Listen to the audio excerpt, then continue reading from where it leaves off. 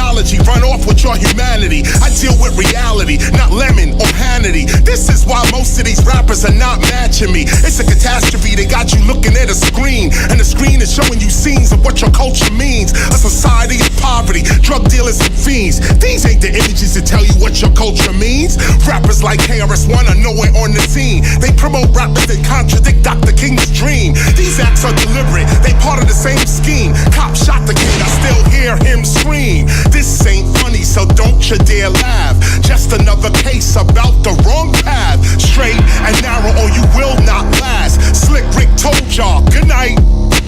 Knock him out the box, Chris. Out the box, Chris. Knock him out the box, Chris. Out the box, Chris. Knock him out the box, Chris. Out the box, Chris. Knock him out the box, Chris. Out the box, Chris. Knock him out the box, Chris. Chris already got this. This is what hip hop is. Spitting my synopsis. A sellout, I am not this. Pull out and cock this. Revolutionary topic right over the hot shit. Video is for your optics, that's why you watch it. But it can become hypnotic if you cannot stop it. Your mind, you must unlock it from their phony topics. Focus on the truth with proof. Use your logic. Words are like purpose, character. You got it or got them? Invisible forces, can you spot them? The blind continues to lead the blind to the bottom, destroying their cities like Gomorrah and Sodom. I rock them with truth cause knowledge reigns supreme. Cop shot the kid, I still hear him scream. This ain't funny, so don't you dare laugh. Just another case about the wrong path. Straight and narrow or you will not last. Slick Rick told y'all, good night. Knock him out the box, Chris. Out the box, Chris. Knock him out the box, Chris. Out the box, Chris. Knock him out the box, Chris. Out the box, Chris. Knock him out the box, Chris. Out the box, Chris.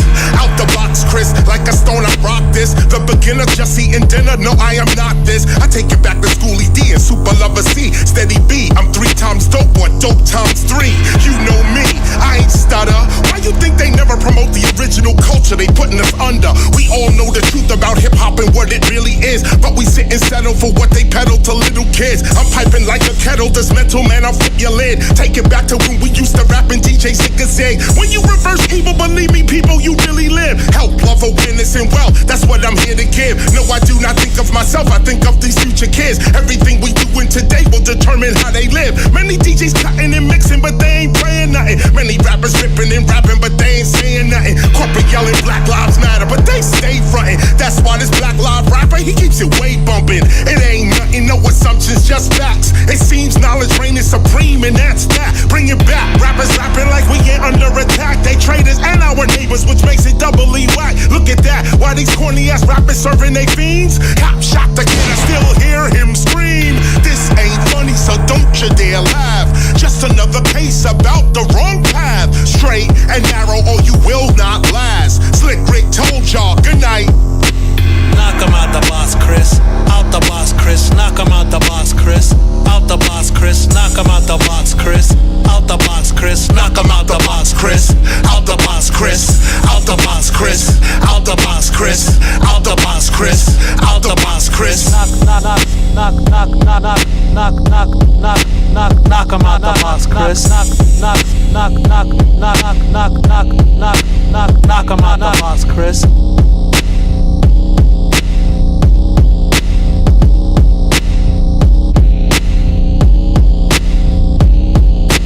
Knock him out the box, Chris.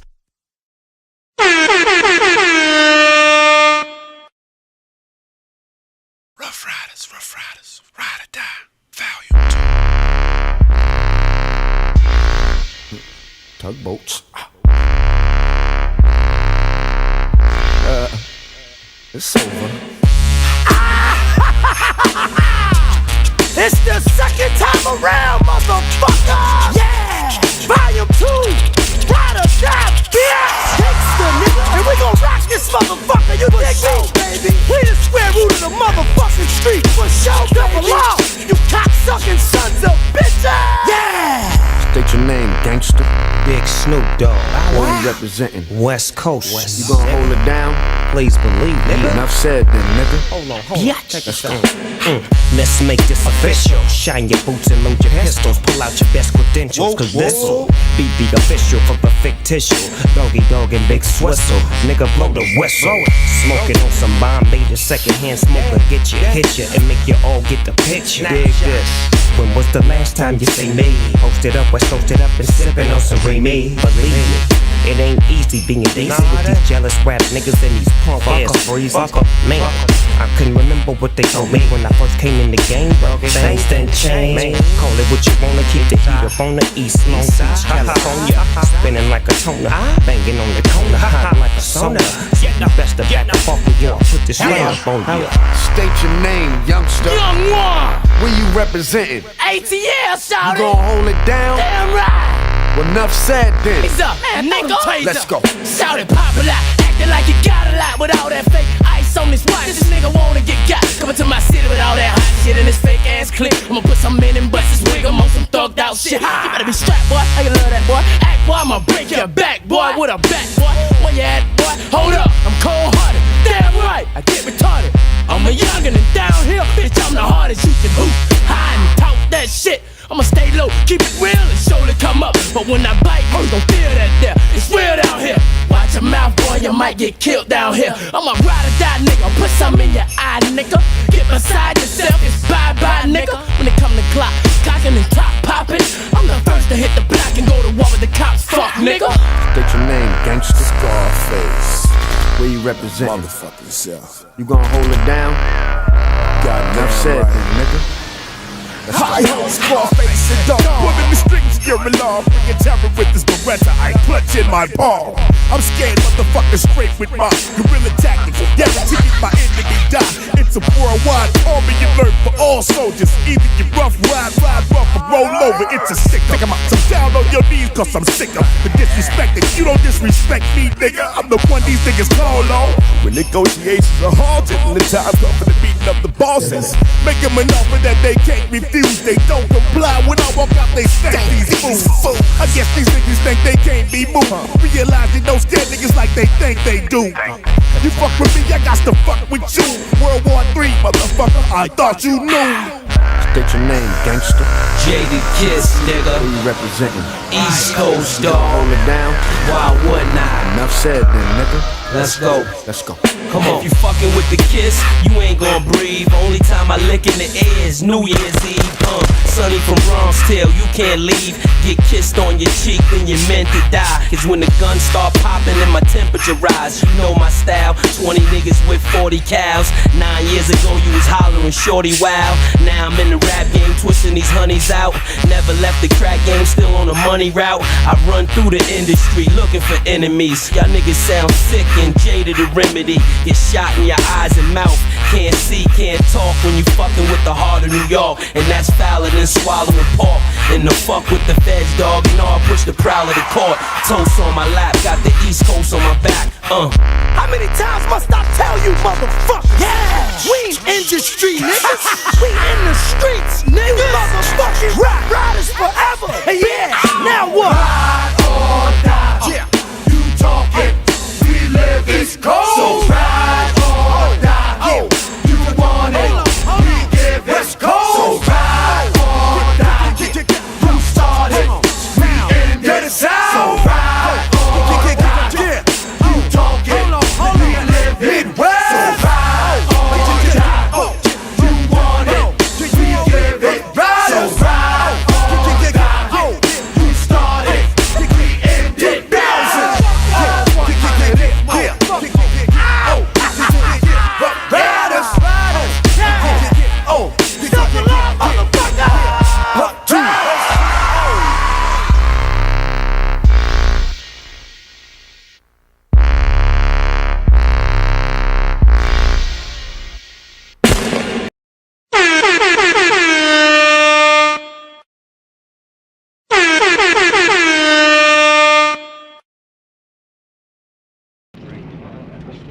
We should control the politics and the politicians in the community where we live. We should control the businesses and create employment opportunities for ourselves. And the social philosophy of black nationalism only means that we should do something to uplift the standard and the level of our own society and put it on par with others. We want black power. How can you tell black people to be nonviolently and at the same time condone the sending of white killers into the black communities? It's something wrong. We are going to control our communities by any means necessary. It's the midweek madness, here the news unfold. Political tactics to sell me BS, but none sold. Psycho hits hard in a system that's dumb old. When you speak it gets heated, so we gotta come cold. Soldiers going through life with stories untold. Introspective journeys begins after the sun rose. Hood tales of the city echo through one soul. Strapped with knowledge, so watch black power unload. Logic and reason breaking through a door. Speak truth, the power that we can't ignore anymore. Streaming like rivers with the baddest flow. Screaming black power, ready to change the status quo. Black power in his veins. No gods or masters for breaking heaven's chains. Break city born, where conscious thoughts collide. Speaking black empowerment, the truth he never hides. Straight not crooked, because he never been ons. In the summit keeps it 100 just like 10 dimes. Psycho echoed ancestors who thought this was the end times. Revolution won't be televised but written in rhymes. Logic and reason breaking through the door. Speak truth, the power that we can't ignore anymore. Streaming like rivers with the baddest flow. Screaming black power, ready to change the status quo. Logic and reason breaking through the door. Speak truth, the power that we can't ignore anymore. Streaming like rivers with the baddest flow. Screaming black power, ready to change the status quo.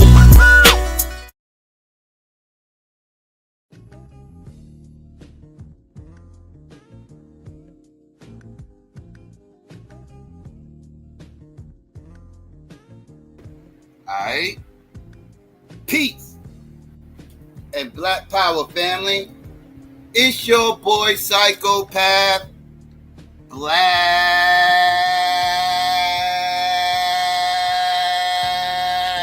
Action. Now I mean, with a midweek madness show, what's going on, family? What's really hood out there? Let me get some ones out there. Let's make sure everybody can hear me clear. While I get into all this, I don't know what's going on with my connection. My connection is already acting crazy, pissing me off. I'm seeing this. I'm seeing all this, family.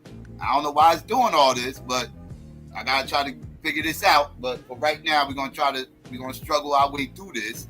But yeah, I don't know what the fuck is going on. I am really bugging out right now. You know what? Let me do this. Let me do that. Let's see if that helps. Because my shit is tripping right now. And I really don't want to have to reboot this motherfucker. But anyways, let me get some shout outs while I'm waiting. Let me see. Shout out to Yessie, what's good? Shout out to Jazzy, what's going on? Yassa, what's good with you? Let's see. Marcel, what's good? Corey, what up? D.A.B.A.T.E was good, sis. Shout out to D.A.B.A.T.E. I appreciate that. Real quick before I forget, I will start running my mouth and it will slip my mind. I am not trying to. Shout out to D.A.B.A.T.E. I appreciate that. Shout out for the Cash App real quick. Get all this Donations. Donations. Shout out to D.A.B.A.T.E. And yeah, let's see. Stephanie was good, Sip. Let's see. Sunken one, I think I said what's up already. If I didn't, my bad, was good. Ryan was good, sis. Who else came up in here? Who else? Let's see. Corey, what up? Let's see. Revolutionary Now was good. Let's see. Infinity Link was going on. Say It Motherfucker was good. Stab His Ass was going on. Q Butter, what up? Latina was going on with you. Let's see. Who else? Who else up in here? Regular Joe was good. Let's see. Simo was going on. Domo, what up? Lou was good. Let's see. Sabio was going on. Shout out to everybody else out there that might be listening. I'll slide through. If I missed you, my bad. I don't know why my screen keep getting stuck. This is annoying. But yeah, I want to give a special happy birthday. I didn't forget you, Mika. I saw you. I want to give a special happy birthday to Mika out there. My sister Mika was going on with her. Shout out to her. Happy birthday to her real quick. Yeah, we're living large. Throwing up the candle, spitting a barrage. Rise through the city, the vibe is in charge. The day you get a pass ain't the Simpson like Marge. Friends rolling up, time to let the love ignite. Pour a little drink, gotta keep it flowing right. Got the music on blast, yeah, we keep it tight. Birthday vibes, just how we do rockin' all night. Living loud and proud, this shit won't take a day. With power in my heart, we rise without delay. With laughter and love, we'll set the world aflame. Celebrate our existence, let's proudly proclaim.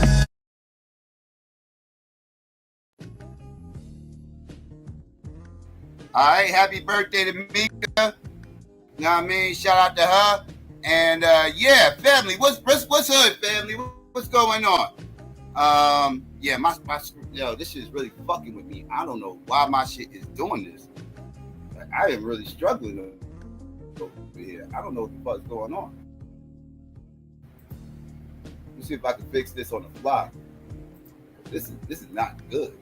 I am struggling midstream. This is not good. I thought I took care of all this before the show started, and apparently I should have not did what I did because I might have fucked shit up. I was trying to fix it so it wouldn't go through all this, and yeah, everything's straight. I don't know why my shit acting like this. I don't know why it's acting like this, yeah. But hopefully everything will be good. Second, I'm connected, right? Yeah, I'm good. Yeah, I don't know what's going on, but anyways, hopefully everything will be all right for the show and don't mess up too bad. But yeah, I got some things I want to go through, family. Some things I actually want to share with y'all. Some interesting stories came out. One isn't really too shocking. Actually, neither one is shocking. Truth be told, neither one of these things is shocking. It's just interesting that one of them is interesting that it came out when it came out. We're going to get into that. But this first one actually isn't surprising at all, especially if you've been keeping up with this channel. Because I have been saying for months that the Democrats got some major issues going into this election geopolitically, right?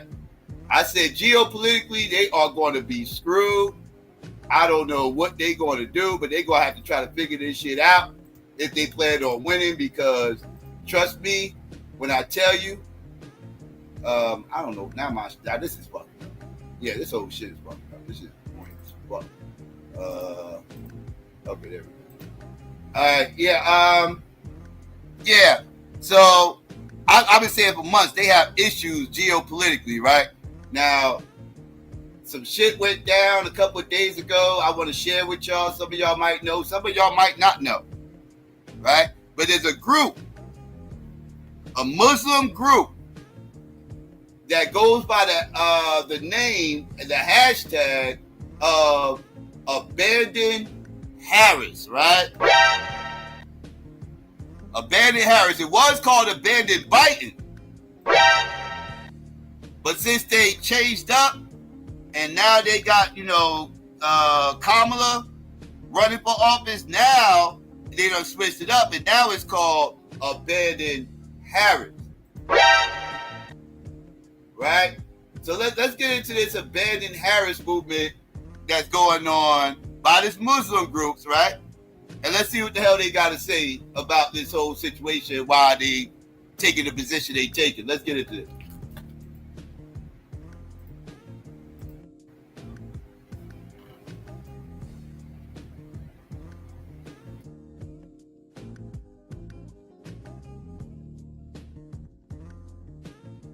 That is not only... Well, now it's time for some good news. Some really cool news here, which I think it's good news. There has been a recent announcement for Jill Stein's campaign that is not only going to benefit her campaign, but I think this is really going to make a movement spread further in this country and lead us onto a different type of path. And I am so excited for her that this is happening for her campaign, and it definitely sends a message that this went to her and not Kamala and not Donald Trump.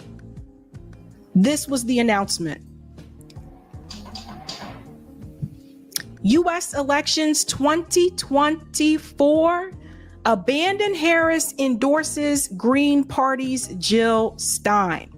Endorsement of Stein and Butch Ware comes as Muslim channels anger over U.S. support for Israel into third parties. That's right, ladies and gentlemen.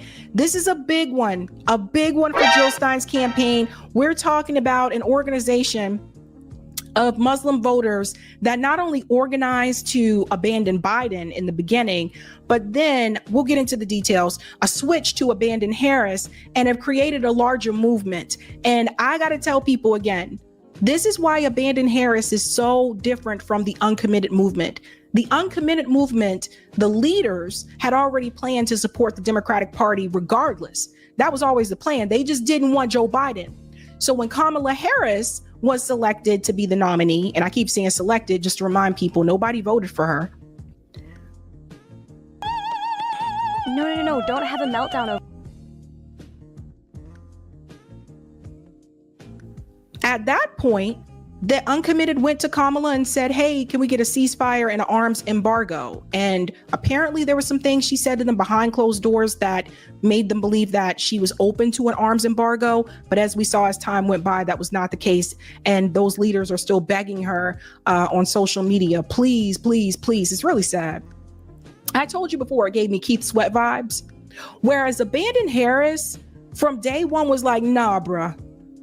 Abandon Harris from day one was like, we are not about that life. Number one, we're not beggars. We have demands. We're going to make demands to you. And either you meet those demands or we're moving on to something else. But we're not going to sit here and beg you and, please, please, please, please, please, please. No more baby come back moments. No. So huge for Jill's campaign. And I do want to go ahead and show you their statement here. Again, I thought this is huge news. It really sends a strong message to the Democratic Party, by the way. We're talking about the fact that Kamala Harris's campaign did not receive the endorsement from the Teamsters. Well, neither did Trump's campaign. Also did not receive the endorsement from the firefighters union. and now is not receiving an endorsement from Abandoned Harris. We're talking about Muslim voters who heavily supported Joe Biden's campaign and brought him toward victory in a state like Michigan. Abandoned Harris campaign endorses Jill Stein and Butch Ware for 2024 presidential election. The path to justice is long, painful, and difficult, but it is ours to pave and to follow. And I want to show this release here. Hopefully everybody can see that pretty well.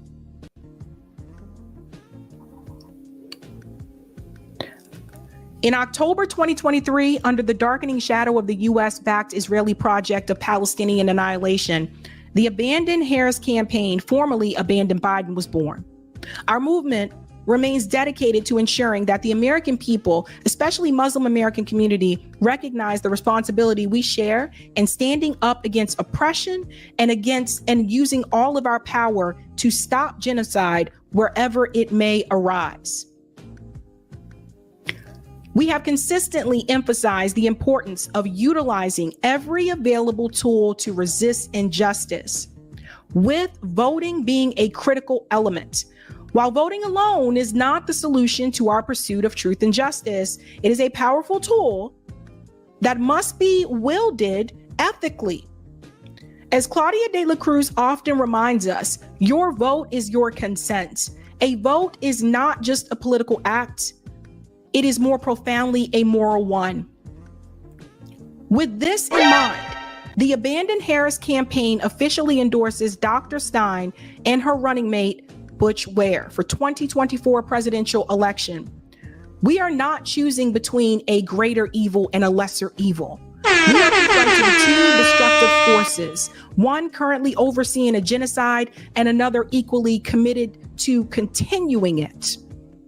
Both are determined to see it through. We call on Muslim Americans and all those who stand firmly against the genocide to vote for the Green Party in 2024. The path to justice is long, painful, and difficult, but it is ours to pave and follow. Says they're going to hold a press conference on Wednesday at Henry Ford Centennial Library. This is in Dearborn, Michigan at 12:30 p.m. Eastern.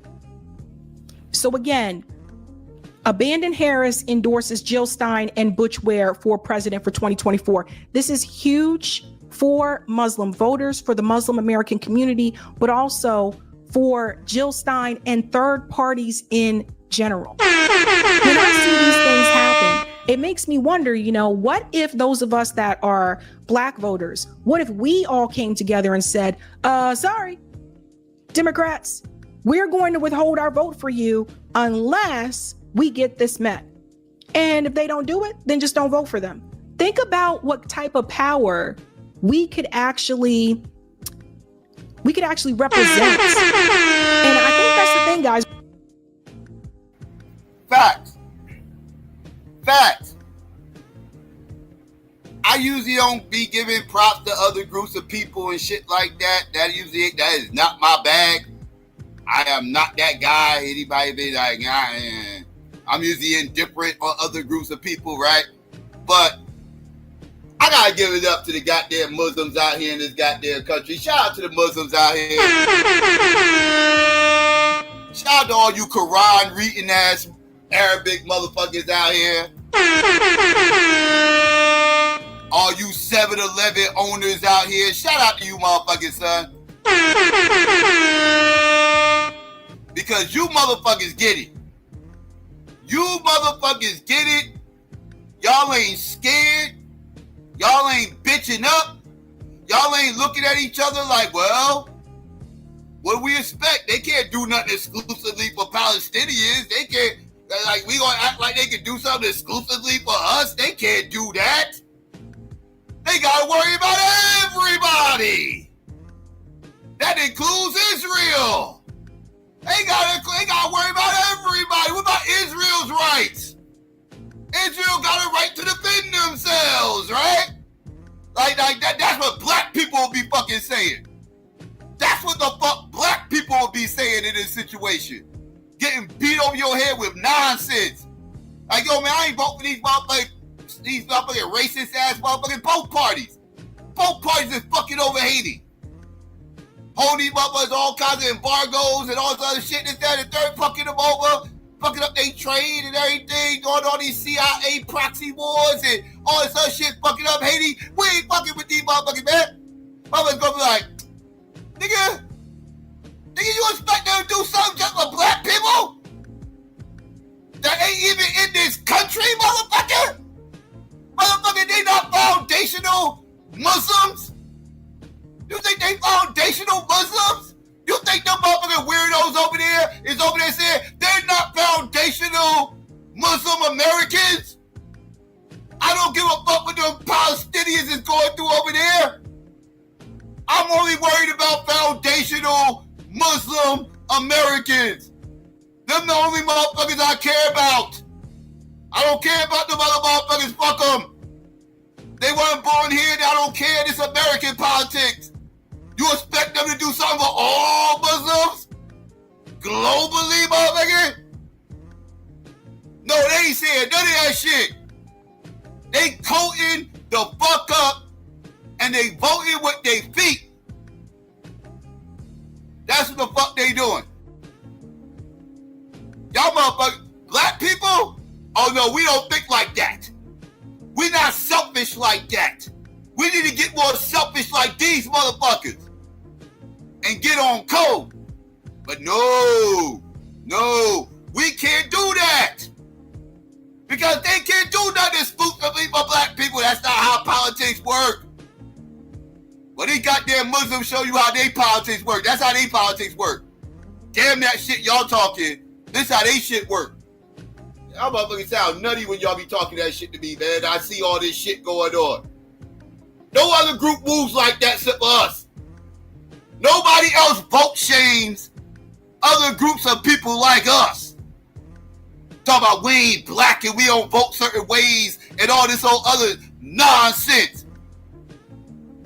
Like our vote is like we enslaved to the Democratic Party. And our vote is obligated to the fucking Democratic Party. You motherfuckers sound nutty. Nutty as shit. Let's continue.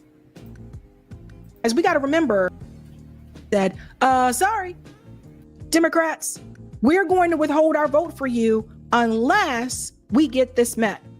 And if they don't do it, then just don't vote for them. Think about what type of power we could actually represent. And I think that's the thing, guys. We got to remember, we are the 99%. I'm not in Congress. Most of you watching are not in Congress unless some of you watching on the sneak. But the reality is there's more of us than there are of them. So why do people continue just to support these people and get nothing in return? So when I see something like this happen, and Abandoned Harris also said, and we interviewed them on RBN, they said, you know where they got this from? They said they got it from Black revolutionary leaders. They said that's who inspired them, that they learned from the organizing of Black revolutionary leaders to make demands and to stick with them. And I just keep thinking, any group could do this. Any group can do it. The number one side hustle in the Facts. Any group can do this. Any group can do this. But no, not this group. This group is a bunch of trained ass Negroes. Trained ass Negroes. That's just called parrot whatever white zaddy and white liberal mommy tell them what the fuck is say. Right? That's what the fuck's going to happen. Inspired them, that they learned from the organizing of Black revolutionary leaders to make demands and to stick with them. And I just keep thinking, any group could do this. Any group can do it. Now, I want to show you how this all began, just in case people are not aware. And I'm going to make it a little bit bigger so everybody can read along, because I want you to be able to see. And I highlighted this here. They have their own website. You can go to their website. It's called abandonedharris.com. I mean, they're incredibly organized. I want to read this highlighted part to you on their website. When Kamala Harris began the presumptive nominee on July 21st, the Abandon Harris campaign came out on July 22nd, issuing a policy ultimatum to the vice president. The Abandon Harris campaign made 2 demands. Just 2, fam. 2. They were asking for 2 things.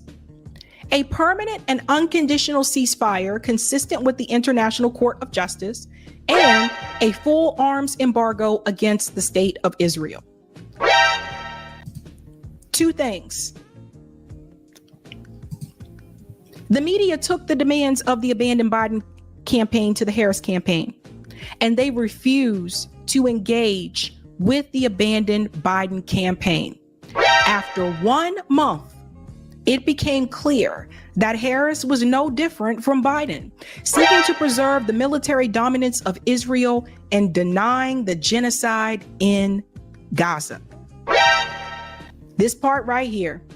On August 19th, 2024, Abandon Biden became the Abandon Harris campaign, a campaign now seeking to ensure the defeat of Kamala Harris at the battle box. They had 2 demands.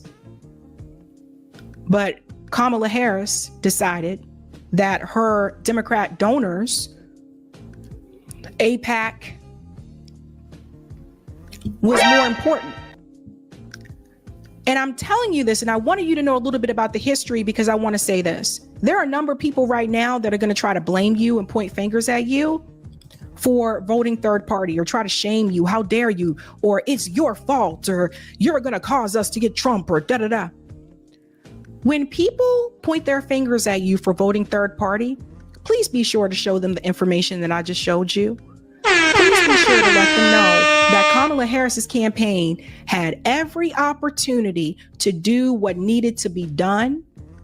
And she hasn't even promised it, won't even promise it, what needs to be done. And she is the one who decided not to meet those demands. So the American people that are against this genocide, that are against, we're tired of seeing these kids slaughtered, etc. We decided we cannot reward genocide. I told you this, do not reward genocide. All the people who are shaming you for not supporting Kamala Harris, and I say Kamala Harris because nobody is coming to me, shaming me, and saying, oh, you're not voting for Trump. You know what I mean? It's the Democrats that are doing this. This is facts. This is from one third party member to another, like for somebody else who votes third party. Let me tell you, nobody shames, or at least attempts to try to voter shame me more than these motherfucking Democrats. These motherfuckers are the most shame tactic using ass Negroes you will ever see in your motherfucking life. These motherfuckers will assassinate your character, will slander you, call you all kinds of Trump supporters, MAGA, Russian bots, a vote for Jill Stein is a vote for Donald Trump.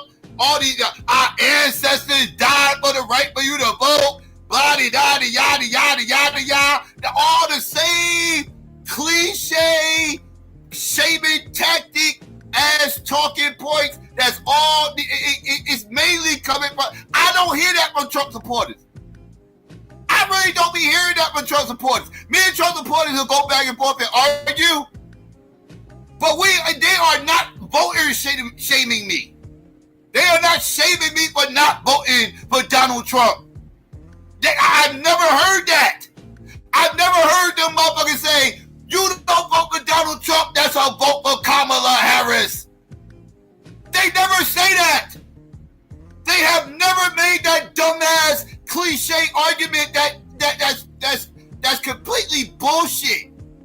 They never made that dumbass talking point. Oh, well, if you don't vote for Donald Trump, you know that's a vote for Kamala Harris, right?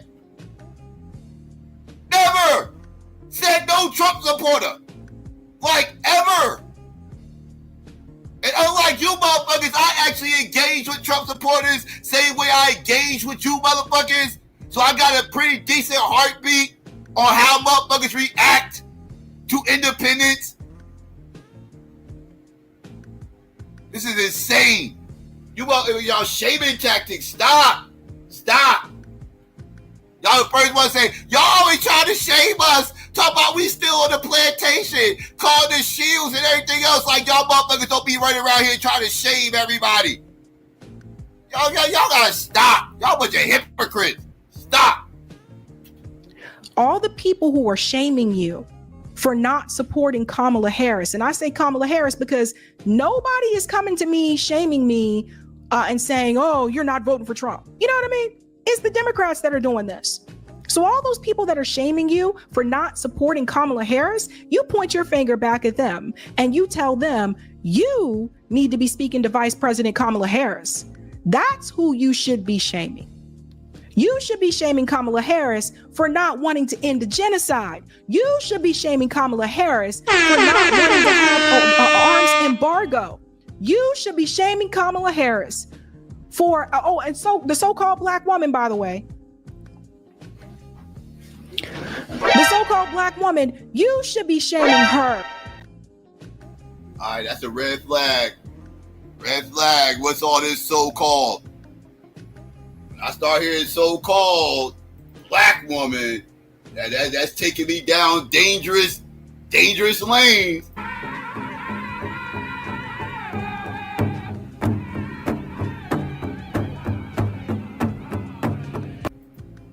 I'm just saying. But let's continue. Harris for, and so the so-called black woman, by the way,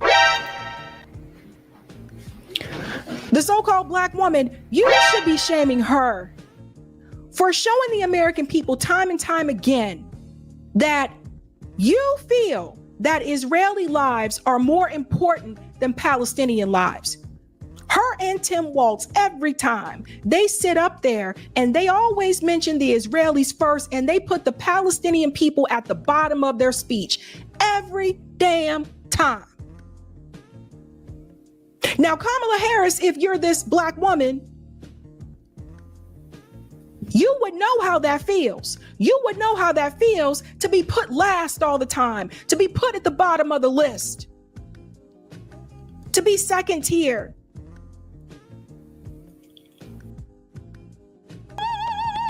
No.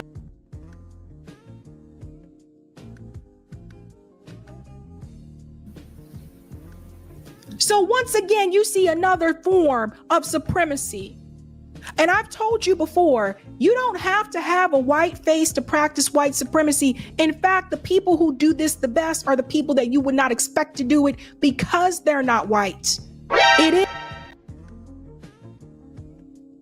That's facts. That's facts. Because it's a lot of black white supremacists running around in these motherfucking streets. A lot of black white supremacists. You ain't gotta be white to be a white supremacist. That is totally accurate. I've done said that multiple occasions. That like the premise that you have to be some type of white person to be a white supremacist, that is faulty. Y'all, some of you motherfuckers got white supremacists right there in your cipher. Y'all need to clean them motherfuckers the fuck up out of there. I'm just saying. Let's continue. Another form of supremacy. And I've told you before, you don't have to have a white face to practice white supremacy. In fact, the people who do this the best are the people that you would not expect to do it because they're not white. It is the Kamala Harrises. It's the Richie Torres. It's the Hakeem Jeffries. It's the Jim Clyburns. These are the people that have continued to practice in such a way that allows white supremacy to thrive, whether it is in this country or whether it is abroad.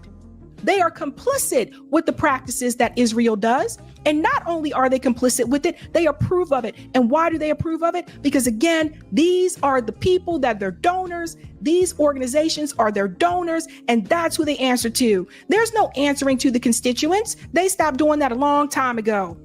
Malcolm warned you. MLK warned you. They told you these people were coming. And all it took was for someone to put up these coconut emojis, and all these people all of a sudden just jumped on board and said, genocide what? Oh, we got coconuts. Americans are easily propagandized. There's a lot of foolishness in this country. This endorsement from Abandon Harris for Jill Stein for a third-party candidate? I've never seen this. Never. And Jill did issue a response. So I want you guys to hear this as well. Here's her thank you here. No.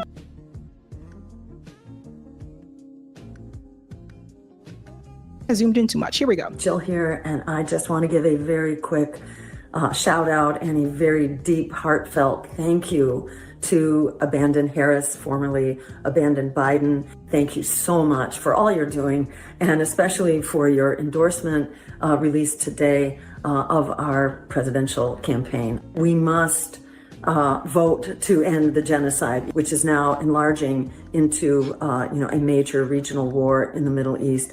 This is impoverishing us, it's endangering us, and above all, there is a moral imperative right now to shut down this genocide. I'm so thankful to Abandon Harris. You have led the fight to end this genocide from the very start, and you have led the fight for the political means of ending the genocide, which is the only way that we can shut it down, which we must do now. Every vote for our campaign is a shot across the bow of the empire to tell them that their days are numbered. We are organized, we are here to stay, and we are growing stronger.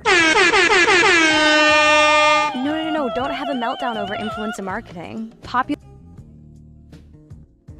Well, that was the thank you there from Jill Stein to Abandon Harris. Again, this sends a strong message to Kamala Harris's campaign. And then I want you to hear what the Thinking Muslim had to say, because this is a very good interview. If you have time, please watch the full interview on YouTube, because some of you are wondering, well, what about Donald Trump? Donald Trump will be so much worse. We don't want to go down that road. I want you to hear what the Thinking Muslim had to say. Listen to this. And maybe someone liked this argument, but I want to put it quite bluntly. To summarize, because I could list the examples endlessly, but I want to summarize it in this point. Trump is going to be worse than Biden. Let's measure it.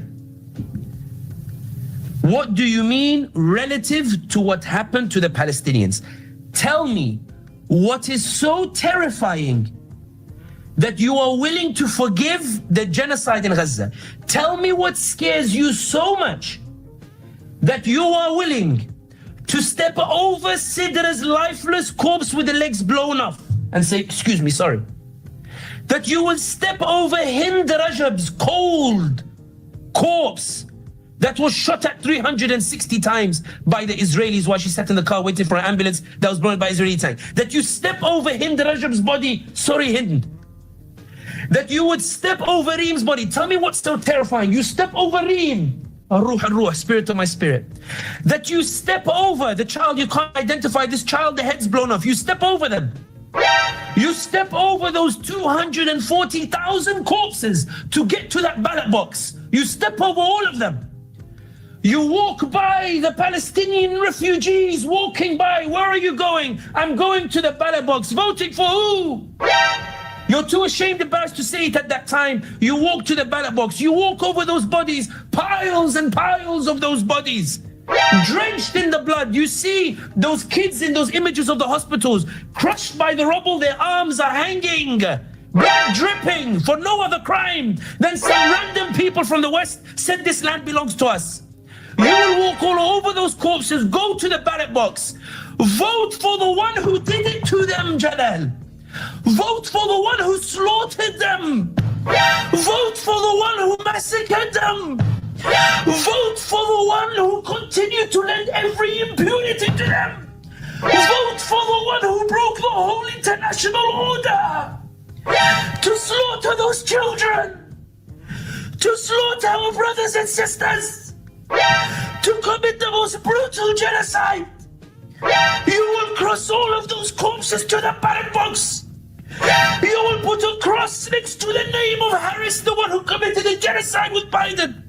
And you will yell to those spirits and say, I did it for you. You will look at them in the eye and say, I voted this for you. You will say that I voted for the one who killed you. I voted for the one who gave the bombs to slaughter you. More bombs than Dresden, more bombs than Hiroshima, more bombs than Nagasaki, more bombs than World War II. I voted for the one who gave unfettered access to all those weapons. I voted for the one who sent the Marines to help kill you. And you will dare to look me in the eye and say you did it for Palestine. You did it for them. The nerve, the sheer arrogance of it. It's not for Palestine. It's for your comfort. It's for your status quo. It's for the luxury that you live. Trump is not going to blow up your limbs. You're not going to have a limb amputated in the next 4 years because there's no anesthesia. You survived 4 years of Trump. You could survive again. 240,000 Palestinians did not survive 4 years of Biden. You survived Trump. You survived it. You didn't have your home taken from you. It wasn't handed to Ben Shapiro. It wasn't given to Ben Walsh. The National Guard didn't ethnically cleanse California of Muslims. They didn't go to the East Coast where it's colder. None of that happened to you in the 4 years. None of that will happen to you in the next 4 years. What are you so scared of? That you will go to the ballot box and say, I'm voting for the genociders. Why would you rescue Zionism? Why would you rescue Zionism when it's buckling? Why would you restore their invincibility when it's breaking? Why would you go to the ballot box and say, Zionism, let me prove to the world that even if they support a genocide, they can still win because no one betrays Zionism? Why, when you have the chance to break the two-party system, you go and rescue Zionism? Why, when you have the chance to break the two-party system, would you go and rescue Zionism? And I think that's the question that we all need to make sure that we hold on to. We need a strong coalition around Jill Stein. And I don't think I've ever seen a third-party candidate getting this much attention, at least since I've been old enough to vote. And I've been calling for this. Like, I've been calling for, you know, just breaking this duopoly, etc. And I just want you guys to know, I don't want you to feel like you're going to be ashamed or if you don't go out and support Kamala either way. Right now, Kamala Harris has 77% of Black voter support. She's behind Hillary Clinton and Joe Biden with Black voter support. Why do you guys think the media is trying to hype her up so much? Because she's not where she needs to be with the numbers. Haven't you noticed they're not really talking about the swing states that much anymore? They're mainly talking about, oh, she's ahead of Trump on the popular vote, but they're not talking about the swing states as much anymore because she's not leading in those states the way that she was before. They have to hype her up because she's an empty suit. And people thinking they're going to get something other than Joe Biden, but you're not. And she made that clear on The View. So this is the time, folks. This is the time to rally behind a third-party candidate.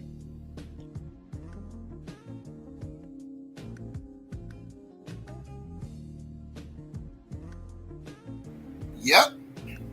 And there it goes, family. And I totally agree with that last statement. Now is the time. We can't be playing these games, yo. It's a lot of chinks in this fucking armor. This is the right time to attack. Motherfuckers don't understand strategies. Well, I'm here to tell you, motherfucker, you strike when the iron's hot. Right? You strike when there's chinks in the fucking armor. Right? And I see chinks in the fucking armor on both parties. Both parties fractured. Both parties losing supporters. Left and right. Right? I see right wingers jumping to the left jumping to the right. I see a bunch of people, a bunch of disgruntled motherfuckers like, yo, I'm just going to stay in the center and just vote independent and go third party. Oh, yeah. Oh, it's a political madhouse right here right now. It's like this is a political wild, wild west starting to form. I see all this shit going on. I've been warning people this shit is going to happen, and I've been trying to get Black people on code and in front of all this. I've been trying to get y'all in front of this. So black people love to be reactionary. We don't tend to be forward thinking. We love to be fucking reactionary. We wait to see what everybody else is doing. And then we kind of try to respond to that. But usually by then it's too late. And we kind of just got to get along just to get along because we wasn't out in front of shit. This is a time we need to be in front of this shit. But people too scared. Cause it's like, again, resistance is futile. Motherfuckers are scared. They're scared to take the plunge. They're scared they don't want real change. These people do not want real change. They do not. They love it the way it is. They want to keep it that way. And they're going to keep fighting motherfuckers like me and all the rest of these independents out. Y'all going to fight us tooth and nail to try to shut our message down because it's dangerous to this little two-party fuck fest that you motherfuckers got going on in this goddamn political system. I'm over it. And so is a whole lot of other people. This movement needs to keep growing. This momentum does not need to stop.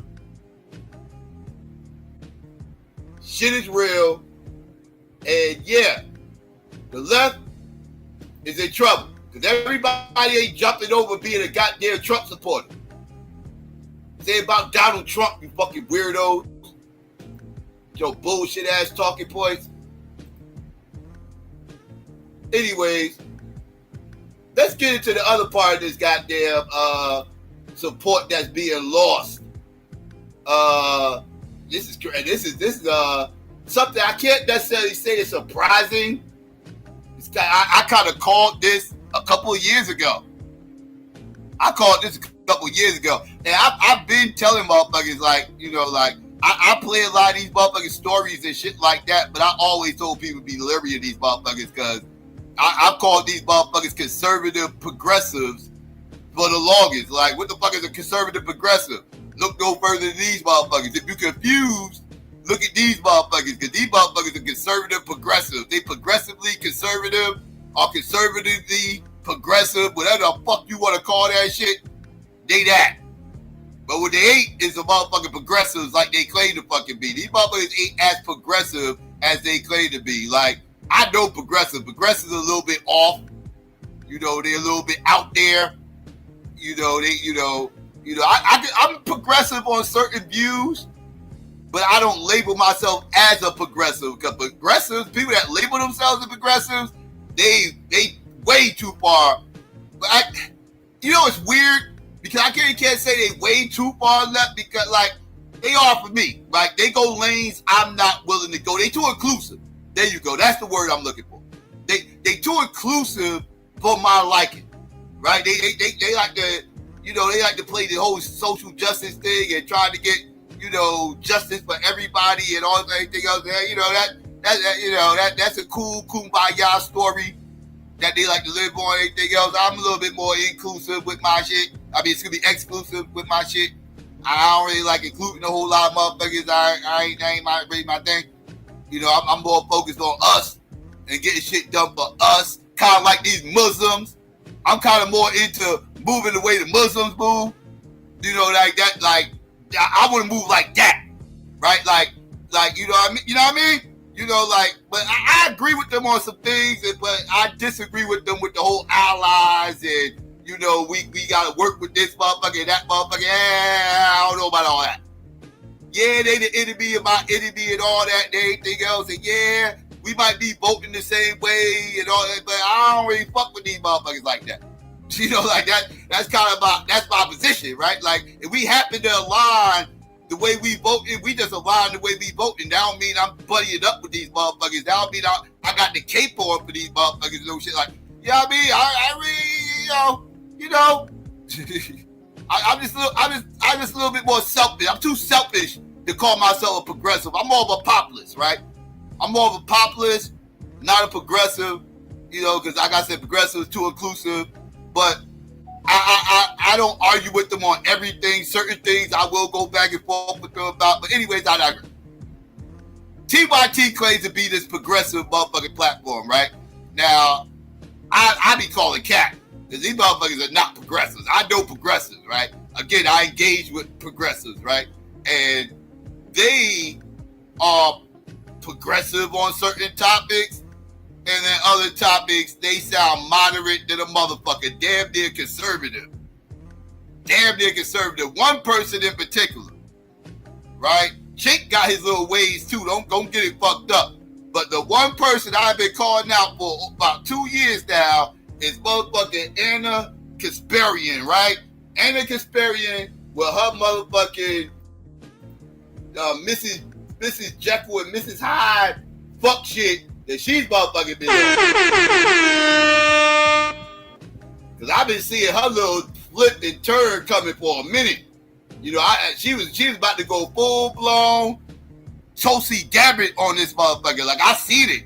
I seen this shit coming, and the timing of all this that you're about to hear I found interesting. But let's get into this and let's listen to what's going on. So y'all get, just in case y'all don't know, some of y'all might know, some of y'all might not. But let's listen to some of this.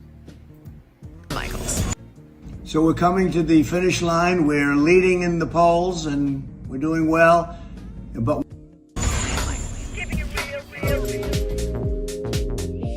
I watched your conversation with Matt Walsh today. I thought it was a good conversation. I haven't seen that film at all, but I mean, he touches on something that's very real. I watched your conversations with Ben Shapiro. And you inspired me to have that conversation with Matt Walsh. Yeah, because I'm sure you have disagreements with him. And many. Yeah. And so it's interesting to find like the areas of common ground, which I think people have been dissuaded from doing for a long time now. Yes. And it helps to like, it basically feeds into like this dehumanizing of the other side, right? So I'm glad you're having these conversations. Well, part of the reason I'm having them is because I've been inspired by people like yourself and people like Bill Maher. It's felt like a very bad divorce for the past 4 to 5 years. Yeah, yeah. I would say the last decade's been pretty bad in terms of like tribal politics and I fed into a lot of it, so we'll talk about all that, and then realized that I was making a big mistake. Interestingly, you are, and again, I'm ashamed to admit this, you're one of the only voices on the left I can listen to anymore. And I have found that moving center, which I'm holding on to as fast and furiously as possible, reminds me of coming out of the closet. It was that hard for me when you're like, no, I'm not gay, I'm bisexual. Yeah. No. And it's like, I'm liberal, I'm center, and I'm center right, but Anna, I haven't changed. Yeah, I think that there's a lot going on with political identities, and in a lot of ways, the two parties have also realigned on certain issues. The things that I used to not like about the Republican Party have kind of been adopted by the Democratic Party. Yes. And then you have like factions within the party. Some are more extreme than others, but lately it feels as though the extreme factions of each party has kind of taken over the entire party. And that happens because people who are more, I wouldn't say centrist, but like more moderate in their views or a little more understanding and sympathetic to the other side, they just feel out of place. They feel like they're committing some sort of crime, right? That they're not being loyal enough to their tribe. And so I can totally understand feeling like as you become more and more open and honest about what you're feeling, I can see the similarity of like coming out and how scary that is. Like, it's super scary. And I know from firsthand experience how scary it is. Okay. Now she's discussing why she no longer identifies as a Democrat and is now identifying as an independent, right? And she's going to get into some of her reasons why. But one of the reasons why is because of she's complaining about all the tribalism that's going on within the Democratic Party that makes her feel uncomfortable. Because, and I've seen this As far as like, like the Democrats are very, again, inclusive group of individuals, right? They try to include a little bit of everybody, try to garnish up the numbers, right? That's kind of like their political strategy, right? They try to pander to a whole lot of groups and this, that, and the third. We the only ones that don't get shit accomplished, but that's either here or there. But they pander to all these different groups that they got to try to cater to. And again, it's people like myself who I don't get down with these other motherfucking groups, right? Like I don't give a fuck about these other goddamn groups of people, right? I care about black people. That's what I care about. That's my focus is. I'm not here to join a party to fight to get fruitcake rights, right? Like that's their thing, right? That's their problem. I'm not interested in all that, right? Like that does nothing for me, right? What is going on with these black people? What are we gonna do with this? And everybody keep telling me we ain't gonna get into all that. Y'all know my gripes, right? So that's like, so that's one of my issues too. And it's like, and she's saying like, when you mess around with the Democrats, you gotta kind of co-sign a lot of shit that you don't necessarily agree with, right? And if you try to question some of these things within your party that you don't agree with, your own party will turn on you, call you a Trump supporter, and then start, attacking you, right? Viciously coming after you, right? Kind of like cancel culture, right? They'll cancel you, right? They'll cancel you and all this other shit, this, that, third, anything else, whoop. Right now, I've seen them do this, right? And she's mainly talking about the fruitcakes. Let's keep it a buck. Let's keep it a stack. That's what she's talking about. Them sensitive ass, agenda pushing ass motherfuckers. That's what she's talking about. Them fruitcakes went after her, right? And caused her to rethink her position, right? Because I'm gonna keep it a buck. I can co-sign this about her. She was a hardcore fruitcake supporter. She was hardcore, pause, but she was hardcore fruitcake supporter. She was Rainbow Coalition. She was all that shit. I caught on my old channel, on my sports channel, right? We talking years ago, because it's on my sports channel, right? I started off on YouTube in the sports sector, right? I was over there recently too. Shout out to my people. I was over there kicking it with them the other day and shit. But anyways, I digress. I come to the sports sector, right? But I caught one strike on YouTube, right? My entire time on YouTube, I have been on YouTube for about 15 years. No bullshit. I have been on YouTube for about 15 fucking years. And in my entire 15-year history on this motherfucking platform, on multiple different accounts, there has only been one time in the history of my entire existence on this website that I have ever caught a strike for leaving a comment under a motherfucking video. Ain't that a motherfucking bitch? I caught a strike for leaving a random comment under a motherfucking video. Round 2. Fight. Right? A strike under the guess the video was a TYT video.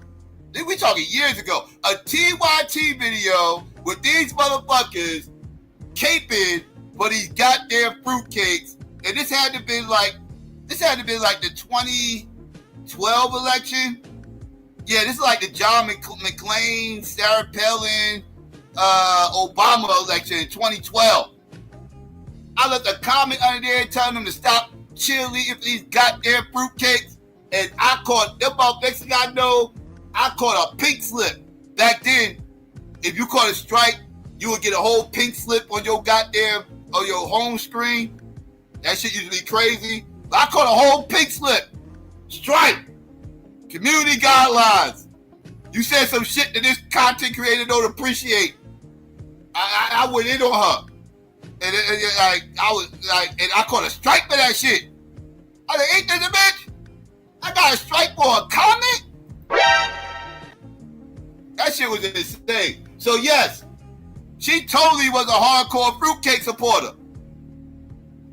She criticized them on a certain position, And then they turned their backs on her, started calling her all kinds of homophobes, transphobes,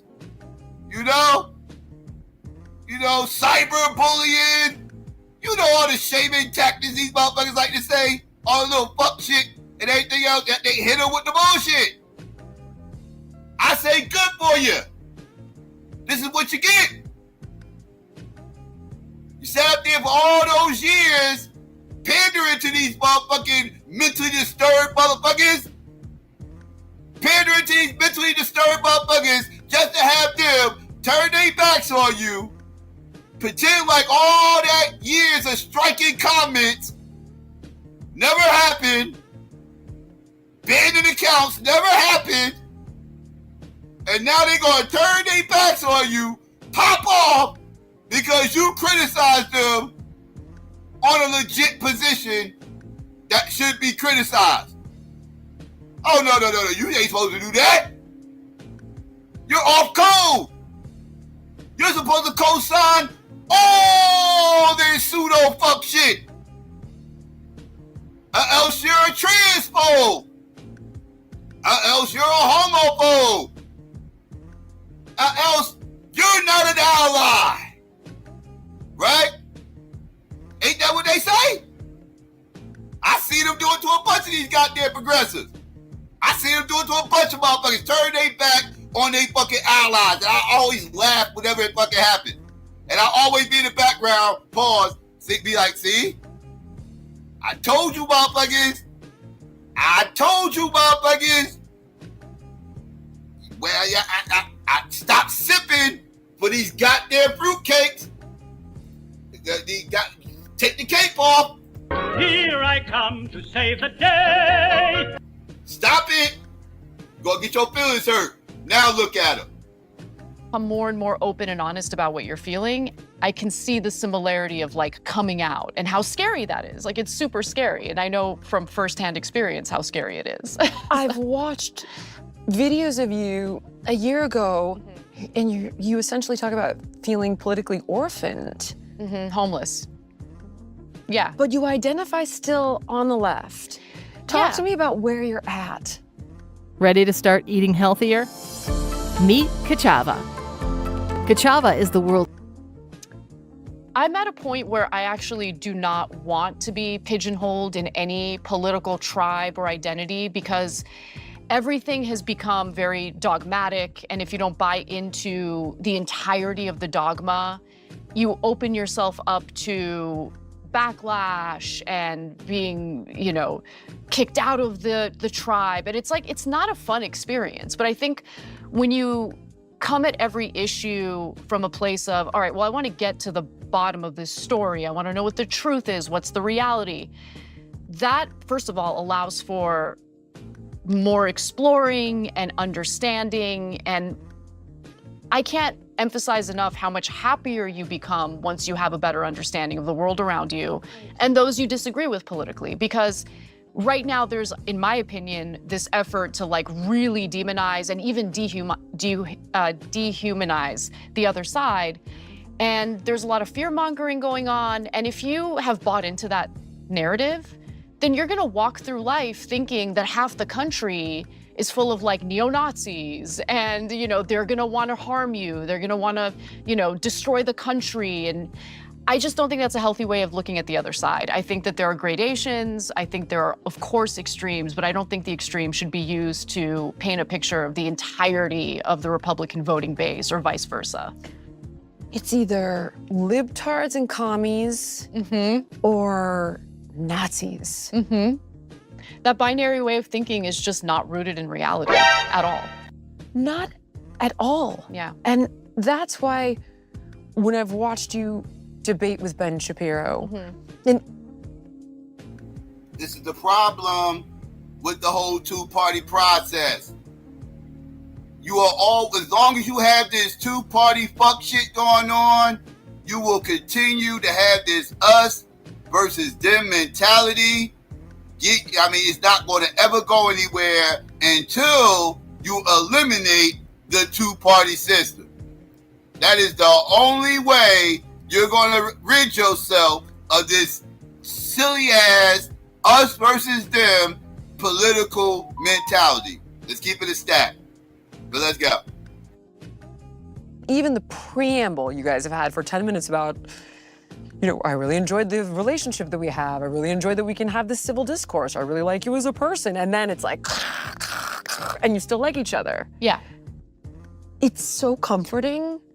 I can't even tell you. Well, I think that's how political discussions used to happen in the country. I mean, I don't know when it changed to the point where if you disagree with someone politically, well, that means that you can no longer be friendly to each other. You can't be friends. I mean, during the Trump era, so many families were torn apart over political disagreements. And by the way, I'm speaking all high and mighty.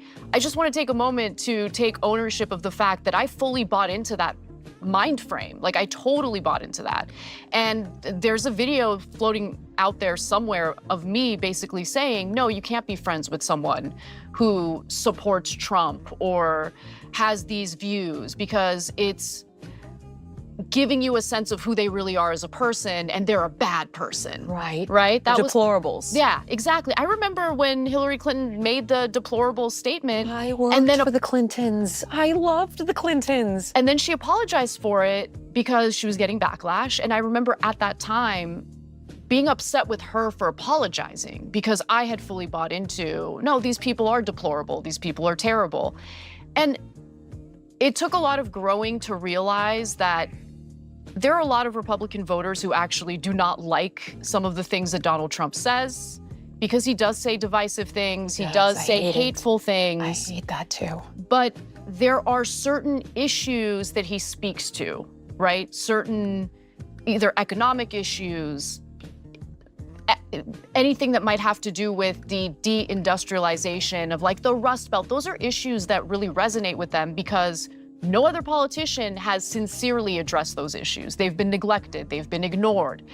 And they've been ignored by what they view as the political elites. And so they see Trump come in, and yeah, he's a little unhinged in some of the things he says, but they see him as like a wrecking ball to the political elite, or this— the establishment, exactly. And once I was able to really fully grasp that and understand that, and by the way, once I started to understand the flaws in my own party, it helped me kind of begin this journey of rejecting political tribalism and not wanting to be pigeonholed into any political group. I want to feel free to think for myself and to explore ideas without feeling guilty about it. Yeah, you know, I can't say I'm mad at her for wanting to feel that way, because I know ever since I dropped being a Democrat, before that shit was cool to not be Democrat, right? Like, right now it's edgy and it's kind of the trendy thing to do to stop being a Democrat now. Motherfucker, I stopped being a Democrat in 2000, motherfucker. We talking 24 years ago. Some of you motherfuckers are still in the fucking crib when I dropped that goddamn Democrat flag. I'm an old school, I'm off this goddamn plantation motherfucker, but I never joined the Republican plantation, right? I was off the whole plantation as a whole, the whole two-party plantation, but all that shit. I left the when I say I left the plantation, I left the plantation for real, motherfucker. Like, I wasn't going to no place. I wasn't transferring. Some of you motherfuckers just transferred. Y'all went from one plantation to another. I'm not. You transfer ass motherfuckers. Fuck y'all. I don't. No motherfucker. When I left, I wasn't trying to get locked down to none of these motherfuckers. Fuck all these motherfuckers. You ain't gonna listen. Fool me once, shame on you, motherfucker. Fool me twice, you ain't gonna fool me again. To quote George Bush Jr., right? Like, that's just what it is. Like, no, dog, no. So, having freedom from aligning yourself with a party is such a good feeling. You do feel free. Like, you do feel like, you know what I mean? Like, I don't feel, I'm not locked in and confined to no dumbass motherfucking party hitting me with talking points that I gotta use in order to rep and shit, right? Like, you know what I mean? Like, you know, you gotta do this or else you false flagging, right? You're like, you know what I mean? It's almost like a religion, right? Like a motherfucking 5% of walking up to you like, what's the day's mathematics, son?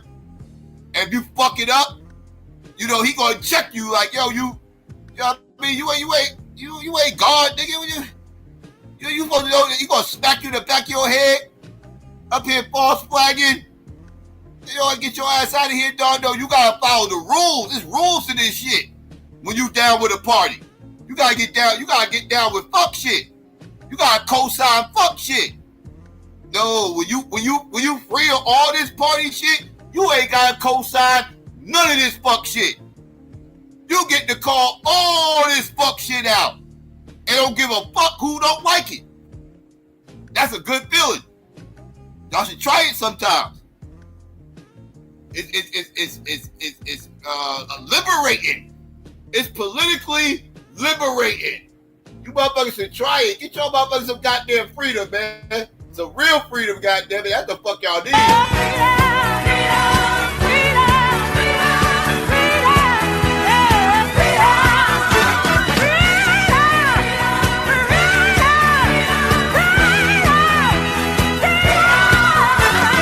To be pigeonholed into any political group. I want to feel free to think for myself and to explore ideas without feeling guilty about it.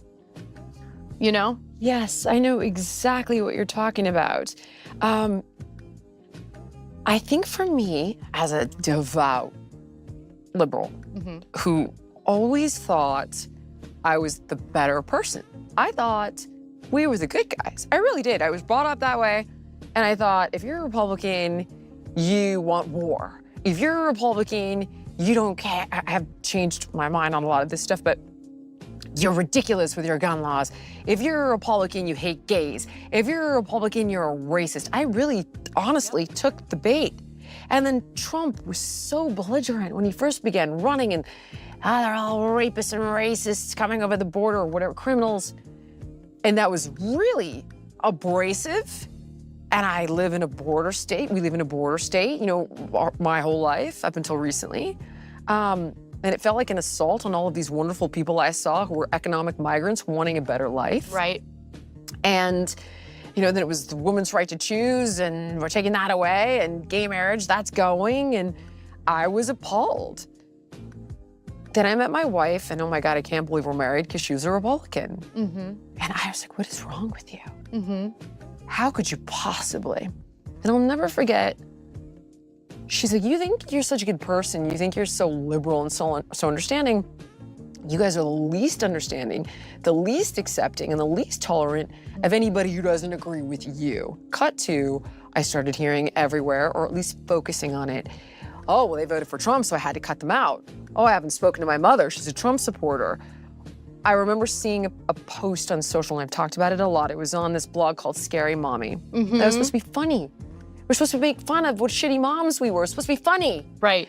Which became political. And it was like, if you pray to Allah, I'll sit next to you on the bus. If you know, are gay married, like, I'll hold your hand. All these things about you're allowed to be on the fringe and I will accept you. In the comments, what if I'm wearing a MAGA hat? And the answer was, well, if you're not a racist or a bigot or a this or a that, sure. Ready to start eating healthier? Meet Kachava. Kachava is the world's... And I saw it. I saw it so clearly. And then another person who's friends with my wife was like, don't you understand? These people that your party is demonizing, like they work 2 jobs to make ends meet. Like they go to church. Exactly. They try to be a better person. Like they're just trying to get by and you're calling them ignorant for being religious, like racist, bigoted. So they feel completely abandoned, disenfranchised, and demonized, and Trump is speaking to them. Exactly, yeah. I mean, you know, since I kind of started speaking out against some of the behaviors of the left or on the left, Of course, that led to a lot of backlash from the left because you're not, you're only supposed to call out the other side. You should never, hold your own side accountable when they're engaging in intolerant behavior. But once I finally felt comfortable enough to raise concerns about how the left talks about crime, for instance, and things like that, they couldn't wait to purge me. I really did notice that there was this effort to just do away with me. I'm not pure enough. I'm not good enough. You're not one of us. And I had already gotten to a point in my life where I was willing to accept that treatment as long as I was able to speak my mind. And it took me at least a year, if not more, to finally feel comfortable to come out and say, no, the way that we're handling homelessness is not the right way to handle it. No, it turns out that crime is real and there are some people in society who are a danger and a threat to the public and they should be in prison.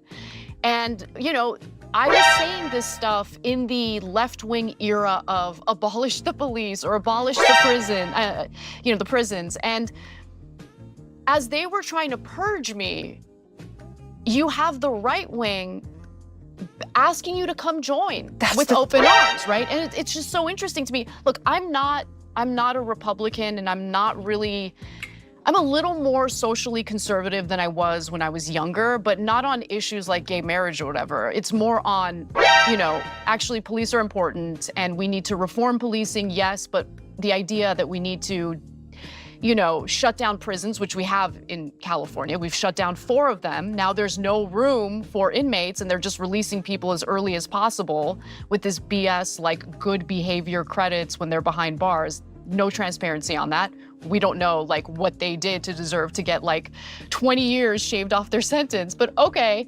So this stuff is all going on and I have a few views that have changed and evolved, but that doesn't necessarily mean that I'm in line with the Republican Party. Right.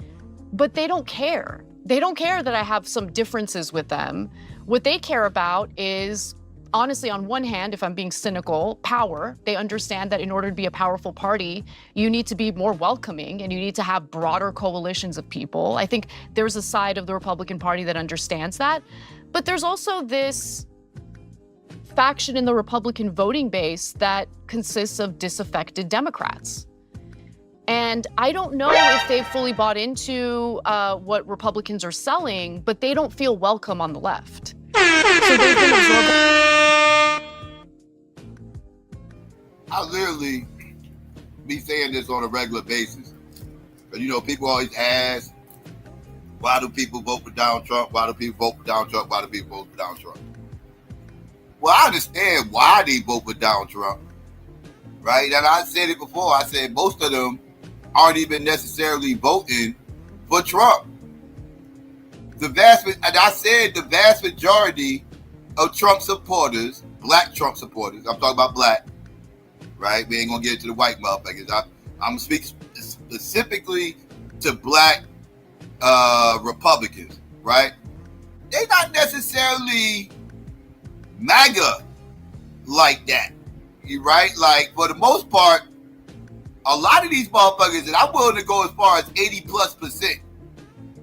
80+% of black Republicans are nothing more than disgruntled Democrats who's done with the left. It is kind of almost a rebellious action for them to vote Republican, right? They're doing it out of rebellion against the left because they're angry with the left, right? They disgruntled Democrats. If they had somewhere else to go besides Republicans, they would. They only vote Republican because they feel like they have nowhere else to go because they refuse to vote Democrat. Hence why third party is needed for people like that. That's only voting right because they done with the left. Or even the people that's only voting left because they may be done with the right. I feel like it's more the former than the latter, but you get my point. It goes that blade cuts both ways, right? I just wanted to put that out there, but let's continue. Democrats. And I don't know if they've fully bought into what Republicans are selling, but they don't feel welcome on the left. So they've been absorbed onto the right. Yes. And I'm seeing the right wing change. Yes. They went from the neocon pro-war party to now all of a sudden, what are we doing in like the Middle East right now? What are we doing in Ukraine? Like, why are we doing this? We have our problems here. Can we please handle our problems here? And I now see that Dick Cheney is endorsing Kamala Harris. Kamala Harris is going around town talking about how honored she is. And I'm like, you're honored to be endorsed by a war criminal?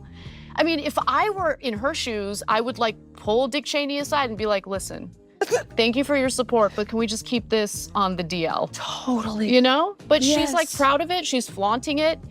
And that's not the party that represents me or represents my best interests. And they've spun the narrative, though. They're like, look, even people are so worried about Trump that people like Dick Cheney have joined our side. Yes, yes. No. That implies that you will do his bidding. And it's playing out in real time. We're in numerous wars. Yes. I don't understand anything about geopolitics, but all I know is it's gotten way worse. It has, definitely. Like, I'm watching people die all over the world, and everyone tells me Trump is Hitler, and I'm like, well, you know, we didn't really, it didn't sound like it got worse over there, and now we're in a war in the Middle East, with these proxy wars. Forgive my ignorance. Like, I don't you're fully right. understand it. They are essentially proxy wars. Yeah, and I mean, the whole reason, I don't think the US government really gives a damn about Ukraine. I think the US government gives a damn about weakening Russia's military capabilities. Right, okay. But the way the Biden administration has handled this war in Ukraine, by essentially discouraging them to engage in a peace negotiation, that was early on in the war. Now I think it's too late. That was 2022, right? Yes. Kennedy talks about that. Because early on in the war, I mean, Putin was deluded enough to think that it was going to be easy, but it wasn't easy. And so when he goes in and it's a challenge and some of their soldiers are dying and they're having difficulty, you know, taking territory, there was a moment where the two sides could sit down and actually engage in a peace negotiation that Putin was willing to engage in. Right. Now, he's not willing to engage in a peace negotiation because he's winning. He's winning that war. Right. And we keep giving Ukraine more and more weapons. They're now doing, you know, airstrikes and bombings in Russia, which I don't think is going to make the situation any better. Ready to start eating healthier? Meet Kachava. And Russia has gotten closer with some of our other adversaries, including China, including Iran. So North Korea. Yeah, exactly. I mean, this was, in my view, this was all predictable.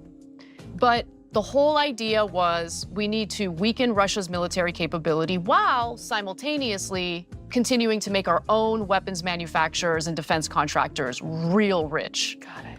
So it's a form of redistribution of wealth from ordinary, hardworking Americans to a small group of executives behind these defense contractors. And so I have a huge problem with that. My views on that never changed. Me either. So it's weird to have the Democratic Party perpetuate what's happening, you know, around the world with these wars. And the Republican Party, on the other hand, at least the voters, I want to be clear, the voters are saying, no, we're not okay with this, okay? We don't want this. We want to get out of these wars. We want to take care of our own. And that's what I want. I want to take care of our own. So there are areas where I definitely agree with Republican voters more than Democratic voters. And that's the thing that's really throwing me for a loop because these are the views that I've always had. Me too. Yeah. Oh my God. So this is why when you talk, I feel like I can breathe. There's a few people out there that, you know, Bill always says like sanity needs a safe space. Yep. And those voices rise to the top because I think the majority of us that are in the middle who feel orphaned are finding sanity in the things that you're saying. And when I try to have this conversation with the people on the left, and I hate to, I'm trying not to shut anybody on the left out, right? But they are the least tolerant and they eat their own. They do. That's a huge problem on the left. They eat their own. Oh, not left enough. You're gone. Oh, really? You don't think you can be healthy at any size? fat shamer, you're out of here, not left enough. Right. Oh, you're not down with the medicalization of 6-year-olds who want to be a tomboy, transphobe. Right. Yep. It's so true. What is that? It's so myopic. You are forcing people to defect. I want to be the kind of person who empowers people, inspires people, and avoids enabling self-pity in people. And I think that the other issue that I'm seeing, and again, we're making obviously blanket statements because there are gradations on the left and the right? So there are plenty of Democratic voters that are just like us. I think a lot of them are terrified to speak out. And I'm hoping that by speaking out myself, it'll empower them to say what they really think and voice what their genuine concerns are. But at some point last year, the other thing that really hit me was the difference between my upbringing and what the Democratic Party espouses. I was raised by very tough parents. And I would say, like, even though I'm a millennial, an older millennial, I would say my upbringing is more similar to how Gen X was raised, right? Like, welcome. No, but I think that was the right way because it teaches you to be self-sufficient and honestly empowered, right? Like, I always felt empowered to choose my destiny. To, like, if I work hard, and I get it, there are issues in our government, in our system, there are things that have served as obstacles for younger generations that didn't necessarily exist for older generations. I get all of that. However, we all get to wake up in the morning and make choices for ourselves. And when I hear the Democratic Party constantly disempower people of color, because that's what they're doing. I mean, really think about it. Like, they keep using this messaging that infantilizes them and makes them seem as though, if it weren't for us white saviors, messing around with these laws and policies, they would never be able to survive. And I find that so gross. I'll give you a specific example. This drove me crazy. Culver City schools, they took a look at their honors program and they realized that there was a real disparity between the white students and the Latino students. Very few Latino students had enrolled in the honors program. So they decided the right thing to do would be to just scrap the honors program altogether. And that pissed me off. And it pissed me off because, first of all, you're not actually addressing the issue here. I think those Hispanic students are capable of greatness. Right. You just have to do the work to get them there. And when you scrap the program, you're essentially communicating to all the students, no, we're gonna get rid of this opportunity because we don't believe in you guys. It's doing away with an opportunity rather than seeing what the flaws are in our education system and then rising to the occasion to help these students, where we do see the disparity, get to where we want them to be. That's the right way to approach it. But there's just this weird, like, defeatist mentality. And I'm honestly also very sick of, like, white people going around being offended on behalf of marginalized people. Oh my God, they're just virtue signaling. It's disgusting. It is. It is. I'm the good guy. Yep. Do you remember this? Oh I will save you, right? There was an ad that went around, forgive me, and it had, like, actors that I had loved. One that I trained back in the day when I was, like, 27. And it was like, I can't recall exactly, but it was like, I'm responsible. Or I'm sorry that I didn't, and, like, who knows what. Basically taking on the history of racism. And I thought, this is so cringy and awful. Ready to start? Yep. I figured we was waiting for it, but I know I was waiting for it. I'm like, okay, so what's your issues with the left besides the trans stuff? And she kind of, tap danced around it when she started touching on crime and, they positions on crime and all this other stuff, everything else. And old girl, the host, just kicked the whole table over and was like, yeah, I don't know why they be calling me racist when I wasn't even around when all that stuff happened. I never owned a slave, but yet they always calling me racist asking me for reparations when none of my family owned slaves and all this other stuff, and racist this, and how can I be racist when my family never owned slaves? And then we was waiting for it, and it happened. It happened, and there you go. But that's what this is headed for. Exactly, Bruce. Like, I'm responsible, or I'm sorry that I didn't, and who knows what. Basically, taking on the history of racism, and I thought this is so cringy and awful. I take responsibility. I take responsibility. I take responsibility. I take responsibility for every unchecked moment. For every time it was easier to ignore than to call it out for what it was. Every not so funny joke. Every unfair stereotype. Every blatant injustice, no matter how big or small. Every time I remained silent. Every time I explained away police brutality or turned a blind eye. I take responsibility. Black people are being slaughtered in the streets, killed in their own homes. These are our brothers and sisters, our friends, our family. We are done watching them die. The Black community vomited it back and up. as they saw should. Right through it. Yeah, what the fuck was that? What the fuck was that? That was white tears everywhere. Like, no. I don't accept your apology. No, I do not accept your apology unless it comes with motherfucking tax exemptions, unless that shit comes with motherfucking free Medicare, unless that shit comes with free education, unless that shit comes with motherfucking land, unless that apology comes with a fucking check. If that shit don't come in all these forms, rolled up into one nice package called reparations, I'm not even going to consider accepting that goddamn apology. Do all that, give me the reparations that I'm requesting, and I'll think about it. I'll think about accepting your apology at that point. But other than that, no, dog, you gonna fuck yourself. What the fuck you think this shit is? I'm gonna forgive your ancestors for all that fuck shit they did because you got your ass on TikTok saying I'm sorry? You motherfucking right, you sorry ass motherfuckers. I don't accept your sorriness or your apology. I don't accept any of that shit. Fuck you talking about? That shit sounded, that was cringy. I ain't gonna lie, that was cringy. I gotta keep it a buck. That was cringy. I don't accept it.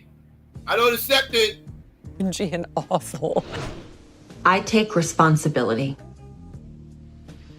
I take responsibility. I take responsibility. I take responsibility for every unchecked moment. For every time it was easier to ignore than to call it out for what it was. Every not so funny joke.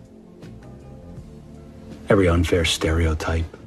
Every blatant injustice, no matter how big or small. Every time I remained silent. Every time I explained away police brutality or turned a blind eye. I take responsibility. Black people are being slaughtered in the streets, killed in their own homes. These are our brothers and sisters, our friends. Brothers and sisters? Brothers and sisters? You got some, huh? What do you mean, brothers and sisters? Listen, stop, Becky. You're doing too much, Becky. You're doing too much. Police brutality or turned a blind eye. I take responsibility. Black people are being slaughtered in the streets, killed in their own homes. These are our brothers and sisters, our friends, our family. We are done watching them die. The Black community vomited it back up. And as they saw should. right through it. As they should. I would too. And being the mom of a Black child, the reason I really don't like it is because if you tell my daughter the world's systemically against her, then if she ever falls down, there's no agency to say like, why did I fall down? Let me pick myself back up. Let me reapproach. It's, I'm a victim. And as a victim, you're fundamentally disempowered to change anything. Right. So part of me wonders if this isn't some sort of conspiracy theory narrative of racism to keep people of color down by telling them they've got no hope. I've often wondered that. By making them angry, which then alienates those of us who, where there is injustice, would have previously got involved, and now we're kind of like, I'll just stand here because I'm paralyzed to know what to do. Like, right. I don't want to be a savior, but I don't want to get involved. Like, I don't know. There are real moments that, like this that you're talking about, right? Like doing the work for the Hispanic kids to make sure they have the resources they need. Right. It's like it gets taken away, so their opportunities get taken away. Exactly, exactly. I mean, when I started kindergarten, I didn't speak a single word of English. I'm the child of Armenian immigrants. Yeah, so I grew up, you know, with my parents speaking Armenian. That was the first language I learned. Now I need help with Armenian because my English is way better. But what they did in the elementary school I went to is before any of the classes started, they had me do this test to see where I was with like my English skills. They realized I need English as a second language, like an extra curriculum tacked onto what all the other students were doing. So what the school did was realize, okay, she's having trouble with English. We need to get her caught up. So there's going to be an extra program that we're offering to her to get her up to speed. And that helped me tremendously, along with watching Sesame Street and learning English that way as well. But the school didn't just give up on me and say, she doesn't know how to speak English. We don't know what, maybe we just don't grade her as harshly. Right. Right? So just let her flail, but give her the grade so she can pass. And that's not helping, you know? I remember watching you on Patrick Bet-David. I didn't even watch Patrick Bet-David. He was so far right, but somehow the friggin' YouTube algorithm flicked it up in my feed, maybe because I had been vocal at the time about leaving California. And you articulated everything wrong with California, and that was the moment I discovered you. And I found you online and have been, you know, devouring your content since then, but nobody can express this, not Elon Musk. Nobody expresses what's wrong here from a governing perspective like you do. So I'm just going to say I grew up here. Me too. So we're coming to the finish line. We're leading in the poll. Okay. Nothing was crazy like this. Right. The homelessness, crime, the advocating for the medicalization of children, like advocating for late-term abort, like I'm never gonna put a limit on, like what about 8 months? No, still no. Like, what do you mean still no? Like what happened to legal, safe, rare? Come on. Like there's a limit, come on. Like this madness. And I personally feel that I have lived through it, and Gavin Newsom is the tip of that spear. Yeah, for sure. Go, take me from the top to the bottom. No one does it like you do. And the concern is that it goes from California to a federal problem. Yeah, that should be a concern. And in fact, some of the failed policies that we've implemented here, unfortunately, have been exported to other states. Right. And I'll give you a quick example, because we have literally squandered $25 billion on the homeless issue over the last 5 years. And I say squandered because there was recently an audit that wanted to see, like, okay, where did the money go? Because over the last 5 years, we've spent all this money, but homelessness has exploded. Homelessness has increased by 58% since 2013. Okay, so obviously this money isn't going where it was supposed to go. Right. And so it turns out that the state government started giving out these grants but after 2020. Okay. And the grants that they would give out to were these nonprofits, newly formed nonprofits in many cases, that were tasked with helping the homeless. Except some investigations found they weren't actually helping the homeless. They were giving their executives some massive raises, lots of gifts to the staff. You know, there are videos of some of these nonprofits literally going to Skid Row and handing out crack pipes. Right. And that's their idea of helping the homeless. So the Project Room Key expansion happened. And some of these nonprofits that were tasked with converting old hotels and motels into apartment buildings for the homeless didn't finish their projects, abandoned their projects after getting tens of millions of dollars in these state government grants. And I'm furious about this. They stole from us. And so when you have that experience here, right, in California, and you see how all of these politicians who have all of these friends, who run all of these nonprofits, who stole our money, when you see that, it's really hard to have these conversations about how we need to increase taxes on anyone. You know, increase taxes on the rich, increase taxes on corporations. Generally speaking, I'm in favor of everyone paying their fair share. Right, me too. But I'm less interested in having a conversation about taxing people more when I've seen what is done with our money. On a federal level, a lot of it goes to the military, right? Not even the military, not to the men and women who risk their lives for this country. It goes to weapons manufacturers, defense contractors, Boeing, Raytheon, you get the point.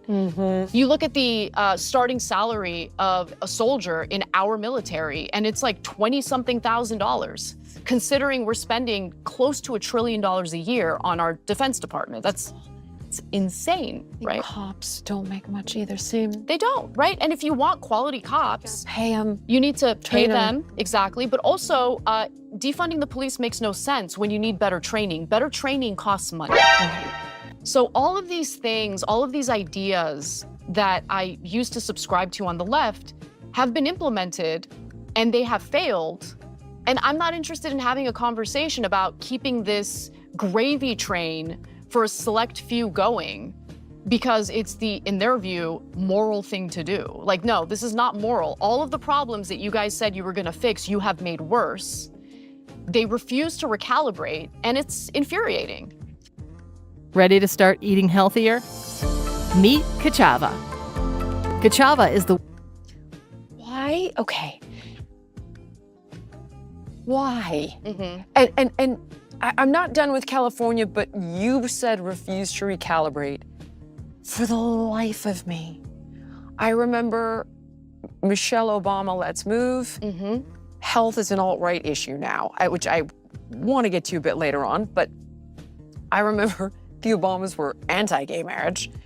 Then we got them to, okay, gay marriage. Right. And now it's, let's medicalize children and put them on off-label cancer drugs and chop off their boobs. And the Obama administration is trying to lift any age restriction on it. They tried to pass that through. Did they really? Yes, Google it. Obama, I did not know Biden, the Biden Oh, administration. Biden, okay. I'm so sorry. Yeah. The Biden administration has moved to remove any age limitation on the medicalization of gender dysphoria. I have no problem with you changing all that stuff. I just want your brain to be developed. And it is irrefutable that cancer drugs and puberty blockers will greatly impair a developing human body. In particular, not just your bones, your brain. Your brain. It says on the box of Lupron, brain swelling. Like, are we insane? And I'm watching Michelle Obama at the DNC, who I loved. Not gonna lie to you, I loved her. And she's advocating for that. And I'm thinking, how did you get from to here? There's no way you've made that quantum leap in your ideology, is there? Well, I think what happens is... What is happening? Every action by one side leads to an equal or even more extreme reaction. And so I think what has happened, look, I'm not necessarily on board with completely banning all of those treatments. Like, there are cases where someone who is a minor is suffering from gender dysphoria that's so extreme, and they might be suicidal as a result of that, right? I think those cases are actually very rare, much rarer than the left is willing to admit. That's what the data shows in the Cass report. And so in that case, I love that you brought up the Cass report. They would reject the Cass report altogether. They do. Yeah, and they do. cite the W-Path files. I know. Which Michael Schellenberger just dumped all of that data out there, Yeah. which is, I'm sorry, go ahead. I mean, I feel like the US is kind of behind when you look at European countries and, you know, what happened with Tavistock in the UK, for instance. There are areas where irresponsible treatments can be doled out to kids who might not actually be suffering from gender dysphoria at all. So there's concern about that. Would you medicalize them? I That's the question. It's not wear a dress and call me Penelope. Right. It's blocking their body while it's developing. It's taking off parts of their body. Right. That they may grow up and be like, actually, I want my boobs back, or I want my penis back, or like 18, older. Yeah. That's my issue with it, not transgenderism. What I think is actually the most toxic part about all of this is how this area of medicine has been so politicized. Yes. And so doctors who want to be more cautious are, you know, pretty viciously harassed as like, oh, they're gatekeepers. But like, no, they're the medical professionals. And they're trying to make the best possible decision on behalf of their patient. They're not just trying to be gatekeepers. They're trying to provide the best possible treatment for someone who may or may not suffer from gender dysphoria. My problem is once you politicize this area of medicine, then pressure plays a role, right? Pressure on the doctors, pressure on the individuals carrying out some of the studies. There's actually a lack of research. I know people want to pretend like there's a ton of research behind gender-affirming care for minors. There isn't. It's limited, and it's the very length limited. of it is limited, which is what Hillary Cass addresses. Exactly. And so,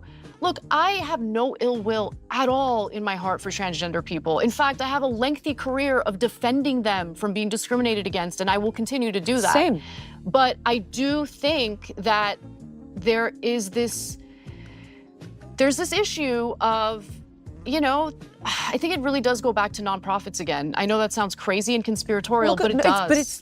It's not Yeah. though. That you're absolutely right. First of all, let's not negate that it has a compound annual growth rate as an industry of 10%. It's the drugs are making billions of dollars across the board. These children have to be on this medication the rest of their lives, so it's extraordinarily profitable over the long term. Then people say, well, how much is it really happening? And I heard Abigail Schreier tell Bill on Real Time, she's like, since I've written this book, Irreversible Damage, tens of thousands of children have been transitioned. I was like, that's absurd. That's not real. It's true. It's true. Through medications. Medication. It's the medicalization piece, by all means. And these children and people who have advocated for it, like Dr. Drew was on, he's like, well, for some people, it can be life-changing. I said, but did they medicalize those people you know? I don't think so. I'm like, put on a dress and I will call you whatever you want. Cut your hair, wear makeup. And I get that that's controversial. Everyone's like, reject that.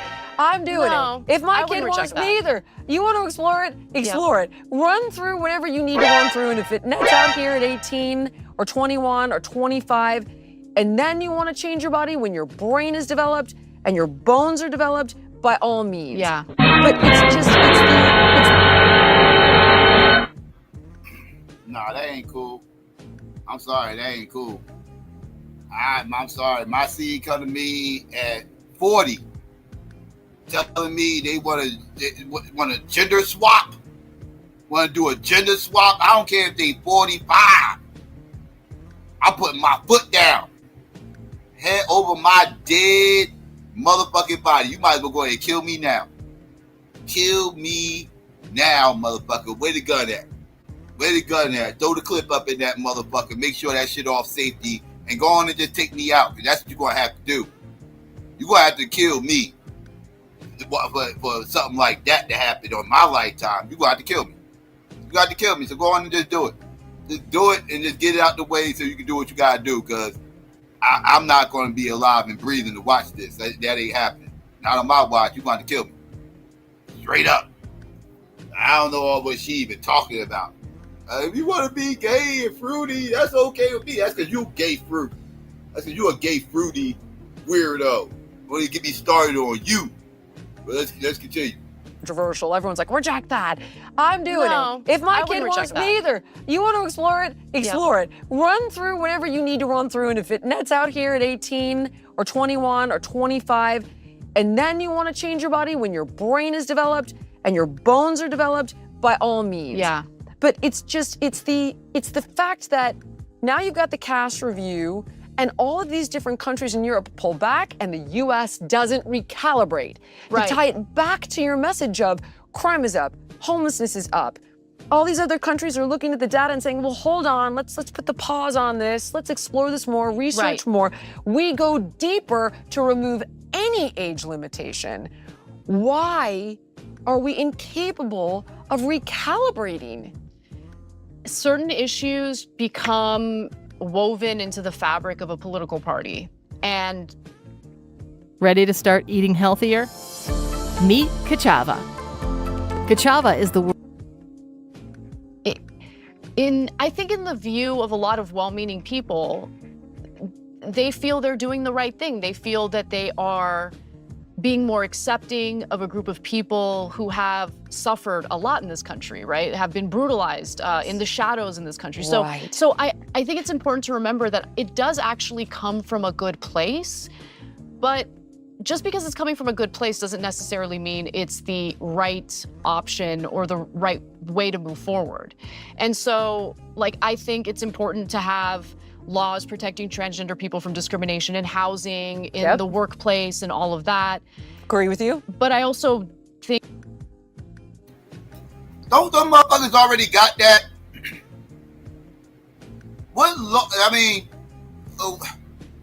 Don't they already got that? Like, what housing can transgenders get, cannot get, that black people can get? I'll wait. What housing does black people have access to that transgenders do not have access to? What bill are y'all actually trying to pass and why? What are we talking about? I believe transgenders should be allowed to live wherever they want to live. They already are. They already are allowed to live where the fuck they want to live. What's your point? I think transgenders should be allowed to do that. They're already allowed. They have every civil right that everybody else in this motherfucking country is supposed to have. All that shit's supposed to got taken care of back in 64. They was a part of that. What are we talking about? Special rights.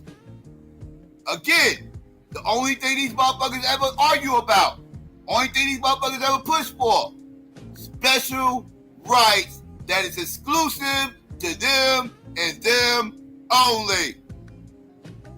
Don't ever stop letting these motherfuckers fool you into believing that they somehow or another is excluded from the same civil rights that you have, and they are somehow fighting for this mysterious, mystical civil right that I have been yet to be able to find that they do not have, that black people somehow or another have. Whatever this right is, like, let me know. Because the only rights I ever see them fighting for is shit that's exclusive to them. And being able to move where the fuck you want to move, that's not exclusive to them. And that shit, they already have that right. This is all cap. It's all cap.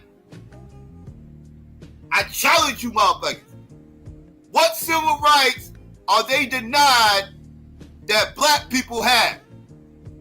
You can't find it. You can't find it. Think that the transgender community is not the same as the gay community or passing something to codify and protect gay marriage. That's very different from some of the more complicated, nuanced issues that arise when it comes to gender, right? So I really think that women have been totally erased from this conversation. And if anyone raises their hand and says, like, actually, I'd like to be part of this conversation because this does impact me, they're harassed pretty viciously. Yeah. So much so that they might start off as liberal and all of a sudden find themselves, rubbing shoulders with the extreme right. Because the right's gonna open their arms and say, come to us, we welcome you. That is exactly what's happening. Yep. And when you feel like you've been attacked by your people. Right. And now you're standing out there in the cold wondering what happened. Mm-hmm. And then the right opens the door.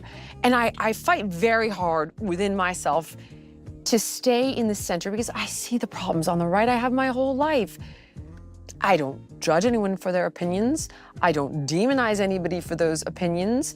And I've grown out of it like you did. I thought I was the better person. I've learned my lesson. I will mea culpa it. But when Sean Hannity and Jesse Waters are willing to have a conversation about a hearing on health at the Capitol, and CNN tells me I'm anti-science, my God, where do you think I'm going to lean? Mm-hmm. Yeah. What do you think you're doing? I think a lot of people find themselves. You are anti-science, weirdo. You are anti-science. Let's keep it a stat. In that position, and it's uncomfortable, right? Because if you are proceeding through life with an understanding of what your morals, your principles, and values are, then you won't really get sucked into a party you don't belong in. The first time I was pretty viciously demonized by my own side was when I opened up about, I've talked about this so many times, I feel bad repeating it, but it was really that big moment for me, right? Yeah, mine was you're a fat shamer because I said I didn't want Lizzo to die of diabetes. I was like, wait, when did we start celebrating? And now she's getting healthy. Like, now she's working out. I watched them attack her, by the way. Yeah. I'm just waiting for it to start. Or say she's on Ozempic. I saw that happen. She's like, I'm not on Ozempic. I was like, can we just... No, I'm proud of her. Same. We should celebrate people wanting to better themselves and better their lives. Instead, there's like this effort to basically tell people you're fine the way you are. You don't need to change a thing, even if that thing is slowly killing you. It just doesn't make any sense. It's the empathy you talked about. Yeah. And Gad Saad, did you ever read The Parasitic Mind? Mm-mm. Oh my God, Anna, you must read it. Gad Saad calls it suicidal empathy, and it's dysregulated empathy. But I interrupted you. Tell me about your moment of when they went after you the first time. Yeah, so it was so weird because it was unexpected, super unexpected. In 2022, it was around March, I was walking my dog. It was not quite dark yet, but the sun was setting. As I'm walking my dog, I see these two guys that were just kind of moving around weirdly, they seemed kind of manic, and their clothes were tattered, so I knew that they were probably homeless, and I also knew that they're probably on something just based on the twitchy way they were acting. But wow, that's pretty prejudiced of you, don't you think, Anna? You literally just took a look at them and immediately assumed that they was homeless and on drugs. Now, I can see how you can look at a motherfucker and might think they on something, but how are you just automatically assuming that these motherfuckers is homeless and shit? How'd you draw up that conclusion that they homeless? But okay, let's continue. I just want to let y'all know how these Beckys are. This is the same Becky X amount of years ago would tell you she don't see color. Motherfucker, you should check your privilege. Talking to other white people, telling other white people they need to check their privilege while she's over here flexing her privilege, walking her little chihuahua, her little pocketbook dog. A little dog, she fit in the pocketbook. She walking that motherfucker in her pocketbook.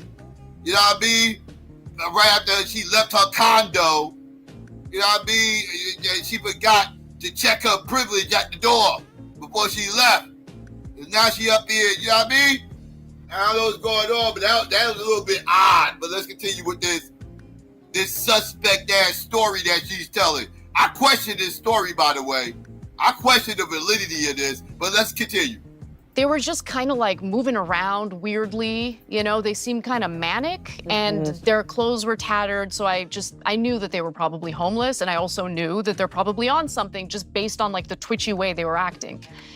But living in LA, I mean, there's homeless people everywhere, right? So I've never had problems. I didn't think anything of it. But as I was bending down to pick up my dog's mess, one of the guys like grabs me by my hips and he had an erection. Oh God. And just starts like humping me. Dog, me love you long time. Me so horny. Pick up my dog's mess, one of the guys like grabs me by my hips and he had an erection. Oh God. And just starts like humping me. And I didn't know what to do. Like, I was terrified. Well, how'd you know he had an erection? Well, you say he was dry humping you. Maybe that's how you knew. I don't know. But you made it seem like you knew before he was humping you. You said he had an erection and then he humped you. I don't know. Like, I guess. So wait, so he just grabbed you and started dry humping you? Like, that's a little bit odd. Right? Mother just grab you. I'm just gonna grab you and start dry humping you into our bus. That's not usually how grape goes. Grape usually goes a little bit different, but this you know, hey, it doesn't usually happen like this. It usually doesn't. But you know, hey, you know, if you say so, Anna, if you say so.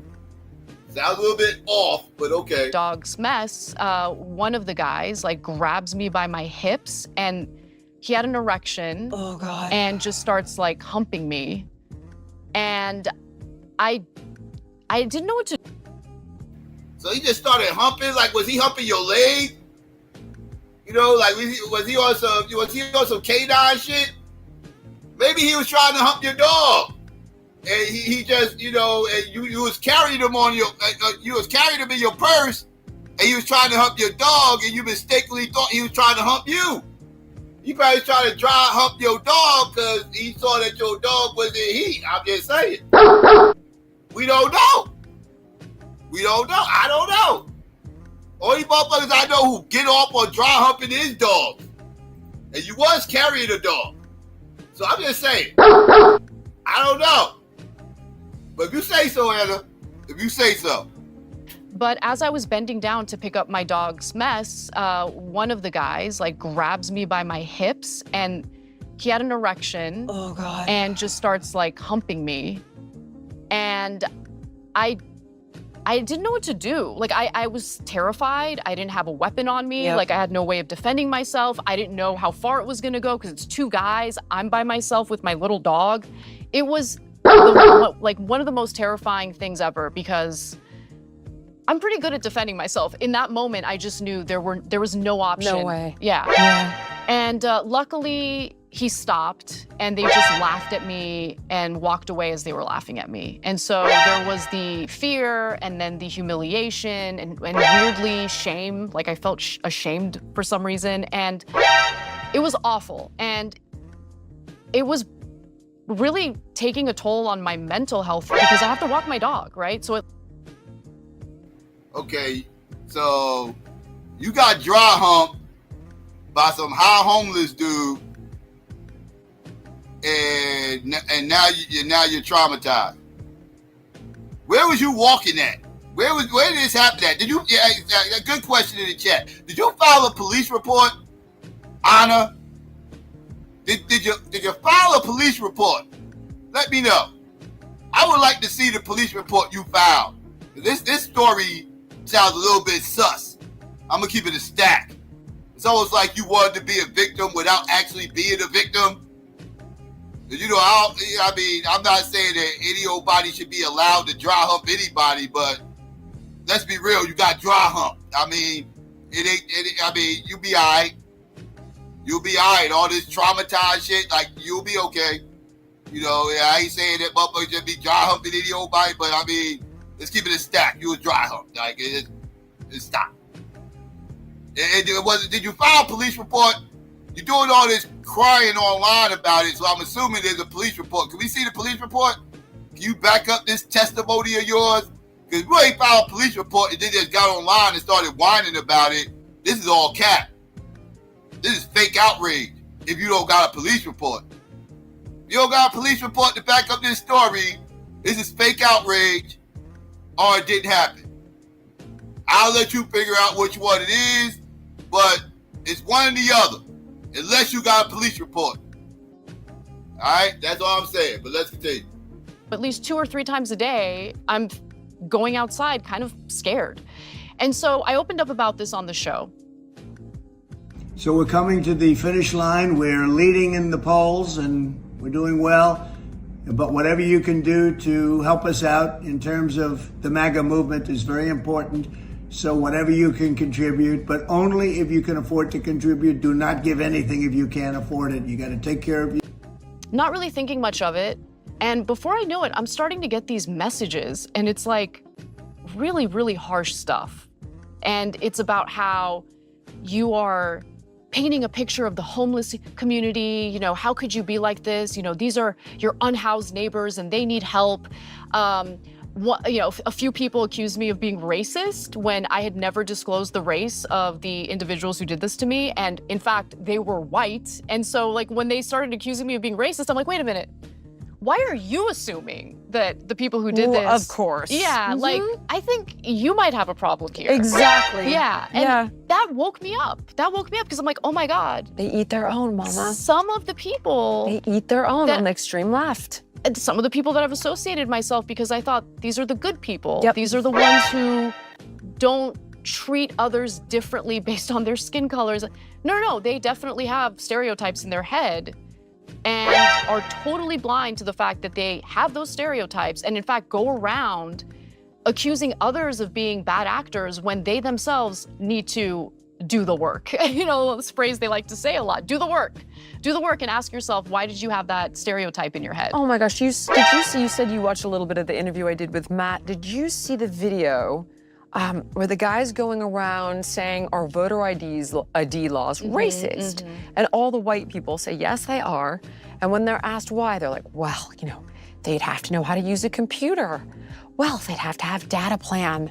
Well, you know, they don't have anywhere to go with this ID. And I thought, it doesn't get more. They don't see it. It does not get more racist than you thinking a person of color has nowhere to go with their ID, doesn't have the money for a data plan, can't figure out how to find the DMV on the web. And that they're incapable. Yes. They're incapable of doing basic things. Talk about racist. Yeah, it's disgusting. And so, like, I see this now for what it is. And while these very big issues and flaws exist, we're having conversations about, like, microaggressions. And I'm like, no, what about aggressions? Like, what about the kinds of things that you are saying that disempower people? Like, if you're a elementary school Black student and you're hearing incessantly from your teachers, from politicians that the system is against you, it becomes a self-fulfilling prophecy. 100%. Right? And I don't want to message that to kids, and I don't want to... Man, go fuck yourself. Go fuck yourself. We are going to continue to teach our kids that this system is totally against us. As long as this system is totally against us. What the fuck is wrong with you? We supposed to teach our kids to not understand the racial dynamic and racial element in this piece of shit ass motherfucking country we live in? This colonial empire, are we supposed to not explain the dynamics of what's going on around here that's centered around race? Are we not supposed to tell our kids that? Are we supposed to teach them we're in this post-racial society, right? Where we can be whatever it is we want to be, right? And we just work hard and put our minds to it, right? The American dream bullshit, right? That's what we supposed to do? Or do we tell them the real shit what's going on around here? Are we supposed to tell them Santa Claus is real? Or are we supposed to tell them Santa Claus is fake? You tell me. I say we tell them they fuck that motherfucker's fake. You're saying we should teach these motherfuckers that Santa is real. Go fuck yourself, Anna. You piece of shit. Stop playing with me. Teachers, from politicians, that the system is against you, it becomes a self-fulfilling prophecy. 100%. Right? And I don't want to message that to kids, and I don't want to message that to any community that's been historically marginalized. I think everyone is capable of greatness. And so I want to get back to a party that actually wanted to lift people up rather than tell people you're failing and you will continue to fail because that's just how the system is. I also think that is a trick. And I'm not sure who's playing it, but here's why.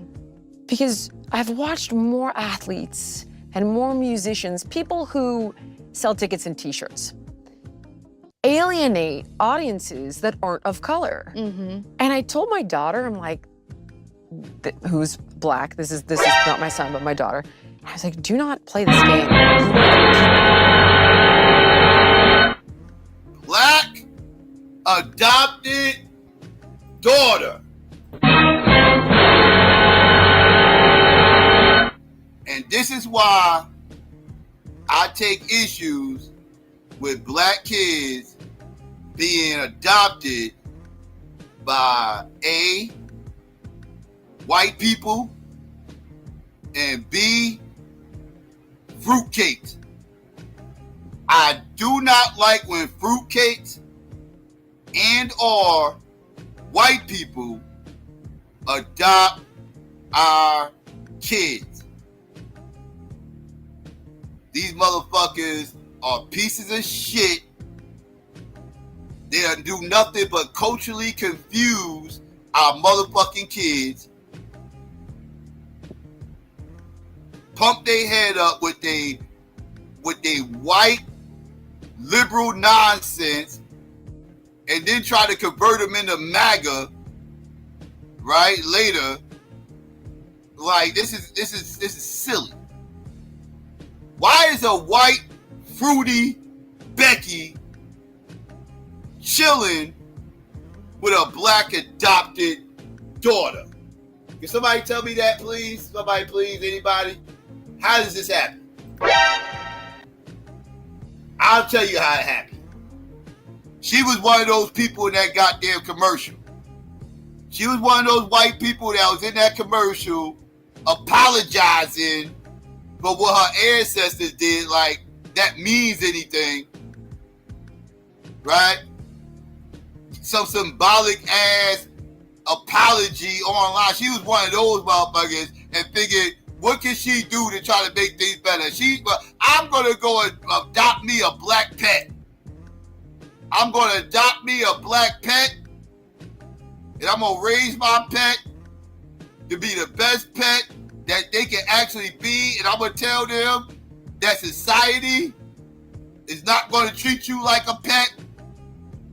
They are gonna treat you like you was human. They're gonna let you eat human food, not dog food.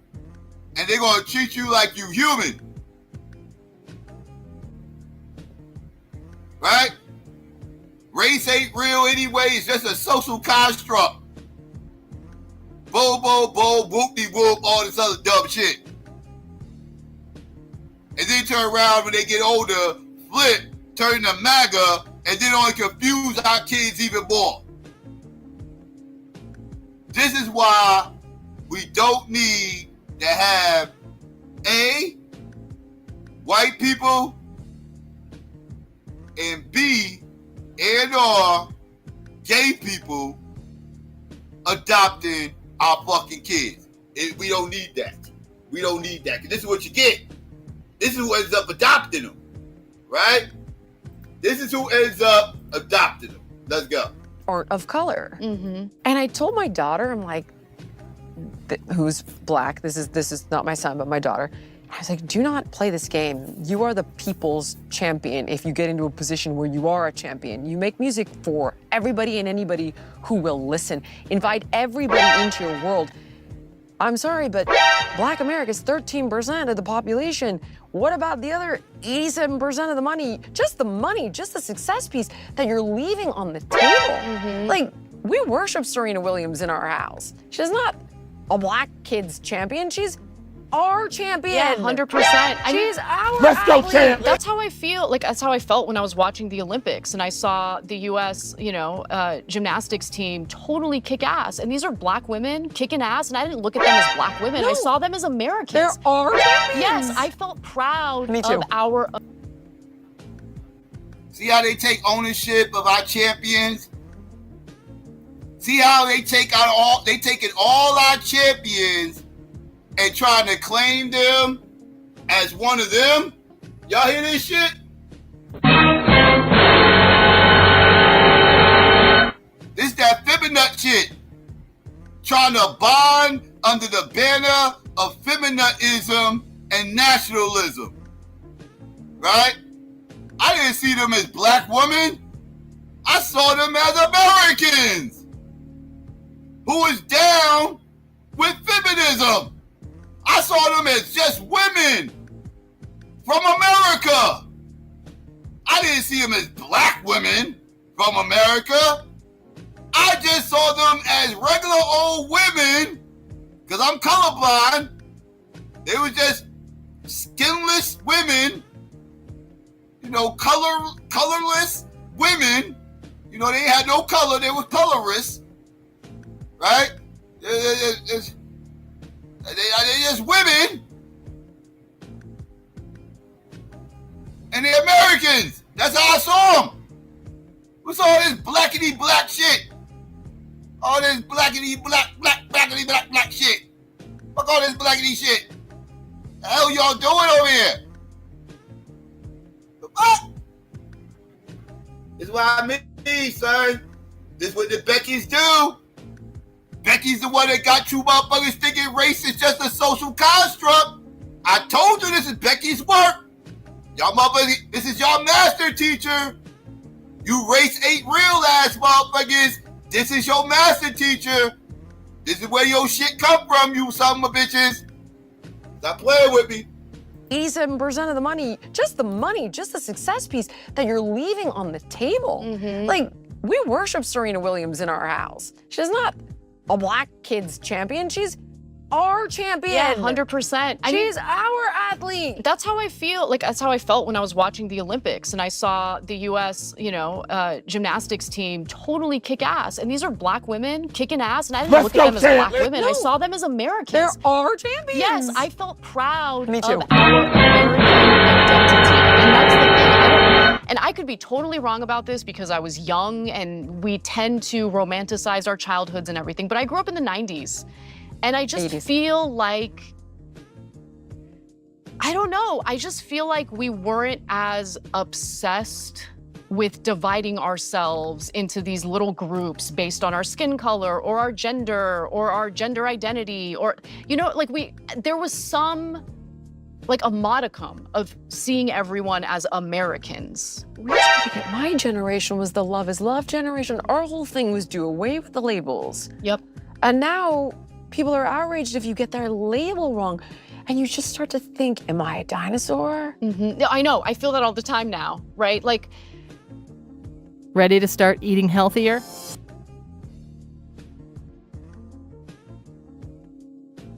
I don't think that pursuing, so color blindness, I don't think is the right way of describing what color blindness was attempting to do. Agreed. Because race exists, obviously, and it's very visible, and it is what it is. It's not like you're erasing race. You literally can't do that.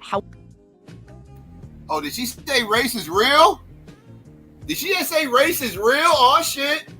We got somebody saying race is real on the panel. Hold up now. What color blindness was attempting to do. Agreed. Because race exists, obviously, and it's very visible, and it is what it is. It's not like you're erasing race. You literally can't do that. However, Right. You cannot erase race. You motherfuckers who race ain't real, race is social construct, whoop-de-whoop, all this other shit. I don't know why Psycho obsessed over this shit. Because you can't erase this shit. Well, actually you can. You can erase your race. But the concept of race and what race actually entails, you cannot erase that. You cannot erase what separates us Phenotypically, you can't erase that. I don't care how much swirling you motherfuckers do. I don't care how much one drop ass mentalities you motherfuckers have. You got 1 drop, 2 drops, 3 drops, 4 drops, 5, 6, 7, 8, 9, 10 drops. I don't give a fuck. Means nothing. Means nothing. Race is totally real. You can't get around it. You can't. I don't care how much philosophies y'all come with, studies and all that. None of that shit means nothing. You can't erase race. I don't think that pursuing... okay, so color blindness, I don't think is the right way of describing what color blindness was attempting to do. Agreed. Because race exists, obviously, and it's very visible, and it is what it is. It's not like you're erasing race. You literally can't do that. However, that whole project was about seeing the humanity in everyone before seeing anything else. And I want people to have that kind of mindset. And I think that the way that we talk about identity in this country today hyper fixates on everything that makes us different from other groups. And ironically, I think leads to more bubbles and more segregation in some ways. Completely. Right? And I think that the whole notion of microaggressions makes it difficult to have conversations with people, right? Because it's like, oh, I mean... It's just a very manipulative way of shutting down any dialogue, in my opinion. Yeah, because you're afraid that you're gonna make a microaggression. I mean, it's so small that you don't even realize you're doing it, right? I can't.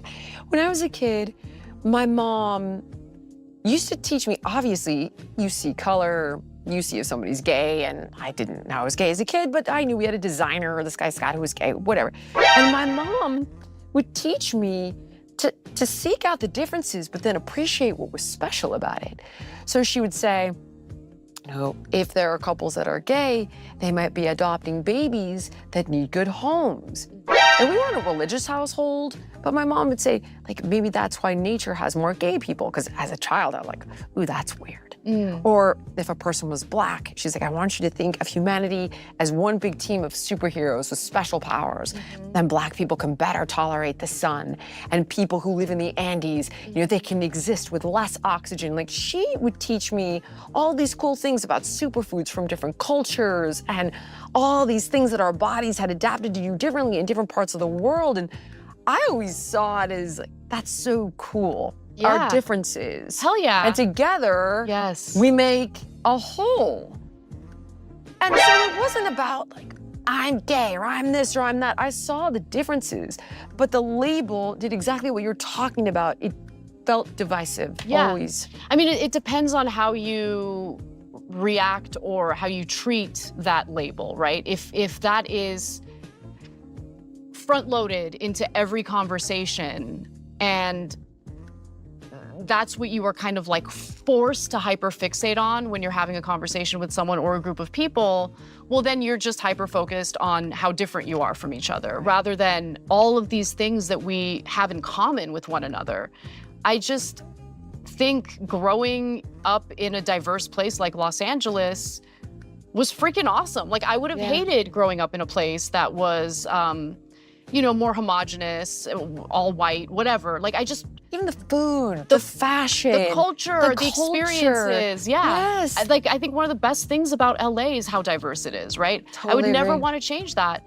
But when you start implementing this mindset of, well, this group has been historically bad, and even though the people in this group weren't even around when all the bad things were happening, it's okay. Even though their like, ancestors were in another country at the time. Exactly. We should demonize all of them because they're all the same, and they all, like, the whole Karen thing.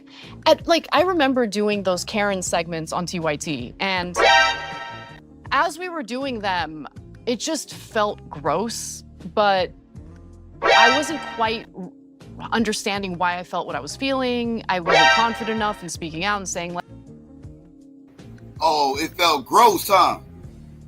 It felt gross to do those Karen bits on TYT, huh?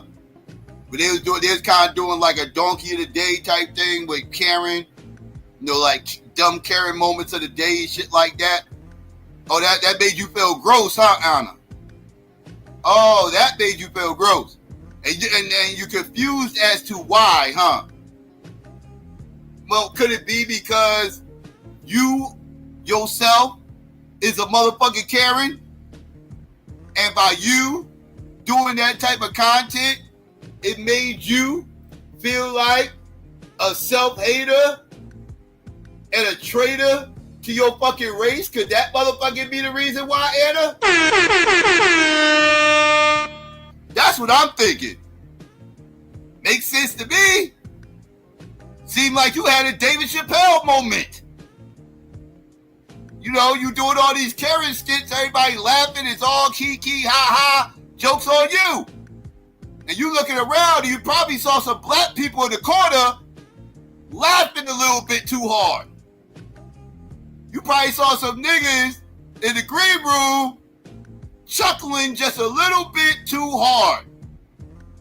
And it made you feel gross. It made you feel like a race traitor. It made you feel like, a mud shark. Right? You was feeling uncomfortable. Right? That's what happened. You had a David Chappelle moment. And now you're ready to walk off the set. Now you're ready to walk off the set. You're ready to leave the show that you built up. It turned into a business. Now you're ready to leave. Yeah, you totally having a Dave Chappelle moment right now. You trying to find your inner self. You try to learn thyself. You try to embrace your Karenness, right? I understand the journey.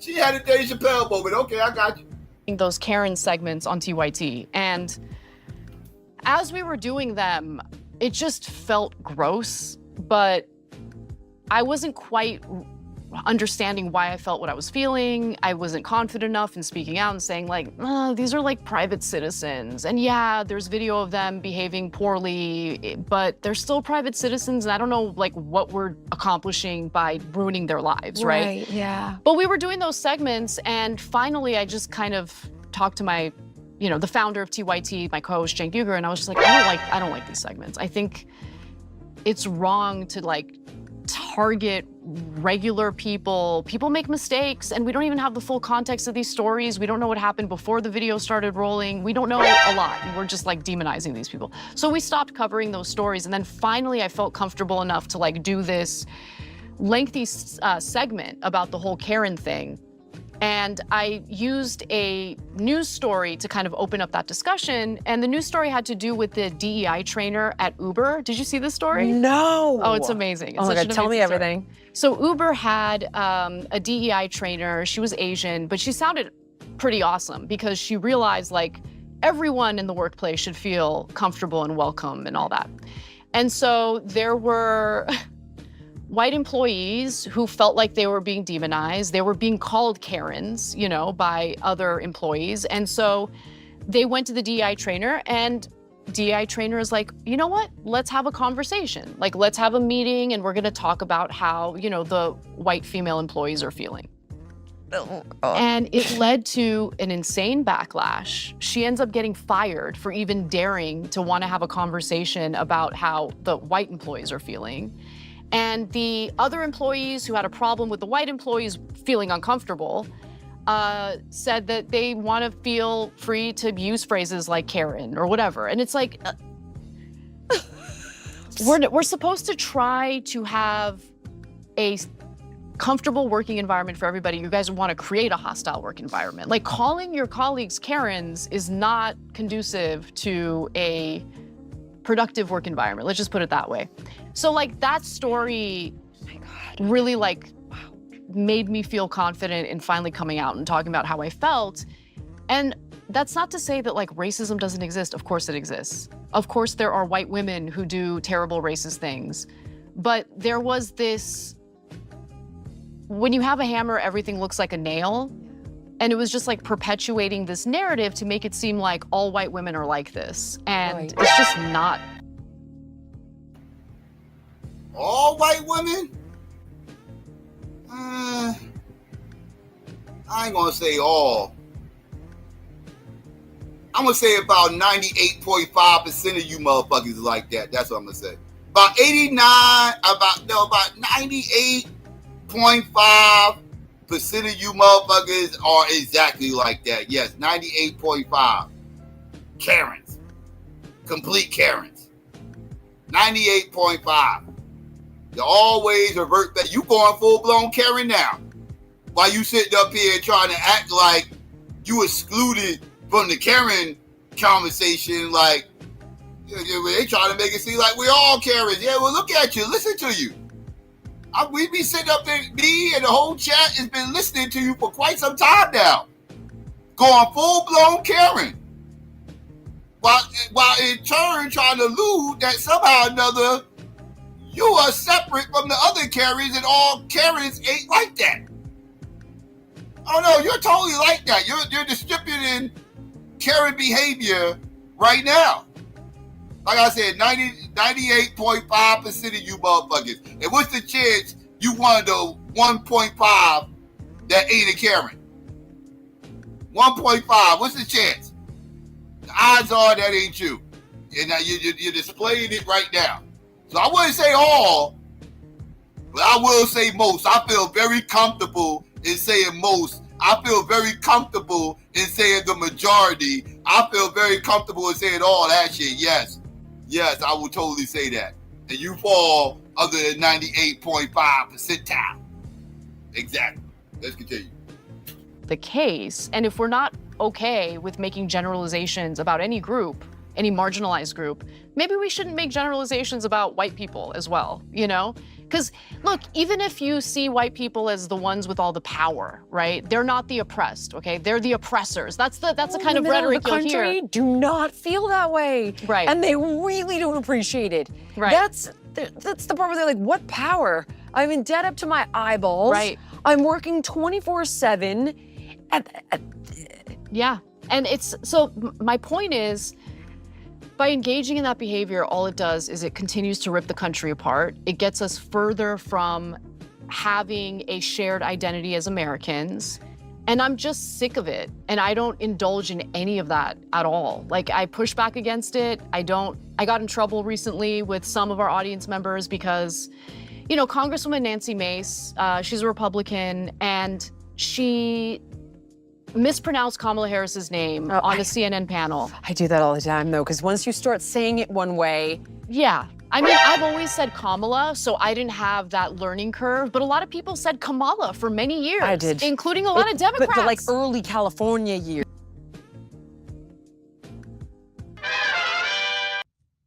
The hate campaign against Kamala Harris has begun. You'll notice they purposefully pronounce her name wrong. Kamala Harris. Kamala Harris. Kamala Harris. Kamala Harris. Kamala Harris. Kamala Harris. Kamala Harris. Kamala Harris. People like Kamala Harris. But as Kamala said, Kamala Harris. Kamala and I. Kamala Harris. Kamala Harris. Kamala Harris. Kamala Harris. Kamala Harris. Kamala Harris. Kamala Harris. Kamala Harris. Kamala Harris. Kamala Harris. Kamala Harris is Kamala. Kamala Harris. Kamala Harris. Kamala Harris. Kamala Harris. Kamala Harris. Kamala Harris. That Kamala Harris was a very good prosecutor. Kamala Harris. Kamala Harris. Kamala Harris. Kamala Harris. Kamala Harris. Kamala Harris. I know her. Kamala was first Biden and Kamala. Kamala Harris. Kamala Harris. Kamala Harris. Kamala Harris. Kamala Harris. Kamala Harris. Kamala Harris. And to the Kamala point, they purposefully pronounce her name wrong. They say Kamala. They do it all the time. It is on purpose. Kamala Harris. Kamala Harris. Kamala Harris. Kamala Harris. Kamala Harris. Kamala Harris was talking about this. Kamala Harris. Kamala Harris. Kamala Harris.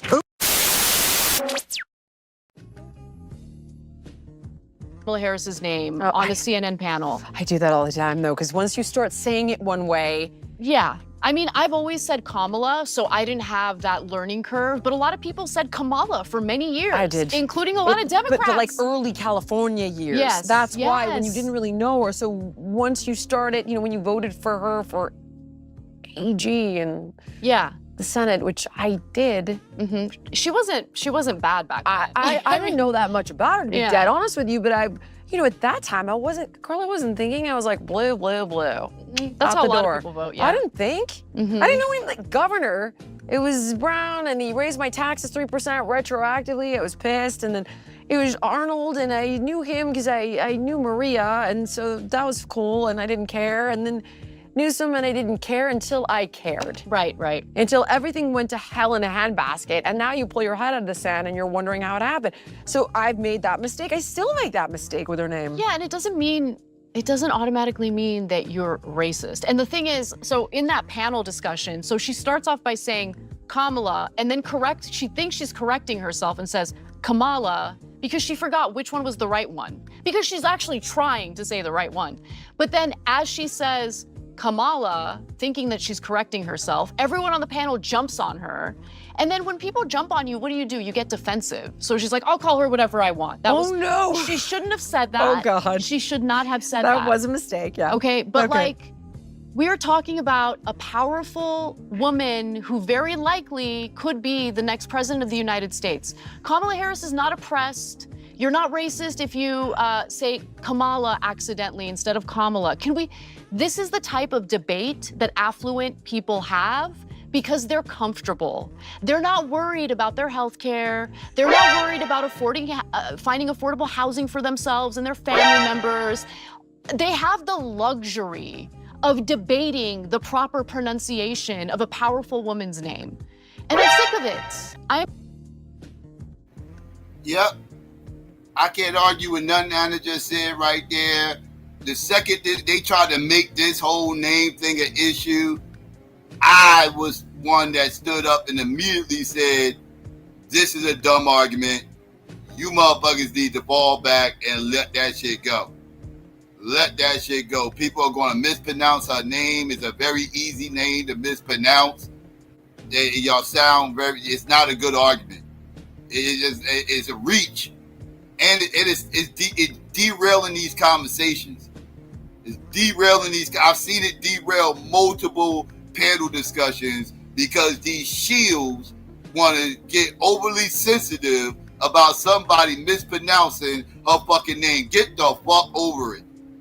Get the fuck over it. Who the fuck cares? You motherfuckers are sitting up here wasting time debating on whether or not somebody's racist or based on the mispronunciation of a name that nobody probably ever gets right. As a matter of fact, when I showed that clip of all those people mispronouncing her name over all these years, and now all of a sudden there's a goddamn problem, in a few of those clips, Kamala, oops, Kamala, oops, Kamala, oops, Kamala was standing her motherfucking injured ass right there. She was standing right there while they was mispronouncing her name, and she not one time corrected them. So if she's right there, standing right there in their face while they're mispronouncing her name, and she's not correcting them, who the fuck is you weirdos to sit up here and play grammar Nazi with her goddamn name like that shit means anything? And then want to waste time arguing about this shit. It's dumb. It's dumb. It's been dumb. And I wish I would stop. About their health care. They're not worried about finding affordable housing for themselves and their family members. They have the luxury of debating the proper pronunciation of a powerful woman's name. And I'm sick of it. I am so sick of it. You're spot on. I often reference, I'll say, these people don't have real problems.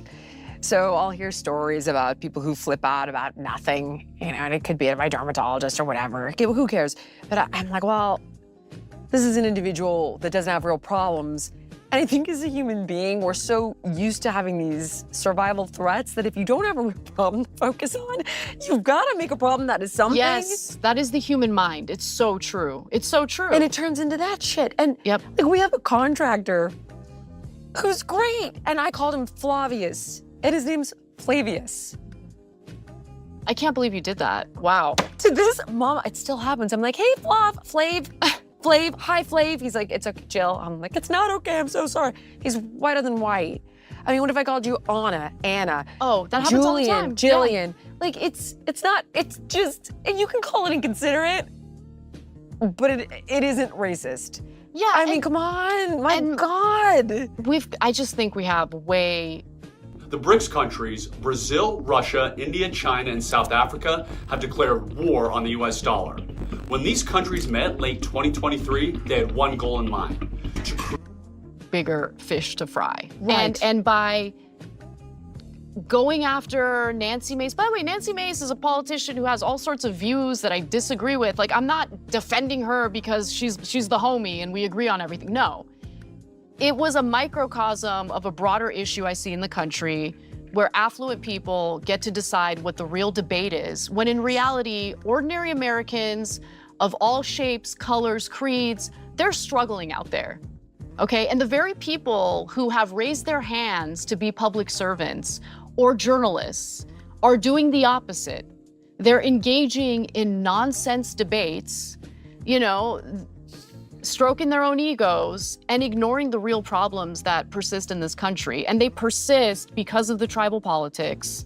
You know, if you're gonna be pressured into supporting Democrats because Republicans are scary and Donald Trump is a unique threat to the country, well, then you're going to be forgiving about the failures of the Democratic Party. And that's been going on for a long time now. The Democrats have consistently campaigned on, you must vote for us because the other side is bad and scary. Yeah, the never Trumpers. It's right. Like when I ask friends who are just dedicated to Kamala, I'm like, I've not seen it. I don't love what's happened up till now.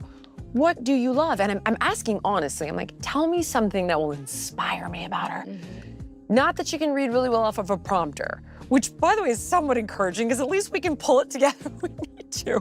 But I'm like, what do we love? And I either get, I'm a never Trumper, or I really care about abortion, which I understand. Yes. But, you know, on the same side, I find that the people on the right who are voting for Trump, it's because there's something equally as concerning to them. And I could draw parallels. So you're worried about your body, your abortion.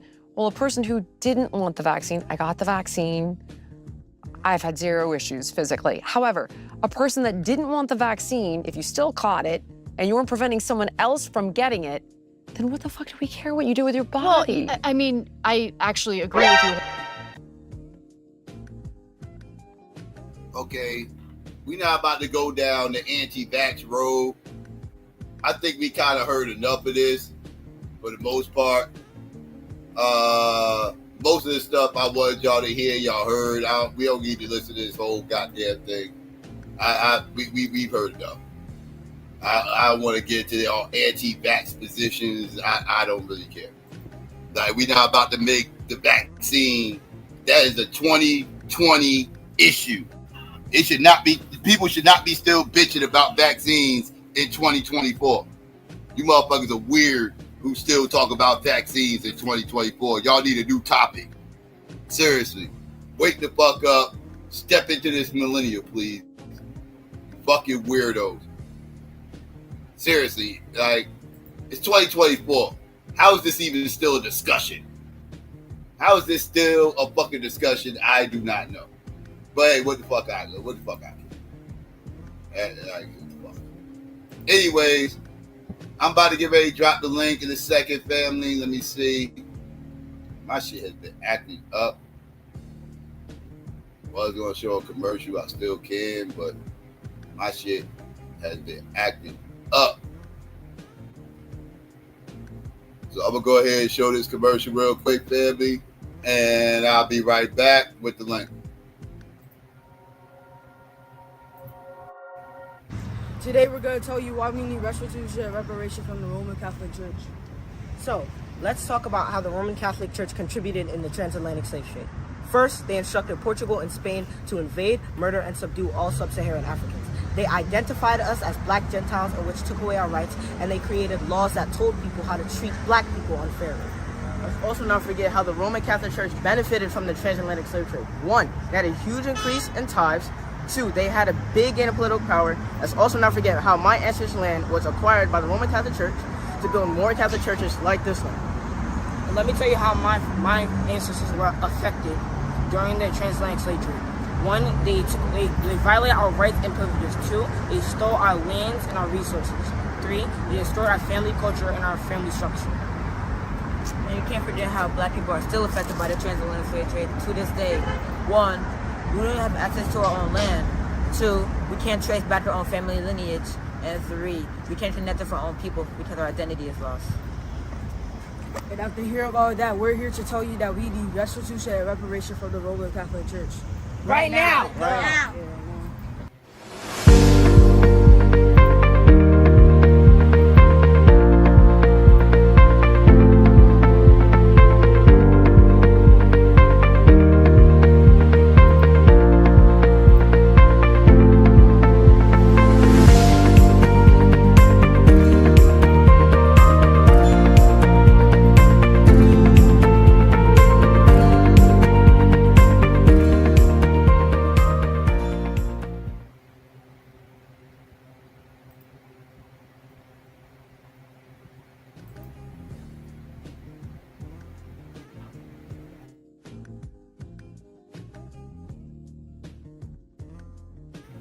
All right, family. There you go. Let me turn it down. All right. I'm Juan Kamal. Let's talk about the left losing a lot of support.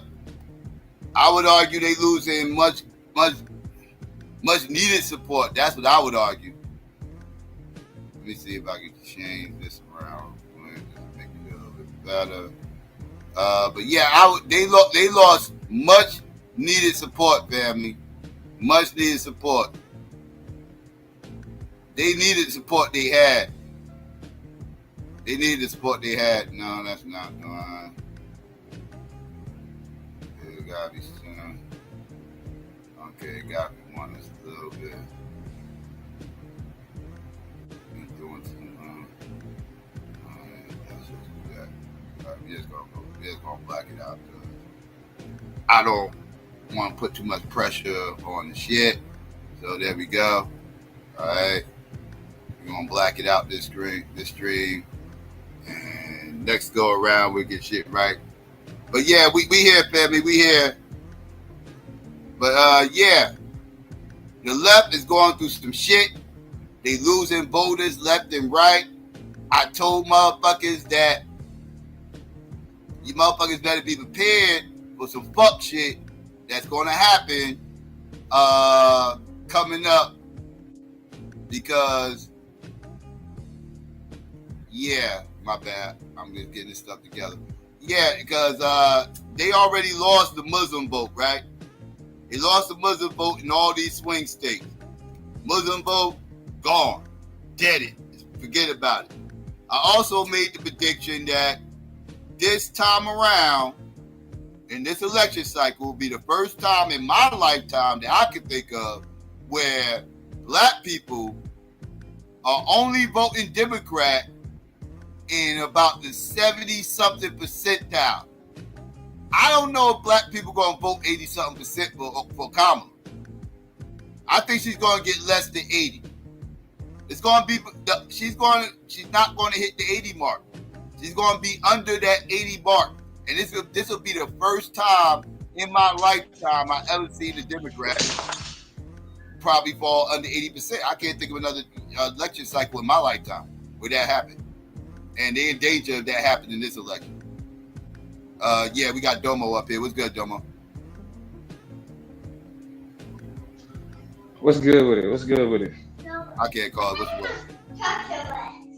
Yeah, great conversation as usual. Well, I mean, the white woman was on some bullshit, but like outside of their attempts at being colorblind without being colorblind, but wanting to be colorblind type shit. Yeah, that bullshit. Yeah. This is my only thing about like the whole like equating Kamala to genocide and like that whole conversation. Like I just don't see. I mean, or people really just must ignore it. Like, and then this is where I think like niggas the same way niggas be like Republican or conservative crazy. This is how niggas be like Democrat crazy, right? Because a nigga would turn around and say, "We survived 4 years on with Donald Trump," right? But then ignore like saying like it's okay if Kamala loses, but then ignore the fact that when it comes to the conversation of Palestine and Israel, Donald Trump said if he get elected, he's gonna help Israel finish the job. He said if he gets elected, he's going to help Israel finish the job. Yeah, they both pro-Israel. Yes, I agree. Yeah, that's why it's like to even make the conversation about Palestine or who's better for Palestine, like a distinction between Democrat and Republican is just like, bro, like God, you cannot tell me that you were so gung ho about being anti-Democrat that you would ignore the blatant genocidal rhetoric, like the blatant the finish the job. Mm-hmm. Like, the advantage Trump has is this didn't happen under his watch. That's but it did though. I mean, because this is the thing. Palestinians have been being killed by this one attack. The October attack didn't happen under his watch. That whole fiasco, right? That's what it brought attention to everything. They've been killing Palestinians. Like I think before, like the May before this shit happened, it was some other shit that happened that in terms of Palestinians getting killed. So it's like Palestinians was getting killed under Donald Trump. I mean, and then Donald Trump and Benjamin Netanyahu have a very close relationship. I mean, him and Kamala Harris does too, even though she tried to kind of brush it off. He's closer to Trump than Kamala. Yeah, he's closer to Trump than Kamala. Donald Trump, like we forget that he stoked, you know what I'm saying, concerns in the region when he moved the capital of Israel, I think from like Tel Aviv to Jerusalem. You know what I'm saying? So it's like Donald Trump is just as pro-Israel. It's why a lot of go ahead, go play. So it's like a lot of the anti-Kamala rhetoric it don't make sense in that context. Like if we're gonna talk about like what's wrong with each candidate, at least talk about what's unique, like what's uniquely wrong with each candidate. Like we could talk about how, like, even though Kamala maybe like doesn't have as much support as people had in the other Democrats have had in the past, she has more Republican support than other motherfuckers have had in the past. Yeah, I would agree with that. Yeah, and we can look at that and say like that's concerning, like Dick Cheney supporting Kamala. That's concerning for the right. Yeah, that's concerning for the right. Yes, but it's concerning for the left too. Because what does it mean? What does it mean that Kamala Harris has the support of big, like up from 2000 from 2000 to she like 2010, like Dick Cheney was considered the devil, like the architect behind the war on terrorism, all of that, like that was him. And so the fact that Kamala support him or he support Kamala, you feel me? You got all these conservatives that's coming out and supporting Kamala. They're not supporting her based on her progressive beliefs. You know what I'm saying? Like they're not supporting her but like based on her stance on gay people and shit like that. But somehow you got Nikki Haley supporters at a very high clip. You know what I'm saying? At a very high clip. When Kamala Harris is able to do attack ads using people from Trump's administration. You know what I mean? When you got Wall Street, when you got Fortune 500 companies, like all of these people are behind Kamala Harris. And from the perspective of a progressive, that's not good for progressivism. Yeah, a lot of people on the left side eyeing Kamala over this whole Liz Cheney endorsement and Dick Cheney and all that. They're not feeling that shit. Yeah, not feeling it at all. So it's like that's where I feel like and even where my criticism for like third party is, because I was listening to what you were saying earlier about being off of the plantation, but I feel like all political parties are plantations. All political parties are dependent upon propaganda. But the problem with third parties is their propaganda is more self-righteous. Self-righteous propaganda don't win in politics. Just straight up. That's why like I'm all the way anti-party. Whether it's first, second, or third, like abandon the concept of parties altogether. Just completely. Because ultimately, we shouldn't be, even if we want to vote for Jill Stein, we shouldn't be outwardly saying I'm voting for Jill. Nobody should know. It's a reason why your ballot is secret. No, there are no names on ballots. The only reason we know who votes for who is exit polls. That means when people leave, they tell you who they voted for. Yeah. Even though they literally purposely just hid. You did all that to disguise, like all this protection so people don't see who you vote for you to walk out and tell them who you vote for anyway. And nobody respects that anymore. Yeah. Yeah, at all.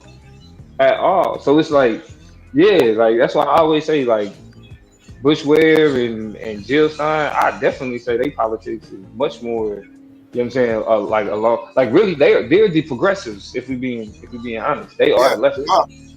Yeah, Kamala Harris is not a leftist. Kamala Harris is not, you know what I'm saying, like I guess you could say she's a progressive, but she's a moderate. She's a moderate just like Kamala's not progressive. Yeah, Kamala's not progressive.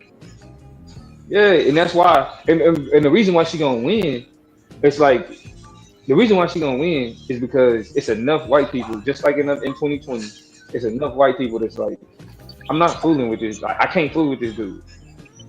Like, yeah, we tried it. I voted for him in 2016. Because this is what's happening. Democrats are losing support, and their support is just saying don't vote or vote third party. Donald Trump is losing support, and his support is voting for Kamala Harris. What up? That's the danger, or not the danger, but did I just hear you say? She gonna win? Madon, I'm gonna be honest. Whatever forecast that you have about this election, I know is based solely upon your fandom, and not at no real actual analysis. Like, so please, like, yes, I said she's gonna win. A lot of prominent political scientists say she's gonna win. You know what I mean? And when she does win, I'm telling you, niggas is gonna like the niggas is like, I ain't voting for Kamala Harris because she ain't black and she ain't this and she ain't that. The niggas is gonna be mad because at the end of the day, like it's gonna dispel that myth that if you don't get 90% of the black vote, all that speaking stuff into speaking stuff. I don't believe. I mean, I got an inkling of belief in speaking stuff into existence, but trying to speak into existence that Kamala Harris is going to win, to me is just bro. Like, why are y'all saying that? Like why are y'all saying that? Like Donald Trump can't lose elections. He lost in 2020. He's not president now for a reason. And if you if we talking about like forget the racial makeup. Like for example, like even if we look at the racial makeup, the only demographic that Donald Trump is winning with is like working class white men. That's it. Every other type of white man breaking for Kamala Harris. White women breaking for Kamala Harris. Another group of people that she lost is the unions. The unions anti-Kamala going into this election. But not necessarily, because it's unions. Because one, the unions were saying that they not picking that they wasn't like the national union was saying that they not. No, I was about to say I heard I didn't play it, but I heard it. The Teamsters. Did you hear the Teamsters leader yesterday? Yeah, the Teamsters leader yesterday was going in on Kamala. Yeah, but that's what I'm saying. It's like you have two different types of union people, and it's like they break in different ways. Like you have I forget the name of the union that kind of broke with the national spokesperson that said that they wasn't speaking on it. They came out and said, nah, we support Kamala, like straight up. You know what I'm saying? I mean, and then you had I think wasn't it the leader of the Teamsters that spoke at the RNC? Yeah, as I said, he just spoke recently about how he don't support Kamala. Well, the reason I think Kamala is going to lose is because a lot of people see her as to blame what happens throughout the last 4 years because according to her, everything that Biden signed off on, she signed off on. So a lot of people is blaming her. But I think this, and I think this is the problem with like, we forget that social media is based around algorithms, and unfortunately those algorithms only show us the shit that we want to believe, like that we want to be true. You know what I mean? So because like if like, is there a sector of like people that's like, yeah, Kamala Harris is responsible for Joe Biden policy? Yes, it is. There's also a large portion of people that's like, she was the vice president, she wasn't the president, and so putting Biden's policies on her or saying she should have did this in 4 years or whatever don't even make sense, even from a civic understanding. Like, she wasn't the president. She was on The View. I think it was yesterday or day before yesterday. She was on The View, and they asked her. They was like, "So would you change anything that Biden did?" And she basically said, "No, I wouldn't change anything. Everything he did, I do the exact same way." I mean, yeah, that's fine. Here's the thing. Like if we look at it from a comparative standpoint and not just from the person that we support standpoint, it's like, I mean, like, literally, if we just be objective about it, what is it that, like, what people are saying about Kamala Harris and what people are saying about Donald Trump?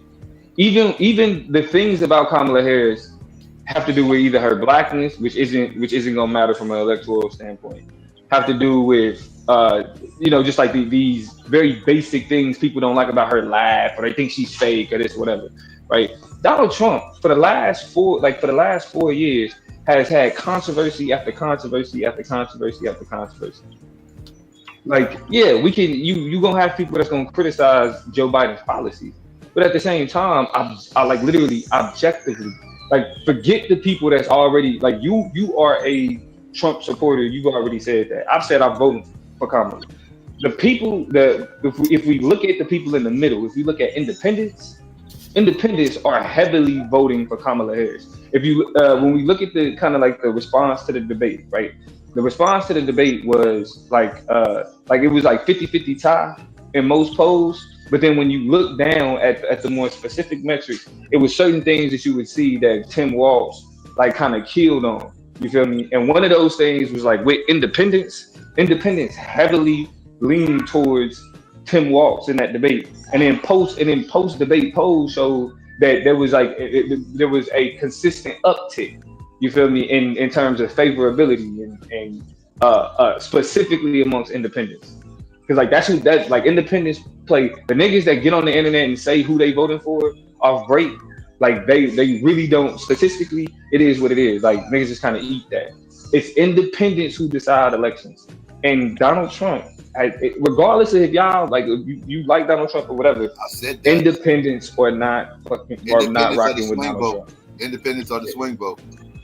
Yeah, so we can be like, black people may not really vote for it like that, but in the more progressive wing that she loses out on, moderate conservatives, like Psycho was saying, liberal conservatives, they cool with Kamala. They cool with Kamala. AIPAC, they cool with Kamala. Like, all of the, like, you know what I'm saying? Like, all of those, like, establishment, moderate thinking individuals. The center on both sides rock with Kamala, but more the than far left and the far right is against her. It's against her, yeah. But it's gonna be the center that's gonna win the election. Remember, Joe Biden got elected by making things go back to normal. Joe Biden did not get elected because he was going to change the game. He was going to get things back to normal. Like even the Harris campaign, like, their main slogan is, or not even the campaign, but just like Democratic voters, their main slogan is, "We're not going back." Going back where? To they going back to what shit was like under Donald Trump. Hey, when you look at it, though, I'm just saying, with all the Pete loans and all that shit, it was all right. But I mean, I understand where they're coming from when they say that, though. I'm just talking shit. But yeah, nah, yeah. That's why I say like I understand. Like I fuck with the views and the perspective of third parties. It's just, I'm just not ideological when it. Oh, well, I can't say I'm not ideological, but it's like it's certain truths that I understand about politics where I'm just like, it is what it is. Like if we going against party, I'm like, forget party, period. Like forget party, period. Well, the best way to do that is to introduce more parties. That's the best way to do it. Nah, agree. Because I think Green Party, People's Party, they didn't kind of we need something more. It was like revolutionary for what it was at the time, but like now they don't need rebranding. I agree, and that's why I would like to see. But see, the one thing that the Green Party has already is the ballots, right? They already got their names on the ballots of all these states. And if you start from the ground up, you got to reapply and all this other stuff for all these states and meet all their requirements when the Green Party already meets these requirements. So it's kind of easier to kind of try to take that party over, being that there's a lot of the legwork is already done, than to try to, start over from scratch, from the ground up, I would think.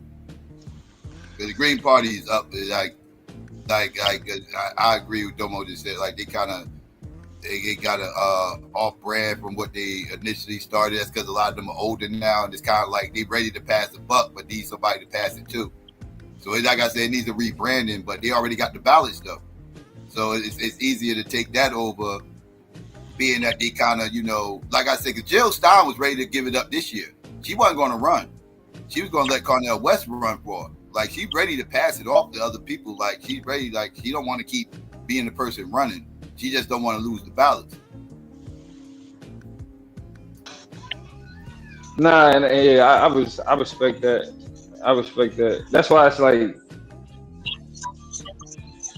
I hate to see like Angela Rye and all these people. You know what I'm saying? Like being like hardcore. Like we got to go at her because she's trying to take away votes. It's like, yeah, like we get it. Like we get that it's like third party typically spoiler party. Even, you know what I'm saying? Like I think that Indian woman like went viral straight up saying that like our goal ain't to win but to take votes away from Kamala Harris. And it's like, yeah, but I mean, what is like that only ever emboldens Democrats the next go around. Like it's like every time, even if you spoiler party or not, like the election after, you know what I'm saying? Like once you get that incumbent, I mean, even now we entering kind of different territory, because now we at a point where we just had two presidents that only served one term after having two-term presidents like since Clinton. Yeah. Because HW that was one term. Yeah, he only went once. Yeah, in my lifetime, it was Carter and him. Yeah, it was Bush Senior and Carter. Everybody else had two terms. Yeah, so so now we're looking at it like, all right, which really says a lot about the candidate quality, if that's what it took for. I mean, but I also don't think that we didn't have any type of effective pilot like since Obama really. But I guess there was some economically. I think niggas kind of sleep on the infrastructure, the Infrastructure Act and the Inflation Reduction Act. I think it was some good things in that we could benefit from, or that people are benefiting from, and other shit like that. But I just don't think that the last two presidents have dealt with very low favorability ratings, like historically low favorability ratings. Yeah, and the honeymoon is over with Kamala right now, so people are really starting to pick her apart. And to be honest with you, her being VP in the Biden administration is actually hindering her. She actually would have been better off if she never was a part of the administration, because then they wouldn't be able to hang the last 4 years over her head, and she can come in fresh with her own ideas and But now she's kind of, tied in with that whole last administration, so she got to take the brunt of that. Yeah. Yeah, I think outside of Joe Biden being old, like he wasn't as. Yeah, I mean, I'm thinking if you take away his age factor, I think his favorability rating goes up though. Like, I mean, even if you just look at if you take out his age and you take out inflation, you really there wasn't really a lot to be said outside of like the crime bill about Joe Biden. The immigration thing was a problem at one point. It's down now, but it did Nah, stop at one point. I would say, I mean, because you're right, like even like they hitting like historic lows with immigration right now.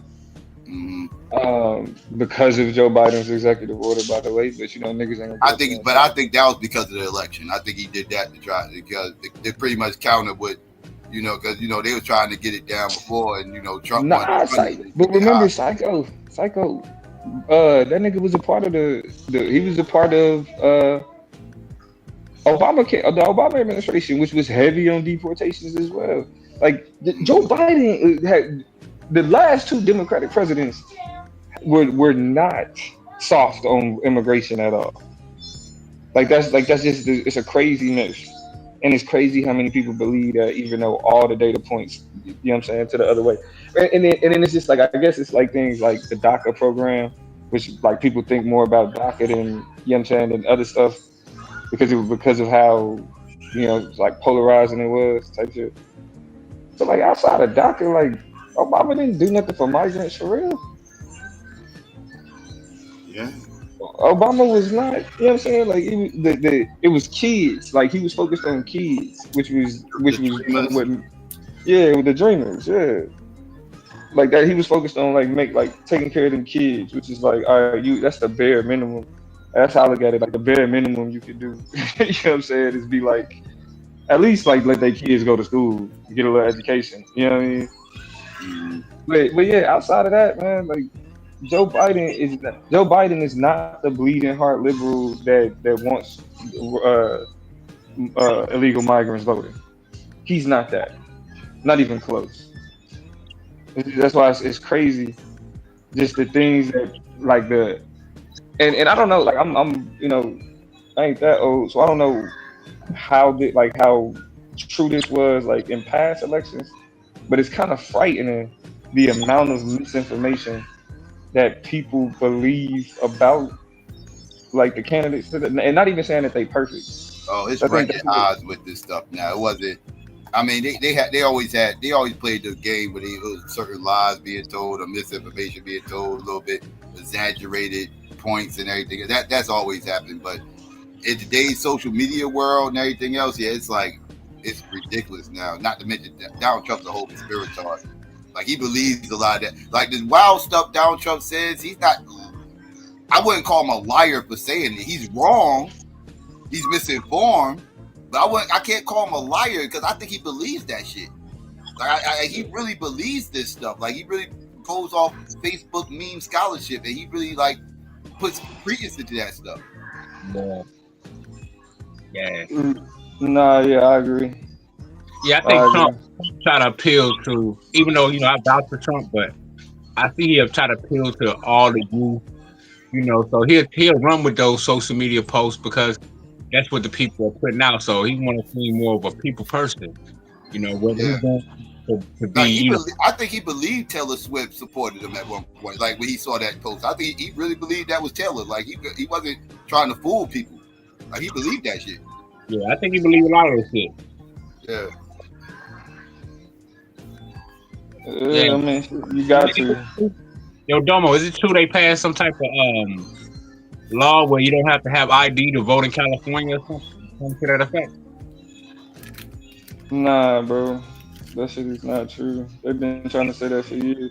They're trying to say so illegal migrants can vote. Illegal migrants can't vote for federal elections. Yesterday, I heard somebody say it yesterday, like they just passed something in California in the last few days.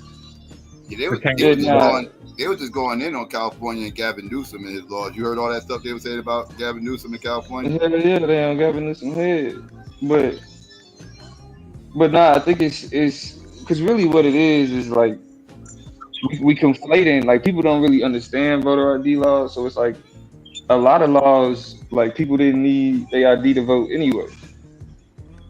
Like you don't need to show up and like you know what I'm saying, like because once you getting registered, like you get that, that's a part of like your background, like your record. You know what I'm saying? Like you gotta in order to register to vote, to be able to vote, you gotta have, you know what I mean, like Yeah, I think again, voter registration. Shit. right. Like so it's like what's happened since 2010 was like the increase of voter ID laws.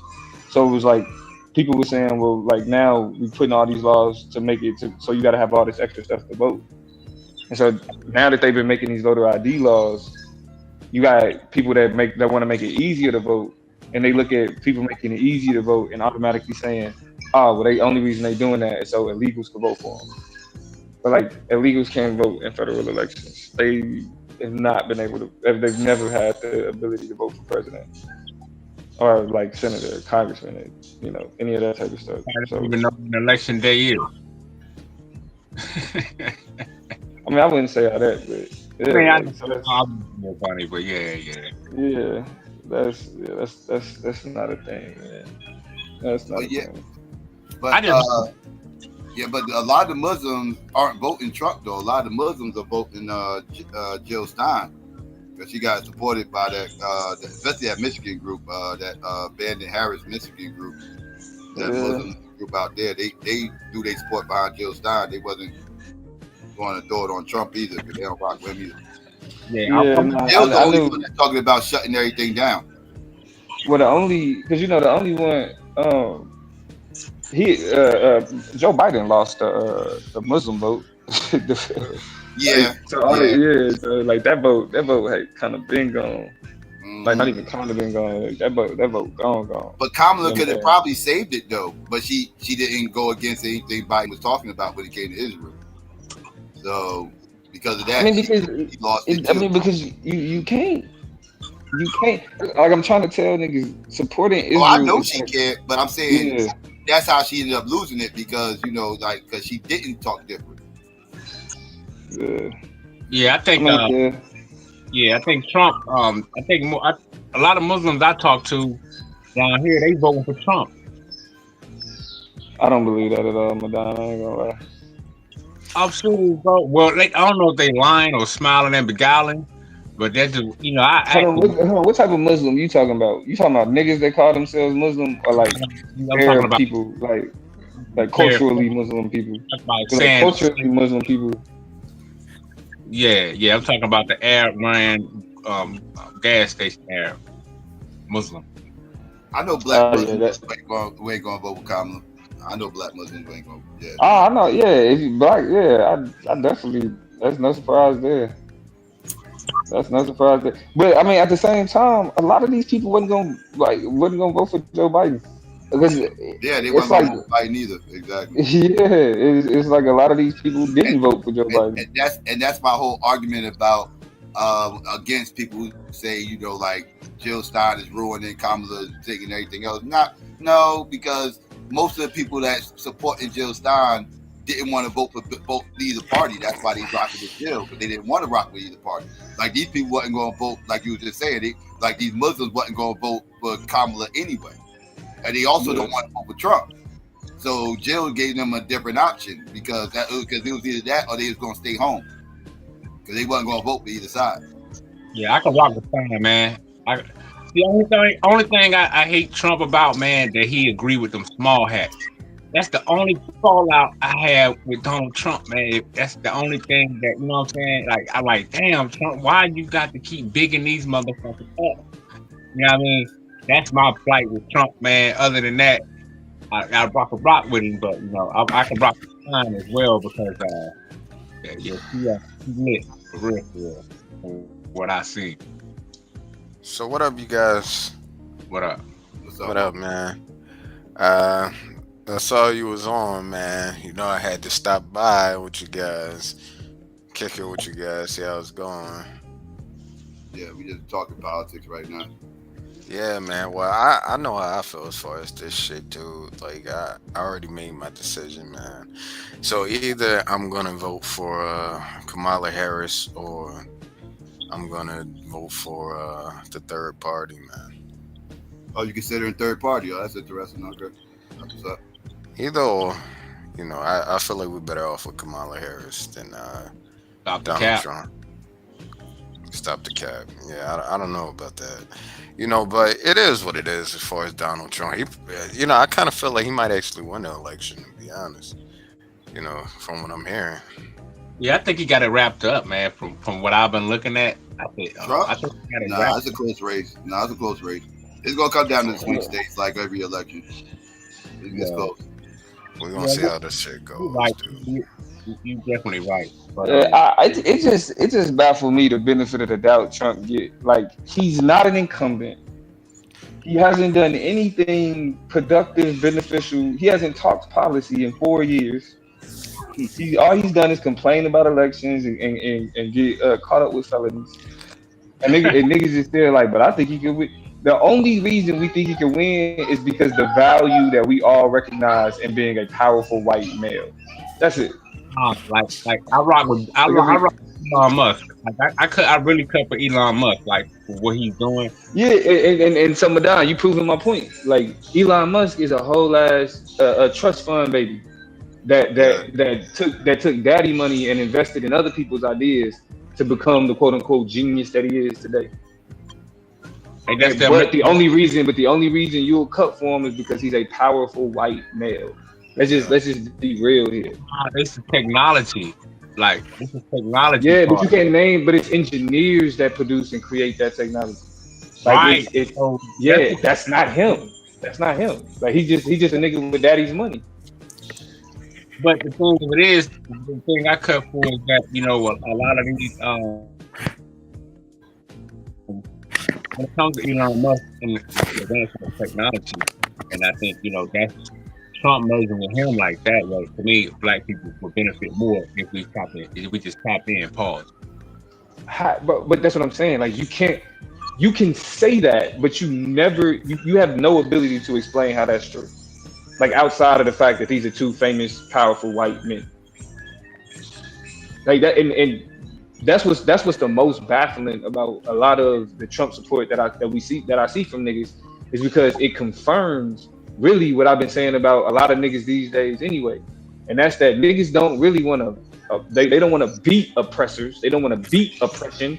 They want to be the oppressors. Niggas niggas look at niggas like Donald Trump, who is a completely messed up type of person, and get away with all of it. And they want to be able to get away with the type of stuff that Donald Trump get away with. They want to get away with being crude, and they want to get away with being disrespectful and being hateful and hating women, and it be a thing. Listen, I don't think Psycho. You seen what Math Hoffa and one second. Wait. Hold that. We talking politics right now. No. This has to do with politics, though. This has to do with, they was arguing about. Hoffa done said something wild. Hoffa done said. What did he say? Hoffa and what's the guy, Mecca, whatever his name is. They were arguing about Donald Trump being racist, whether or not he was racist or not. And so basically, Hoffa was saying that Trump wasn't racist, and the other guy was saying Trump was racist. I personally believe most of these older white men are racist. Trump racist as hell. But Trump racist. Joe Biden racist. That's what I'm saying. If he knew what the hell was going on right now, this motherfucker don't know what fucking time of the year it is. Like, but here's the thing, though. Here's the thing. What we got to do is we got to stop acting like being racist is unique. Niggas is racist. I mean, not racist, but they adopt racist beliefs. I can't say that. Like, black people can't be racist in my eyes, but niggas adopt racist beliefs. You feel me? Like, so it's like if everybody looks at black people to, like, if like our entire society looks at blackness messed up, of course the president gonna have some of that perspective. You feel me? So it's like yes, he is racist, and that's not unique. They were that's not the main reason. They were sitting down talking to you know, Kennedy Jr. or whatever. They sitting talking to him. This dude looked like he had Parkinson's and shit. He looked fucked up. But you know, I was like, this motherfucker was sitting down with him right now is probably racist too. Like, you think these old white motherfuckers ain't racist as fuck? They like 1,000 years old. They come from fucking segregation time, whites only, coloreds only type of shit. You think they not fucking racist? That mean, oh yeah, that goes without. But let me ask you this. So, all them pictures from the 80s and early 90s with Trump, with Janet Jackson and Mike Tyson. Oh, God. Doing that as a photo op, or was that, you know? Bro, like, listen. Just because you hung up with some black people doesn't mean you're not hanging out with black celebrities don't make you not racist. I don't know what the fuck are you talking about? Or just because somebody getting dicked down by a black dude or whatever the fuck, that don't stop them from being racist. Hold on, let me clear this up real quick about this voter ID, this voter ID thing. And this is how misinformation gets spread. California created protections against discriminatory voter ID laws. They didn't ban voter ID. They already didn't require that. What they said is that certain locales can't introduce voter ID laws, which, especially if you look at the information on Brookings Institute to get a full understanding of it, is that voter ID laws have traditionally been used to suppress minority and urban voter turnout. Like if anybody's been paying attention since 2000 and since 2014, 2015, you had Republican governors and Republican policymakers straight up saying we passed voter ID and this means Hillary Clinton won't get elected. The whole purpose of voter ID laws is to challenge voter fraud. But voter fraud ain't even a real problem. Like, it happens in less than 1% of cases. And the funny thing about it is when it does happen, it's Republicans that do it. So no, California did not ban IDs. That's dumb. It was never a requirement.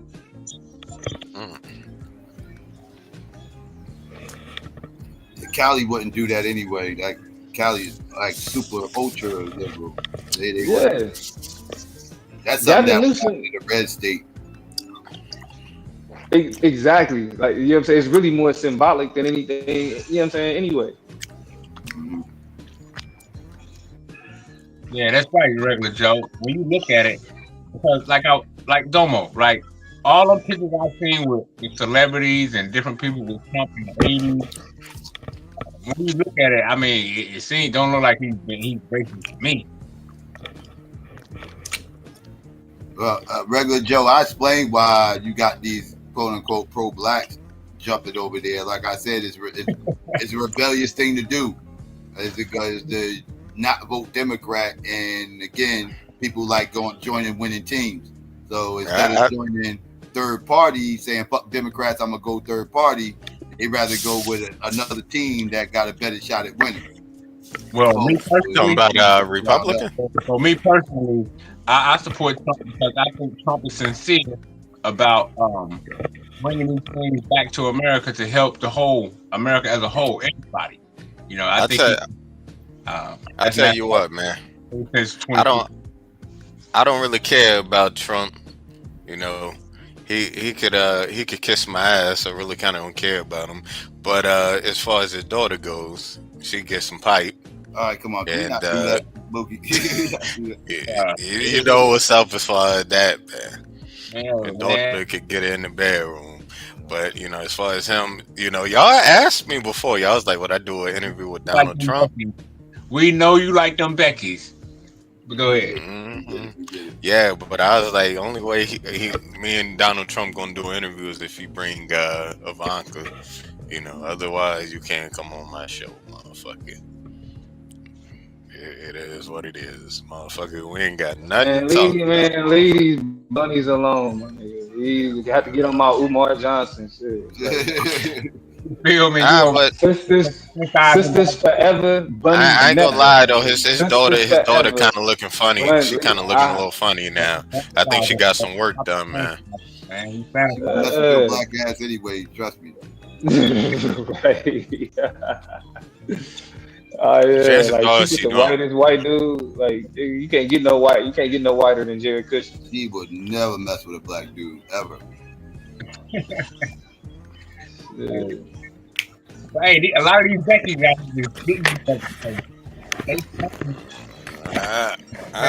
they snatching y'all, bro. These Becky's getting y'all. They swoop. Hey, I'm telling you, bro. They swooping in like ATF on niggas. And they I'm telling you, bro. Hey, man, they be flirting like a mug now too. Old white women, they be flirting in the store and shit. Hey, bro, they on. Hey, sisters, y'all better watch out, cause we ain't about to do this, is we? Nah, I just had to go on that rant. If this was probably maybe 15 years ago, his wife could have. Nah, look, just keeping it a stack. Sisters don't need to watch out because niggas that's impressed by snow bunnies, they can have y'all niggas. It's like it ain't like, oh, niggas is missing out because these niggas want to be with the white one. Like, no, y'all good. Have fun. I'm talking about snow bunnies are shooting shots, bro. That's how they get niggas. A lot. That's what I'm saying. The white niggas that chicks, snow bunnies is getting, they can most of have the white y'all. chicks, most of the white chicks that fuck with black dudes, You gotta think of the leftovers in the white community. Niggas ain't used to them snow bunny hollering at them. That's why a lot of them athletes marrying them snow bunny. Bro, that's what I'm saying. You talking about them like Kim Kardashian type chicks. No. I'm talking about in college, my nigga. I'm talking about the niggas in college that's getting the snow bunnies are hollering at these niggas. And they ain't used to that. Niggas from the hood ain't used to that. You talking about some actual pretty white women? Because I've seen some tosses anyway, bro. Like white women, like in college, white women are whores. They're whores, and like everybody to hit it. The white dudes is hitting it. The black dudes is hitting it. Like that's what it ain't no thing that they hollering. Nigga, they easy. That's really like. I mean, I remember sitting in. I took a feminist philosophy class. And it was this topic came up. I was the only black dude in the class. It was other dudes. I was the only nigga in the class.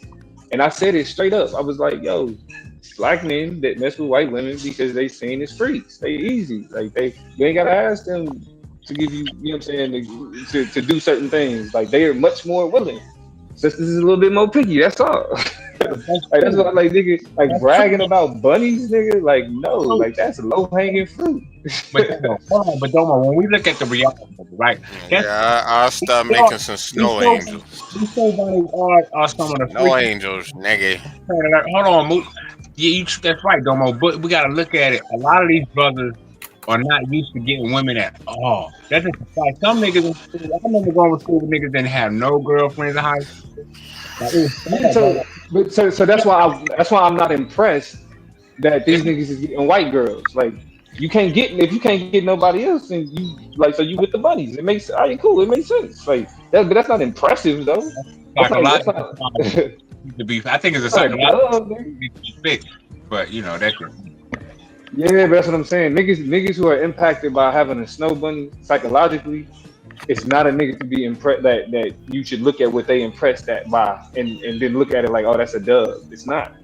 Like yeah, white women, like niggas that are psychologically damaged or some shit or whatever, got self-esteem issues. They like white women. Cool. Like let them rock. They can have that. You know when I blow up and become rich and famous, I'm gonna give me a gang of bitches. Good luck with that. I'm gonna have me 3 wives. I'm be like Muslim. Good luck with that. Yeah, good luck with that. Yeah, why the hell would you want 3 wives? Why would anybody want 3 wives? Anybody wants 3 wives don't got one. If you had 1 wife, you wouldn't want 2 more. Trust me when I tell you. You wouldn't. I'm gonna be like a Muslim now, but they gotta be obedient. You gonna wonder why? But that's another one. That's another one. It's like good luck with that, my nigga. The only niggas who can guarantee obedience from a woman is a nigga that pay for everything that woman do for her life. That's the only way you That's why guarantee I'm be rich. I'm be rich and famous. That's when my But, breakthrough. but think about it though. But think about it. Would you want to fuck with something that you couldn't fuck with unless you was rich and famous? Yeah, I'm fine with it. If I got a chick like Kim Kardashian, I know what she about. She after my pockets or whatever. You know, And so I kind of. you would marry a chick that you knew was after your pocket. Yeah, she probably waiting for me to die and shit and put antifreeze in my drink. And fucking on a broke nigga, right? All the whole time. The whole time. The whole time. Yeah, y'all niggas need to work on y'all self-esteem. I don't know, man. I don't know. Yeah, man, you gotta be stronger than that. When you're nobody, you can open up all. I mean, when you're a nobody and then you turn to a somebody, it opens up all types of doors, man. But you ain't gotta be a somebody to get play. You ain't gotta be a somebody. You just gotta like. Listen, you gotta be a somebody to get the bad bitches. America's next top model. You need to get your ass on Instagram, man. You don't have to be. I mean, listen. I don't know. I guess I just live a different type of life than other niggas. Yeah. And that's never been a problem for me. Well, you got these dimes and shit. My wife is gorgeous, nigga. Gorgeous. Everybody say that about their woman. No offense. Yeah, I mean, yeah, I show mine. Everybody say that about my woman, for sure. For sure. I'm sure Psycho think the women he dated probably is beauties or whatever. It look good to me. That's all that matters. I ain't never messed with one girl because of what other people thought about it. That's a fact. I don't know, but I think the chicks look good to me. But you don't think they look good? Probably. Luke, you gotta get with the girls you see that got potential. Stop going for the girl that's already, you know what I'm saying? Go for the one that got potentials, bro, and that's where you're gonna win at every time. Who got potential? Yes. Trust me on that. My mother, I was trying to holler at this chick before who was in her 50s, but she had it going on. Oh man, you turned into a gigolo over here. And the chick, you gotta think about what the chick. This chick actually look good though to be in her 50s. Look like years down the line. She messing with you, you. Hey, they said, cuz I think she just like to flirt with motherfuckers. I don't think, but you know, I kind of was like, I was taking up on her offer. Hey, he shooting bricks. You know what I'm saying? My nigga shooting bricks.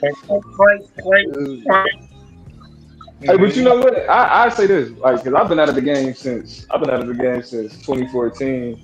Actually, before that, nigga, I've been out of the game since 2010. Actually, yeah, I've been all the way out of the game since 2010. So, how to like whatever niggas like the dating.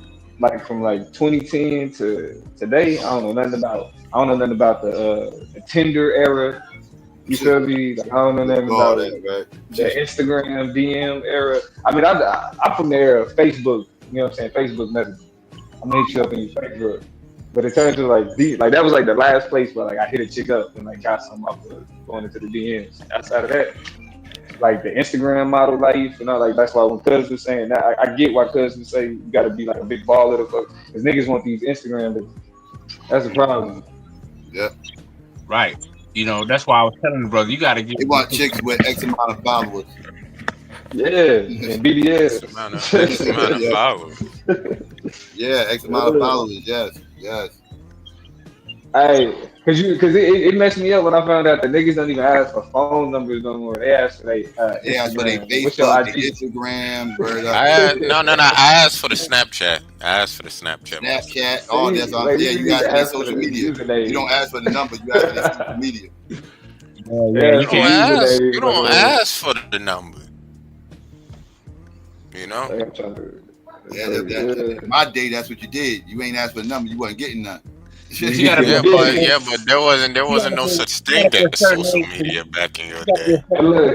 And look, the whole concept of I tried to slip a chick my number, like what was this, like a week ago?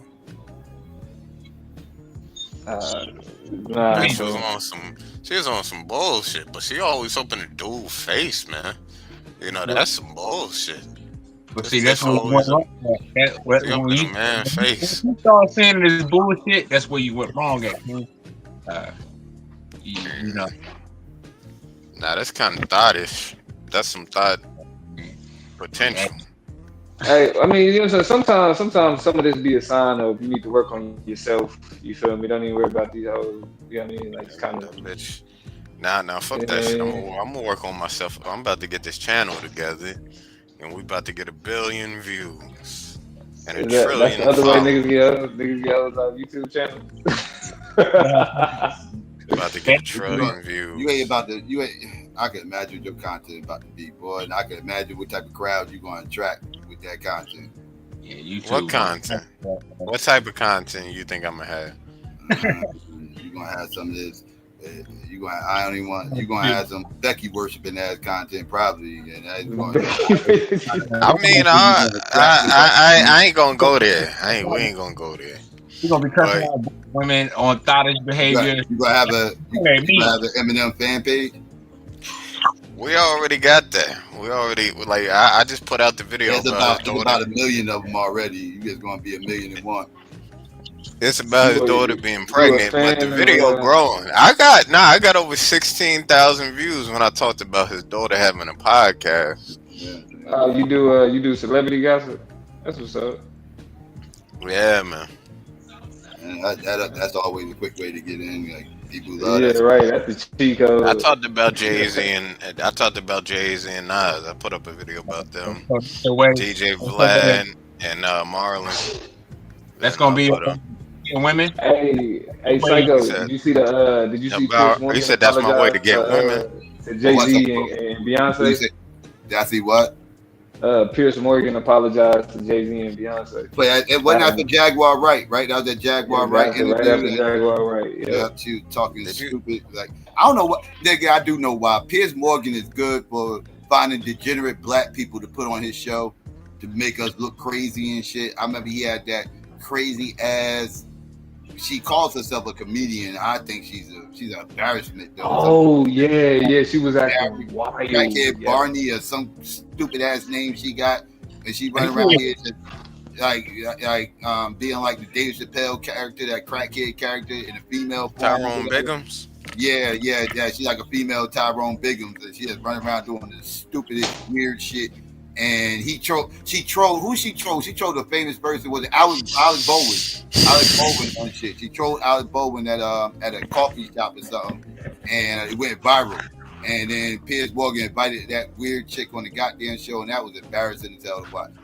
Yeah, you played that. Yeah, I played it. Yeah.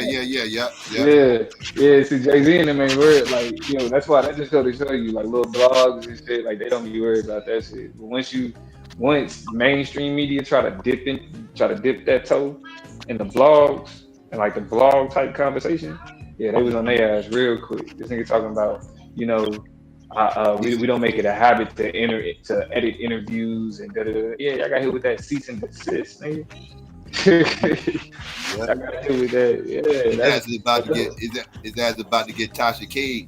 In a quick with the hot. What? I wonder is that Piers Morgan made a good point in that though. Is it just him? Because I've seen Jaguar Wright or whatever her name on a lot of channels slandering Jay-Z, Beyonce. But yeah, she got shit crazy. Crazy cat shit. She crazy. The fire like Piers Morgan. Not trying to take up for the white man. That's because Piers Morgan has a mainstream news show. Okay, that's like being on like Jaguar Wright being on Piers Morgan is like Jaguar Wright being on MSNBC. Yeah, CNN or something like that. Yeah. CNN, Like, what is she doing there? Like if she's on some random old YouTuber stream talking crazy, that's one thing. But she's on Piers Morgan, that's a problem. Right. Yeah. That's worldwide. Yeah, that's probably like one of the few British shows that kind of make the rounds with. That's really like the only British show that make the rounds with U.S. media, like in terms of like social media and shit. Yeah, Like, that's He the was a only part of that British. British Good Day America show, but then he quit that. Yeah, because he was too conservative. He was too. He said they was confining him too much. Yeah, they was in his head. Oh man, yeah, man. I had breakfast for dinner, man. I went down to Denny's, got me a little meal. You know, they wasn't Oh, you racist. was saying, this nigga ain't you got said shit to they do. they wasn't racist. Talking about what he ate. Boy. You know, Denny's got their reputation. I mean, I'm just saying they got their record. It ain't my fault. The reputation, what, for being racist? Denny's ain't got no reputation. I thought it was Waffle House. Nah, Denny's, yeah, they got a reputation of being racist. Hell yeah. Is that the one where they wrote the receipt that I didn't know racist that. comment? I didn't know that at the time when I was in Texas. I used to love Denny's in Texas, but then I found out later these motherfuckers racist as hell. I was like, damn, I'm mad I spent money with those motherfuckers. I don't know, but out of all the breakfast, out of all the breakfast, one second, what you say, Domo? Nah, is it actually? I'm trying to think of a receipt. He had brought up somebody writing some shit on the receipt. Yeah. That happened. They hiring. That was at Denny's. I thought that was at IHOP. No, that was Denny's. Denny's got 9 or 10 cases. Denny's racist, and you see all types of stuff pop up with these motherfuckers. Yeah, they got about 12, about 20. I don't know. We don't do that up north though. Oh wait, you from Jersey, so you know. Hey, 5 more minutes, you. 5 more minutes. See, Denny's outrage. Yeah. Mm. Hey, but you been paying attention to the Senate race in Texas, Psycho? No, I haven't. Yeah, they saying it's close with Ted Cruz and Colin Allred. They saying it's close, but oh really? Yeah, I mean it's a few points. Like he up, Ted Cruz is up like within the margin of error. I think it's like 3 points or whatever, 2 or 3 points. I said Texas is about to turn purple, man. People thought I was playing. I'm like, yo, listen, man. I lived down there. I saw the influx of out of towners out there. Like I'm telling you, like most of Austin, that's Central Texas. Most of Austin is filled with motherfuckers who ain't from Texas. Like that's not like it's like to run into real Texans, you really gotta leave outside. You either gotta go to South Austin or leave outside of Austin to run into real Texans that was like born and raised. And I mean, but this is the thing. The difference between like Texas and like other states is like, you know, you have like the 3 metropolitans, right? You got Austin, you got Dallas, or really 4. You got Austin, Dallas, Fort Worth, Houston, and San Antonio, which would probably be which typically lean Democrat. But then you got all of those, because Texas is so big.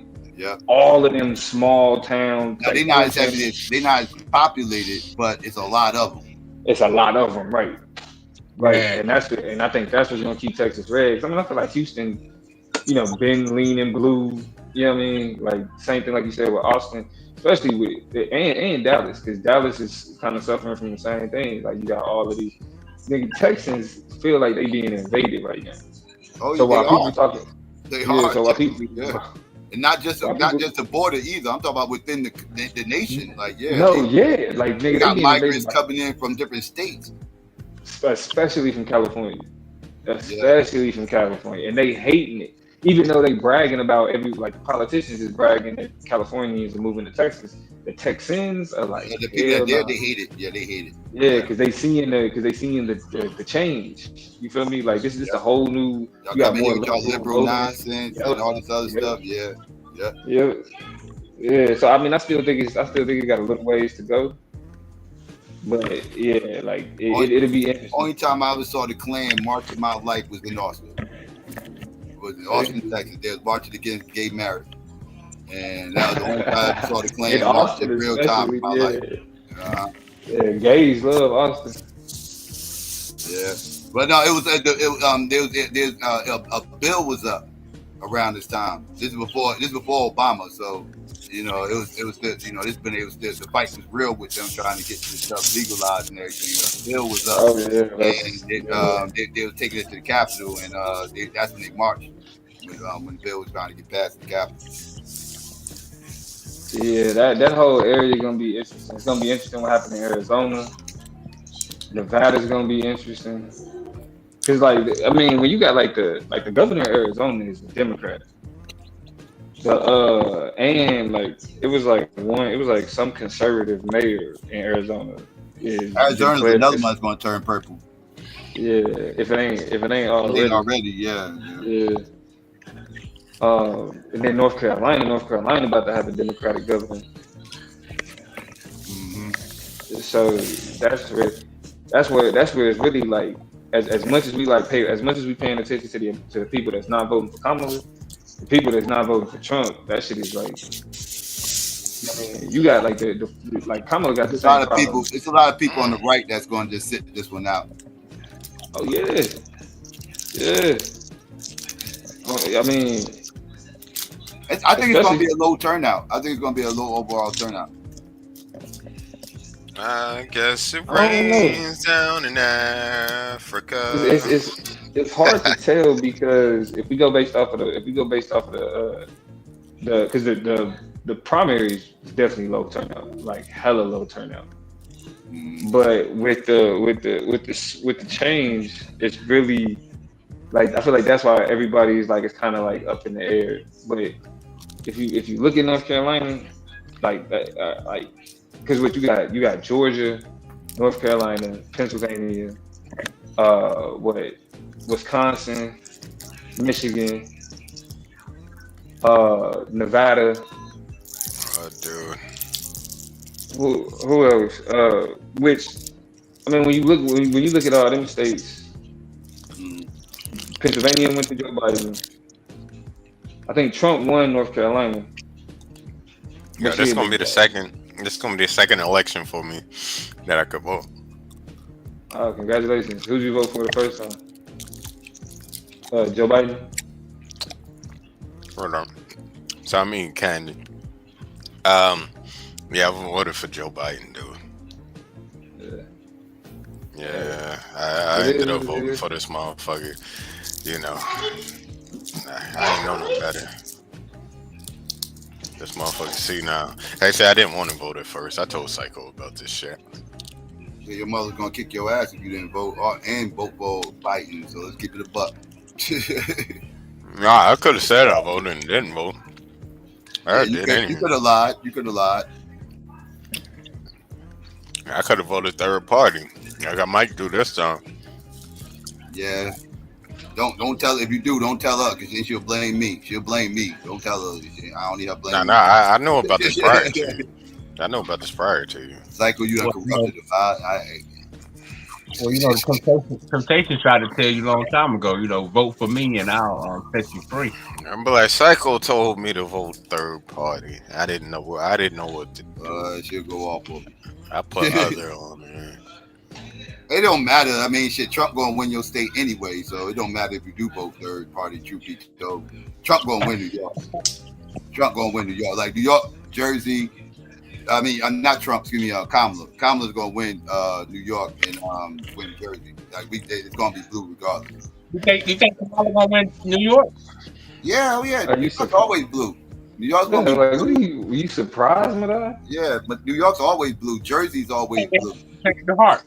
Pennsylvania's the swing state out here. You want to look at the Northeast, the swing state. Yeah, Pennsylvania was close. That's why they tried to say. I think Trump gonna get New York this year.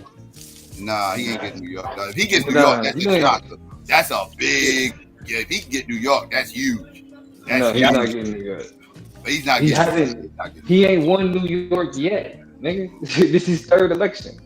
I can't remember Republicans ever win New York in my lifetime. Nah, me neither. George W. Bush. It's liberal as hell up here, bro. Republicans ain't gonna just be taking. Remember when George Bush was? You remember when George Bush was running? Yeah.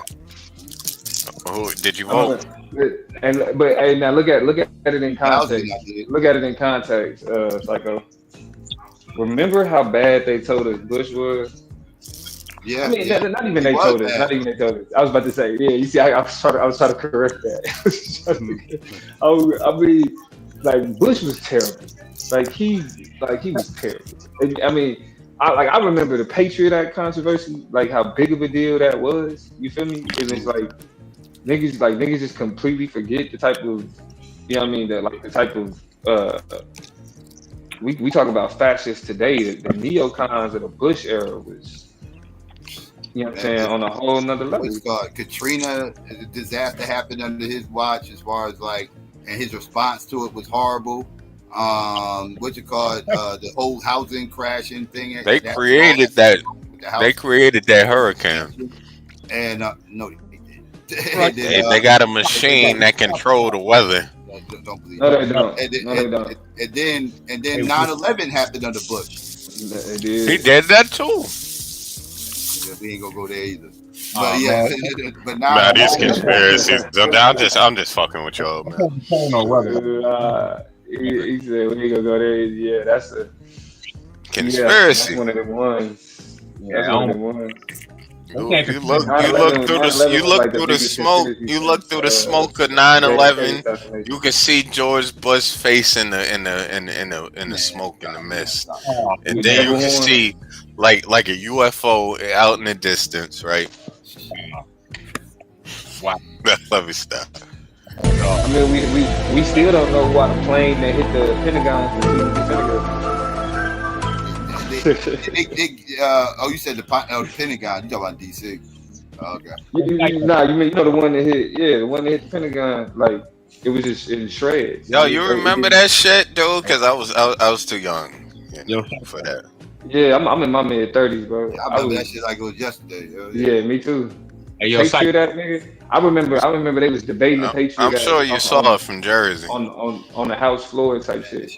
They was literally saying that they had already voted on the Patriot Act, and it was fresh off the printer. Nobody had read it, and they had already voted it in the legislation. It was crazy. Yeah, I'm talking about.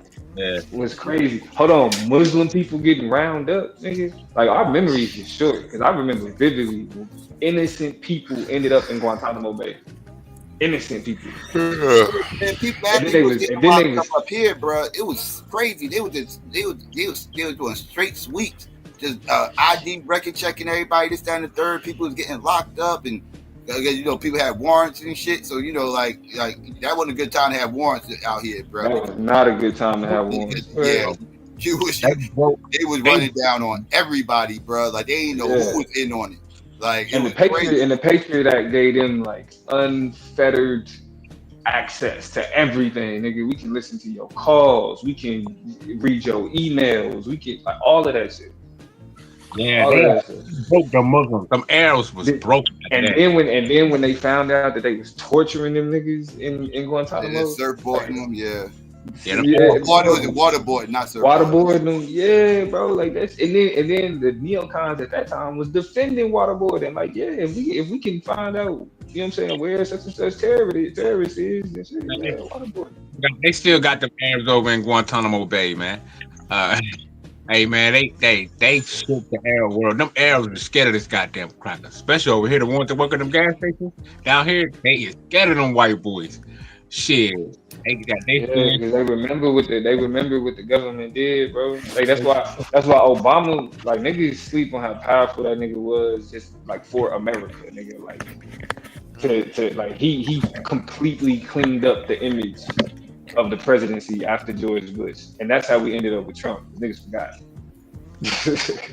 Niggas like Obama made niggas feel good about themselves and started thinking like, man, we in a new America. Like, yeah, nah. You had niggas like Pharrell talking about the new black and shit. Like, yeah, like Obama, like where Obama changed the game is like for him to be able to clean up the mess of like one of the most unpopular, polarizing presidents in history.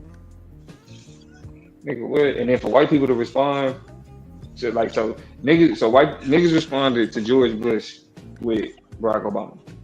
White people responded to Barack Obama with Donald Trump. Donald Trump. Exactly what went down. Yep, that's exactly how it went down. Niggas thought Jesus came back when Obama got in office. They thought Jesus was back. You know. And that's why I think, and that's probably what I remember that shit, man. I think I Kamala's was gonna about have like 7, 8 years old. Kamala's gonna have that Obama effect, bro. Like it's like we still underestimate the amount of. I disagree. Like when Obama was running, by this time of the election, like a month away from the election, you sensed, like you saw the momentum was real. Everybody was excited. People was like, vote.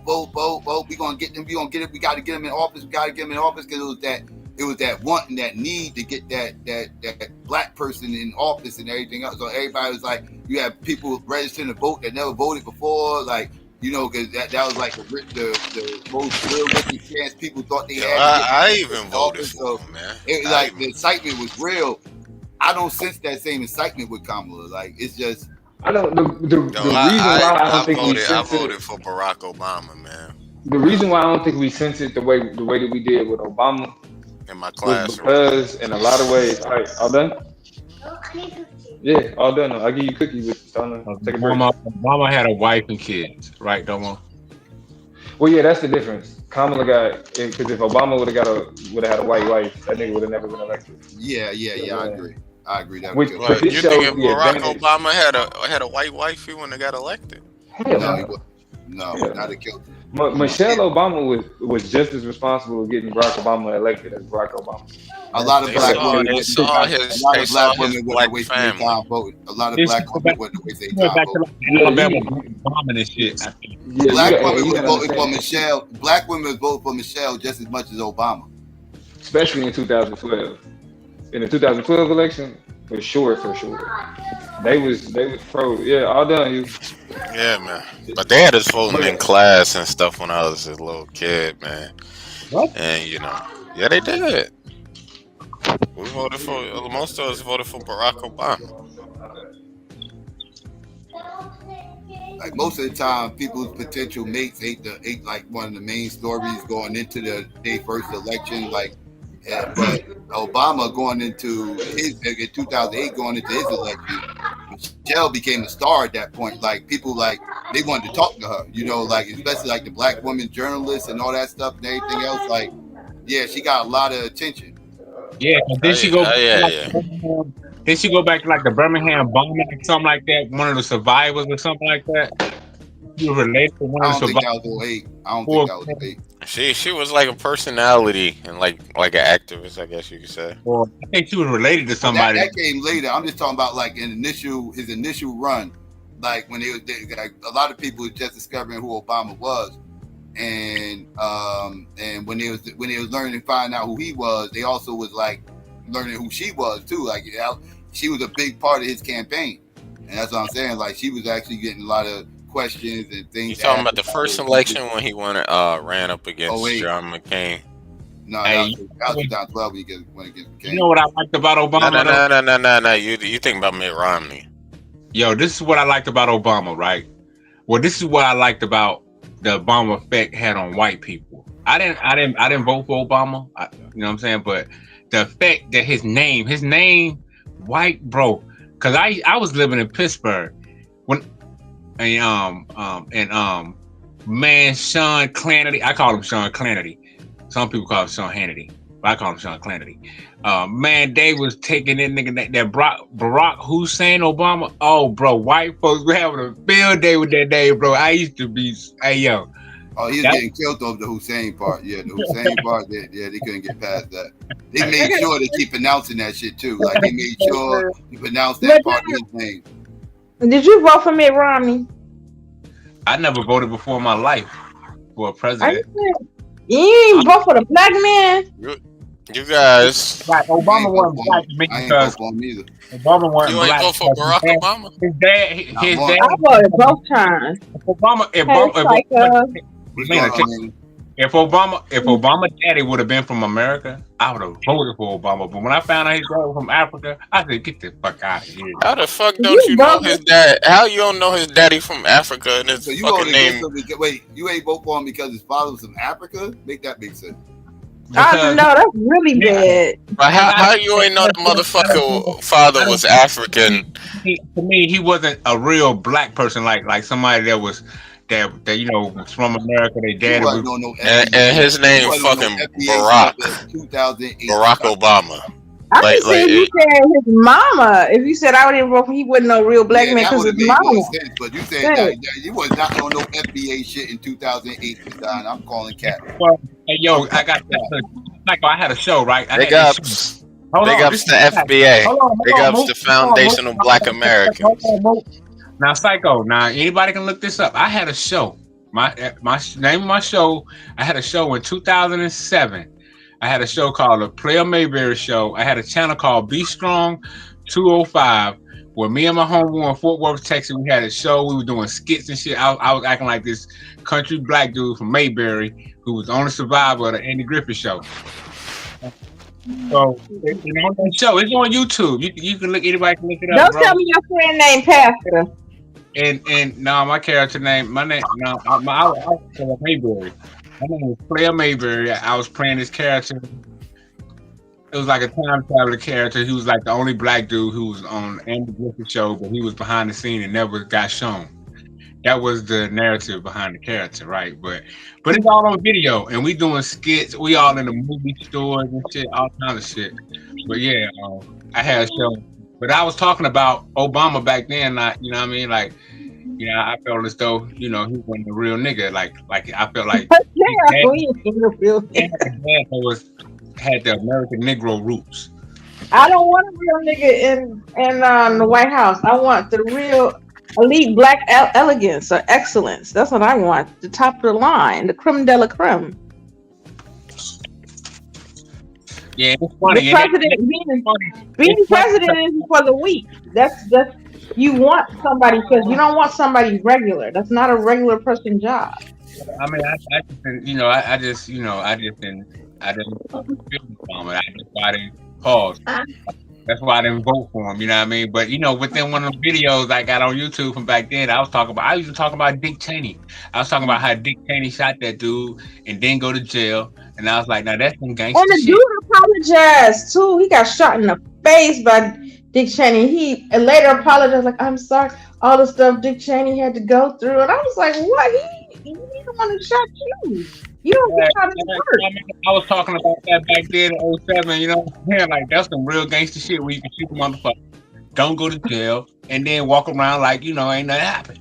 I remember when they made fun of his heart. They said his heart was mechanical because he had that heart surgery. He had all this stuff on his heart or whatever in order to work. They was making fun of him, talking about he cold-blooded, he don't have no heart, stuff like that. But even though this off topic, I would like to say, Lena, let me say this. Psycho, before I forget. Now, this is some pseudo zone shit, or temple cap, real quick. But you know the brother Cam, West Coast Cam, from the West Coast, the rapper, right? He was footage of the airplane, the Malaysia flight. I guess he said he got it from Candace Owens. But in this Malaysia flight, right, it was showing these like supposedly UAVs or UFOs, whatever the new name they want to categorize, right? They was going around the plane, right, until they made the plane fucking teleport. Yo, I saw this shit today. Hey, yo, it looked, I don't know how they got this footage. They said it was from one of those big ass military style UAVs or whatever they call them. This predator drone looking things. But it's interesting. But I just wanted to bring it up because Domo, I was gonna bring it up earlier when Domo and was talking about and Luke talking about UFO 9/11. But I don't know if y'all had saw that. I ain't even see it, and I'm calling cap. I ain't even see it. Hey yo, you gotta check out the video. It's like a live video where the camera from one of these predator drones is showing these UAVs or UFO. I'm just saying UFOs. I fuck all that new name shit. UFOs. It's like 3 of them going around the plane, and they got it in the format where you can see where the, you know how the heat sensor go off. You can see where all the heat or the infrared heat vision. It show all that, like the format of the video is showing you where all the heat they take, because you know where the plane was on fire and all. It's interesting. I think it's pseudo. Me personally, but it's interesting as hell at the same time.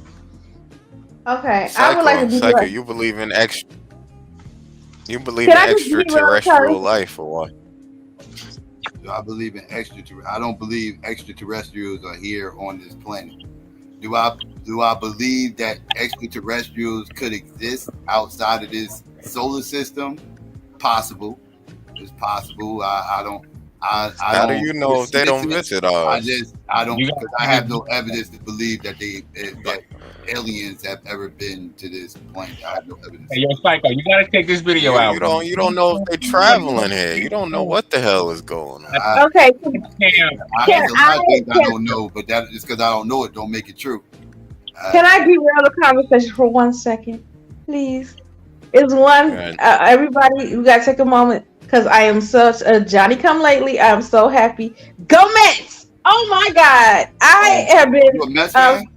You a Mets fan? Now I kind of was, but now I really am. Mets is my third favorite team, even though they always lose. Who? Shout out to Queensbridge. I hope they go. Look like they go into the series. I hope they win it. Come on, Mets. I was born a Mets fan. Come on, I was born Mets. into it. I couldn't cheer for any other team. I would have been disowned from my family if I cheered for any other team besides the Mets. So I was born. My teams are the White Sox. After the White Sox, the Cardinals, because I like the Black Sox. I like the Black Sox. What Black Sox? It's White Sox and it's Red Sox. That's a Negro League team. Huh? That's a Negro League team. Black Sox. That was a Negro League team. Oh, I don't know. I like the White Sox, the Cardinals, and then the Mets. I only like the Mets.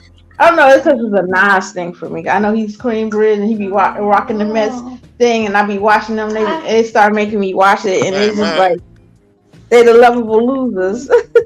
But my favorite team, of course, is the White Sox. You know, I'm a Southsider. Man, fuck all that watching men running around the field swinging at a ball when I could watch women do the same thing and be less talented and less skilled. Bro, there are women just as skilled. We do not have the strength, but a lot of those players have the skill. Come on now, you can't hate on women. But now I watch women's softball. I told y'all before I watch women's softball. That's the only sport I watch. Bro, I watch WNBA. Go Florida. You gotta go Florida. Go Skyline. You gotta get your hormones together. In the words of Dr. Clark, get your hormones together. Get my hormones together. The WNBA has been getting a lot of more publicity. I don't know. Every time I look at, every time I'm in a grocery store and I look at a magazine, I see Caitlin Clark, whatever the fuck. Yeah. Yeah. I don't know. It's just a great white hope or something. Yeah. Yeah, that sounds about white. That's about white. It's a little white woman. She ain't little. Sports. That's a big bitch. Yeah, none of them bitches is little. I see some of them that's 6'7". I was like, what? That's some freak shit. Well, hold on. They 6'7"? Angel Reese 6'4", 6'3", 6'4". Yeah, some of them bitches are some big, tall bitches.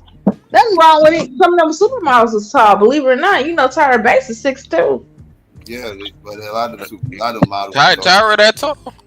Yeah, a lot of models like 6 foot, like around 6 foot in height. Maybe give it take an inch. I think women could be 6 feet and still be attractive. The over 6 feet, you kind of pushing it. Like Tyra Banks, even if she's so tall, she's still pretty. Like I know cute tall girls, but I'm not into tall girls. I couldn't date a tall girl. I couldn't date a girl taller than me. I couldn't date no 6'5", 6'6" chick. I couldn't do it.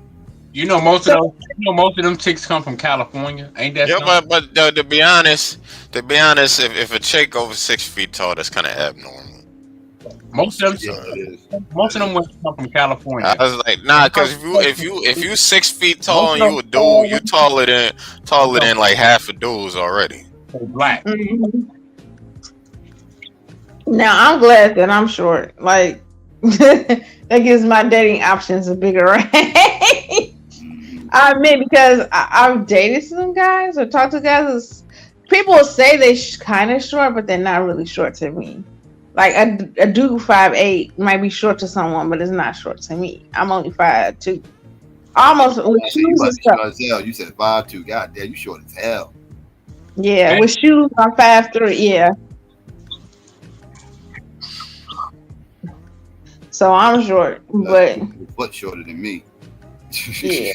Yeah, I told y'all I'm tall. My father isn't that tall, to be honest. I'm relatively tall. You know. I'm short. I'm glad though, because girls ain't supposed to be tall. You good? Girls ain't supposed to be tall. But I hate being in short though. I don't like being around women that's real short, because then it makes me feel extra tall. It makes me feel like a fucking giant. Like if I'm around a chick and she like 5'1" and I could live with a short girl. Or 4'10", it makes me I can't live with a girl. Nah, that should make me feel that I make can't me live with a girl uncomfortable. who looks That make like me she. feel like I can't be with a girl who look like she's trying to block my jump shot. Like Matumbo, man, he rest in peace. No, not today. When he take his finger. Yo, man, I had this one. I don't want to be with no she shorty. I actually, gotta take down low and post up. If I gotta take you down low and post you up, that's a problem. I don't need to be with you. Okay. Yeah, that Struggle is toxic. We can't reach nothing. That's why I like tall. Like guys, well, as long as they're taller than me, it don't matter. Like 5'8", 5'7", I'd be like, can you get this, please? I'm so short. I can't do this. I can't reach it. I'm short. We're a problem. I like them tall girls, especially when they be wearing them skirts. Oh, that ain't even a problem. You're a leg guy. You must be a leg guy. I think tall girls have nice legs. Hey, I don't know. I be watching the WNBA sometime, and them tall chicks with them skirts on. I be like, damn, yo, that shit jazzy. But you know, yeah, some cute tall girls. I ain't saying ain't no cute tall girls.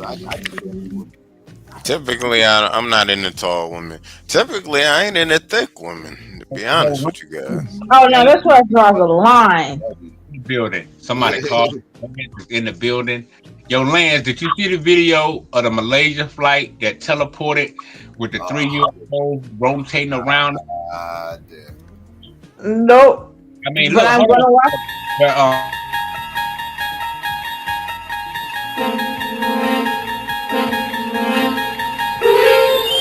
You're traveling to another dimension. Another dimension of not only sight and sound, but of mind. A journey into a wondrous land, which boundaries are that of imagination. Your next stop, the pseudo zone.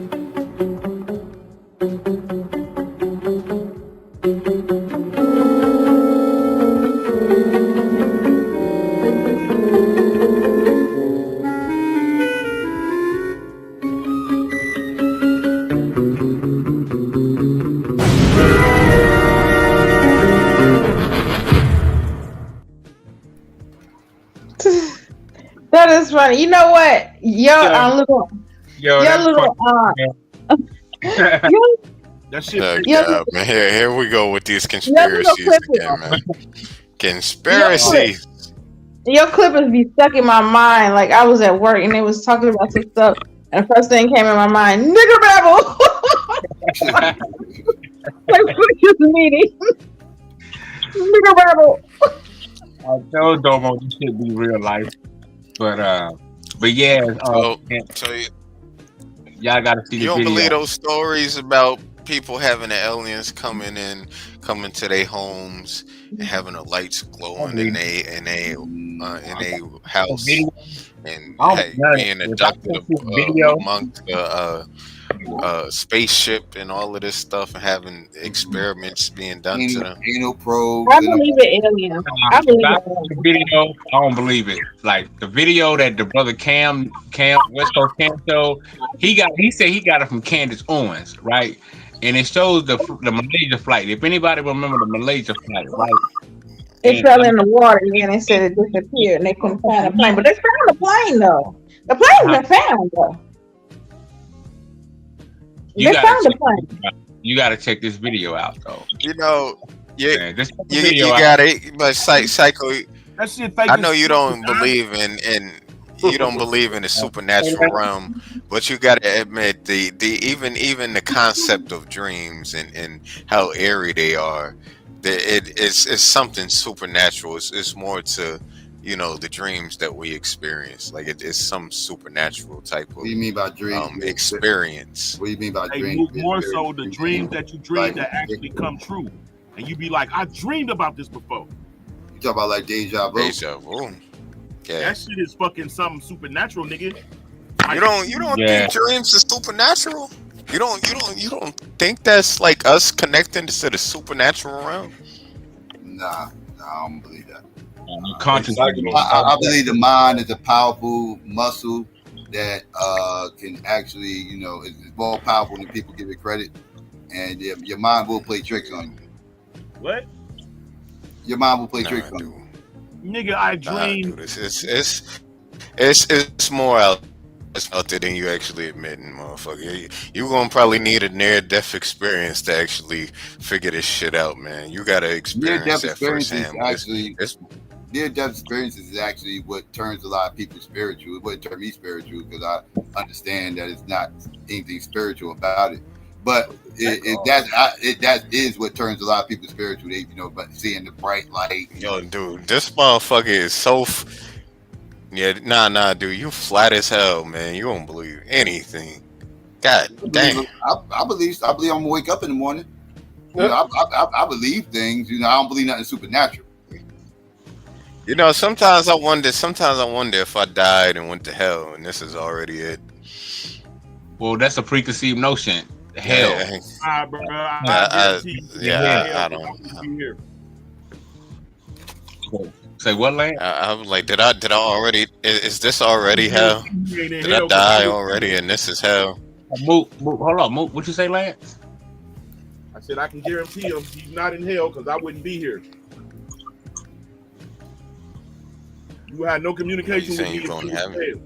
Well, some say hell can't be worse than this because we in hell now. Hell.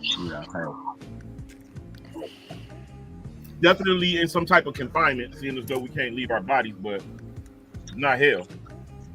But yo, Lance, did you see that video that they showed with the airplane with the three things orbiting around it? And that's fake. I seen it. Oh, you saw that? Oh shit!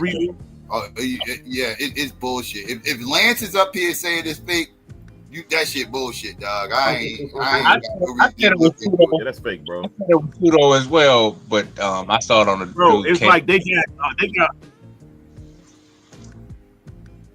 Oh, go ahead, bro. The military is taking recordings of it in three different, in infrared, in ultraviolet, and regular HD. Who the fuck would sit up there and take photographs of that in three different areas? And then they say the drone in the air, but that what made me think it was suspect because I'm like, what the fuck? But when they showed what kind of predator drone was taking it, it made it seem believable. But at the same time, like, what's the coincidence of this motherfucker being up there at the same time as this plane? All this shit is happening. That what made me think of like, why would it be? What would be the reason for it to be around the Malaysian flight for the predator drone to be around the Malaysian flight?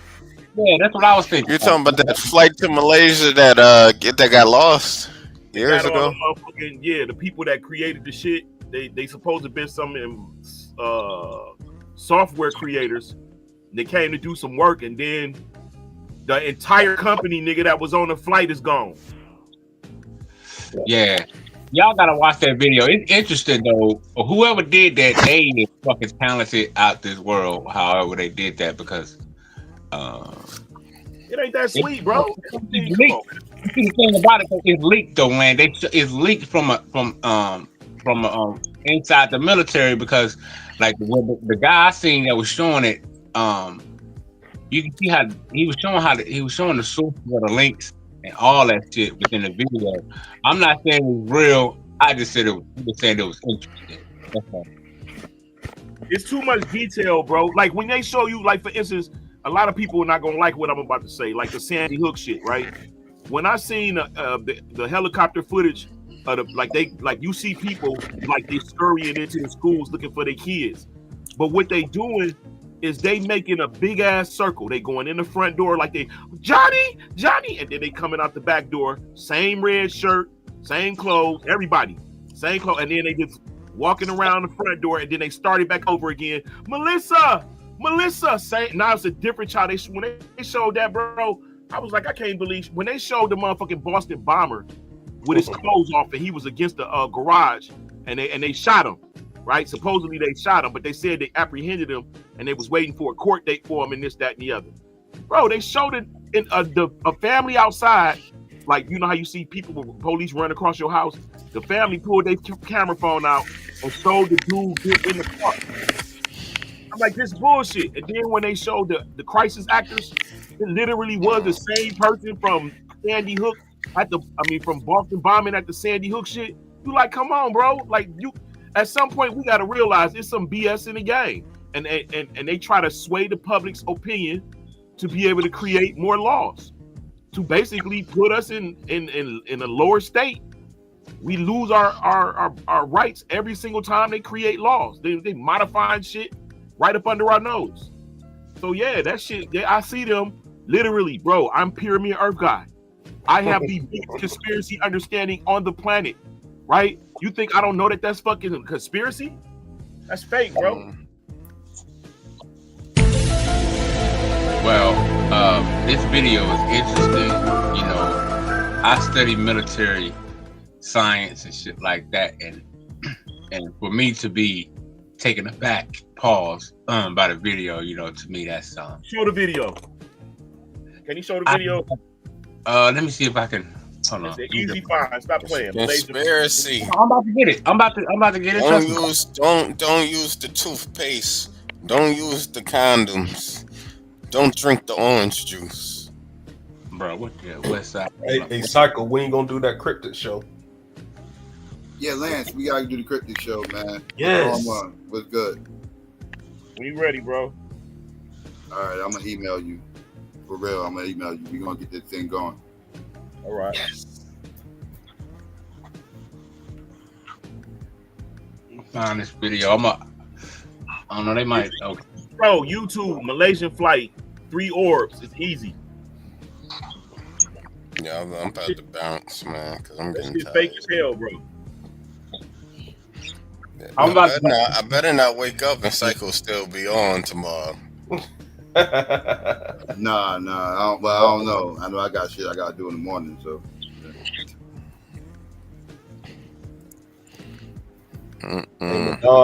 Lance is on fire this week. It's some women on IG. It's a couple of girls on IG that's like 6'7", 6'6", and they be wearing heels, so they be a lot taller, right? I'm talking about fine. And they be like, the dudes that's tall don't like them. So they be wanting short kings. They say I like short kings. They said the dudes that's they height don't like them. Yeah, I'll probably like them if I was that tall, but nah, I don't want nobody. I don't even want nobody within 3 inches of me, dog. I don't mind them. I like them tall, bro. They like wearable jewelry, like walking jewelry and shit. When you walk in the door, they see them. They don't see you. I don't want Don't nobody want no bitch who I don't want no girl taller than 5'9" to tall. Yeah. I don't want her to be 5 double-digit nothing. I don't want her to be. I ain't about to make no kids with her, nigga. I'm about to ride the right horse, nigga. I don't want her to be 6 foot nothing. No, if she fine as fuck, she could be 6 feet. But that's what I would like. Sierra's 6 feet tall. Too tall for me. Man, I'm cute and all that. All too tall for me though. No, I can't. Sierra could have got it back then. You know, before she had these kids with Russell Wilson. But she had a kid before. Yeah, but still pretty. Come on, man. Like y'all motherfuckers want Russell Wilson's leftovers and shit. Come on. I mean, I don't want Sierra. But if it was like 2006, would you want Sierra? I think she's pretty, but most women get want the fuck somebody out of leftover. here with that shit. Talking about, I don't think I want Sierra. Like, Too tall. I told you she's too tall, bro. But she pretty as fuck, dude. Okay, did they stop making pretty girls after her? I'm just saying, dude. You're too tall for me, man. I just don't like tall girls. Not as far as dating and shit. Like, man. Well, I'll tell you what. If I had a chick who was tall and she looked good, we gonna figure this out. You feel that way about fat girls? What if she's fat? Hell no. She's fat. She ain't ugly though. I can't dismiss that. Like Lizzo's not ugly and she tall. She tall and big. Hell no. I can't dismiss obesity. That's one thing I can't do. Oh, you'll dismiss height, but not obesity. Okay. But you can lose weight. No. But if you like 6'2", if you like, I think 6. No. But you could lose weight, but that shit'll be saggy and you have back wounds and shit. She got money, man. She get that shit all tucked in and everything else, man. Like that shit ain't about nothing. But listen. Yeah, for me, the max for me is probably about 6 feet. You know, which is basically around my height. You know, so you know that's the max for me. If I'm looking up at you or something and you're taller than me and that, nah, I don't think so. You know, but yeah, I could do a tall chick if she look good though. Man, she looking right. I mean, but a fat chick. I ain't hating on tall girls. I just can't date them. I don't even like thick chicks really like that. There's been a few. Right there, you tripping. There's been a few. There's been a handful. You know, if she kind of thick, she got nice ass or something. Yeah, I like that. Becky shit up in you, dog. But I'm usually into thinner chicks. So much. That's why you love Becky so much. You ain't into thick girls. I'm in the thinner women. They usually older and realize that ass get the stanking, nigga. No matter how many times she wash it, that motherfucker be stanking. When they fat. I put the link in the back, Lance. You see that link? I put in the chat. You talking about fat chicks? Not just fat, just thick as hell with a big ass booty. What they call it? No matter how many times they call it a ghetto booty. They call it a ghetto booty. Ghetto booty. This girl came over, bro, and used my bathroom, right? So we eating all that shit, had a drink. So she gonna leave. She gotta go pick her daughter up and then come back. Nigga, I went in the bathroom and nigga, she left a big ass. It wasn't shit, but whatever it was on the back of my toilet seat, I know came out the crack of her ass, nigga. Yo. Man, you crazy. And the fact that I gotta hear this story just ceased to amaze me. That link I put in the back, Lance. It's in the chat.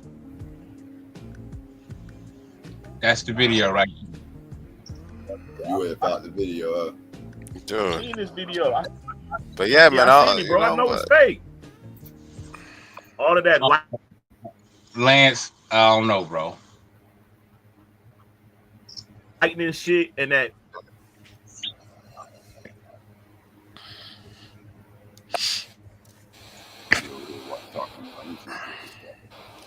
Yeah, man. Hopefully I get to see my crush tomorrow.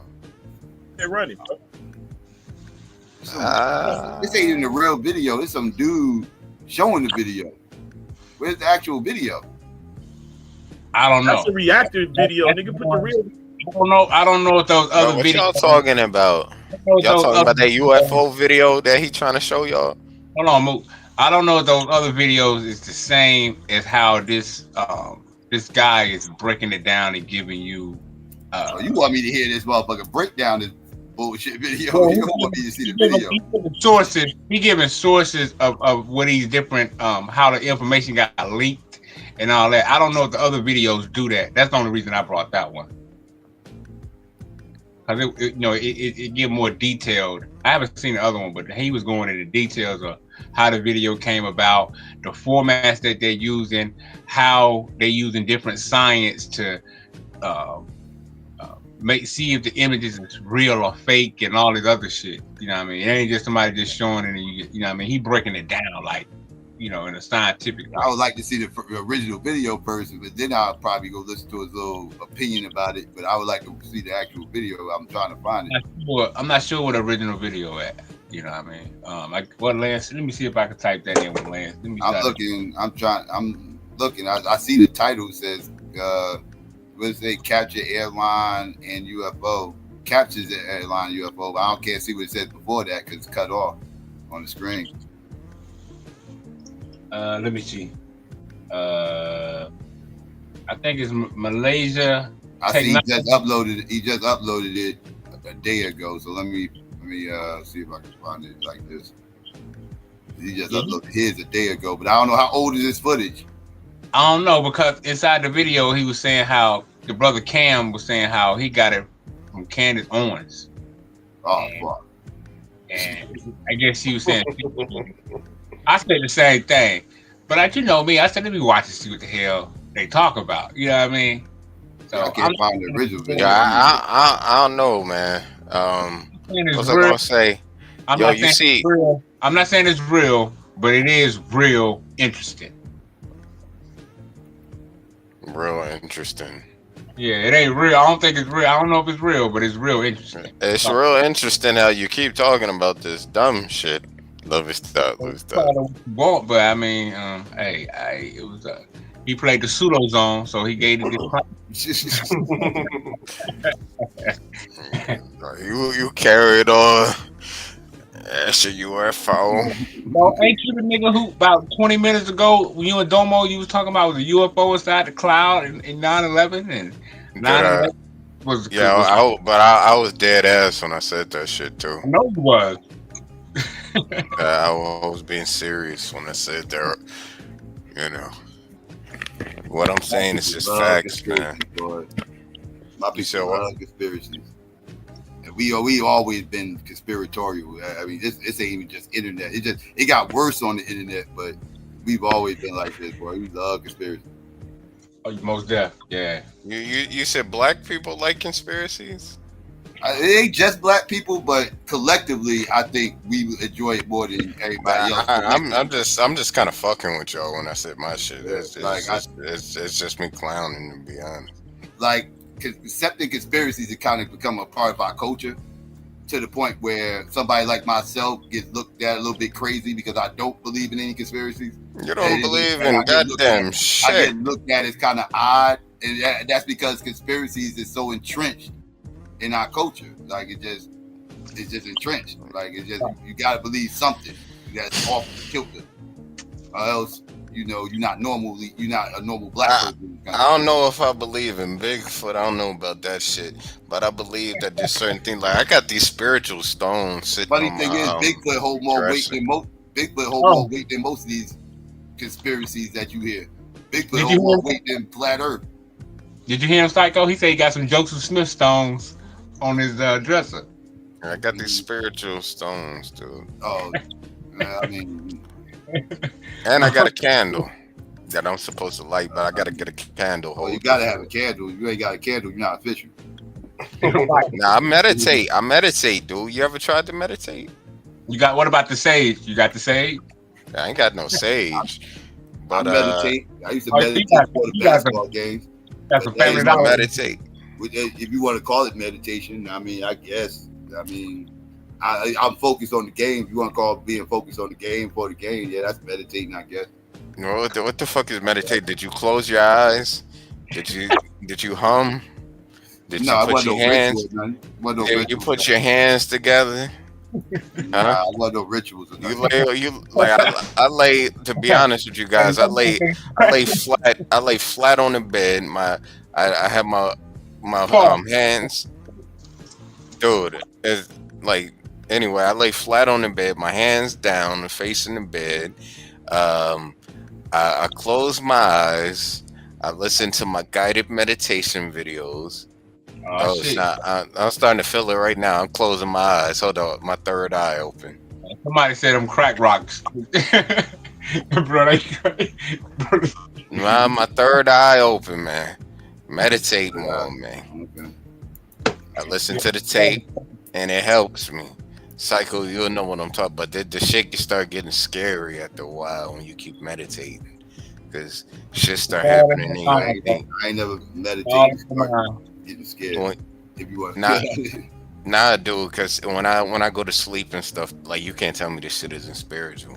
I'll be having dreams that I'm in a vortex, man, and all I can feel is all of this wind and all of this. It's crazy, That's man. your mind just drifting off, just in la la land. Your mind just both. Nah, motherfucker. I know what it is, and it usually happens during the day. It don't happen during the night. Like, it happens when I fall back to sleep for the second time. Yeah, you be watching movies, man. Deep sleep. Yeah, all the movies. Sleep paralysis, man. All the movies. This guy, you always try and explain something, dude. This shit's supernatural, but you don't want to believe it. No, you can't just brush everything off supernatural. You watching the movies and shit, then they get intertwined within your consciousness and your subconscious, and then next thing you know, you dreaming you in this vortex. You know what I mean? Next thing you got this giant behind you, and you know all that old weird shit. That's how it works. You know, everyday life transfer back into your dream world.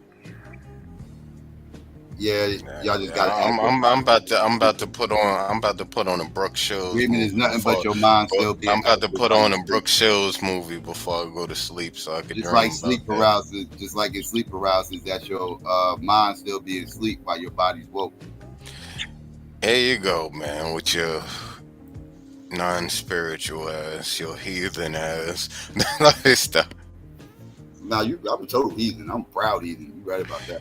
No, I mean, I question God's existence, and I know if God exists, He wouldn't be too happy about that. Because I talked to Christians about this before. I was like, "Wow." There you go. That's that egotistical stuff. What makes you think God would not be happy? Like you mean the Christian God wouldn't be happy? Well, according to the way they portray God. If God was real, why do you assume the Christian God would be the real God out of all the God claims that existed on earth? Well, the Old Testament and the New Testament, I'd say, they portray like the stern, kind of somewhat mean,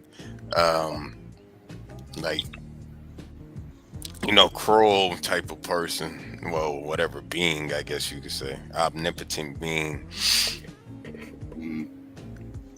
He's omnipotent, omniscient, omnipotent, omnipresent. Yeah. I'm just saying they portray like this cruel and harsh being that, if you even question his existence, he'll strike you down and start kicking your ass or something. And torturing you. So we know that ain't the real God, because I was like, oh hell no, what the fuck? I ain't get my ass kicked yet, so we know that ain't the real God. So which one's the real God? Because that ain't him. No, but he gonna kick your ass in the next life. Yeah, that's empty promises right there. Or maybe you might wake up. Maybe you might wake up. Somebody heaven after they die. Anything you promise me after death is a hollow promise. If you promise me heaven or hell, it's a hollow promise. You're gonna wake up in 3 days and people like a fourth of the world gonna be gone. Yeah, you got a wild imagination, yo. But that's why I say, man, people always trying to say what God gonna do, and I think that's the first step people go wrong at, I don't know. They keep telling me nobody died and came back to life to tell you what the hell happened. Christ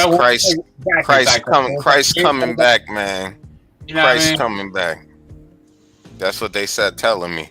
Jesus Christ is coming back. What about the one that said Christ already came back? Nobody disappeared, apparently. Well, some people believe you seen Christ already came back, right? You know, some people already believe he came back. Right? Well, what are missing children? Especially that's the biggest clue. Where's the missing children? Bro, it already happened. Yeah. Oh, see, here it is. That's revelation. So-called Messiah already came. Yeah, he already came. See, Lance Every believe time he you already see an end of the world, listen. Every time you see an end of the world scenario in history, so-called end of the world, that's the coming of a Messiah. If you look at even in the Bible, the day that he comes, the world ends. Gnashing of the teeth. Motherfuckers, it says that niggas is gonna see things that cause their heart to stop. Nigga gonna have a heart attack off the shit that he see in the day of the Lord. That's the end.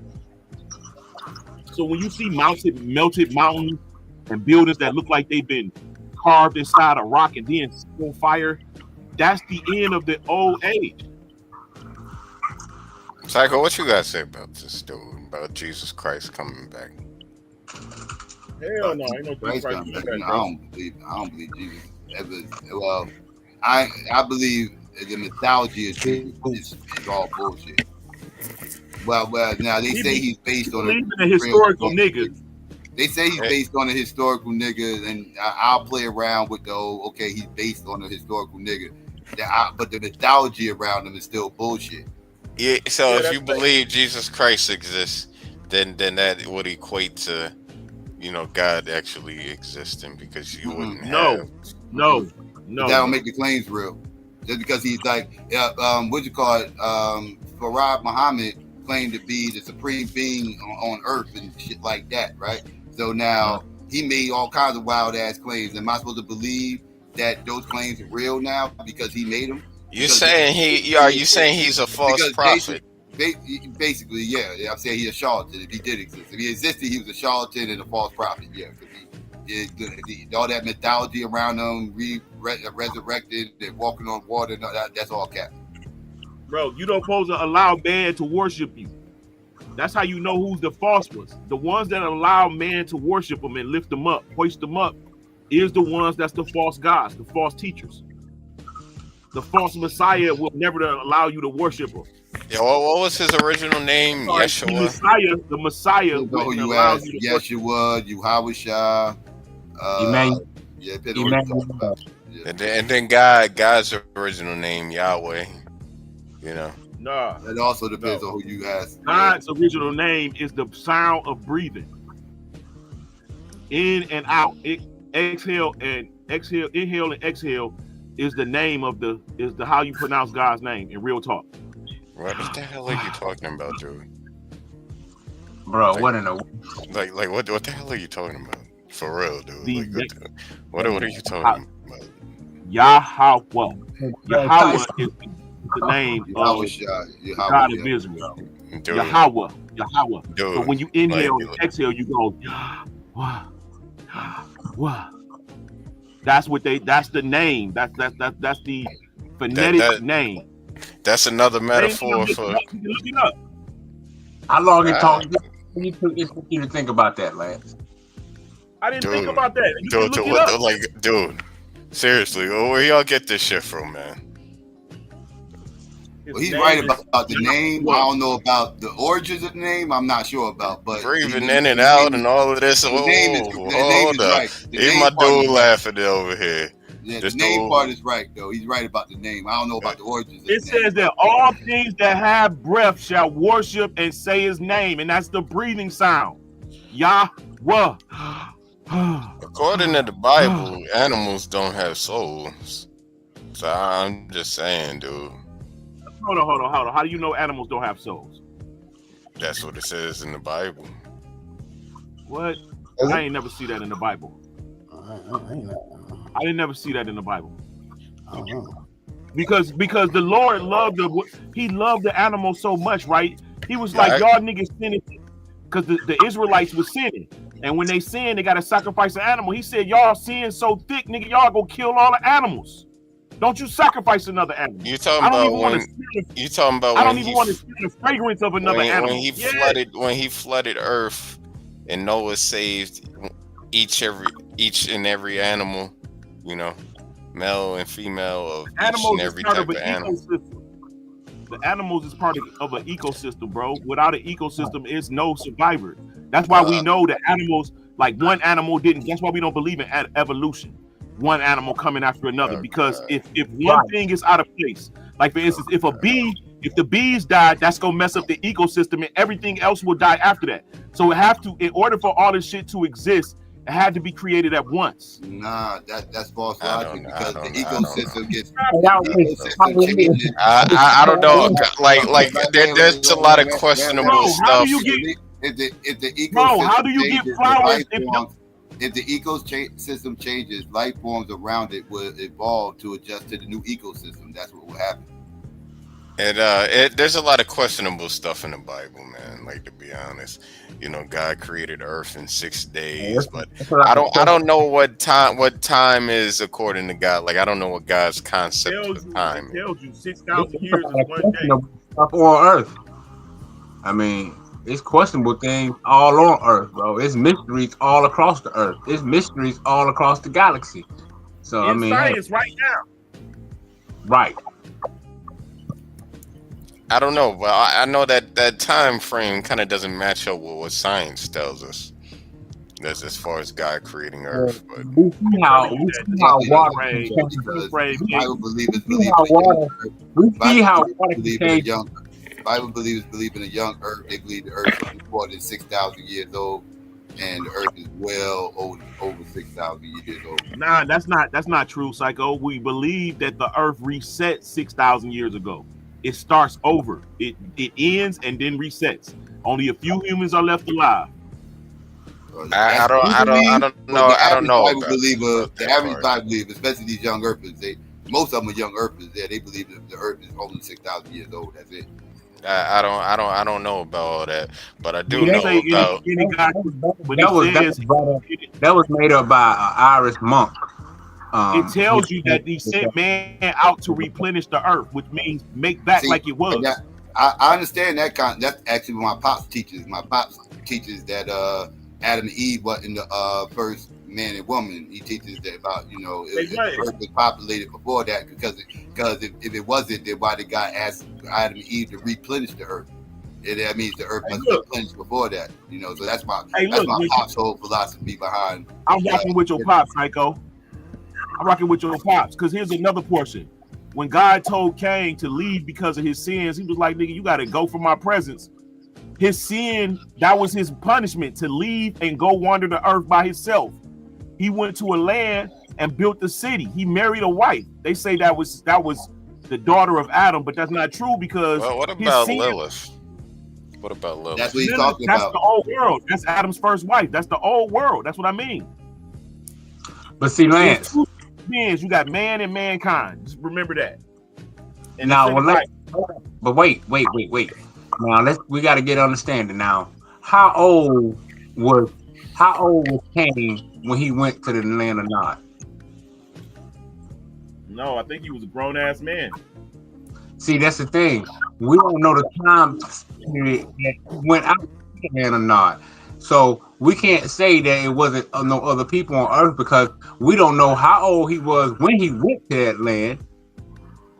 So the Bible don't tell us how old he was. I'm sorry. I gotta kind of sway a little bit with Psycho on this, because the more I hear this shit, how old he was when he went.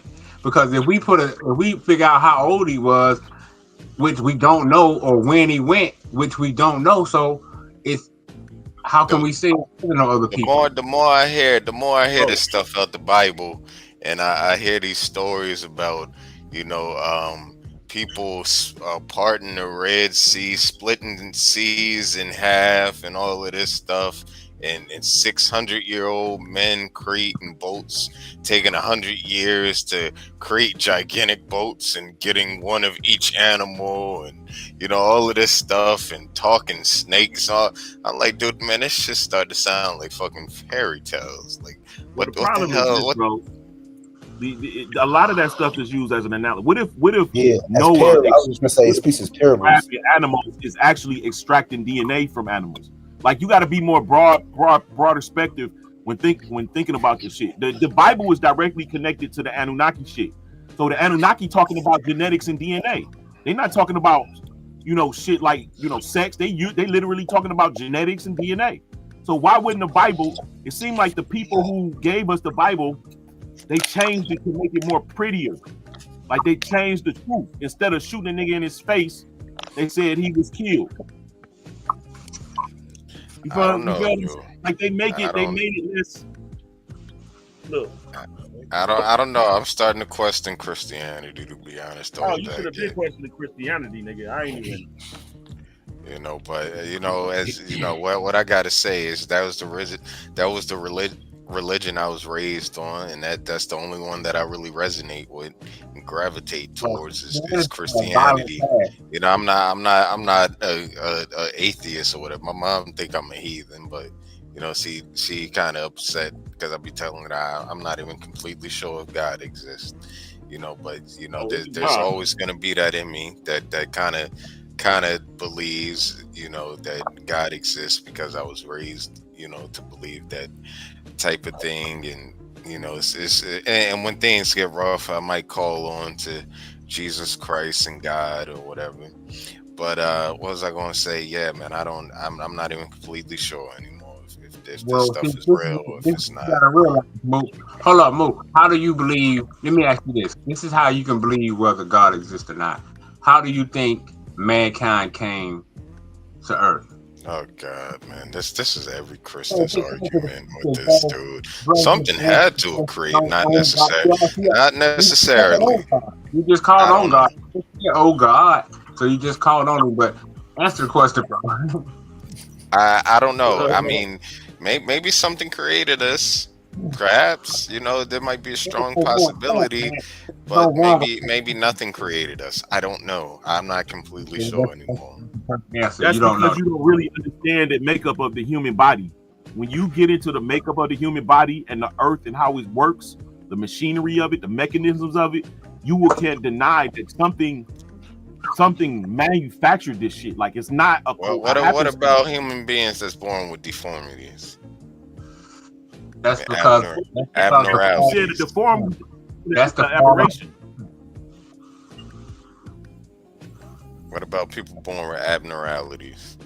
That's the fall of mankind, bro. Because remember, everything was good, right? So this is how I believe that the story is real, because everything was good, but once they went off and broke that covenant, and then the Most High talked about how instead of things like this, like soft to touch, you got thorns and thistles, things that what we call in the South sticker bushes. Now you got all these things that'll stick your ass and fuck you up. So everything in the earth won't be perfect no more. Everything gonna have shortcomings, and we see that. But that's my opinion. I don't know. I don't know. But I pretty much believe God exists. I'm not completely sure, but I'm not like Psycho or something. I'm like, nah, it don't. I don't believe in God. That none of this shit, none of that's real. It's all make believe, or something like that. But what was I gonna say? Yeah, man. I couldn't date no chick that's super religious because that would clash with who I am. You guys see how I am. And, that's a woman. Shit, like I saw this chick who I thought it kind of looked good, but she was too religious. She's too bad. And plus, I'd probably be trying to have premarital sex with her. So I was like, I don't think so. I was like, hell no. I'm gonna be trying to get this bitch to take her clothes off and shit. And she ain't about that, outside of marriage, especially. I had a girl that was like that. She got real religious, right? And then she was telling me that, if I wanted to have sex, if we were gonna have sex again, she, we had to get married and all that. I'm like, wait. She's not knowing that I'm an Israelite who studied the Bible. You know what I'm saying? I'm like, wait, hold up. Now, according to the Bible, you should be a virgin before I even marry you. You've been with other gods. So I'm not trying to marry you or make you seem like if you guys taking like you gonna find a loophole in it. You're trying to find loopholes. You gotta move. Settle down, bro. So I want clarity so people don't think I'm is speaking foul. So what I was just telling us is that if we're gonna go by the book, let's go by the book. And if we go by the book, you should be a virgin, or no man should have ever touched you before I even consider marrying you. According to the Bible, you are defiled. I know that sounds bad, but according to the book, if we're gonna go by the book, that is what it is. But wouldn't that make you defiled? Look, what was I gonna say? Look, he trying to find loopholes in the Bible, man. He trying to make it work his way. But you're really not supposed to be having sex outside of marriage, dude. Especially if you're taking your religion. If you're taking your religion seriously enough. I don't really have no deities that I have to please like that. So I could, make it do you going off the Bible and you're a Bible believer, your ass is not supposed to be having sex outside of marriage. Yeah, but see, here's the thing: I'm not the most religious individual, and I'm not like die-hard type of person who goes by all of this shit, not to sin or whatever. I'm a big time sinner. I live in the flesh every day. That's the bullshit about the Bible. All y'all motherfuckers sinners. None of y'all follow the Bible. Nobody on the planet. I have never met, whether you believe the Bible or not, I have never met a motherfucker who followed that goddamn Bible. Nobody. Nah, there's people out there who keep the sins. There's people out there who keep their sins. I bet you I'll find even these Amish motherfuckers. You can find me an Amish motherfucker. I'll show you how them Amish motherfuckers ain't following the Bible. None of these there's people who keep the sins down. They keep it down to a bare minimum. They dumb it down. Right, they dumb that shit down to suit their little narrative, and they give their own little interpretation to try to suit their way of life that they already living. But I mean, there's a lot of people that. Hey, bro, did y'all see that Amish woman had the black baby? Oh yes, and the reaction of the family was like, friend, she went to college and came back with the black baby, nigga. Nah, what happened? Wait, put me on. What happened? The motherfucking white girl left away, and she came back with about to come back visiting, and she pregnant, so she got to introduce her boyfriend to the family. And her brother was looking at the camera there, was like, I don't think he's Amish. And then the nigga's black, so they about to have a black baby, bro, and they discussing like that shit tore the family down, but it was so. You said it's an Amish family? It's an Amish family. Oh, so man, look it up. Amish girl has black baby. Oh wow! Did you see little white boy seeing his black brother? That's a funny one too. He walked into the his mom just had the baby and her boyfriend black. And then he walked in, he's like, it's the baby black. It's like duck and all of that. But it's about the Amish.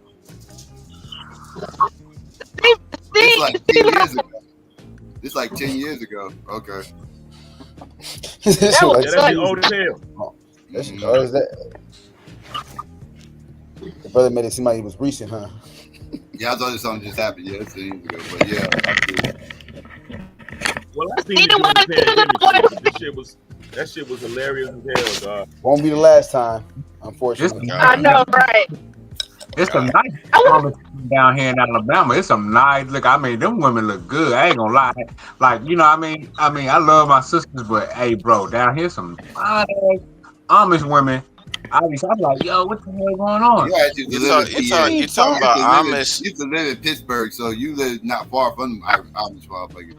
Hey, when you say fine, what you mean by fine? Because I'm trying to, like, I know them. Are the Amish women? Are the Amish women? Are they white? Are they white women? Or are they white? They're white, nigga. Hey, Diddy, they in shape, bro. Like, they got bodies, like, they in shape. Is crazy, though. They like fuck a Amish chick, though. Bro, they look like I ain't never seen no. I gotta stop doing this. My platform, man. What is going on around here? It's way too much Becky worship. I can't. I ain't even start this shit, dog. I ain't start that shit. No, I was gonna say I know they. I ain't start that shit. Like I know they don't look like the Africans and how they looking. They be looking. I know they don't. Cause I ain't seen that Amish woman that's hot and sexy and got it going on. I ain't seen that shit, dude. Bro, like y'all talking about some fucking myths and fairy tales. Like, nah. But let me be straight up. The finest women in the world, out of all the places that I've been, bro, is American black women. Now, I dated a girl that was from Ghana. Like, yo, I want me a Middle Eastern bitch. You think me too in Uganda? You're gonna be looking when you look for a Middle Eastern girl, you're gonna end up finding one that look like she black or she got some black in her. Those are the only fine ones. Those are only fine ones, bro. The rest of them, they got long faces, long noses, droopy ass, big eyes, almond shaped eyes. You gotta like some weird looking shit, bro. Nah, I'm talking about like give me a Lebanese chick. Bro, Lebanese. Great. Everybody that I say is fine, like even the African women, they gotta look like they American. Jamaican women, they gotta look like they're American. When they got their braids in and pulled back, they gotta look like they're American black women. I don't know. I don't know, because usually if I like a Caribbean chick, it's gotta be like the Rihanna type. So, you know, Nicki Minaj type, yeah, that type of shit. I'm just saying, beauty is American black. Beauty come across all. Nah, I thought we was talking about Caribbean chicks. Bro, you can't. That's all I'm saying. I'm not worshiping white women for the record. I'm just saying beauty come across all perspectives. No, notice I didn't start this white woman worship in this instant right here. He started talking about Amish chicks. I had nothing to do with that. And I said, on the contrary, I said I have not seen an Amish chick that was hot. It was sexy. Well, I have. I've seen them, bro. And they just look good. I mean, you seen one with a fat ass, dude. I mean, if a woman look good, bro, no matter what race she is, if she look good and she built nice, I mean, she gonna get head. That's just a fact. No matter what race, creed, or color she may be. I agree with you, but to sit here and say that there's not, pretty women in other groups, but black American women are the top though. Like that's black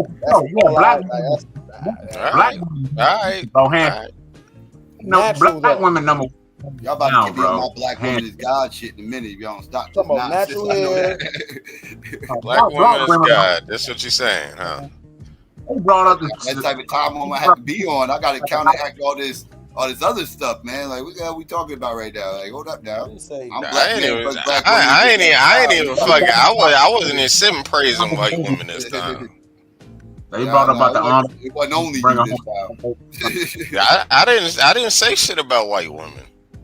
I ain't say you started, but you definitely joined in. Say that. Look at I said Middle Eastern chicks. I said something about Middle Eastern chicks, but it depends on if you consider that white. That had a black baby or something. That's what started it. Yeah, that's what started it. Is there a white female version of Henrietta Lacks? No, there's not a. What's that term? Is it? I think it's what's the term? Gynecology. That came from studying black women, not white women. I showed y'all the black chicks that I liked, so that's that. As far as that, yeah, you like them damn near white. They ain't studying white women. Well, whatever, dude. But to y'all, they gotta be fucking black as my TV when it's turned off. I love them dark. I love them dark. Yes, I do. I love them dark. I don't know. I don't know. I'm not really kind of even into that type of shit, to be honest. But I could tell you what's. Why is that? Why are you not into dark skin girl? Not typically. Why? Because he gets turned down a lot. Relatively. No, don't try to save him. Relatively, they could be relatively dark. But I don't know about like midnight or something like that. I don't know. I like what's wrong with that? Nothing's wrong with that. To each their own. I don't have a problem with that. I don't know. But to me, a black chick is a black chick at the end of the day. Like I said it before, a black chick is a black chick. Number one, you know, I like white women, so to me, a black chick is a black chick. So, like, bro, oh my god, the way you said that, bro. Bro, this how could you say that on here? I'm saying, dude, I showed y'all what I like. Yeah, it ain't. I don't know how you don't like this. You was bugging. You was ain't lying. Bro, what's this chick? This chick a foreigner? That's how I know God exists, bro. Only a God can create something like that, bro. That's how I know God is real. But that's just my opinion.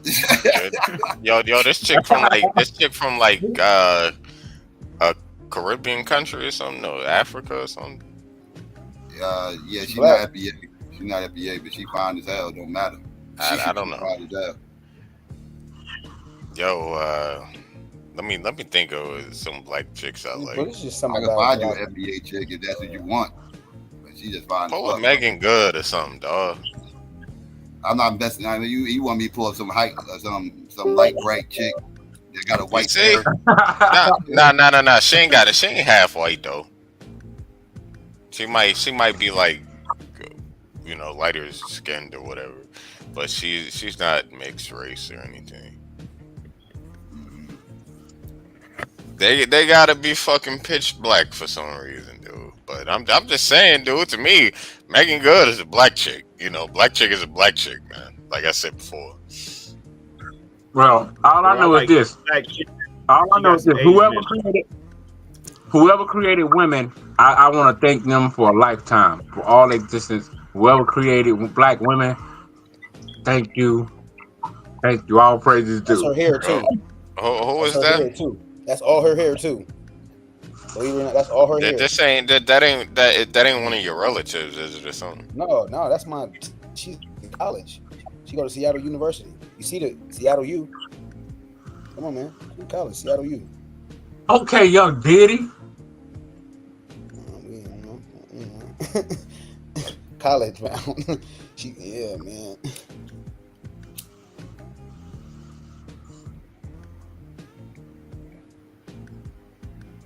That's right. You know, want to make black up, man.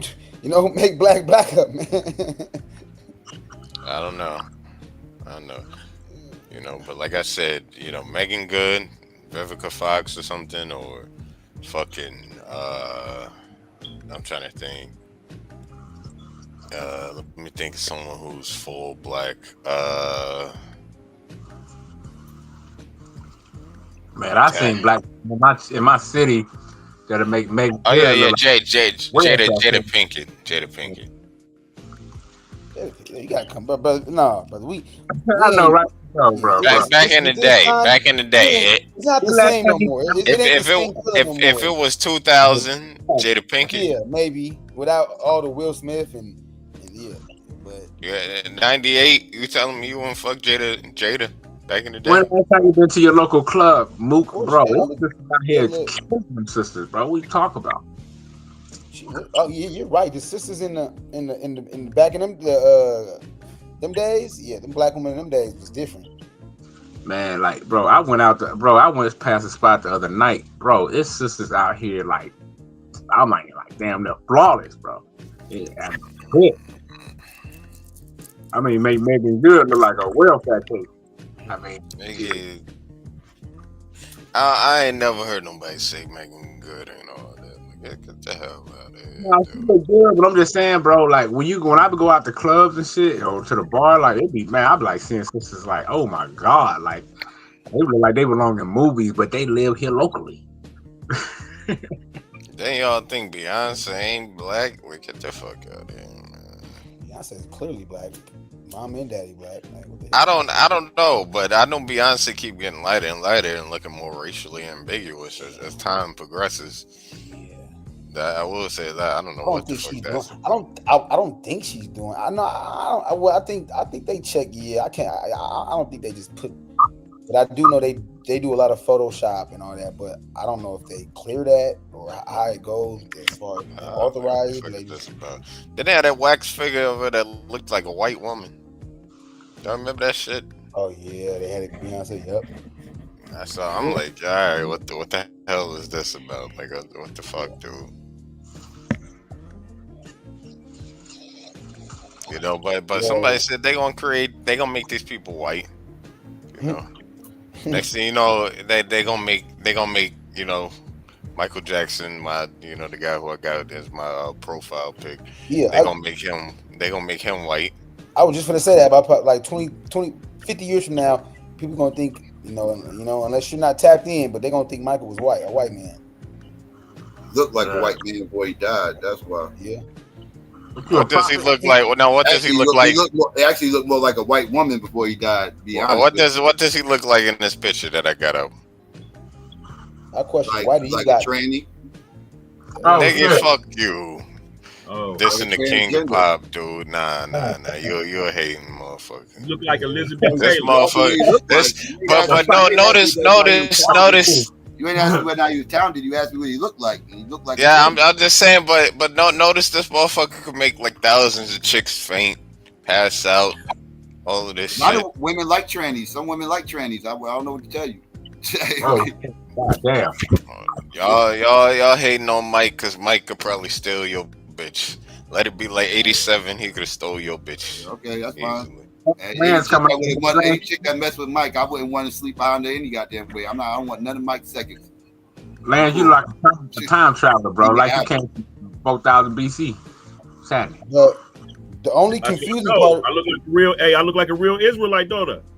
Yeah. That's sad, nigga. That's what I try to tell niggas. This is what it is. And it's technical. It got the heated shaw, bro. Dude, you look like Timberland.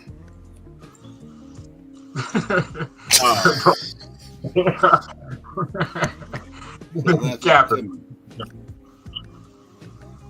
Nah, Lance definitely like an ancient prophet, bro. He definitely fit the description. Yeah, this my Israelites mingle look. I feel like Shalom, sister. I'm real. That's your That's your camel cab company look.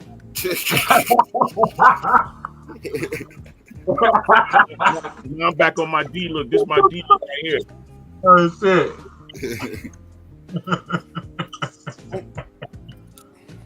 Now you look like Ice Cube.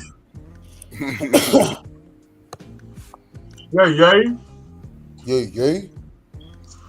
Hey. Everybody likes when a girl shakes something. We be clever.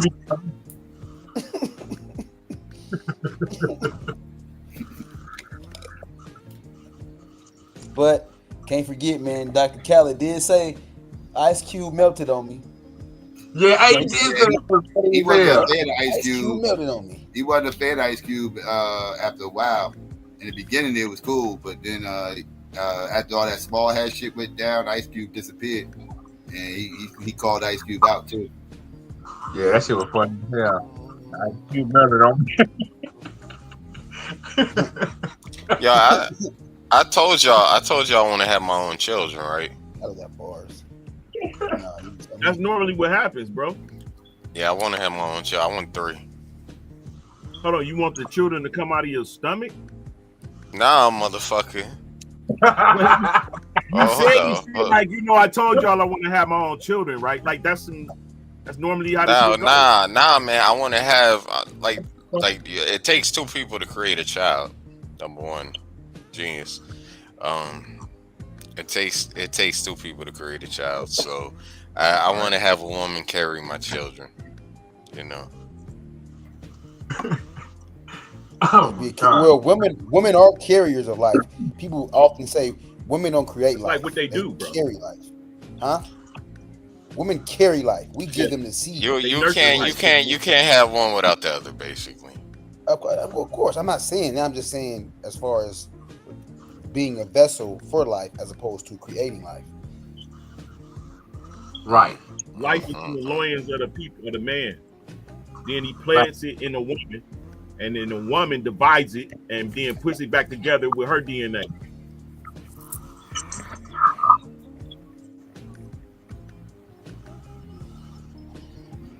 It's crazy for niggas not to believe it's a God or somebody created and designed this shit, bro. It's crazy. Not necessarily. We never know. Yeah, bro, the way we designed it is a fucked up ass design. Damn. We flawed individuals. This and I ain't talking about mentally. I'm talking about physically. We flawed. I think that was the fall of mankind. I don't see how we flawed.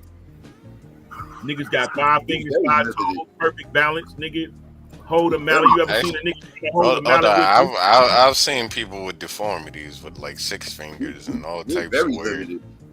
It was by intelligence. We'd be fucked up. Our intelligence has got us where we at right now. It ain't our physical ability. Bro, the only thing missing from niggas is some wings. That ain't the only thing. Put yourself out in the wild. Put yourself out in the wild. See if them wild animals don't fuck you up. I sense a smell pales in comparison to other living organisms. I sense a hearing pales in comparison to other living organisms. I sight pales in comparison to other living organisms. The only thing we got, the advantage we have over other living organisms is our intelligence. We got a 6th sense. We have a 6th sense. They need smell. Dude. Put yourself out. Hold on, brother. Let me finish what I'm saying. They need hearing. They need great smelling. They need great senses, right? Because we have a sense that is actually better than theirs. That's why we're the top hunters. Our 6th sense. Our sense. What I call 6th sense is thought. Right, I feel like thought is our 6th sense. But that will go into intelligence again. So you kind of agreeing with me in a roundabout way. Listen, bro, we really got a 6th sense, a sense to sense when something is wrong. What do you call the 6th sense? I just told you what I call our 6th sense. What do you think the 6th sense is? I told you the 6th sense has to do with something that's not tangible, like the knowing, and not being able to substantiate it. Like intuition. That'll be thought, right? So that will fall under thought. Intuition. The gut. You know, we actually got. You talking about? You talking about? Okay, you talking like the gut. No, I'm talking about the real 6th sense. 6th sense is intuition. You're right. Intuition. I don't agree with that being a sense. Intuition. You don't. Yeah, you don't. That being a sense. Like you a Debbie Downer nigga. You like. I don't care. I'll roll with you if it makes sense, but like I get where you're going with it. It's not. You ain't never had a gut feeling. It's not a crazy idea. I don't agree with it, but it's not. Put yourself out in the wild. Put yourself out in the wild. It's something that can be argued. But I don't agree with it, but it is something that can be argued. Like it's not a crazy thing to say, so to speak. Put yourself out in the wild. Give yourself a spare. Let you be out with those wild animals. Tell me how you do when them lions and hyenas tear your ass apart. And them elephants stomp on your ass. Tell me how it is out there, man. People in Africa doing it every day. That's a controlled environment, though, too, brother. I mean, that's their ecosystem. So it's like I understand where you're coming from, but you can't necessarily create a controlled environment. But at the end of the day, men, we can topple. You give us the right type of machetes, the right type of swords, we can topple. Men can hunt. I don't know about because we can outthink the animals. Because we can hunt, bro. They can because we can go. But it's because we can outthink. But it's because we can outthink the animals, though. Exactly. Like we're smart. We understand. Yeah, you had to figure out a strategy. We know how to lay out traps with the animals, stuff like that. Like we learned how to outthink the animals. That's why I said that's the advantage we have. Strategy. So you would agree that man is the top species?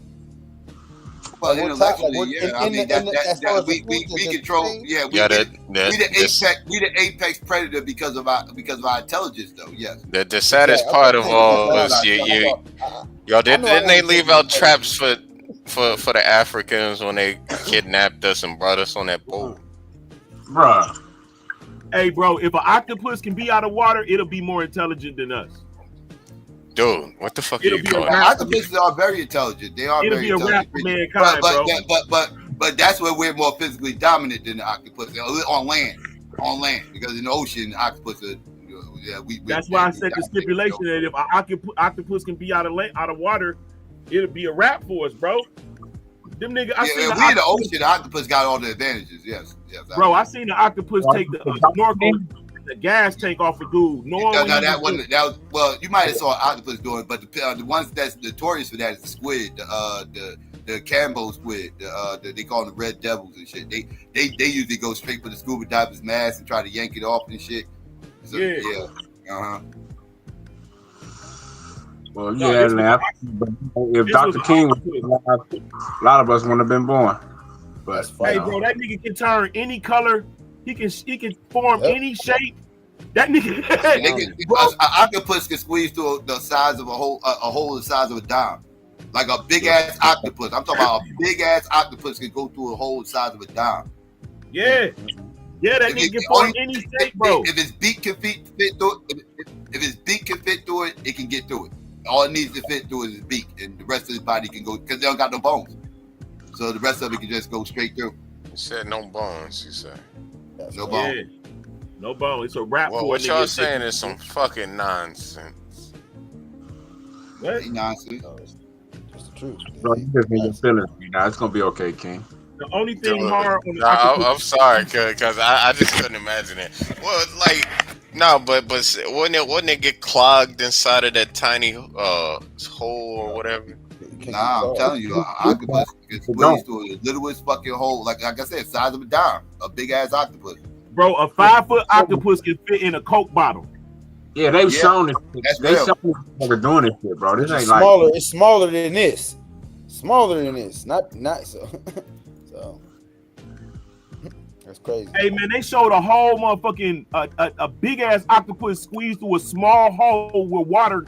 So when you put your fish on the boat and they got the little small hole so water can get out and don't ruin your deck, nigga, octopus swallows his whole body through that shit.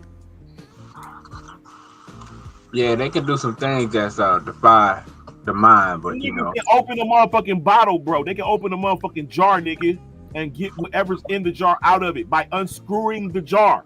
Yeah, I saw that. They got screw shit. Yeah, they got screw shit too. Yep, absolutely. Okay, here it goes. Do they have any predators? You're an apex predator, huh? Octopus? Yeah, they got predators. Yeah, they got people that hunt them. Yeah. But they eat sharks though. Octopus eat shark, nigga. That's why you always see in the sea the squid versus the whale. Mookie, you watching? Oh, that's it. There you go. You watching? Yeah. All right. Yeah. Okay. Yeah. See how big the octopus is?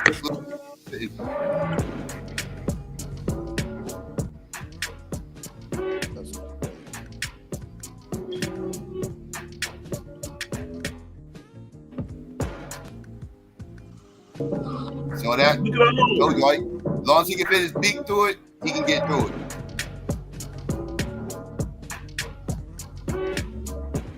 Nigga, that's about a 3-inch motherfucking inch and a half with hole. Yeah, but if something was trying to get him while he's doing that, he's cooked. Him trying to leave, and if someone was trying to kill it or oh yeah, if someone was trying to get, he wouldn't have got out of time. Yeah, he wouldn't have got out of time. But if you wasn't paying attention, he's dipping off on you quick.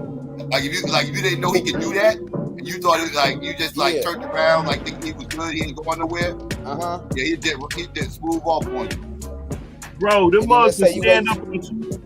They can stand up on 2 legs. You wait till the last minute and you chop one of his little. He's still gonna get through because he can grow his arm back, can he? If you chop his arm, Yeah. But anyway, like I don't know how the hell we got on this octopus stuff, man. Because we on National Geographic, man. It's knowledge, man. It's all. No, we're talking about how intelligent humans are, or something opposed to animals. Yeah, talking about how octopus is way more intelligent than us, and if an octopus was on land, that's how. I told y'all though. Octopuses are amazing creatures though. Like they are amazing the stuff they can do.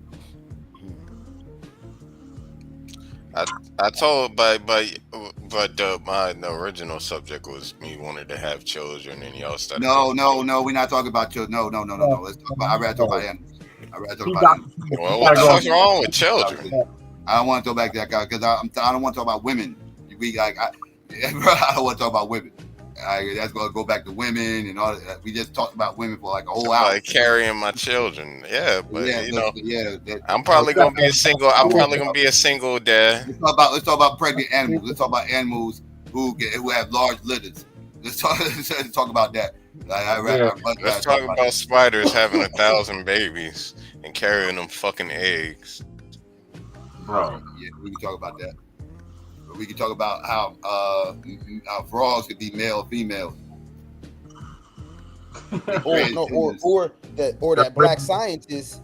That black scientist. What did he go to? I think Berkeley. He went to Berkeley, and he atrazine turned the frogs, turned the male frogs into females. That was like frogs can already do that.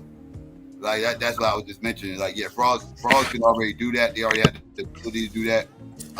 They're the only species that can do that, actually. Like, to switch genders depending on the water temperature, whatever the temperature of the water actually has something to do with it. I thought snakes had both genitalia or something.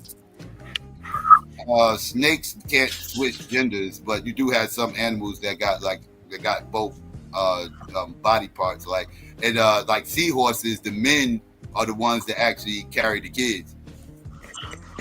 Oddly enough, but they don't switch genders. It's just you're talking about when they shoot off those baby seahorses into the water, like. Yeah, those be men. Yeah. They don't. I think it's them and maybe one or two other species that the men actually carry the kids. Yeah, so this is one of them.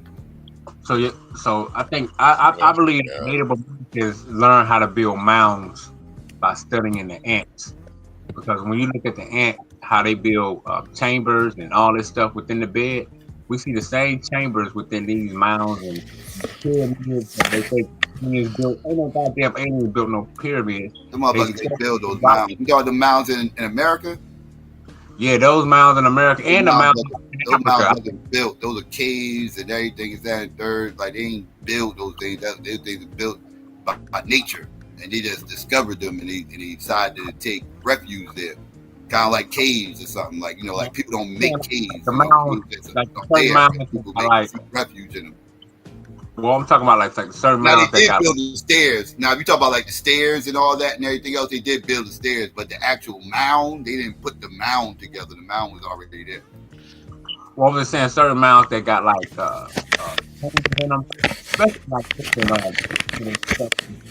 I believe they studied the ants. You know how they pour silver down the ant bed, and then they're or not silver, they'll pour like aluminum. Hot aluminum down the ant bed, and they'll pull that, and they go into all the chambers. And when you pull it out, you can see how that kind of fit the construction of let me phrase it, like these different temples or ancient stone buildings that got chambers in them. I believe they studied the ants. I mean, that's one way, I guess. I guess you could say that. I don't think they studied ants that deeply, but okay. As far as like the chambers in them and all that and everything else, I don't even think they understood how intricate those ant mounds was. Which they are intricate, but I don't think ancient people knew how intricate they was. But you talking about in those when they discover those tombs or whatever with the hieroglyphics. He's talking about America right now. You talking about Africa. He's talking about. Yeah, I was talking about pretty much talking about both. Well, any Africa too. I was talking about any structure that have like chambers, like underground chambers within the African pyramids. They were trying to copy the mountaintops. They were trying to resemble the mountaintops or whatever. That's they was really trying to. Yeah, don't they got American pyramids that resemble like the ones from Egypt? You ever seen that? Nah, those pyramids are different. You talking the pyramids in South America? Yeah. Yeah, those pyramids are different. Those are like step pyramids. The pyramids of Giza is like, they they triangle shape, but they straight, right? It's not like stairs, right? Like when you go look at the Mexican pyramids, those are like layered, and they like look like stairs or whatever, large stairs or something. So they built different. Yeah, but we can clearly see though how most of the stuff that mankind trying to let me I gotta be. I heard those pyramids was going. Sorry. Thin line between what I'm about to say now. I understand that mankind have technology and all that, but when we look at a lot of stuff that man's trying to acquire, nature, we already see a lot of it in nature, like whether it's animals built with armor, what we call armadillos. They got armor already. When we look at different things that can change colors or the flight of a, you know what I'm saying? You can see that mankind get most of his ideas from nature, or nature has already done a lot of things that man tries to do within a certain area. You said mankind was where in certain areas? What mankind try to do in certain area, whether it be regenerating of different ligaments of the body. We have Wait, what? Wait. What the fuck you just said? We try to regenerate limbs of the. When we try to do that? Well, okay, just say somebody, somebody's hand got cut off, right? Yeah. Some person will wish that their hand could grow back, but we have certain things that like things in nature that, okay, you cut off a lizard tail, we know that'll grow back and shit. I got you with all that, yeah, but humans can't do that. No, I'm not saying humans can do it. I'm saying humans wish they can do it. You're talking about prosthetics. You're talking about prosthetics. No, he's talking about really growing back a hand like the lizard of Spider-Man. I'm showing how a lot of things happens in nature within certain species or different insects or whatever the case may be. You're talking about tapping into that DNA or something? Like lizard can regrow their tail and y'all, you was taking too long to say the shit. Yes, you talking about tapping into what they can do and make us be able to do it. Right. I don't think we won't be able to do it though. No, I'm not saying. I don't know what science has to do. Again, you can't speak. I can't speak for the future. Like you're right. I don't know where science could possibly go 100 years from now. Who knows? But not in our lifetime. We won't be able to do it. What if we had something like Futurama and shit? I'm saying nature has already done a lot of these things. That's all I was saying. I don't even see where we on track to even. They're different species though. Different species entirely. We haven't even cloned our first animal yet. Like as far as ancient animals, we cloned like sheep and shit like that. But these are animals that already exist. I'm talking about like we haven't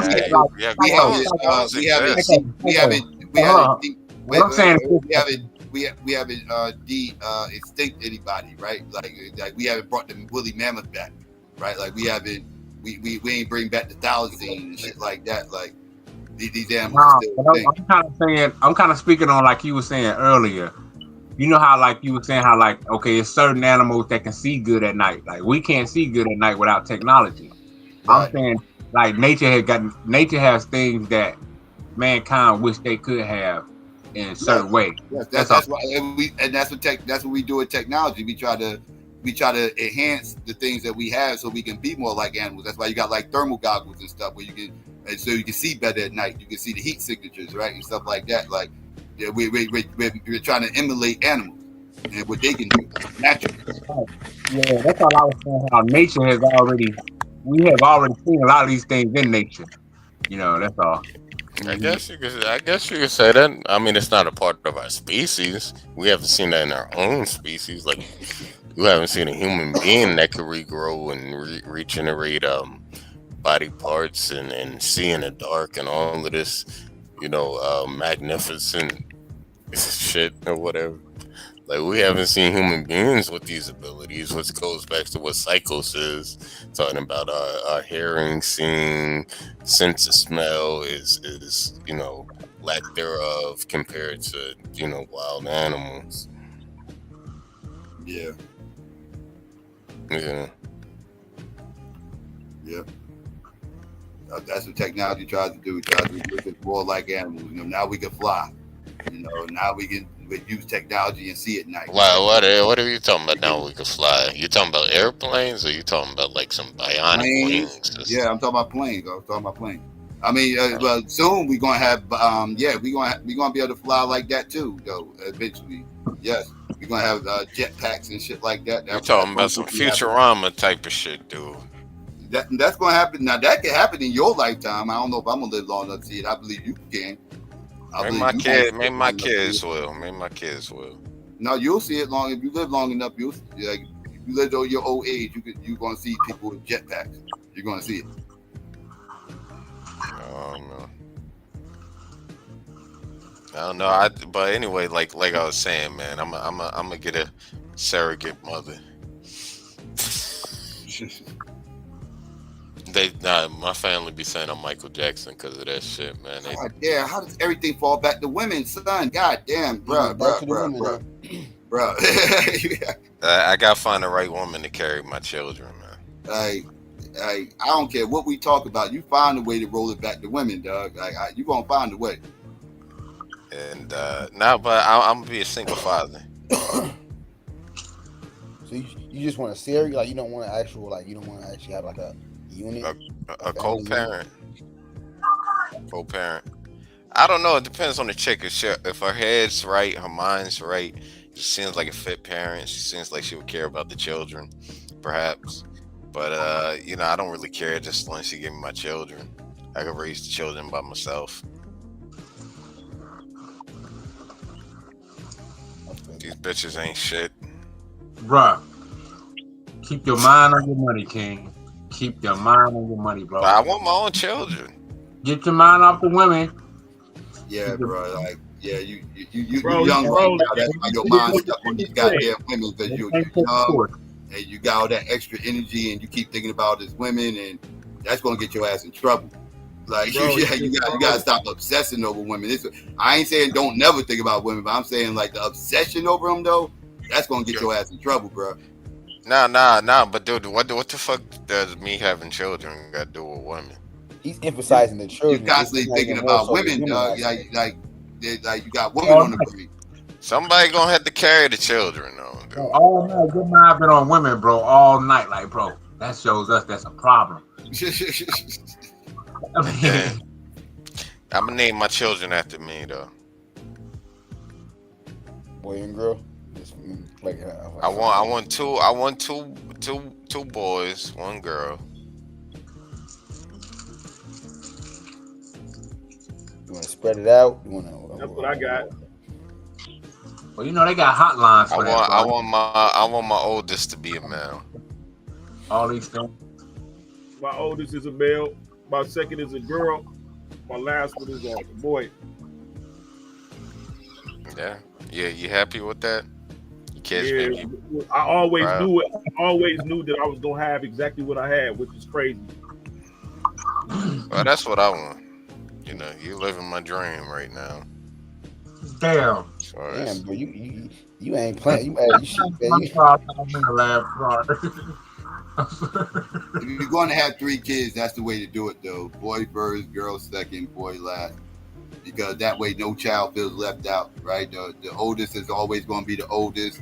The girl don't get the middle child complex because she's a girl. She's the only girl, so she's going to feel special regardless. And the youngest is always going to have that youngest privilege, so they're not going to feel left out with nothing. So, like, psychologically, that's the best way to go if you want to have 3 kids. I'm gonna try to be the best father I could be to my children. Love my children. When my son was younger and he was scared of something and shit, he would always go to my daughter. He would always be like, "Dee," he wouldn't come to me. He would go to my daughter. I was like, wow, that's crazy. He would go to her, and she just a little older. That was big sis. Yeah. Change his diaper, you know what I'm saying? She make go give your brother the bottle. You know what I'm saying? Like, so he's seeing her in all different, but right now today, he does what she say. He 8, 15. That's why I said, like, as far as like the order of sex and everything, like 3 kids, order of sex, that's the way I would have wanted it. If I had 3 kids, that's the way I would have wanted it. Like boy, girl, boy. I wouldn't have wanted girl first and then boy, boy, or boy, boy, and then girl last. You can't really help with the way you. Well, you can't. Yeah, you can't control it. I'm saying what I would prefer. Like if I was an omnipotent being or whatever, then things would be different. Like if this was The Sims or something, then I would control what gender the child was born.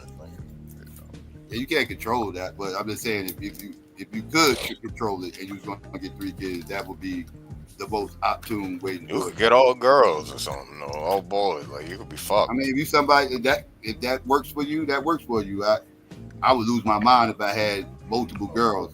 Having one was hard enough. Multiple girls, my goodness. Hopefully your kids come out right. One day, my daughter being so spoiled, right? I remember one day she called herself gonna nut up. She gonna get out the car while I'm driving, right? Because I'm like, me and her mom going through some shit. Her mom's using parental alienation tactics. So I mean, it's like this is back in the day. We got joint physical, joint legal. So I go to get my daughter, and she like, I'm not going with you today. Said, yes, you are. She said, Mom says I don't have to go. I said, your mom don't have a choice, and you're going because this is what we are. This is what we've been doing for the last 5 years. This is what she like, fuck that. Really, she got a boyfriend or something. She ain't really trying to tell me. But nigga, she told her teacher, she told the principal to call the police. Police came up here. Like, what's the problem? She said, I don't want to go with him. He said, is there a particular reason? She said, no, I just don't want to go. She said, she don't have a choice. This is the time. I picked them up from school, showed them the paperwork. She comes with me. She has to come with me. So she mad. She tries to get out the car while I'm driving. I never whipped my daughter before. I grabbed her by the neck. I said, you think this is a fucking movie? You think we some fucking white family? Put the seatbelt back on. Grabbed her by her neck. Nigga, she was so scared, bro, because I never gripped on her. You know, this is my daughter. You know, I ain't never even whipped her before. Nigga, we ain't had a problem since. Not one problem. I apologized to her. I was like, you know, you my baby. You know, and you getting out the car would have been more dangerous than what I was going to do to you if I was going to hit you in the damn seat. So she was like, I understand that. Can we not talk about it? I'm so embarrassed about that. And when she said that, I knew she was a big girl. You know what I'm saying? I'm like, damn, she was 13 years old and said that. We had no problems, bro. But that parental alienation, I feel you about trying to raise your kids on your. When them women by themselves, if your daddy really gave a fuck about you, she wasn't saying that type of stuff. But I know because she's a psychiatrist how she plays the game, which is how I won my case. I even proved it, like the stuff that she was saying. The stuff that my kids were saying, I'm like, she's using parental alienation tactics. So it's almost like somebody saying somebody ain't shit over and over, and you ain't never even meet them. And when you meet them, you got a feeling like they ain't shit. You can say notion already, yeah. Yeah, and that's what she was doing and shit like that. If your dad, he would really fight for you if he wanted. I'm not about to fight you and be over that, nigga. We went through the legal route. I went through the legal route with no lawyer. I just read up on that shit. I learned what my rights was, and I presented them. You know what I'm saying? And she makes so much money, and I make so much money that child support wasn't no issue. Listen, what was I gonna say? I'm about to get off this stream in a little bit, but before I go, Psycho, you game? You get your game on? Like you play Xbox, PlayStation? No, I retired my joystick about 15 years ago. 15 years ago. So what was that around? What was the last console you had? Like Xbox Elite. Xbox Elite. I thought you used to game when we was over there with Swab. Nah. I've been stopped gaming now. I'll play cards and dominoes and shit like that, but you know, not no Xbox or PlayStation or shit like that. Yeah, you play GTA? Nah, I haven't played that since back in the day when I was gaming, like when it first came out. I was still gaming when it first came out. Well, like in the early 2000s or something. I was still gaming then. Let's see. You gotta play GTA 6, man. It's gonna come out, man. You gotta get that PS5, man. You'll be missing out. The reason why I stopped gaming was because the game was just sitting there. I got the Xbox Elite, and I got a bunch of games for it. Never played them. They were just sitting there collecting dust. I was like, yeah, it's time for me to retire. Like I'm just getting games just out of tradition. I'm just used to getting Madden and every year, and it was just out of tradition. I really wasn't even playing it no more. I was like, I'm wasting money. Let me stop playing this shit. Let me stop buying this shit. Retire. So yeah, I don't play games. No. Not. I don't play console games. Well, you PC game? Well, I mean, I got like phone app shit like that. Like I'll do some shit like that or whatever. But I don't count that as gaming. Maybe you do. I don't count that as gaming. Nah, I don't count that as gaming. Yeah, that's just phone app shit. That's the only thing you catch me playing some. Oh man, I gotta give me this PS5, but I heard they about to release the PS5 Pro in a little bit, so I don't know if I should wait for that shit. Yeah. I'm about to get up off it because I'm gonna have a big day, later. All right, no problem. Man. Yeah, man. All right, man. All right, you guys, take it easy. All right, we'll talk to you later.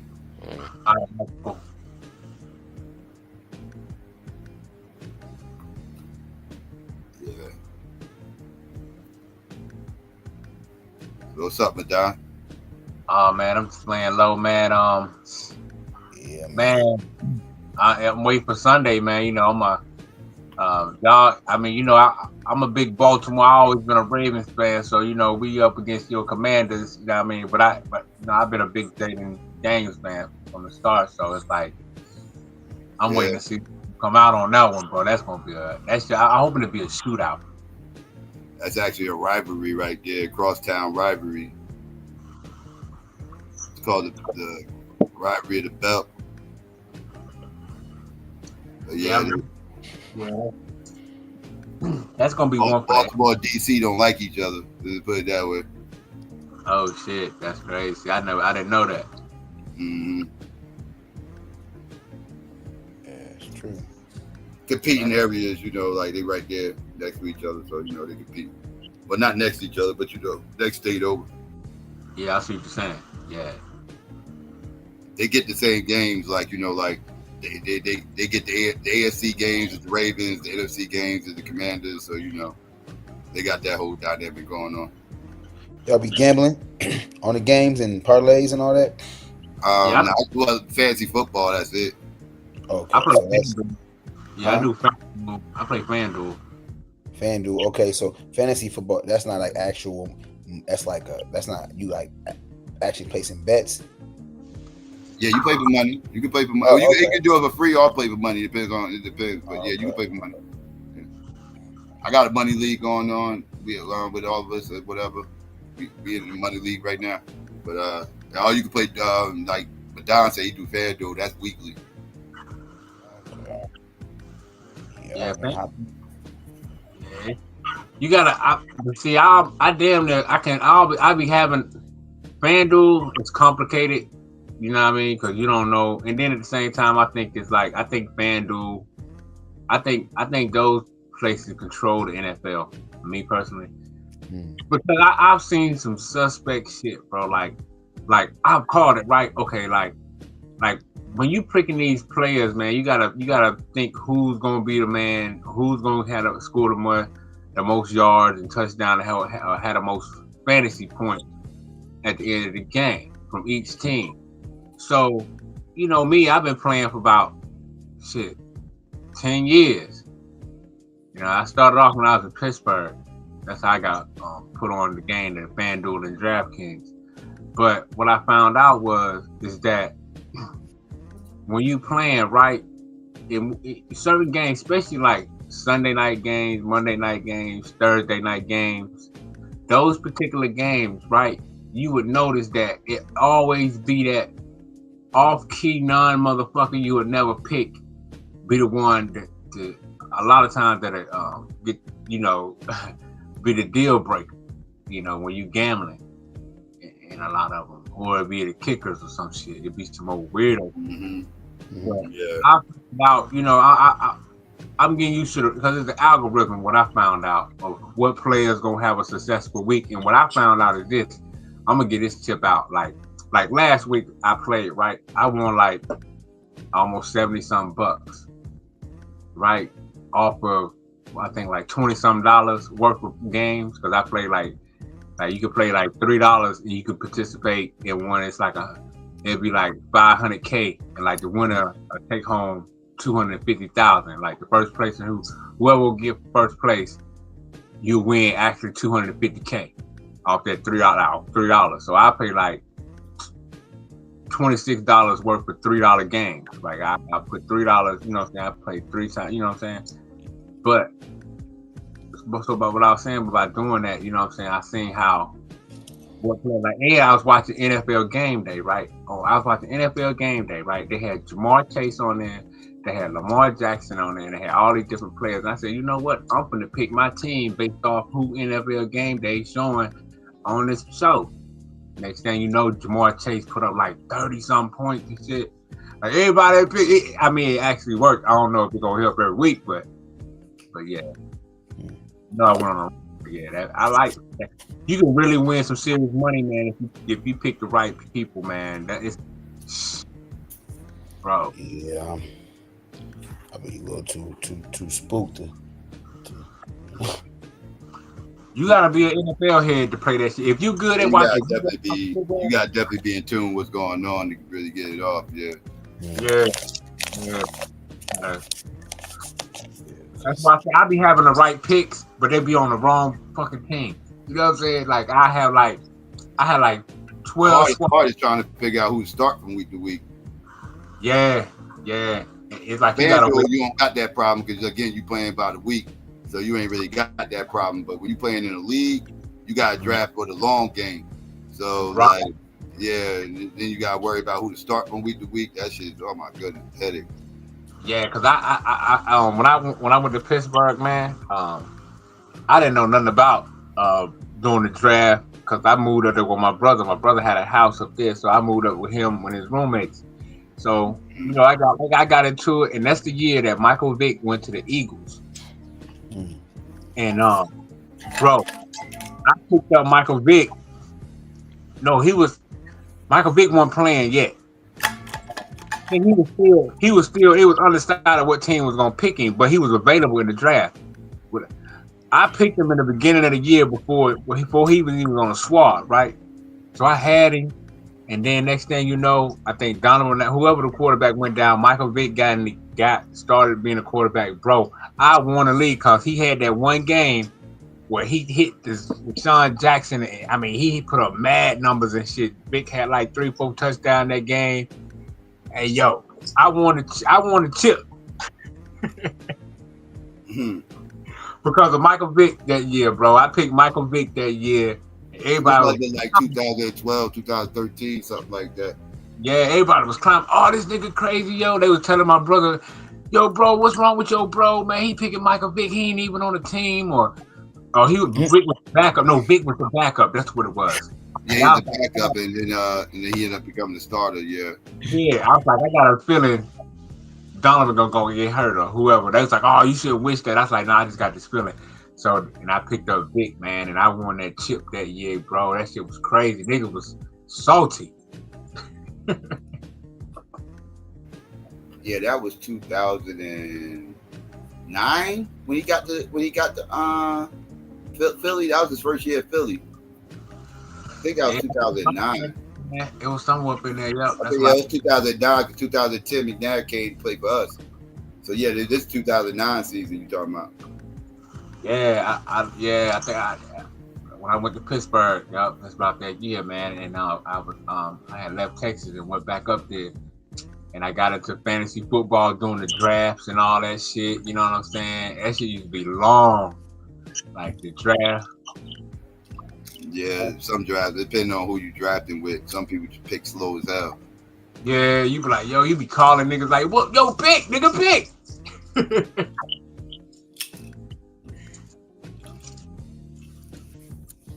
Oh, Michael Vick. Yeah, that old Vick. That was a comeback year, wasn't it? Or that's when he came back and got that. Yeah, that was the first contract. year. That was the first year back from that dogs shit. Yeah. Yeah.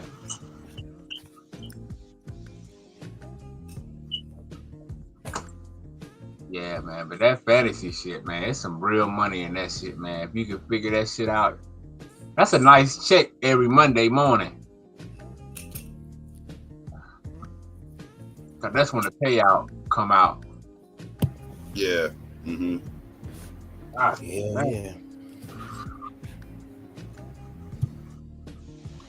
I told myself, I know I figured out the way to win though, man. The way to win is it just like it take money to make money, right? So now I used to just play like $10 worth. But I've been winning lately, right? So like this week, like last week I played like $20-something worth. But this week I'm gonna play like $40 worth. And the thing about it, you can put up to 150 entries in some of these leagues. And then some of them you can pay like $9 in those leagues. Those like you shoot for being like 500,000 down there $1 million. You know what I'm saying? Get that million. But that's what I found out. The more entries you put in, the better your odds of winning. So if you got 40 to spare, or you start off with 20 and then you double up and you win, but shit, the more entries, because you're gonna narrow it down, you're gonna figure out the hits, you know what I'm saying, one way or another. And that's what I figured out about that shit. That's the key to winning. Unless you play single entries where everybody can only put in one team. That's a better odds too. But other than that, you gotta play a lot. You do it every week? Pretty much every week, right? I do it every week. I've been winning every week. I've been on a roll this year. I ain't winning big like I want. I'm winning like $30, $40, $50. Like the other week I won $70. But that's the most I won this year. It's 70. But it's motherfuckers winning 150K, 2K, 250K off of $3. Off of $3, bro. How you like them odds is cause this how it's work, right? Okay. It's a pool, it's an entry level, right? And it have a max of like 400. They said it had like 400,000 up to 450,000 entries, right? You got 450,000 entries, right? And now by 12 o'clock Sunday, right, before the game start, you got 450,000 entries filled. So that means 450,000 people paid $3 to participate within this entry level that's starting out, that pay out at the top player get 250,000.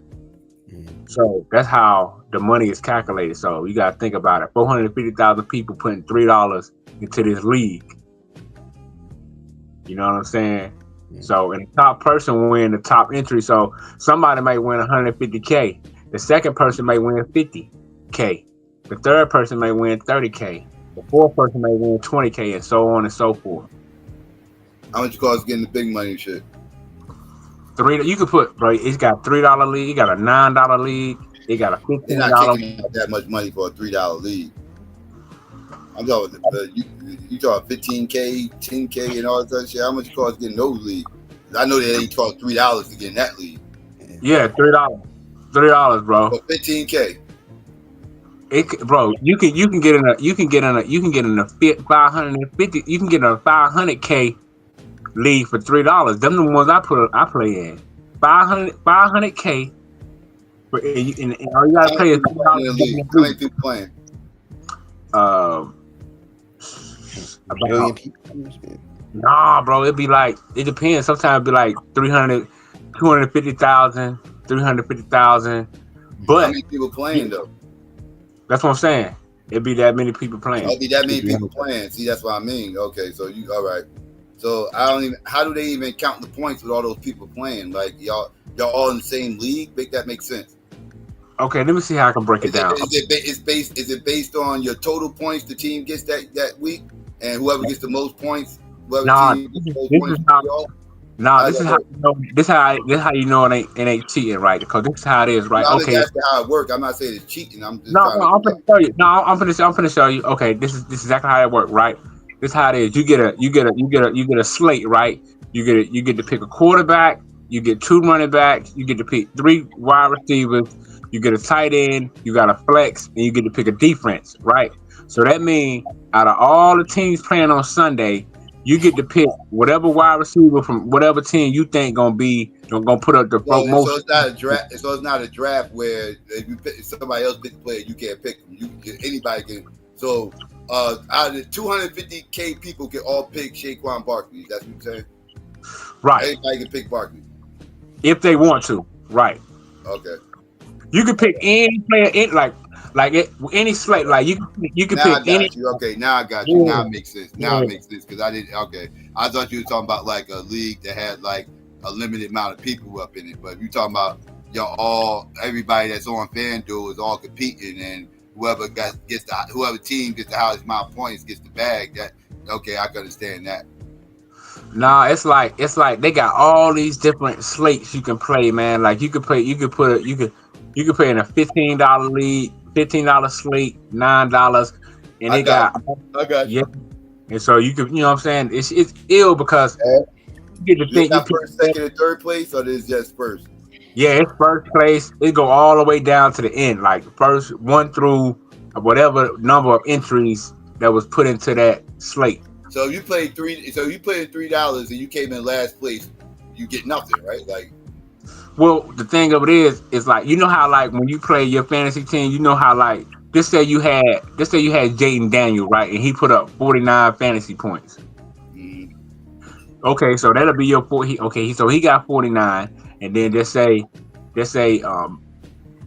Brian Robinson, the running back for DC, he had 36 fantasy points. So basically, all he's doing is calculating all. Yeah, I get all that, but I'm saying after I calculate everybody's score, who's the ones that are getting paid? Everybody can't be getting paid. Well, see, it got a margin line, like the certain amount of points. That's what I'm saying. It's like the top 10%, the top 20%. Like, how does it work? That's what I'm trying to figure out. Top 30%. Some it tells you top 30.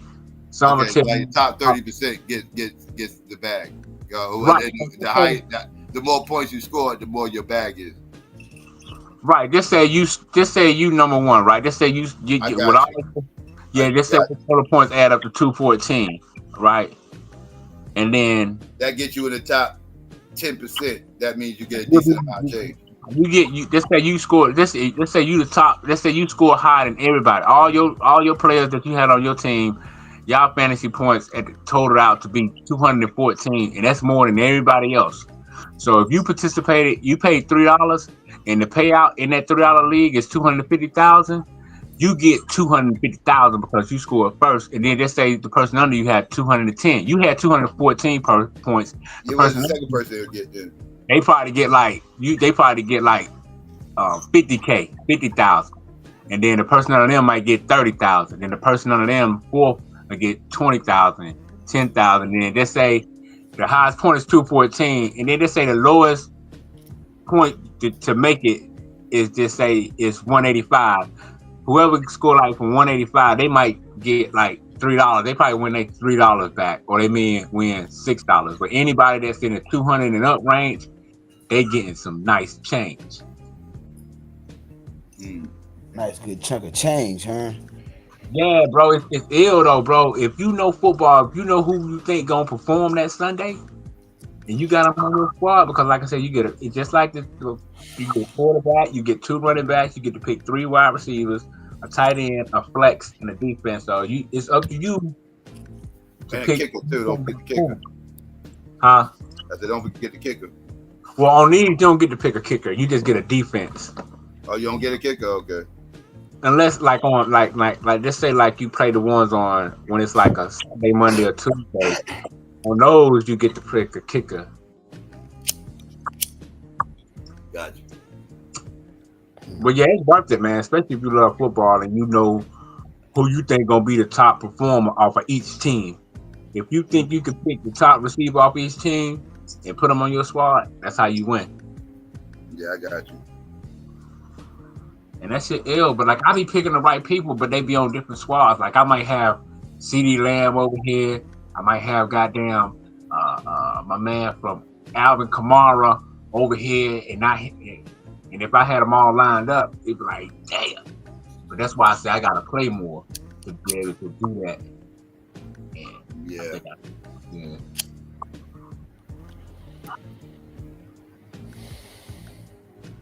Yeah, but FanDuel is ill, man, and DraftKings. I gotta start back playing. I ain't played on DraftKings in a while, but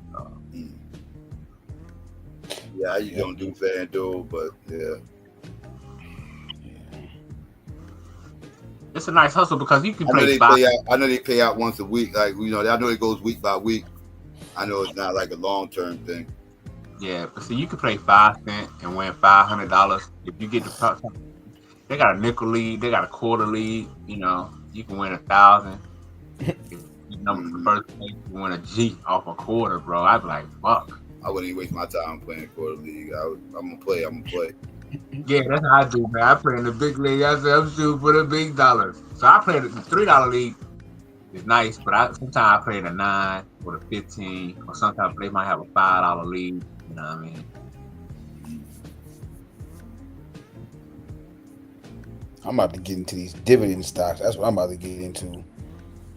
Sure, these dividend stocks. I think it was One Love came and dropped that knowledge about the man. I'm already into stocks, but I'm about to get into the dividends, the monthly, quarterly, and annually dividends, man. Because I want to just I got to get to a point where I never got stocks like that, man. I need to get it. Bro.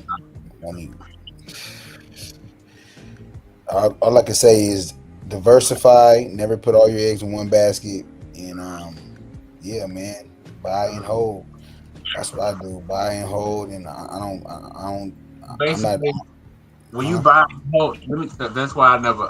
That's the part that confused me. Like, so when you buying and holding, right? So basically, you buying into a company who you think product is gonna sell more or sell less. That's what you're saying. I just think you could just go with the Magnificent Seven, which is Apple, Microsoft, Tesla, Nvidia. It's like the major, the top 7, companies. I'm gonna say they're based. They're based in America, but bro. As far as investing in those companies, and then as far as with compound interest and over time, it's like I said, it's the whole objective is to buy it and hold, and not to buy it and sell it. In any time you're talking about like 10, 15 years, 20 years hold. So then that's compound interest. You buying into a corporation or a company or Apple. Just take Apple. Apple's $1 trillion entity. It has I want to say like its liquidity and cash is like I want to say it's $1 trillion if I'm not mistaken, but I know it's a $1 trillion company. So it's one of those. What make your money increase in the stock world? It's based off the market, which is fluid. It's up and down, but what goes up must come down, and then vice versa. Like the market, it's just part of the market. Like what they say, people, when people are scared, you hold, and when basically it's what is it saying? Yeah, when people are it's based off the market. When people are like under duress as it pertains to the market, they're more prone to selling, and that's when you're supposed to keep it. You feel me? Don't sell, and because like I said, what's down is going to go back up. That's just from a historical context. The market is going to historically, when it goes down, it always goes back up. You feel me? It's just inevitable. It's going to happen. What make people millionaires overnight in the stock field? I'm not holding on the long haul. That's more like stock options and day trading and that trying to time the market. I'm not really tapped into day trading and stock options yet. But stock options, I want to get into stock options. It's because you can buy or sell options either, or you can buy them or you can sell them. So I want to be a person who sells them. Because see, back in the day when I was younger, Trading Places with Eddie Murphy, that was like one of my favorite movies. And they was in the stocks, heavy in the stocks in that movie. And I used to like, I used to wonder how that shit worked. I should have tapped into it, but ain't no excuse. Yeah, rich off pork belly. Yeah. You said pork belly? Yeah, the movie and Trading Places, they got rich, getting rich off pork belly. Yeah, they bro, that shit was crazy. Yeah, that was. And really, bro, you can start small, like how you do with the NFL. It's $5 a day. That's $300 a month. So what am I buying? So basically, I'm just buying. I'm investing into this company, thinking this company might. Yeah, you could. You ever heard of Acorns? It's like a investment app. It takes your money, takes your change. Like let's say you go buy some at the store. It'll take your change from that and it'll invest it in. Like basically, you can choose what type of stock, like how you want your money invested off stocks. Like it's like I'm saying, bro. It's a lot of information. Like basically, what I'm trying to say is ain't no excuses because black folks, I ain't got the money. And bro, there's a lot of ways you can invest your money, your change, and you feel me. And over time, with compound interest, you're gonna see, you're gonna see that grow. You feel me? You're gonna see it grow as long as you're being consistent with it. You feel me? And yeah, especially if you got a child, start before they're born. By the time they get 21, they'll be a millionaire, like for real, with compound interest type. For real. No, that's real. That compound interest, man. That's a eighth wonder of the world. For real. Yeah, I'm gonna have to check that out, man. Cause look up Acorns. Like actual A is called like it's spelled how you pronounce it. Acorn, like an actual acorn. Acorn investment. Like I said, it's just something to start small with. Start small. You can do. Some people do $5 a day. Some people do $10. It's really based off your budget, but it's just to get you into the habit of investing. You said it's called Acorn. What now? Acorn, like AC. Yeah, I got you. I thought it was another Acorn. I thought something after Acorn. Acorn. It's an app, Acorn app, but you just go to Google, just type in Acorn. I'm trying to see, just Acorn. Just type in Acorn investment. Yeah. Okay. Acorn investment. Yeah. Acorn investment. Chill out. Yeah, take that out. Yeah, bro, that, and then like I said, overall, man, just but when you said about the companies, it's that too. You can find certain companies who, their shares is like $10 right now, and then you never know, bro. Just a year from now, 2 years from now, or over time, that their share will grow based off of their business, as far as their as far as the growth of their business, etc. So it's about that too. You can find, little up and coming companies. You feel me? But for the most part, you just want to kind of stay with the, the like I said, the prominent companies like Apple, companies who that's been around, that's gonna be around, ain't gonna go, it's not gonna go bankrupt, so to speak. So yeah. That's what you're saying. Yeah, man. Yeah. So those are safe bets. You don't get as big of a payout because it's so thin, but those are the safe bets, though. You get dividends, but it's not as like. That's why I say I'm about to get into dividends. The payout's not as good because yeah. But over to see, like I said, over time, that's really what it is, though. That's really the game, man. Like what they say, the snail wins. The what is it? The tortoise. What is it? What's the saying about the race? Yeah, man. All that trying to hustle and get in the market, get out, and trying to scheme and trying to figure out how to basically you can't time the market. So, and that's what really pump and dumps. That's what you're talking about. Yeah. That's what day trading is all about, trying to time the market, and that's impossible, bro. You can't time the market. You cannot predict the market. You can presume and try to strategize and project, but you can't time it. So that's the part I don't understand. It's like, okay, when you buy stock within this company, right? So what are you doing to profit? How are you gaining profit? Like, is it because you're gaining profit based off of how many shares you got. You feel me? It's also based off how many shares you got. Okay, and then you got these. So basically, increase in value. So basically, these shares is basically just people want to buy them shares from you. Is what's happening. No, not with long hold. The value of the shares go up and down.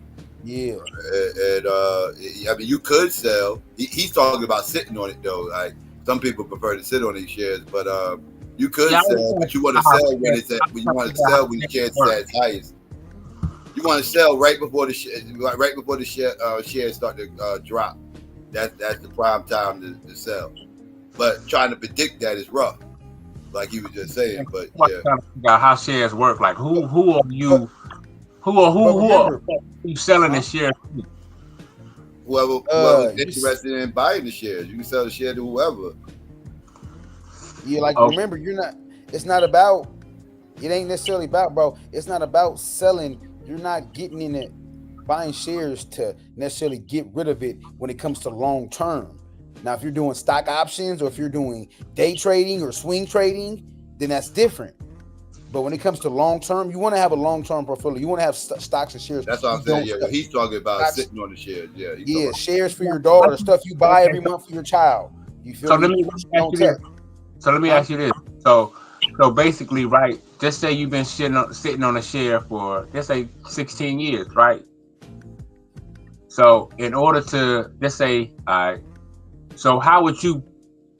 So basically, your income of that share that you own is coming off based off what that share is doing, whether that share is going up or in high demand. Like he said, it's based. It's really. It's to put it like this. It's a lot of factors, like external factors, Fed rate. When they do their announcements as far as like their cuts in the economy, percentages, and that can dictate the market. A lot of factors dictate the market. Public people, Elon, like so that factor is always going to be in play. But what I'm trying to convey to you is that basically you don't want to have this concept of you're trying to like buy shares to sell right off the jump. That's not unless. Nah, I see what you're saying. Nah, I was just trying to see how, like, how would you let's say, how would your money? That's why I was just trying to figure out how does that share make you more wealthy or not? Well, the wealth comes not from just the one share, but it comes from the accumulation of multiple shares. Okay. Move. So it's not about just one share ain't gonna make you rich, bro. Yeah, one share ain't gonna rich off no one share, no. So it's about being consistent, and that's everything you do, working out, consistent. About having a lot of shares within a lot of, it's more about, like you saying, having shares with multiple companies or diversifying, because you don't want to you don't want to just only buy Apple. You don't want to just only buy Microsoft. You don't only just want to buy. You want to diversify. You want to put all your eggs in one basket, because you never know if it falls. Then all your money's there, and then you just go broke. But it's pretty much scientifically based off the market proving it. When you diversify, you're never going to lose all your money. When your money's in more than one area, tech, you got it in. I'm trying to find some other. You got it in the medical field. Areas where it's not going to, pharmaceutical stuff like that, because there's stocks, that pertain to pharmaceuticals. So it's really also, like I said, doing your research, figuring out what you want to invest in, and also, like I said, diversifying. Having multiple areas where you put your money in stocks, not just. So it's like trying to predict the future. Huh? It's kind of like trying to predict the future. No, you're not predicting. You're not predicting the future in that sense as it pertains to the market because it's already been set. Like as far as like the market, like as far as the fluctuation with the market, that's already that's a part of the market. Like I'm trying to explain it to you as far as like you're not predicting anything as far as like you're safeguarding yourself, you know, by diversifying yourself. You see what I'm saying? By having more than one. When I say predicting the future, let me put a little more clarity on it when I say that. I mean, like, you're predicting that this share within this company has longevity, or this share that I buy. Yeah, and that's based off data. You can look and you can go back as far as with Apple, any company, you can look at the data. You feel me? As far as with company, how it look, you know, how they perform. Then $10, they started out 10, now they're 200. You can check all that as far as, you know, the time, the market cap, how many shares they have available, all that's available. So that's why it's important. Like I say, I'm not giving you no financial advice. I'm just giving you some you know, tidbit of information where you can, you know, do your own research. But basically, like, diversification, like I said, in investing in those well-established companies like Apple, Microsoft, you know, Nvidia, tech in general is a boom in tech. Tech is going to be artificial intelligence, stuff like that. You know, you want to invest in things you know it's going to take off, or it's already took off. You know. Yeah, no doubt. I feel exactly where you're coming from. The medical field, that's always going to be around. You know, pharmaceuticals, they got stocks, they got certain companies that, you know, that are publicly traded. You can invest in. So, yeah, I'm definitely gonna have to you know, get my feet wet, man. I've always been interested in stock. I just never got my feet wet. So, you know what I'm saying? I'm gonna definitely take that challenge and challenge myself, and, you know, just like you said, start off small and go from there. Yeah, just start small. Like I said, I would start small with the Acorn. The Acorn app. You can put Acorn app or Acorn investment but you type that in Google or whatever, it's gonna pop up. Acorn. That's, like I said, that's small because, you know, it takes your change. You know, as long as you got it hooked up to your debit card and, you know, you can start. You know, it takes your money, invest it for you.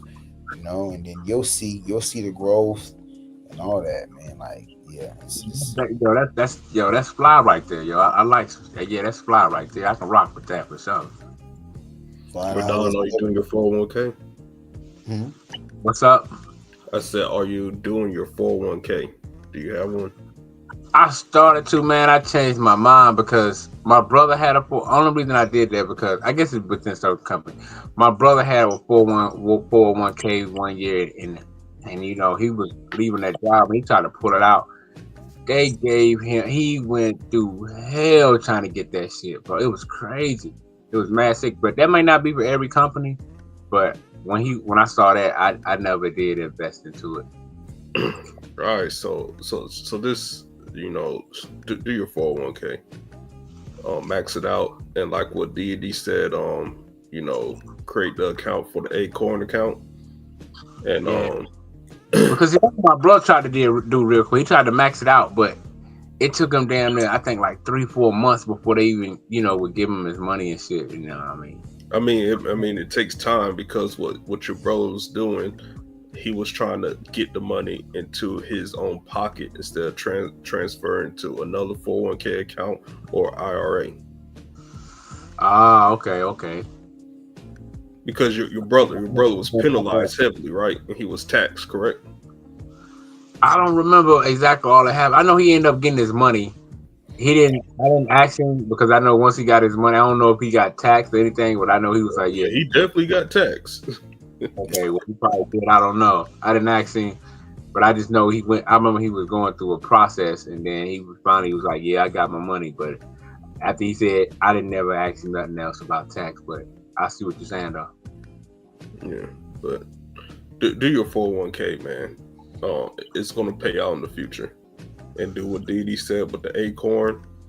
You can have it pick. I don't know how Acorn works. You can have it pick stuff automatically, or you pre-select what you want to invest in. Start there. Yeah, I'm gonna definitely check it out, bro, for sure. I'll probably download that shit tonight. No, don't definitely check it out. Do it. Like, bro, you giving away money if you're not doing your 401k. For real? Why you say that? I mean, a lot of companies, they match it, probably up to like 5%. I don't know what your company does, but that's like free money. You just leave it on the table. For real. No, I think you're saying that's a good breakdown. You feel me? For sure. You're right. You're definitely right. Anytime somebody want to match me, I could match is definitely good. But I could definitely take an offer for sure. You have to be under a tutelage of a job already, though, right? Like you have to already have. That's not a 401k. Is not like Social Security. Like a person that's worked so many hours all their life, so they collect Social Security. Not SSI, Social Security. As long as you file taxes, you pay into Social Security.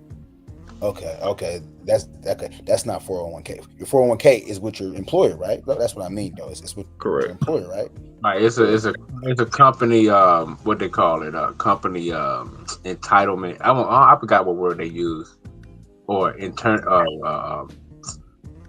that's a word for initiative program. I forgot what they call it, but yeah. I heard pensions were better. Like, is that true? Like a pension was actually better than a 401k?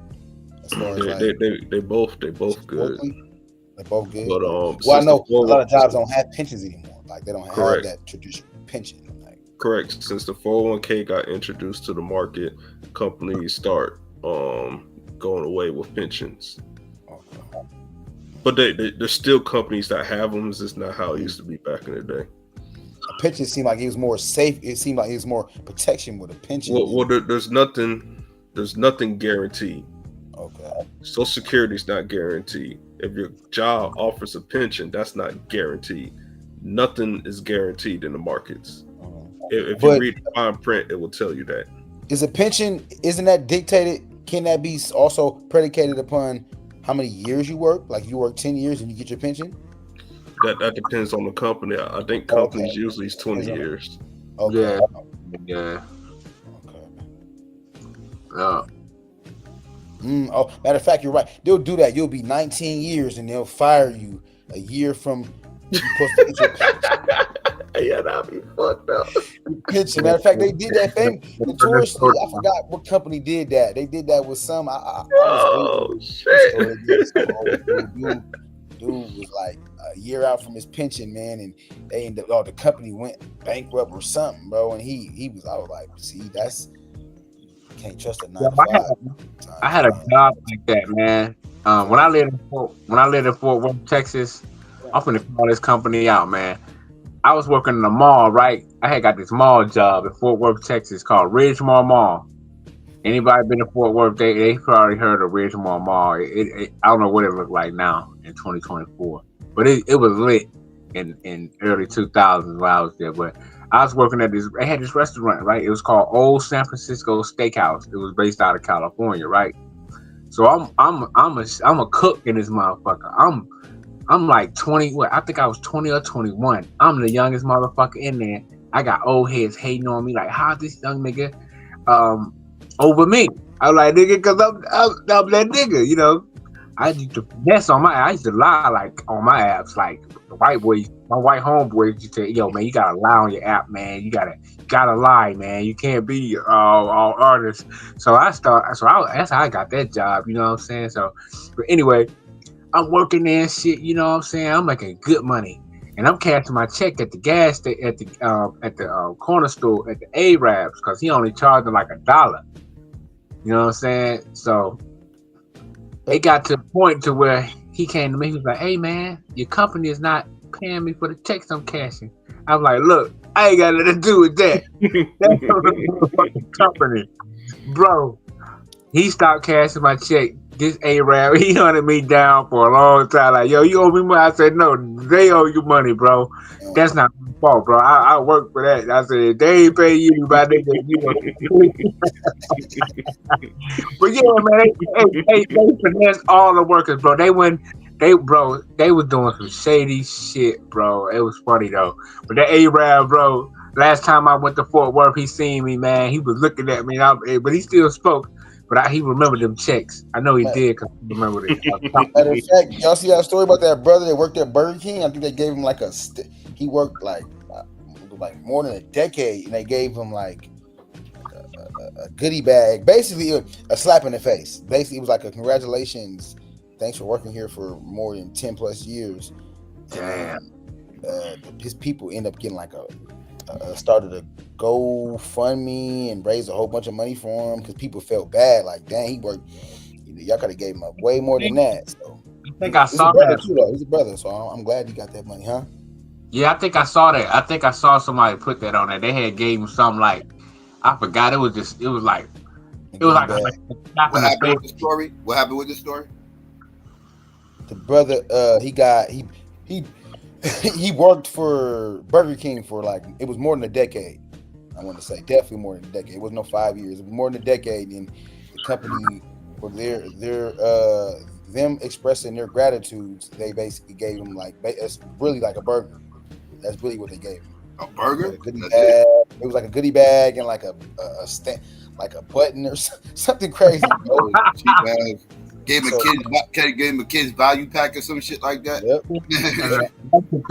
You can't give these companies your all. You can't give these companies, businesses your all, man. And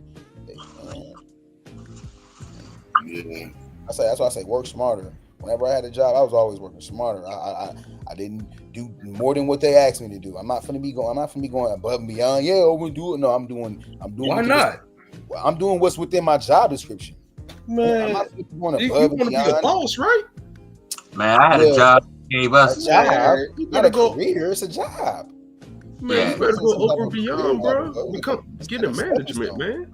And job gonna low down, bro. I had a job, bro. I ain't gonna even say the name, but I had this job, and for like Christmas, right? You know how some jobs give you Christmas bonus, right?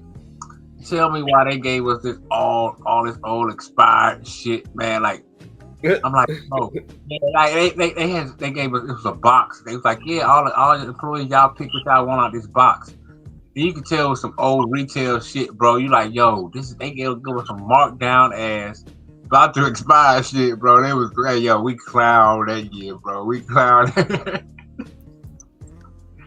Jobs ain't shit. Some of them, bro, ain't shit. But man, D always go over beyond, bro. That jump pays off, bro. Unless you run to a whole bunch of nepotism. Man, you're going to run into that. Because man, if I had a job, I refuse to stay a regular employee. I'm going straight to management as fast as I can. Oh yeah. That's the only thing I shoot for, bro. Is management. I'm not gonna be. Ain't nobody. You know what I'm saying? I don't play that. You one of those? I'm gonna come in and be the manager's pet. Hell yeah! Yeah, I'm about to get a check, Psycho. I'm that nigga they hate, bro. Like every job I ever worked, bro, I always had haters, bro. Like, not based off because I'm, you know what I'm saying, I'm doing foul shit. It's because, you know, people always, I don't know. I just been blessed with people take a liking to me. You know what I'm saying? It wasn't my fault. It just the way the Lord made me. You know what I'm saying? It wasn't my fault, but that's every job that I went to, you know what I'm saying? Employee, like customers, everybody take a liking to a nigga and shit. So every job I had, bro, like I done got fired because of hate. Like, niggas hate. I mean, so I done been through some shit with niggas. That would crack me up. It ain't the white man, bro. And that would be pissing me off. It's always niggas.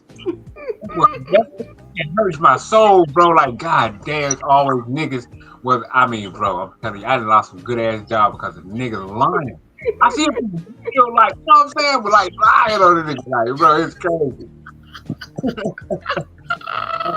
You always gotta find out who the stooges on the job are. Who's the stooges and shit. You gotta know who they are and watch those motherfuckers. Yeah, man. That shit is crazy, bro. Yeah, I mean, I know. Like I said, ain't nothing wrong with a job, but I'm not about to teach. That's not gonna be the first thing I teach my child. Like when you get up, when you go older, you're finna get you a job. Like that's what I'm not about to do. We gonna create a job. That's what we're gonna do. Last resort is you go find you a job. That's not the first option. Yeah. Trump didn't tell little baby Trump that, hey, little Trump, you finna get you a job when you get older. You know that, right? He ain't finna be working no job. That's why white people send their kids to prep school. They prepping them to rule the world and to do that. You know, it's like that whole your ass when you get 18, you getting a bug out my. No, I'm not kicking my kids out. I don't believe in that. We gonna all be up under the same roof and we're gonna be working together. For real. Dude, yeah, I ain't doing none of that, man. Yeah. Whoa. I feel that. I ain't had a hard kick my kid out. But my kid went to college, so I ain't worried about that. Mm-hmm. Yeah. Man, I'm kicking them little motherfuckers out at 5 years old. At 5, they got to go, huh? It's as soon as they hit 2, they out of here. Man. So you 5 years old and you ain't got 2 hustles set up yet? Get your money in your pocket. Why you with lemonade stands? What you doing? Man. All the young black entrepreneurs out here, man, with businesses, man. Yeah, there's so much money in the world that you can make legally, man. You just gotta find it. Gotta be motivated. Yeah, there's a lot of side hustles out here, man. If you can find the right niche. Yeah. Right. You might not be a millionaire, but I strongly believe you could be comfortable. You ain't gotta worry about living paycheck to paycheck.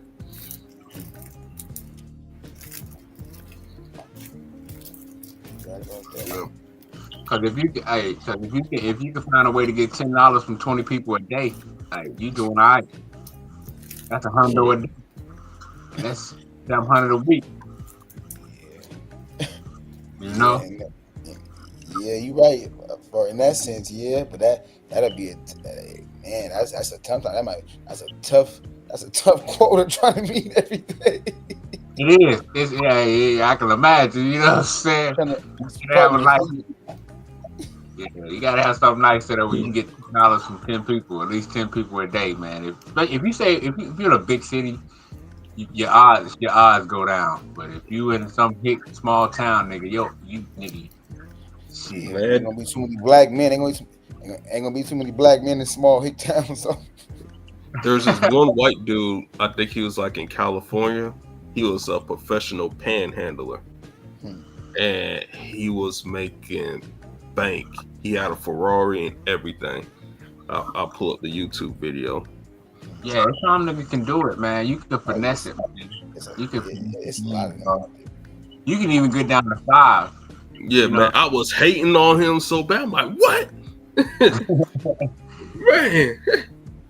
Hey, bro. Hey, some niggas out here can get it, bro. I'm telling you, man. Hey, man, it's some niggas out here big for $1. They go around ask for $1 from all these people.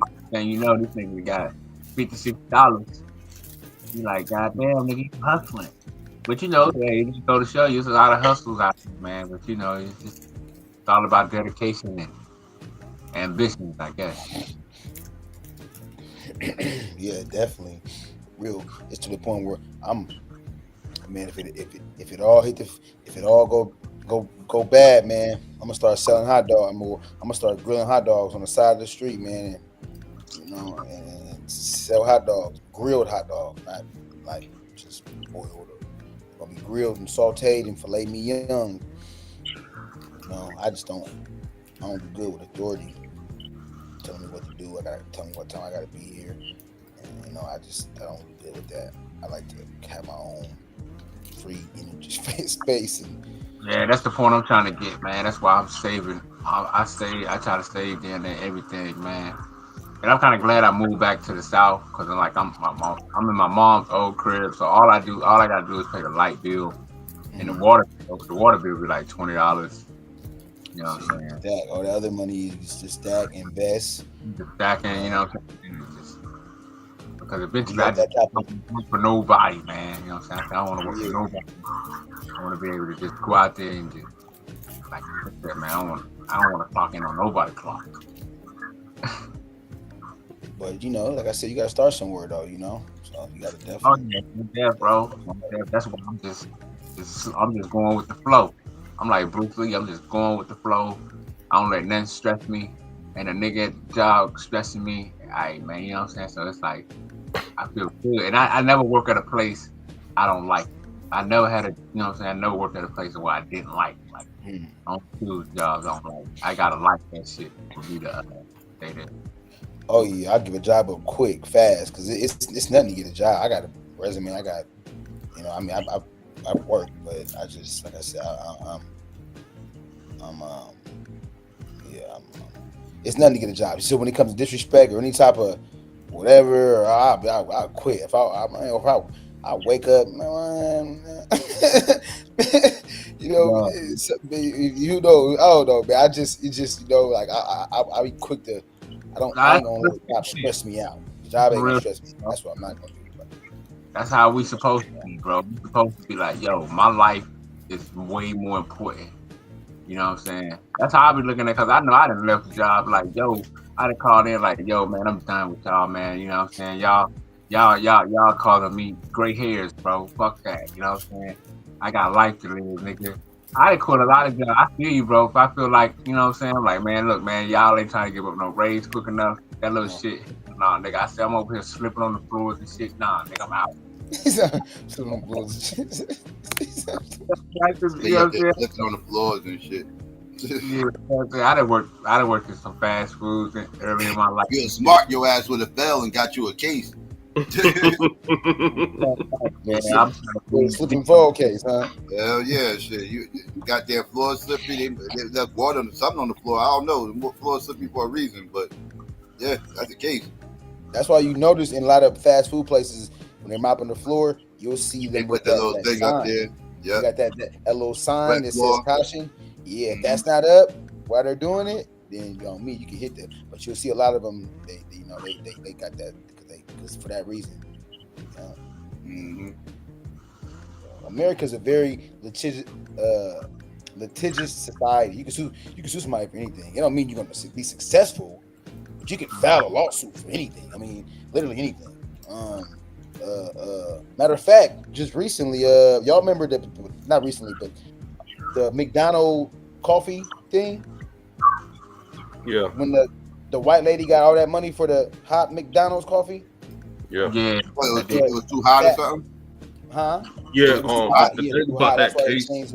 But fast forward, a black lady recently, that's why I said recently, her child got burnt by like the chicken nugget. I need to check up on that case, but she filed a lawsuit because the chicken nuggets was so hot that it literally it was the food they gave her, like it said it caused some type of second degree or like severe burn.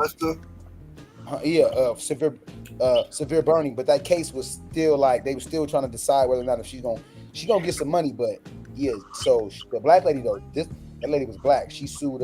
She sued because of the McDonald's for because their food was too hot, basically. So they burnt her child though. I need to start up I want to sue the state of Alabama for slavery. Man, real. On that project with somebody, man, one day. Because I believe that's how we get reparations. We sue the states because they had laws in place that's on record in black and white. So, the problem was black and white. So they put it in black and white. So we got it both ways. You know what I'm saying? They can't say, they can't say shit. So I think that's the best case, man. I think I definitely want to look into it though. Let's see if it's possible. Yeah, that's bro. I'm honestly I'm about to head to this community college tomorrow, and I'm about to talk to them about, I want to make sure my credits can actually transfer.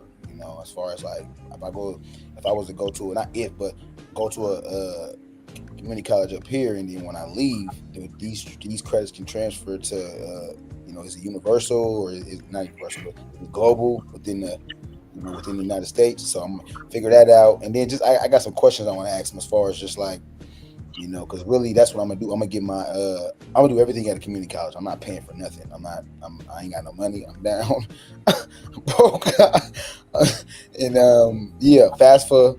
I've already did my FAFSA, so I'm going that route. I'm going the route where I don't have to come out of my pocket. I'm going the route the less expenses coming out of my pocket. So I'm gonna do that tomorrow. Go down to a community college, get my question answered, and yeah, bro. So I'm saying that because I'm about to be a lawyer. Mark my words. Watch.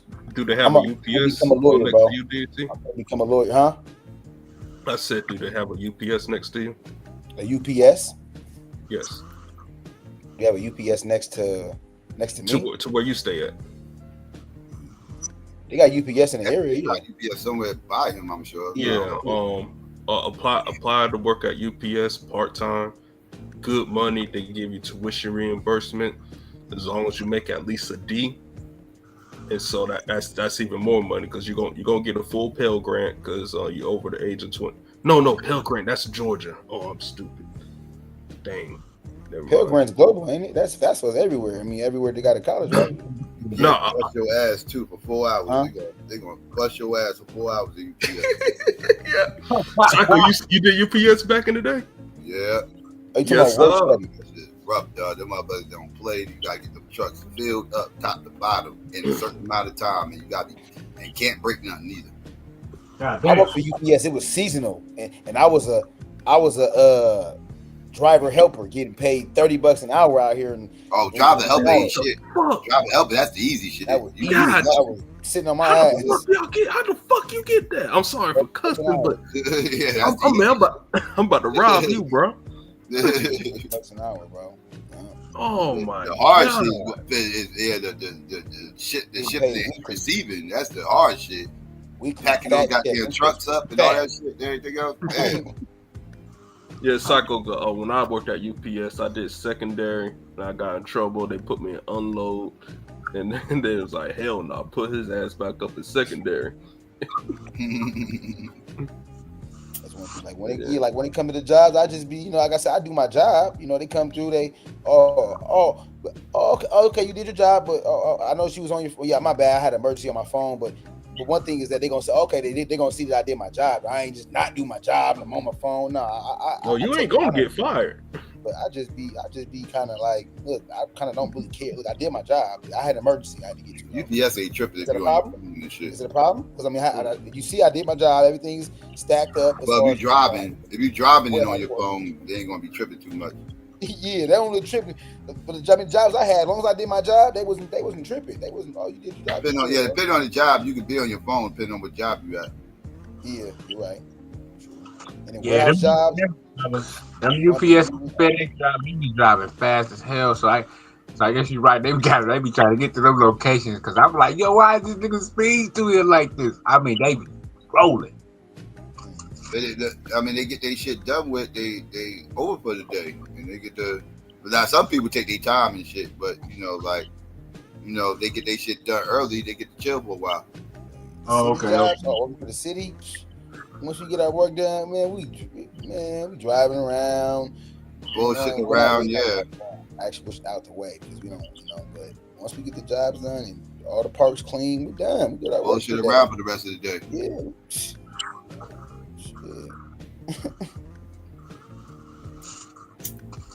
Yeah, I remember I used to want to work for the UPS truck, man. When I was a teenager, I used to want to, be back. I used to have them dreams of, delivering some fine ass woman some packets and shit. You know what I mean? Got these little fantasies and shit. I ain't fucking with you, dog. That was like when I was a teenager. I remember it was some movie. I forgot what movie. I forgot what it was. Where this guy was. And I was like, yeah, that's the job right there. You know what I'm saying? That's where you get all the women. You deliver a package. You know what I mean? What West Coast production you was watching, nigga? What movie that was, man? I was like, tight ass job. That was a year. That was back. I think I was like a teenager. But yeah, man. That's what I used to do when I was younger. I always based my job around whether women gonna be there or women was coming in. I would not get a job where it would not be no women at. That's how I was when I was in my early 20s. You want to be distracted while you working, huh? Yeah, but it had to be. I wasn't taking no job unless you couldn't mess with no woman that I work with, dog. I'm gonna keep it as that. That's a death sentence right there, bro. Like, you fuck with her, and let's say y'all fucking around, shit gravy for the first 2 months, and then shit just bottom out. Boom, y'all, and now y'all beefing 3 months later, but y'all still work together. Y'all beefing. Yeah, she doing the most. Like she trolling you on online, doxing you, all kinds of shit, like popping all everything, and then you gotta see it the next day at work, and then you gotta see it the day after that at the work, and then you gotta keep seeing it at work while all this crazy tension is going. No, absolutely not. I'm not. Never shit where you eat, dog. Never mess with a girl that live too close to you or that work. That's with right. You. Yeah, that's a fact, bro. Like, but when I was a teenager back then, I was in Texas, man. So it was like, and Texas was so big, so it was like, and then like I don't know, man. It was like that's just how it was, man. I had to work where it was a bunch of women at, man, and I was lucky not to run into no situation. I didn't run across those situations, man, where I had a psycho-free station on the job, man. A lot of chicks they was kind of laid back, you know what I mean? But you're right. That's like now I would try that shit at all. That's it. I seen that shit happen, and that shit is not cute, bro. That shit did not end pretty. You don't want to deal with that. Yeah, cause like you somebody working the next company over, next store over, or next factory over, or some shit like that. Like that's fine, but the same factory, or company, or store that you work in, that's not good. Yeah, you can't even. I found out now, man. You can't even get a chick. Like I had a chick braid my hair that I worked with, right? Next thing I know, everybody swear to God, me and her involved with each other. I'm like, damn, you can't even get a chick to braid your hair nowadays without them spreading all these rumors. I mean, these rumors all across the job. They asked me, oh man, I didn't know you were hitting that. I'm like, what? I'm like, bro, no, bro, I ain't hitting that. Like, man, she just braided my hair, bro. I paid and left. You know what I'm saying? Nah, I know you did more than that, player. I'm like, bro, see, you can't, bro. You can't even get your hair braided by a coworker no more, bro. You going balls deep, bro? This shit is crazy, man. Yeah, man. Don't mess with no girl. Like I said, don't mess with one live too close to you either. Don't mess with no girl on your block. No shit like that. That's not a good look either. That shit won't end nice either. Yeah, you keep yourself out of certain situations, and you should be all right. Man, if you're gonna mess with a girl, mess with a girl from like next town over, or 2 towns over if possible. Yeah, facts. Man, I'm still mad. You got $38 an hour for being a driver's helper. No, brother. No, man. I said 30, brother. It was a breeze. It was 30. It don't even matter. I didn't get that fucking money. Yeah, that's not physically straining at all. You're sitting down a lot of the time. Y'all, like you said, fucking around and whatever. And just it was cool. I was let me pair that with this white dude. White dude was one of those he was cool. I ain't gonna lie. He was all right, but he was drinking and on the man had his little. He was drinking on the job. On the job, bro. That's why I'm like, I say I don't let them never talk bad about it. I didn't been around white boys and all they do is get high on the job. And please, man, drinking, smoking, man. Yeah, they know all the shortcuts. They know all that shit. White boys, they know what a. Hey, no, if you want to take a break and lay down, this is what spot you go to. You know what I'm saying? I'm like, yeah, damn, y'all know everything. He was. Man, I was getting paid $8.25 to be a driver's helper. $8.25. Yeah. At the hub, I think like $9 an hour at the hub. I forget. I still got my pay stub. He was in Georgia. He was in Georgia. Okay, yeah. It's Georgia though. What's Georgia minimum wage? Man, I mean, minimum wage, the federal minimum wage, I think is $7.25 an hour. Georgia's. Did you tell them? Did you tell them that's what you wanted? Did they ask you how much you wanted? Did you tell them you wanted $8.25, or did they give you that? No, Chris. No, because I applied to be a driver's helper, but they put me in a hub.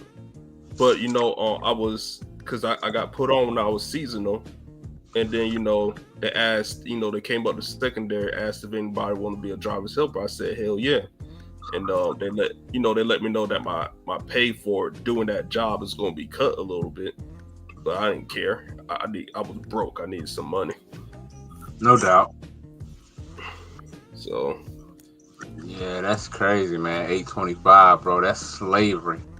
You got to think about that, because that's how I used to tell, like, my jobs to get mad at me because I used to break the shit down.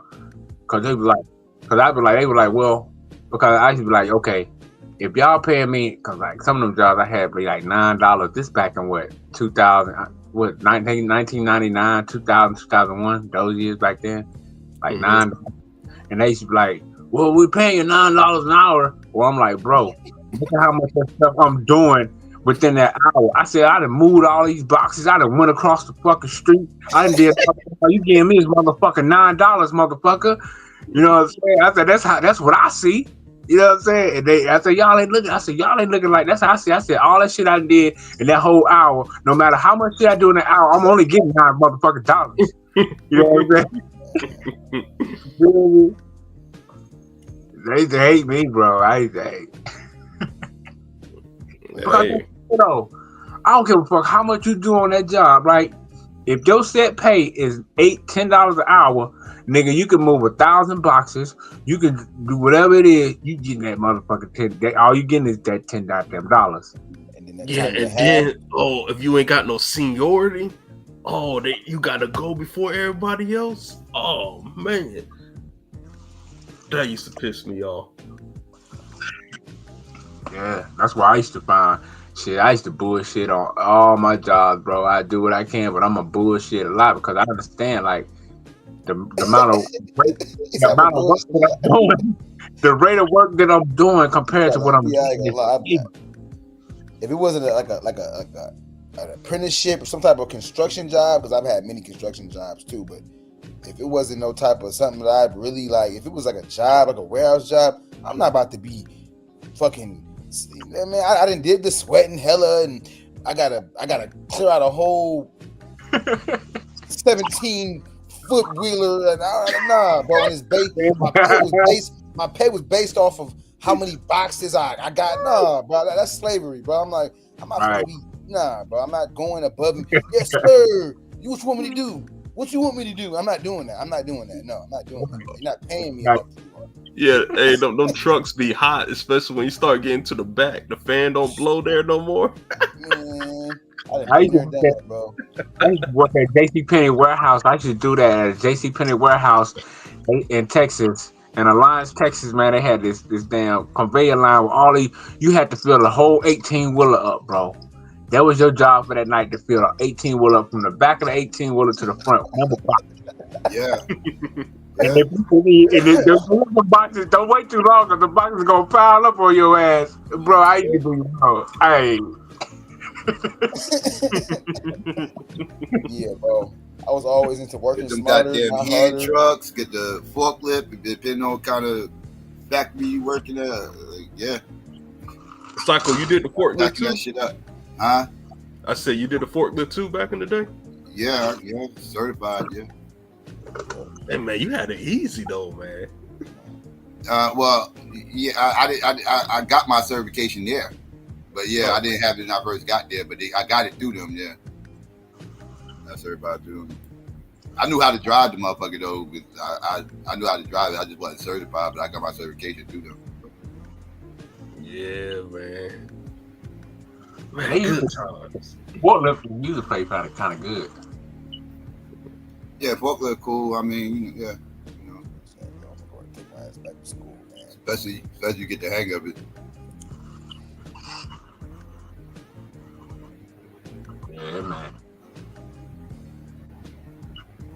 It's a pain in the ass sometimes though, but yeah, for the most part, it's pretty cool.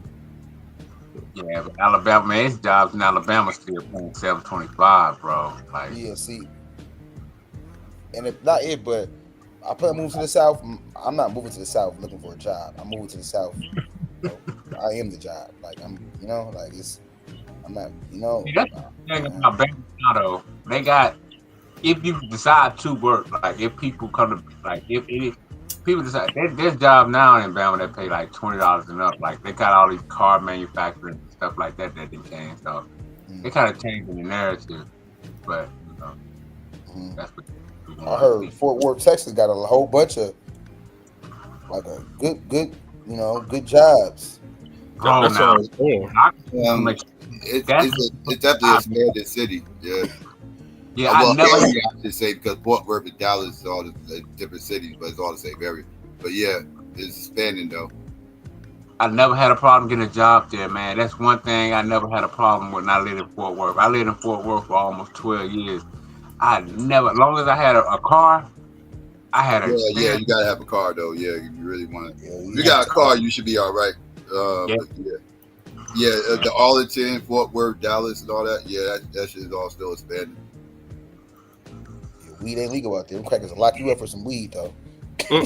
I'll tell you, they weed price is good as a motherfucker though. I'll tell you, put your ass up under the jail for some weed. They weed prices on point though, man. God, you said weed prices on point? Yes, Texas has the best weed prices out of all the places I lived at.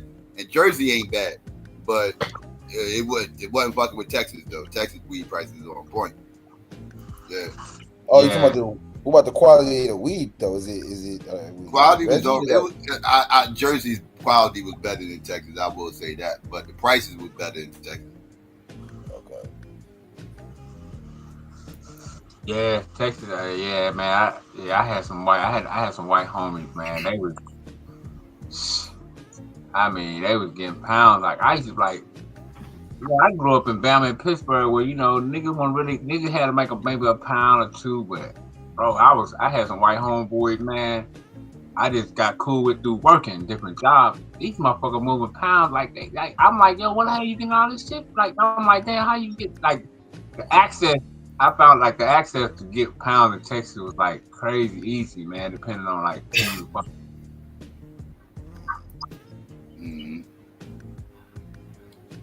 Hey, Cycle, did you talk to Stu Peace today? Not today. No, he ain't come up today. Nah, I hope he alright, cause that hurt. Yeah, I know he in Florida. That's probably why he ain't up here. Yeah, I was thinking about him and Chris Harris, another one out in Florida, and everything else. I need to hit Chris up. See if I ain't got Stu Peace number. I got Chris number. I need to hit him up. Yeah, I ain't in Florida. I ain't living in Florida, man. Florida, it's hurricane season for them right now. So, and they getting beat up. Yeah, that was. I just heard. Well, I just heard like about 10-15 minutes ago, the governor put out a state of emergency out in Florida. Yeah, and Florida just had a tornado too today. Yeah, that was pre-hurricane, right? That was right before the hurricane came. Yeah. How's Georgia? Does Georgia be having Georgia get hit too? You all right over there? You all right over there, Chris? Cause y'all getting beat up too. Hell no! Send me $1 million. Yeah, but I don't know why people that bad. My bad. Y'all right though, seriously? Y'all right? Yeah. Because I stay in Gwinnett. Like I was good. Nothing happened. The last storm, because like I said, the last one that came, I forgot the name of it. Was that Helen or whatever that shit was? Yeah, it's that. Yeah, that one. Yeah, that beat South Carolina up. So I know it must have hit Georgia too. Yeah, it didn't rain hard in Gwinnett. It was just normal. You inland? You more inland? Yeah, I'm more inland. Yeah. Oh, okay. In Alabama, we got a lot of wind from. I'm in Central Alabama. We got a lot of wind from Helen.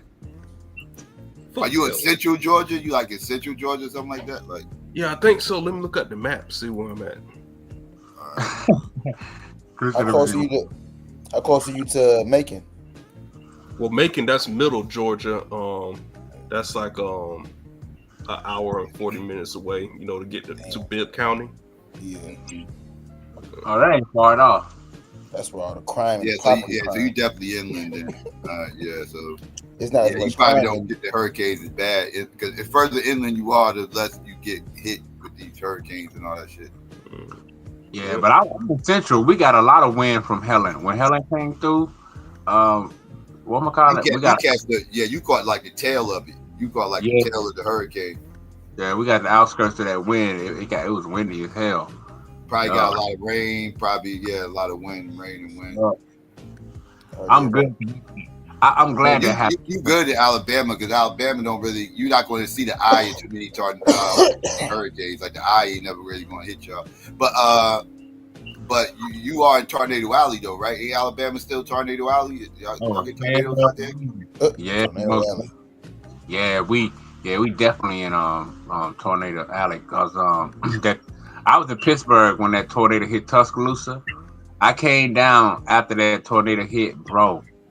I'm talking about it rearranged Tuscaloosa, Alabama. I'm talking about literally rearranged, bro. Like it was crazy. It was like people was excavating to build new buildings where building was already at, bro. That's how it's like wiped out the whole apartment complexes and all that shit. I'm like, it was crazy, bro. It reconstructed the format of the land. That tornado was so huge. Yeah, I'm like towards like northern Georgia. Oh, okay. Georgia. Okay, in the middle, but northern. Well, I mean the middle that's Macon, but if you look at like the northern side, the north side, you're north of Macon. Yeah. Okay. Yeah, people think it's Hart, bro. That's not Hart, man. Like what's that up top, Savannah? I thought Savannah was at the bottom. Let me check the south. At the bottom? I think so. Let me check the map. Okay, it might be. What's up top Georgia? What's the big town up top Georgia? The first major city you hit coming from South Carolina? I thought that was Savannah. A whole bunch of deer. Come on, why this map ain't loading up? I thought Savannah was like below Atlanta. I might be wrong. Fuck it. Now I'm not. I gotta look. I thought Savannah was the first major city you hit coming from like all them South Carolina. States, they be man. All Texas, right. Houston, they be we got Chattanooga. Yeah, Savannah's by South Carolina. I was right. Yeah, it's north. Yeah. It's by South Carolina. Oh, it is? Oh, yeah. That's what I said. It's the first major city you hit coming from South Carolina. First major city you hit in Georgia. Fuck Savannah. Savannah, Georgia.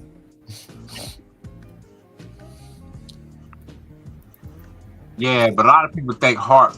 It ain't no. I don't think it's Hart, bro. It just hurricane season, man. It's been like that for years and decades. You know, I ain't with the Hart. Oh, okay, my bad. That's not north. That is. It's right by South Carolina. I'm right, but South Carolina dips off, and it's right by the coast. It is below Atlanta. Okay, I'm thinking. Okay, all right. I don't know why I'm thinking Georgia is like directly below South Carolina, but South Carolina kind of dips. Okay, yeah, it's south, but I was right about it being right by South Carolina. Okay. But it's just I was mistaken of the placement of South Carolina, so it is south. It's right by the coast. It's right by the water. So the pyramid Earth is north. It's on the east. It's east. It's East Georgia. It's all the way by the coast. I never been that part of Georgia. I've been to Greensboro, North Carolina, and Greensville, North Carolina. Well, I've been through Winston-Salem, and I actually went through by where Michael Jordan went to college. I thought Atlanta was further south. Oh, my direction is all over. See, you looking at the wrong map, Psycho. You gotta look at the pyramid. Yeah, I was looking at the flat Earth map. Yeah, I'm sorry, man. I was looking at a map from 1736. I gotta stop looking at them 17. No, my bad. Them 1336 maps. I gotta stop looking at them shit. Hey, this idea what I saw today with Zoe Jamal was on Godfrey. Sanchez has brainwashed Lloyd Jamal. He was on there. Oh yeah, he did. I saw that. I saw it, and yes, he totally brainwashed. I told you, Lloyd Jamal, listen to all them weirdos, dog. Dane Calloway, brother said he listened to all the weirdos. He listened to all them motherfuckers. It's nutty. So Lloyd Jamal gave Sanchez a shout out? Nah, yeah, he shot him out. You get his rhetoric, the talking points. He's the same. I mean, like literally, like verbatim, all Brother Sanchez bullshit. Like verbatim.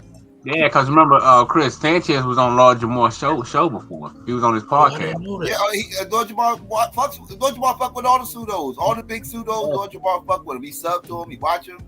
Yeah, he fuck with him. Yeah, now I guess he's Nation of Gods and Flat Earth, like somebody said in the chat the other day. That was funny. I forgot what he said on that shit that I was just shaking my head like, and he was calling us all globetards. Right. That's how you know he gave Brother Sanchez shit, calling us globetards. Like, where did he like? I said, damn, he just stepped to a new low. Damn, Lord Jamal, bro. If like you listen, globetards, really? Globetards? He was like, yeah, it ain't really the planets ain't real. Ain't no real planets. If you were standing on a pool table, just because all the pool balls around you that don't mean everything outside the pool table. I'm like, bro, this is Sanchez 101. I said, God damn. I mean, he was pseudo as hell. I mean, they was trying to give him a little bit of pushback, but he kept shouting them down, and I'm like, this is bad. And they tried to like vibe with him, and I'm like, this dude is mentally ill. Like, Lord Jamar is really mentally ill. Like, it's a problem. Yeah. I said, damn, Jamal, not Lord Jamal, bro. I mean, bro, he's like, he said satellites ain't real, they really belong. When he said that, I said, oh, damn. Oh, yeah, see him saying all kinds of wild shit. I don't believe it. I don't believe it. He's like, so you telling me if they put laser beams on me? I don't believe it. I was like, oh, wow. Well, once a motherfucker get like that, you can't tell a motherfucker like that nothing because you can't tell him nothing. He's just gonna keep saying it ain't true. Okay, well, this conversation's over. Then you win because anything, all the evidence I give you, you're just gonna say it's fake. So why am I even wasting my time? Right. Yeah. You win at that point. You win in your head. In your head, you win. I'm gonna let you go ahead and have that in your head. That's true.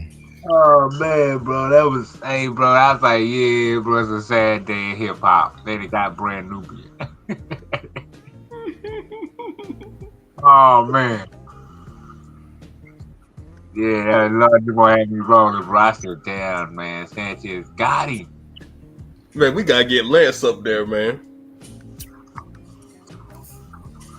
Lance on where? Lord Jamar's show? Or? Yeah. And Lord Jamar probably still agree with it. He'll probably turn Lord Jamar out into being a pyramid earther because Lord Jamar seems to believe any conspiracy you tell him, he believes it and runs with it and starts espousing that shit. He's a pan pseudo. Like he believes in everything, like all that big shit, everything. Like this is bad. How the fuck we got a motherfucker who was a part of a group named Brand Nubian, a fucking ABBA? How are you a fucking ABBA and you was a part of a group called Brand Nubian? What Twilight Zone are we in that a motherfucking ABBA can be a part, could be formerly known as Brand Nubian, and now he's a whole ABBA talking about slavery is fake and Harriet Tubman never existed. He said that? No, Dave Coway said it and he co-signed it. Yeah.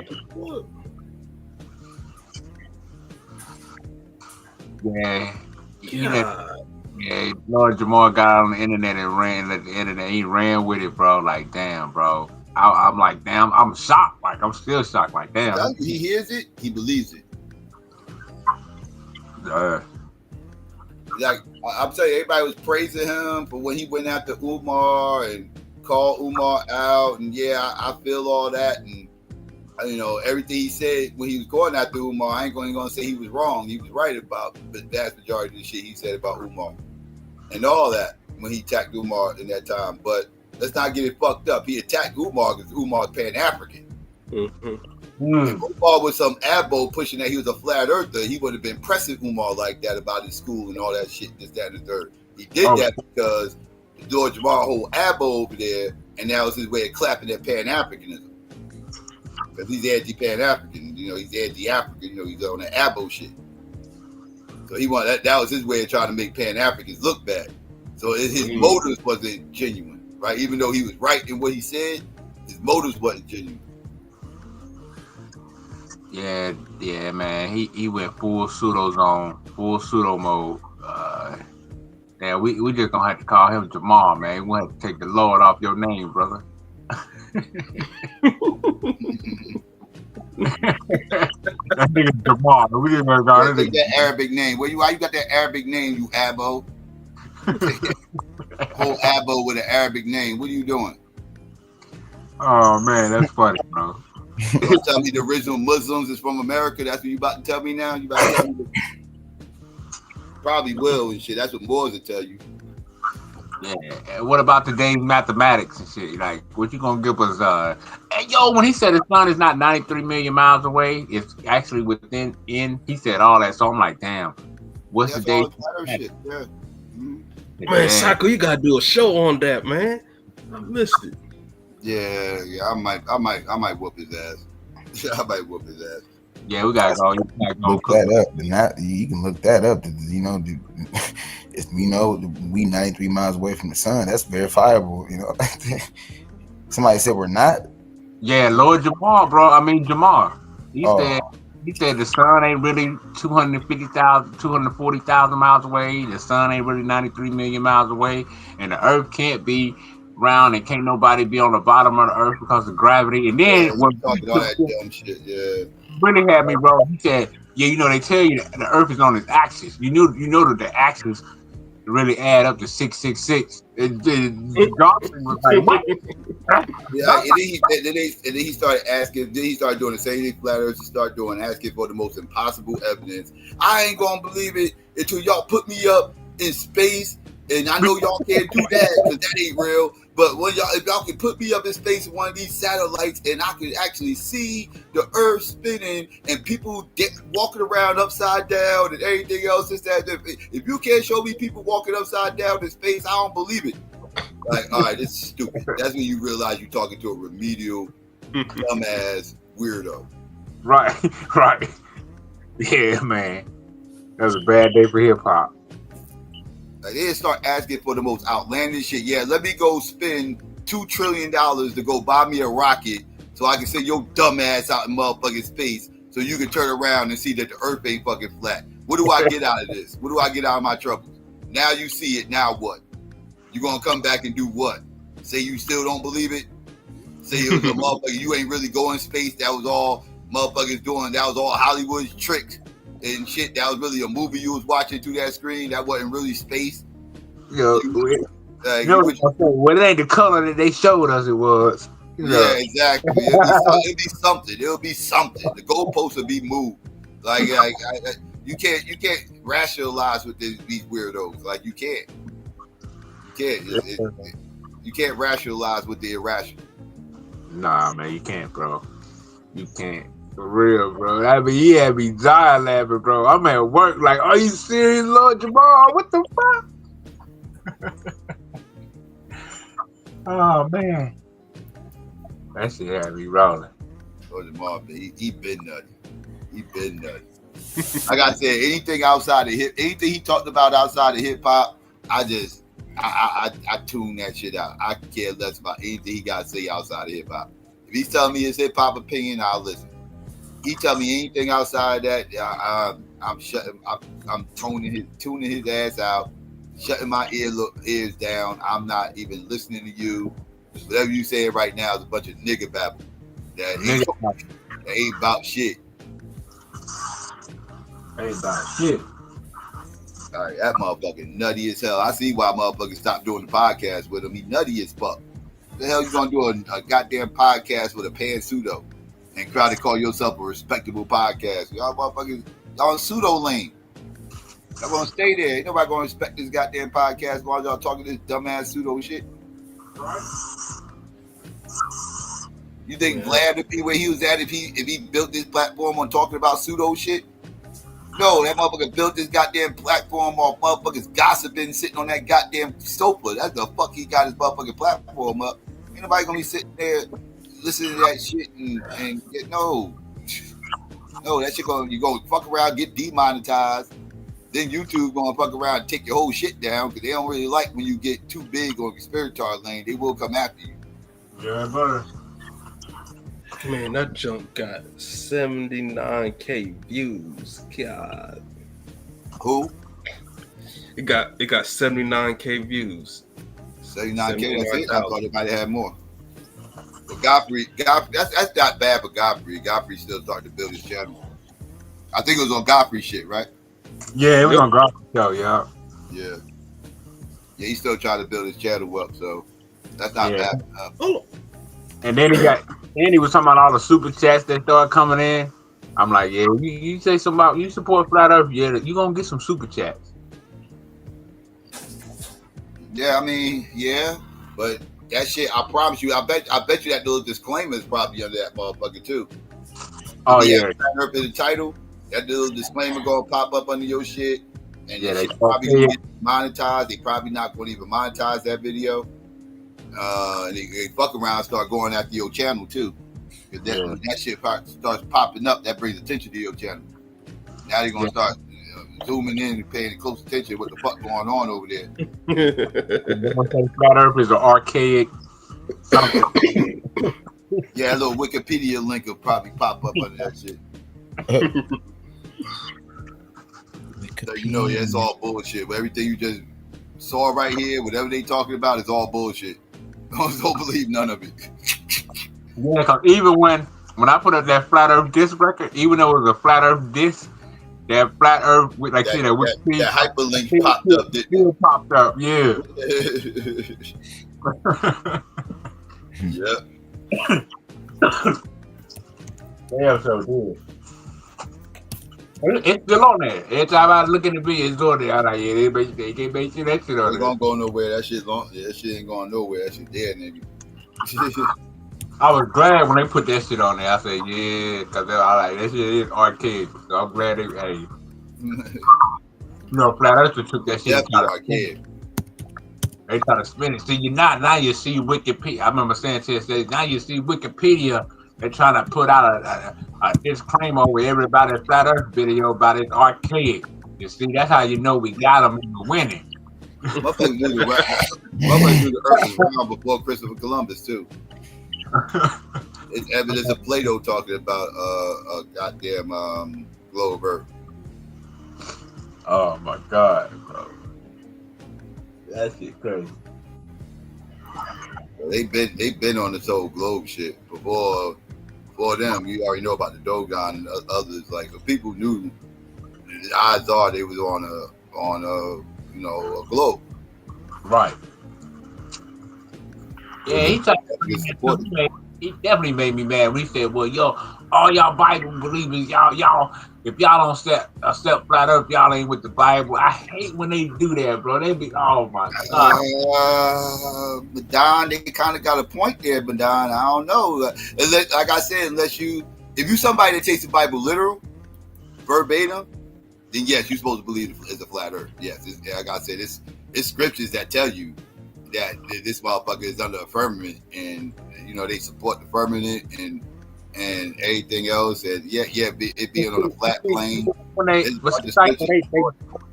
mistranslate firmament though. See, the firmament is because like when you read the Bible, when it talks about the firmament, it tells you that the fowl fly in the firmament. So that's why I was trying to tell Sanchez, it ain't talking about the firmament as in something solid, bro. If it says, because I was like Sanchez. I don't know, man. You gave me an alternate interpretation. I don't know.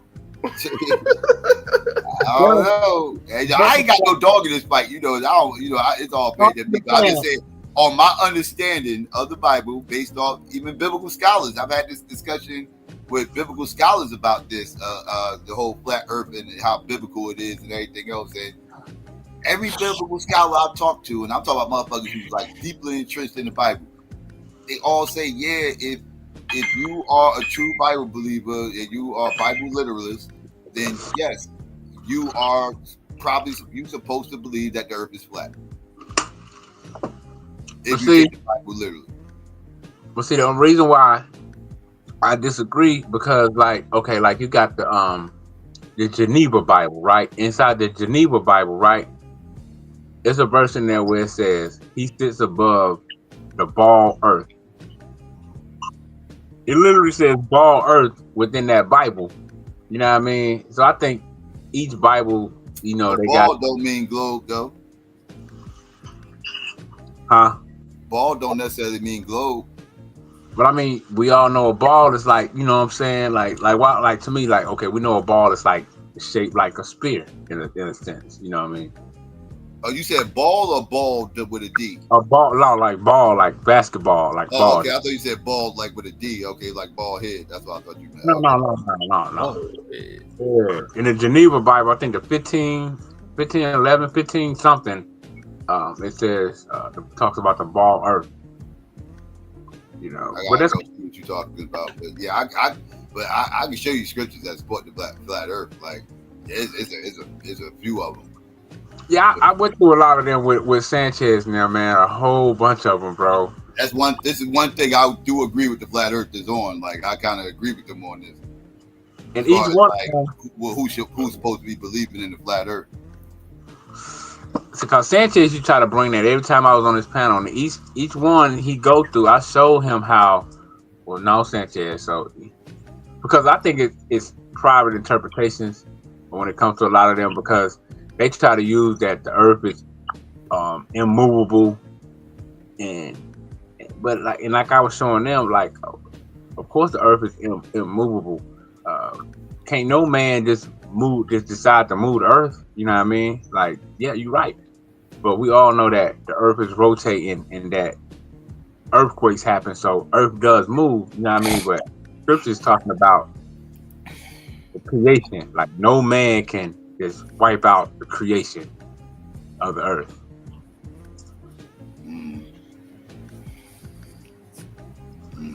But you know, it you know, hey, some, you know, it is what it is. Amen. But yeah. Oh, Madon, you're the second boss, man. Lance been on fire this week. You moved down to Scott level, man. You Scott now, man. Step your game back up, man. I gotta let Lance have his moment, man. You know what I mean? That's Lance, man. Lance gonna have his moment to where, you know, Lance gonna come on, he gonna shine, and he gonna do his thing. You feel me? Yeah, man, he was shining, man. Let Lance have his moment. You know what I'm saying? I just saw him back and let him have his M. Bison moment, man. Let him. Yeah. Oh man. Where'd y'all find Lance at? Lance, I first met Lance the same way I met Madon. I met Lance and Madon same time over there on that debate league, old debate league they had. Joint. Yep, SBDL, Solo Vision Debate League. That's where I met Lance at. He came on the debate league and shit. That's where I met Lance. Yup. Man. That was years ago, but yeah. Mm-hmm. Yeah, a bunch of people I've seen. That's where I met Domo at. That's where I met who else I met over there? A few people. I'm trying to think who come over here that I met from over there. I don't know if he knows Suave. I don't think he knows Suave, but Suave is how I ended up over there. That's actually where I met everybody at, was in Suave chat, because I used to fuck with Suave heavy back in the day. Part. Yeah, Suave was the one on y'all making fun of the shampoo. The one that what? Yeah, y'all making fun of him with the shampoo, the little Suave commercials. Yeah, that was him. That was it got to a big argument about missiles and bombs and all that. Yeah. Oh. Yeah, that was him. Yeah, I knew him. I knew him first. And then he had a channel called the Argument League, and that's a Madon and Domo and Lance and all them used to be over there, and that's where I met him at. Yep, that's where I met Melanated Goddess. I think I met another one. Yeah, Melanated. Yeah. That's why I met Outside the Cube, who was on the other night. I met him on the league. Well, I knew Cube. I actually knew Cube from before there. Well, he knew who I was from before that, because he used to come over the debate community that I used to be a part of.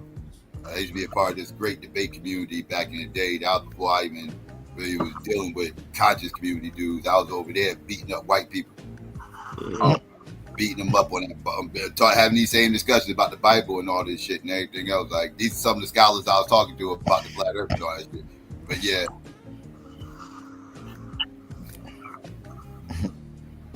I used to beat those white motherfuckers up over there. Hey man, yeah man, hey man, it been some crazy shit on this internet through this content media. Man, I done seen and heard some of the most wildest shit. Boy, I tell you. Did Madonna's had that bad phone mic when you met him? Yeah. I think his mic always was like this. Damn. My mic used to be cool, man. Like I gotta fix that screen. I gotta go and fix that screen for that phone because that was like the Android 832. That was like the best Android I ever had. But I using government phones, you know, man. I just within a next year. But how you gonna debate with a bad mic, man? Golly. My mic years. Nah, man. My mic was cool. During the league time, my mic was cool, you know, because I was on my laptop doing it when I used to do my debates and shit. But once I started using these government phones, man, because I never as soon as I used these government phones, it was like, oh, bad Mike Madonna. It was like, goddamn. And I'm thinking my shit hitting. I'm thinking you know what I'm saying? I'm thinking loud and shit. Oh, man. Niggas be like, Madonna, play back the tape. Play it back. You'll hear yourself and shit. I'm like, oh, shit. These niggas serious. God. Dang, Madonna.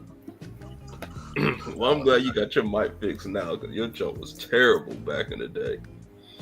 Now that was just one of them government phones, man. I still got that government phone, man. You know what I mean? But I'm gonna go back to my Android. I gotta get that screen fixed because I got a lot of my recording apps on there that I use to record with, and then I put my versions on the computer and shit. Cause some of the recording apps are mad crazy good.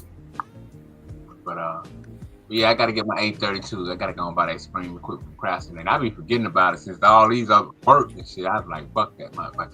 But I gotta get my info out there, especially because I'm working on this. I'm about to start working on my Flat Earth Disc video.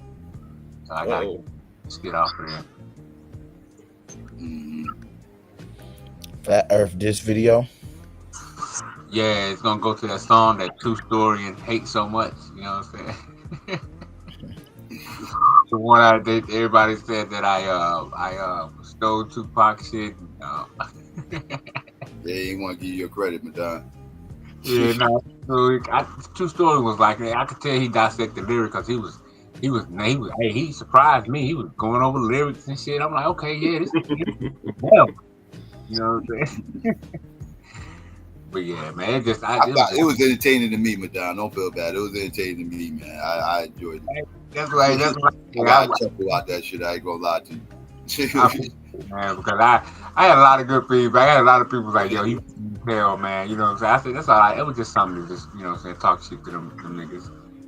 Come out here quick. Yeah, I'm definitely, the video will be funny as shit. I might be biased too because I just like that you just clapping with all the motherfuckers like you just went ham. It's just like you have no pebbles unturned. Only person I hear you get at was JP. I was waiting like, yeah, you get at JP. Fucked up. You should have gave JP work too. Because at the time, JP, when he wasn't talking shit, all the other niggas, every time I go on the panel, like every time I start talking, they be like, oh, Madonna, you work for NASA and woo. I'm trying to conversate. I said, you know what, nigga, I'm gonna do a Flat Earth Disc record. You going on the song, you going on the song, you going on the song, and you going on the song. You know what I'm saying? I was like, okay, bet. You know what I'm saying? This is all y'all want. Y'all don't want to talk about it. Y'all just want to just slander and talk all this other dumb shit. So I said, okay, bet. I'm gonna make this shit. And I'm gonna make it quick. But yeah, the video gonna be funny as shit, bro. I mean, I'm gonna try to make this shit one of the funniest videos of all time. I'm trying to use green screen and everything. I'm telling you. I ain't lie, bro. I was gonna have this one scene because I was gonna make this cause this place up the street from me, they get rid of a lot of cardboard. So I was gonna get a lot of cardboard and just tape it together and cut it into a flat earth circle real big and paint it. And I wanted to get me and my brother, a couple of my homies, I was gonna get them to help me throw it in the air like a frisbee or something. And I was gonna use my real I was gonna use my real gun. And while it was in the air, I was just gonna shoot it. But I was like, they probably try to block it. So I scratched that scene, but that's what but I'm still gonna build a big flat earth out of the cardboard, and I'm just going, and it's gonna be a bunch of shit. But I was gonna throw the shit in the air, try to throw the shit in the air and shoot it with my real gun and just blow it to pieces. You know what I'm saying? But I was like, nah, YouTube probably like that's too violent or some shit. So I'm gonna scratch the gun scene. I can hear him now. Madame want to kill us flat earthers. He had the video. Now just go skeet shooting with paint flat earth on the little skeet things and shoot it, pull, and you just shoot out a motherfucking flat earth. Pull. Just keep shooting on the little flat earth disc and shit. Like just keep. Yeah, yo. But so I'm gonna take that. Hey, I'm definitely gonna try. I'm gonna try to see what's up with that Psycho. That's funny. That's funny, bro. Yeah, I'm gonna try to. I'm gonna start with Lord willing, man. I'm gonna start working on this video within the next week or so, man. I've been writing a lot of stuff down, but I'm just start buying the material and putting stuff together. They said, Lord willing. Destroy the whole flat earth, man. Kill him, man. Fuck him. I am, bro. I'm telling you, man. I'm going all out, bro. I want them to ban it, just like they banned it on TikTok. I want them to ban this motherfucker. They banned flat earth on TikTok? Oh yeah, they banned my shit, bro. For real? Yeah. Oh, they banned your video. Okay. I thought you meant they banned like the topic of flat earth. Oh no, they banned that flat earth disc record I made, man. Like they reported. They said somebody complained I was bullying and all this other shit. I'm like, how? Like bullying? Like, are you serious? That's great. Yeah, I got a screenshot. I'm gonna share it one day. I got it in my phone, man. Where I screenshot it where they saying, TikTok, I can't. That's why I don't even upload over there, dog. They moved some content I put up over there. It's too sensitive. It was that Alabama shit. I got mad as hell. I was like, man, fuck TikTok. I'm motherfuckers gonna take that shit down. All this dumb ass shit y'all got up on here, this pseudo ass shit. You know what I'm saying?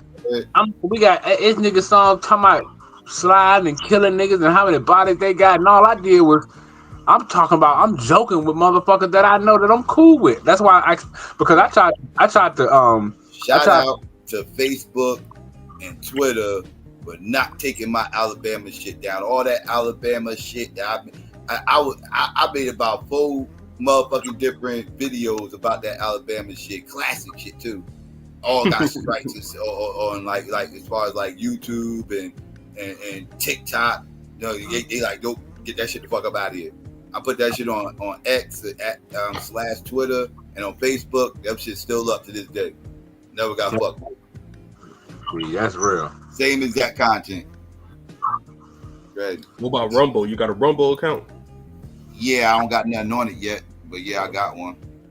I made one, and thanks for reminding me. I was supposed to been putting content over there. I forgot. I'm gonna have to get a Rumble. I don't have a Rumble account.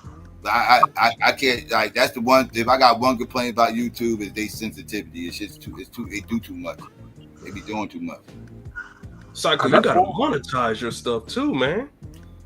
Yeah, I mean, this channel's been monetized a few times, and then they demonetized me and everything else. I keep getting monetized, demonetized. And they, if I curb my language and tone it down a little bit, I can get it monetized and keep it monetized.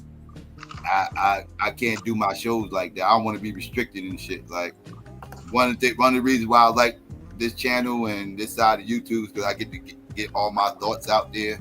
I'm not confined and restricted to talking about because I started off in the sports section, right? I started off in the sports sector.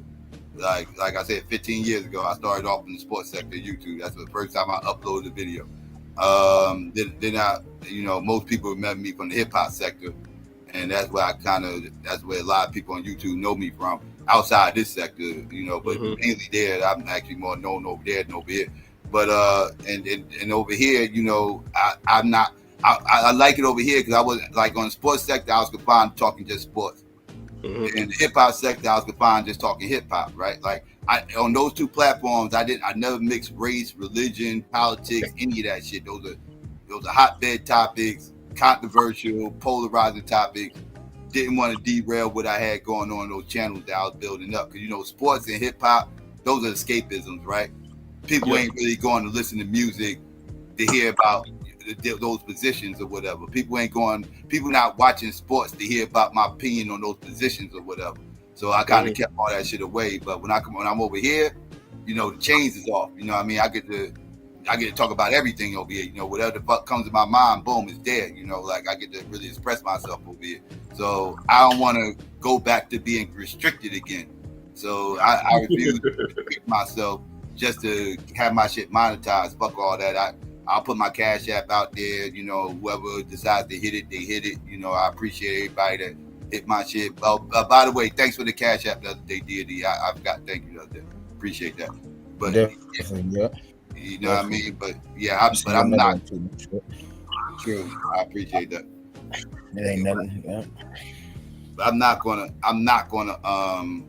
you know, tone my shit down just to get I ain't come over here, you know, solely for the, you know, if I get money, that's cool, you know, that's a bonus, but my main thing is to get a message out. I got a message I'm trying to get out here. Yeah. That's the main thing, yeah. And I only know one way to deliver my message, and that's, you know, if it gets me demonetized, it gets me demonetized. D.A.B.A.T.E, what the hell are you doing? You cutting your hair off? You shaving? No, that's my dryer. Oh, okay. Oh, that jump about to blow up on you, bro. No, it's done. I just ain't got up. It's telling me it's done. That's all. It's gonna stop. Okay. That's the final one. Man, that noise sounded crazy, man. I thought some clippers. That's what I thought it was. Yeah, I thought it was clippers too. That's the dryer. That's the final countdown. Dang. But I don't think they will demonetize you off of Rumble. No, Rumble I'll probably be good. That's what I said. Rumble. That's why I was saying I was going to start putting some content over there. Yeah. Oh, you can get on Rumble? Whatever. You can get monetized over there too.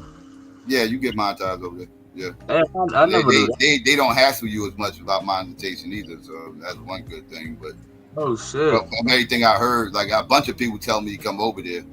A bunch of people, conservatives mainly, obviously, because you know it's mainly conservatives over there. But yeah, they could use a little bit of pushback too over there. That's for goddamn sure.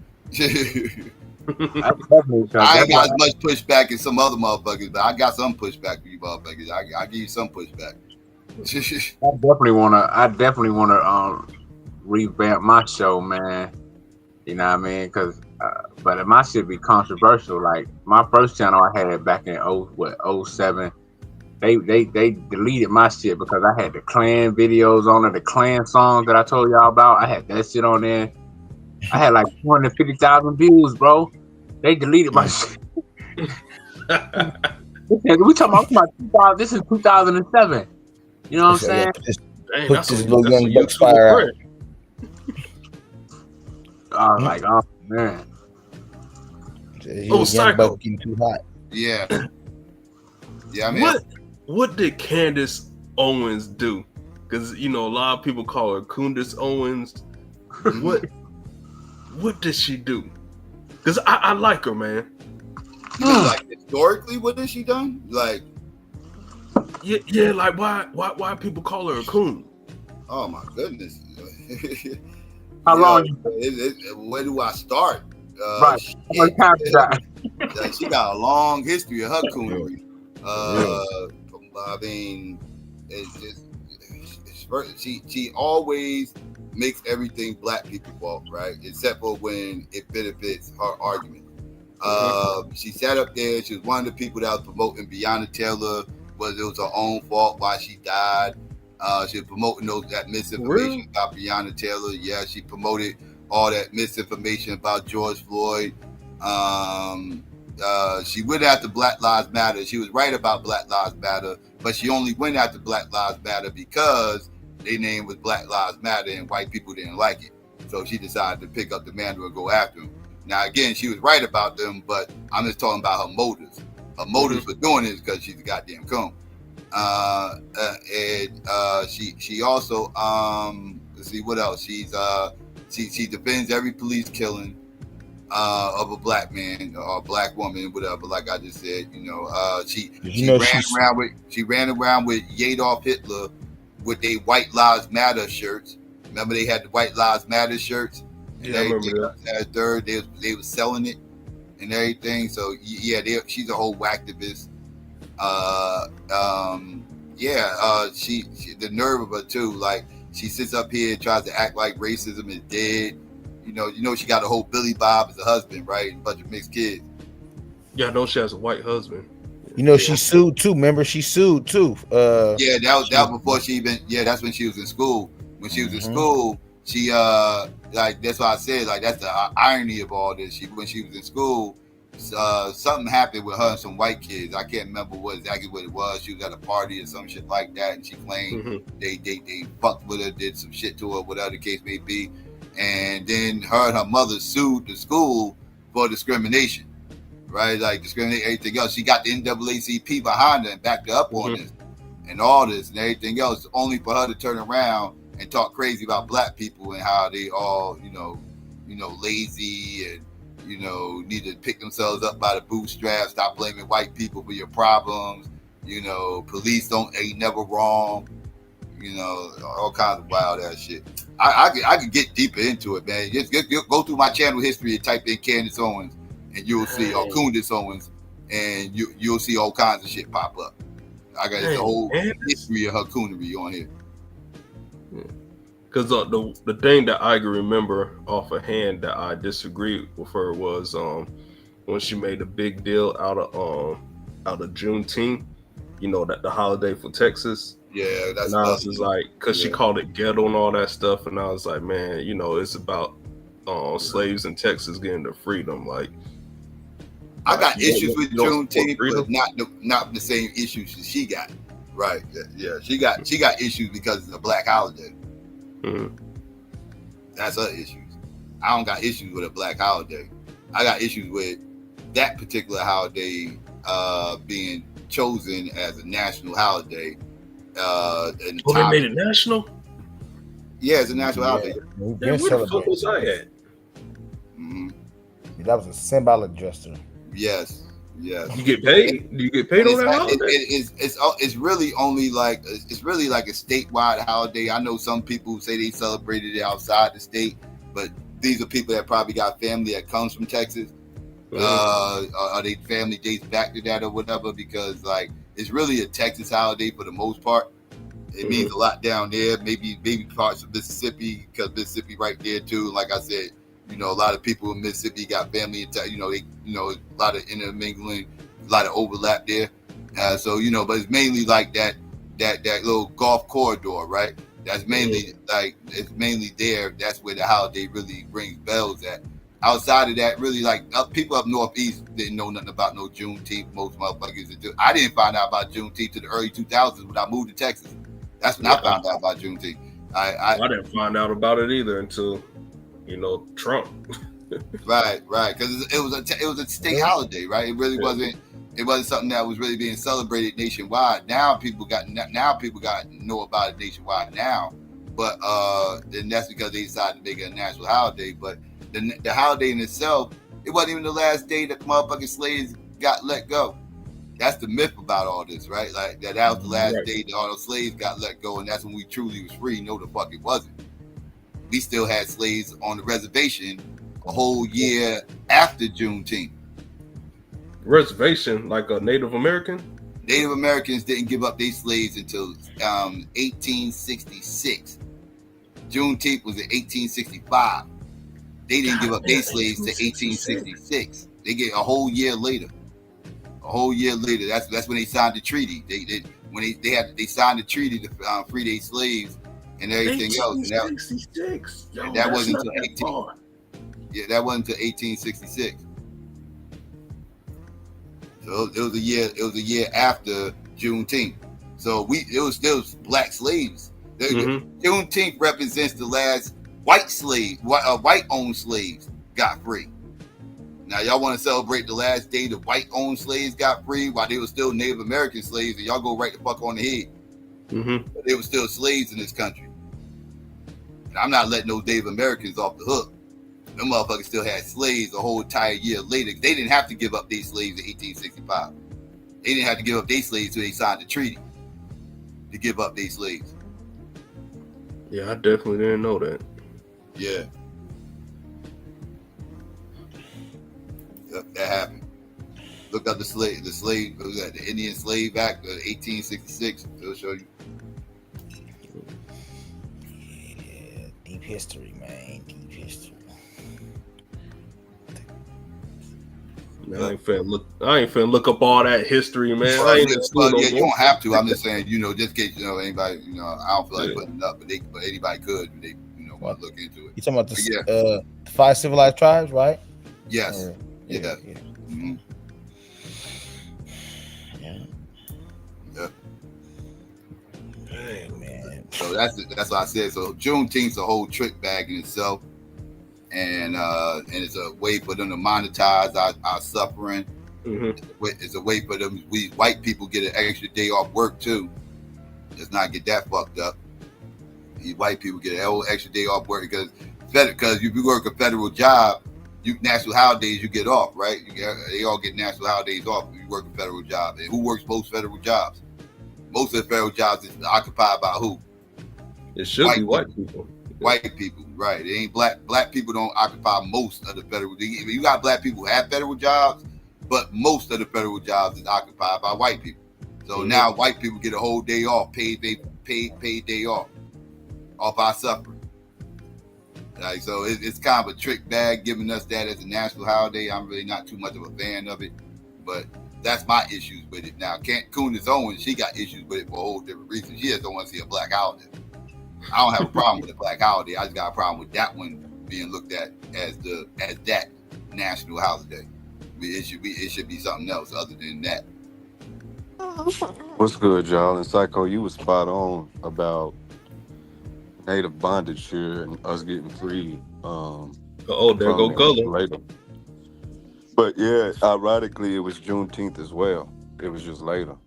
And then we go into them treaties, the 1866 treaties and all that. And that's more so on the discrepancies taking place amongst the freedmen, them not honoring certain obligations they were supposed to.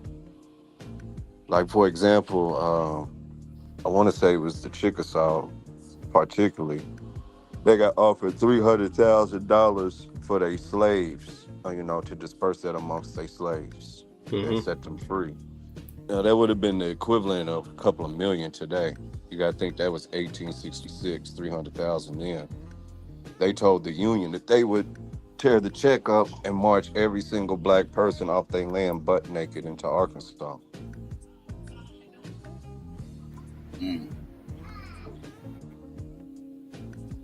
Yeah, you could, and then you add in, we weren't part of the Union, so we didn't have the Freedmen's Bureau here to protect us. So that was a weird time here, because Reconstruction didn't apply. Right, exactly. That was the whole purpose of the treaty.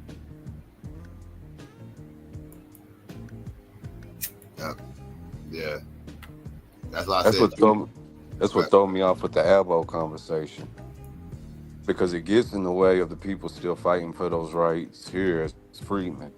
Exactly. It undermines everybody. Like, that's a big deal out in Oklahoma. And it does undermine their claims. It undermines reparations. It does a whole bunch of stuff. Like I said, it's weird because they messing with people's history and people trying to get this stuff correct and trying to get reparations for stuff that happened to them while these idiots right around here talking nonsense. Like, abos are annoying. Now, when blacks migrated to California, let's say in between 1890 and 1920, somewhere in that time frame, they took Juneteenth with them, and it was so big in LA that they called it the Oklahoma picnic. They wasn't calling it Juneteenth. They would call it the Oklahoma picnic. But it was the same celebration.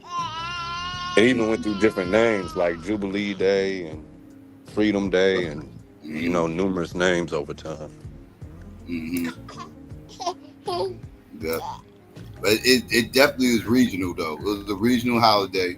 Yeah. And like I said, out there, like in that little golf corridor out there by like Mississippi and Texas and around that area.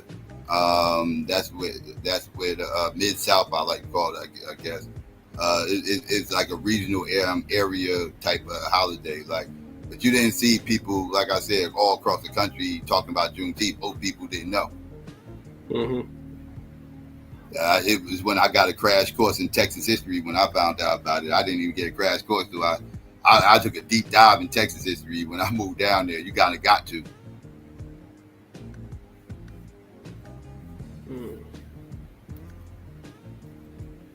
One thing I say, Texas is the most prideful state in the union. No state got more pride than them motherfuckers. I gotta say that. That includes my state. My state got pride, but not like them motherfuckers. Them guns, baby. Yes, sir. I'm telling you, man. You go to Texas, you're gonna see that Texas flag more than anything else in the state. Like, you're gonna see that Texas flag. You ain't gonna see the American flag. You're gonna see that Texas flag everywhere. That's the only state that reps they state flag like that. I go to Georgia, you ain't gonna see, you would see the Georgia state flag. That goddamn Confederate flag, the old state flag. You will see that Confederate flag. Let me not say that. But I know you go to Jersey, New York, California, you go all these other places. You're not gonna go and people just riding around with their state flag all over the place. No, you go to Texas, that state flag, you see that shit more than the American flag. No bullshit. Like, people, cars, people, like everything, like everywhere. People got shirts, hats, everything. You're gonna see Longhorns and that state flag. That's what you're gonna see. Like, them motherfuckers, they love their state. Like, I mean, they love Texas. I ain't know that, man. Yeah, Texas is different. It's different. Like, the atmosphere is different. You think so? Oh yeah, you stayed there.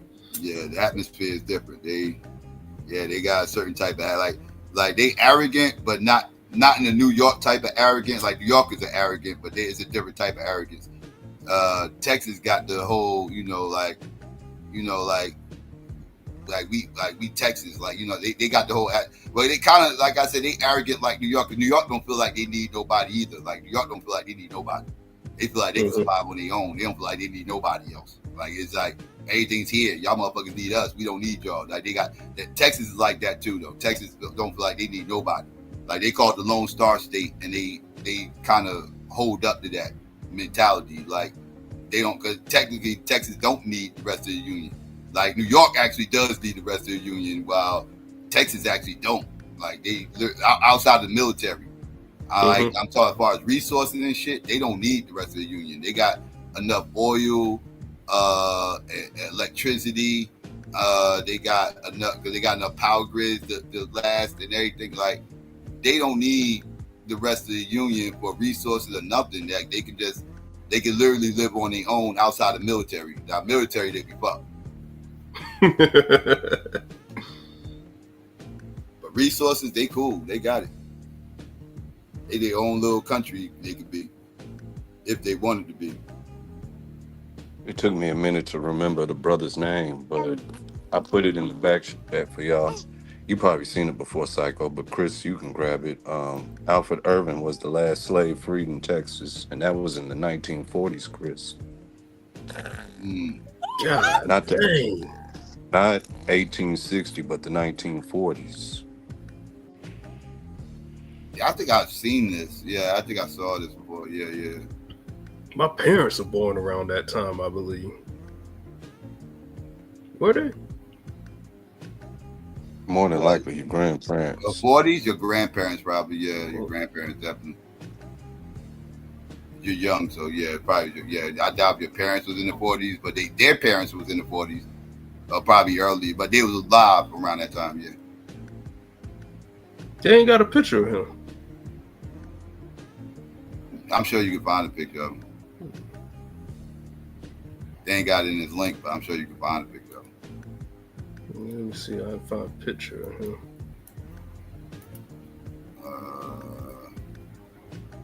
What state was that again? That's Texas. Oh yeah, my bad. I don't know how I just forgot that. I see on black and white picture. He got a pipe. I got it. I got the obituary. Wait, is this the same dude? Yeah, this him. It's him. I should. Man, Gola, I thought you had a Falcons hat on. Well, I was about to be like, boy. No, but I got people out there in Atlanta. I hope they ain't this, man. That's where you at, Chris, right? Yeah, Gwinnett County. How long you been out there? Since '97. You ever heard of a place called Factory's Barbecue? Factory's Barbecue? Factory's Barbecue. No, I never heard of it. They was running family restaurants out there. They took it from Oklahoma out there. It's I him never right had here. to go and see him set up though. Oh, that's a cowboy right there. Yep. Urban Alfred Singletary. He from Kinlan too. I know where Kinlan's at. I've been there a few times. Well, that's where the funeral home was in Kinlan. Okay. I think there was a couple of other cases of people still held in bondage after him. I just don't think it was Texas. Hey, hold on. What was Urban was employed at Public Service New Jersey for many years before retiring in '83. What, really? So he was out in Jersey. So the people who enslaved him, did they go to jail? Oh, he's a cow bitch fan. Okay, now I ain't. Wait, hold up. Wait, okay, I done lost respect for him. That don't even make no goddamn sense. I done lost respect for him. Okay, this right here is sacrilege. That don't even go together.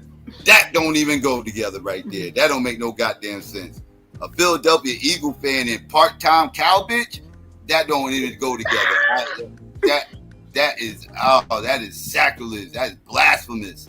I know hardcore Sheagle fans and cow bitch fans that will go off on this right here. They will lose their mind. That's crazy.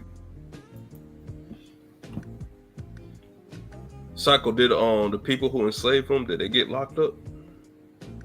I highly doubt it. I don't know. I highly doubt it. What the fuck? Are they still alive? Whoa. No, they ain't. No, I doubt they still alive. Hell no, I doubt that too. I doubt they still alive. He probably was a kid. He had to been like a kid when, like, he probably was the ass end of it. Like, how's that shit possible, bro? Like, how do you hide that from somebody?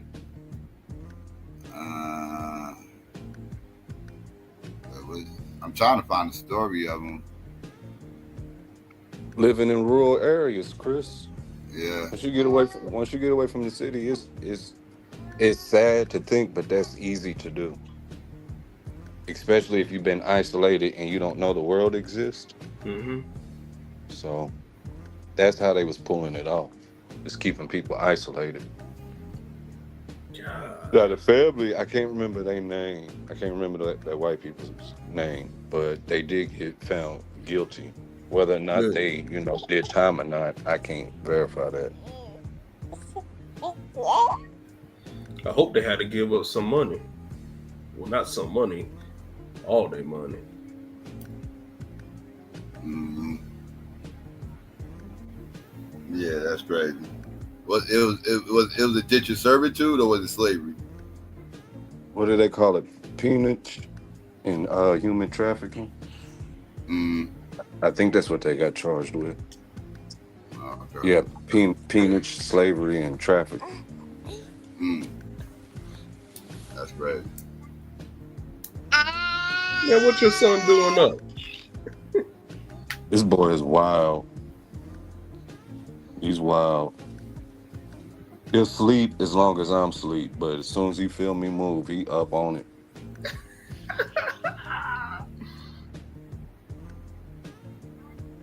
Man.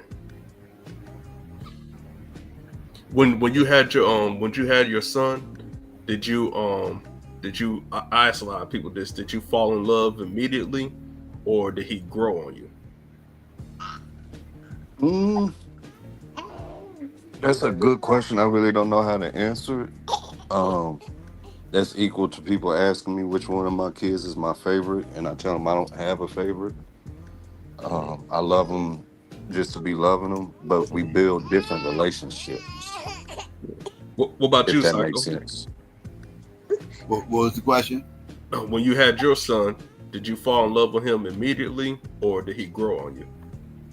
I got a daughter, but you got a daughter, my bad. Yeah, no, it's all good. Yeah, I fell in love with my daughter first. I was there when she was born, so I was in the room. So yeah, I was the first person to help my daughter. Because Chris, what makes that tricky is you can fall in love with the idea of your kids before they get there. Yeah. See what I'm saying? So I And then don't second you necessarily hold look at it it that way. I just second look you hold at your kid, like, you know that's you. Like you created this. Like it don't take. Yeah, you don't got to learn to love your kid. It's that attachment is there. That bond is there. The second y'all make contact.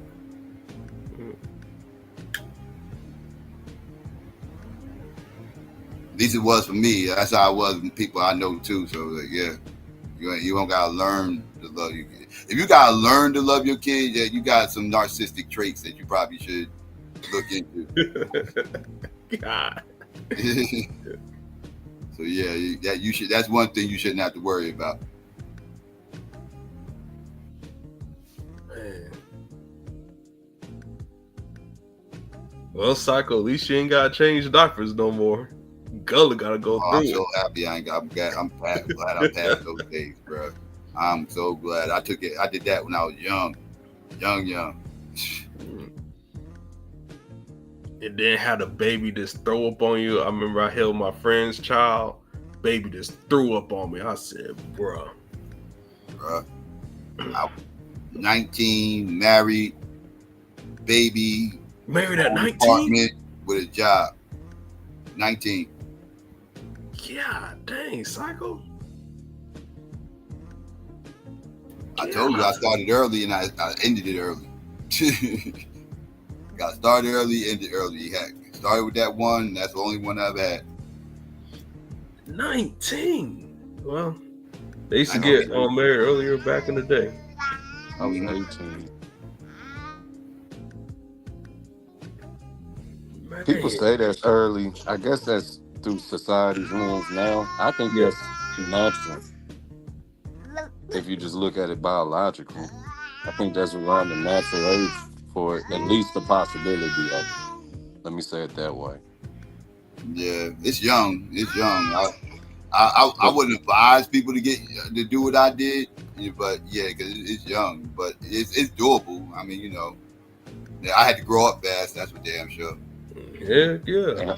I'm not saying it for bragging rights or nothing, but the youngest girl to ever give birth was like 4 or 5 years old. What? Somewhere down in South America. What? Yeah. She was. How she able to have a baby at 4 or 5? She didn't even have a menstrual cycle yet, right? No, they born with all their eggs. I don't know how to break it down scientifically of how this happened, but yeah, she was only 4 or 5 years old. Did she die? No, she lived through it. Hold on, let me. How did she get pregnant? Is the better question. How the hell would a 5-year-old molestation? I think I can't remember if it was somebody in her family or not, but they later found out. Let me see if I can find a link on her, y'all. It's a true story too. In 4 years, meaning 365 days, not this crazy Chinese New Year stuff. Yeah, we not talking God years, are we? We ain't. Yeah. we ain't talking God days, are we? We talking God days or regular days? What kind of days are we talking about? Like, Holy shit. Here y'all go. I'm putting it in the chat now. Ain't no way. I'm looking at it right now.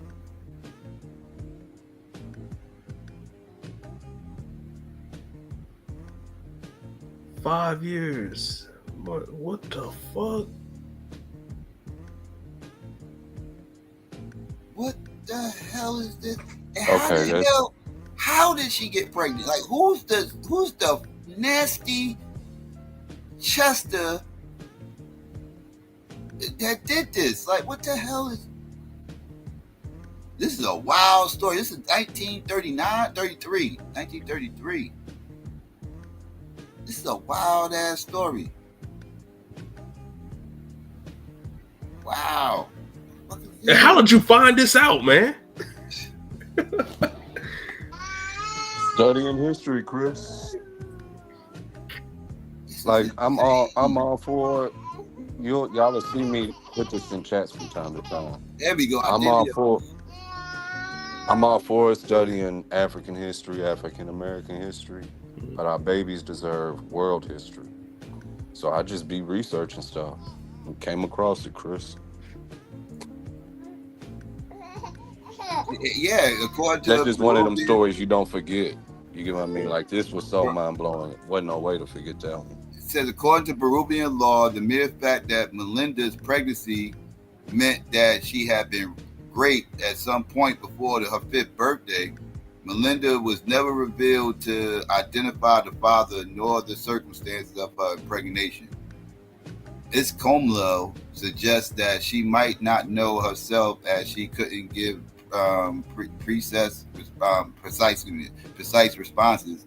Lena's father was arrested on suspicion of child sexual abuse, but released due to lack of evidence. So they think it was the father. Yeah, when I was reading into it, I thought it was an uncle or somebody. It was a relative. I don't remember it being the father, but I could be wrong. Yeah.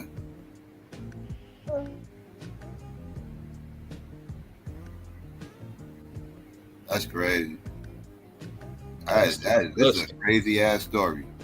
This is insane. Like, the fact that a 5-year-old kid even has the ability to get pregnant is crazy, and the fact that we even know that that's even possible is even more crazy. Yeah. Like this is insane.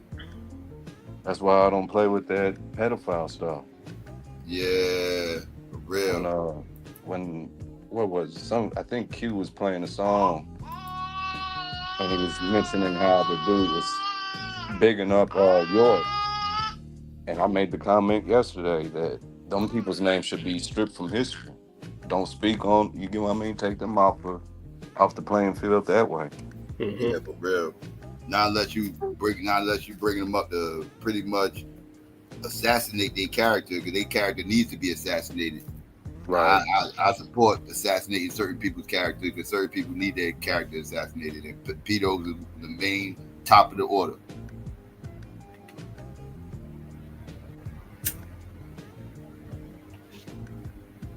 Dang.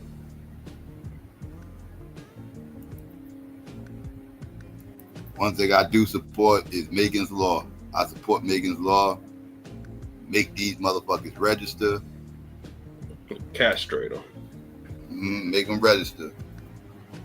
They should be outed. We need to know who these people are.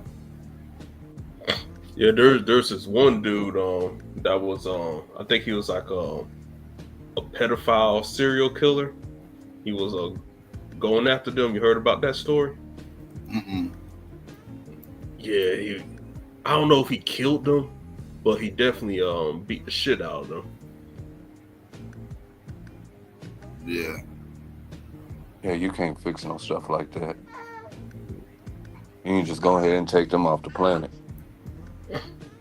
Or go old school and make them slaves and make them go fight wars. Let them be frontline infantry. That's a good idea. No protective ammo though. God. Give them a bunch of blanks. No, just give them a knife.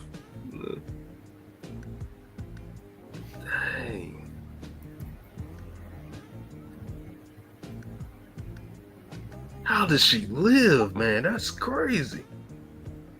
Yeah, that's crazy. How?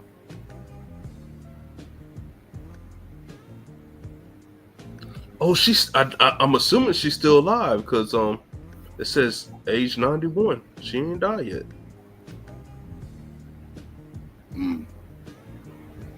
That's crazy.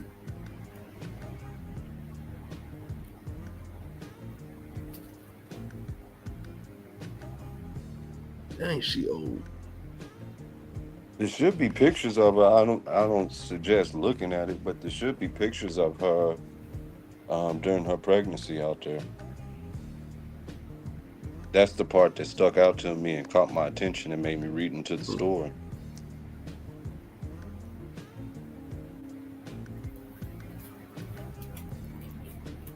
Golly.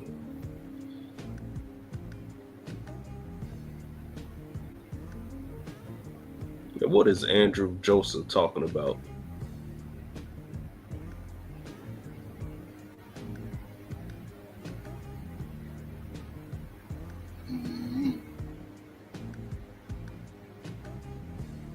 I have no idea what the fuck he's talking about. It's a child. I think he's talking about the Mexican. I think he's talking about but she's not Mexican. She's Peruvian, but that's a damn Mexican. You know, it's a child alive. I'm assuming the child's still alive. I don't see anything.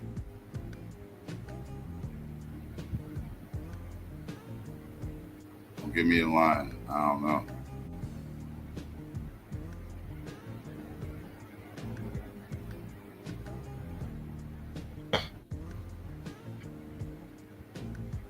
I think the parents took over the child so she could have somewhat of a normal life. Yeah. I didn't read the wiki article, so don't quote me on everything. But I think the family took over the child so she could, proceed to somewhat of a normal life. Mm-hmm. But I don't see how you would ever, because at that age you're cognitively aware to remember something so traumatic. Your body changing, pains, all the attention around it. So to escape that idea, like, who? Oh, her child died at age of 40, bone marrow disease, but the child grew up healthy. She grew up. They almost was in high school together. Yo. Yeah, could have been. If you think of that 4 They was years, definitely elementary school together. They was definitely elementary school together. It was elementary school together and almost Bay High School together. Yeah. Yeah, best friends. Yeah. We're in the same. I thought that was her little sister. Yeah. Yeah, I'm pretty sure that's how they tried to play it off.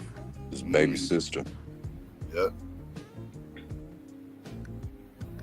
That's crazy. And this is just the youngest one we know of, with evidence and a historical story too.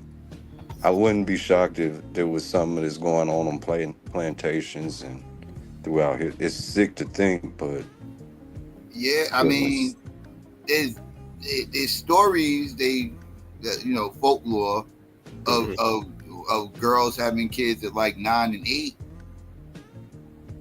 Like you hear about those, like in the Bible, like you hear about Aisha and all them motherfuckers. And hell, Mary in the Bible was only 12. Mary was only 12 years old. Ew. Yeah.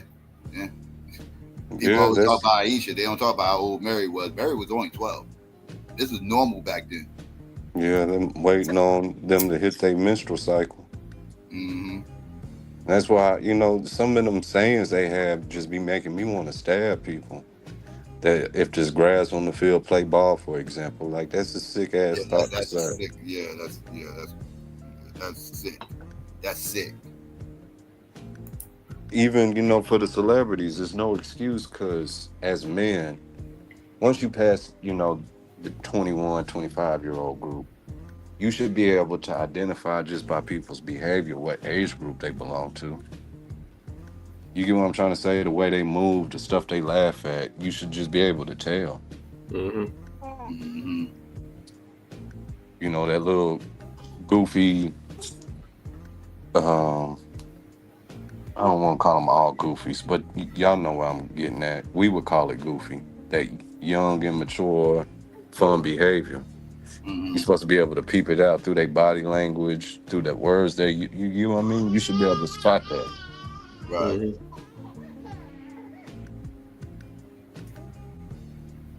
Yeah, that's a wild story right here. Ain't none of that she or he look wrong to me. I cannot unsee this 5-year-old girl with kids. Like, it's great. Now I'm gonna get a whole bunch of. I'm in the algorithm now. I'm finna go in the rabbit hole with all this stuff. Be careful going down that rabbit hole. You don't want that in your history. You don't want certain stuff like that. How can I block it? Like delete my cookies? Go through your history and clear that motherfucker. Man, let me do that. Let me clear this shit. Well, that story is one thing, but you got too many. You say you're going down rabbit hole. You don't want to start looking at 30 stories like that. You start. Yeah, don't do it on YouTube and stuff like that. I don't think that's gonna throw you off. Clicking on that link, but yeah, that's study that in the history books, my friend. Yeah, that's crazy though. That's crazy. I wonder if you can find a picture of her daughter. Says she lived to 40. That means she lived up to 1979. Mm-hmm.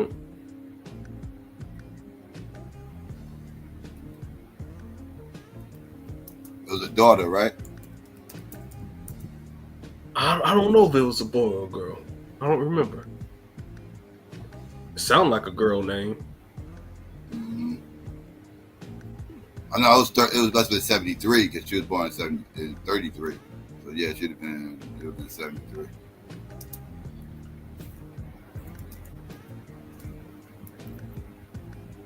I don't see no pictures popping up though. This is back when it was only Polaroids though. So it'd be kind of. Man, I remember those days. Oh man. You too young to remember Polaroids. What you know about Polaroids, Doug? Man, you know those little box little cameras? What you know about that, man? You young as hell. What you know about Polaroids? Man, I seen them. I got one.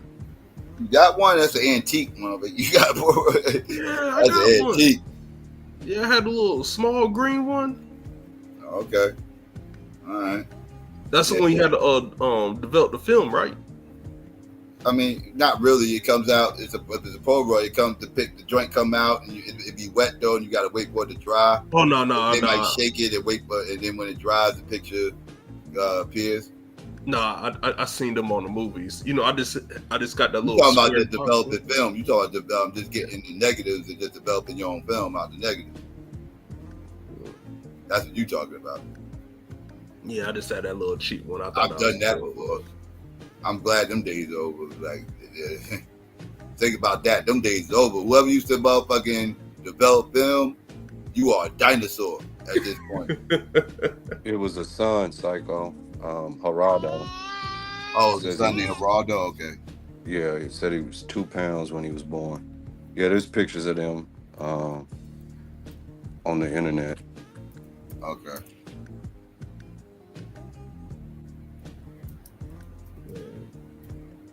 I remember Radio Shack, Circuit City, Media Play.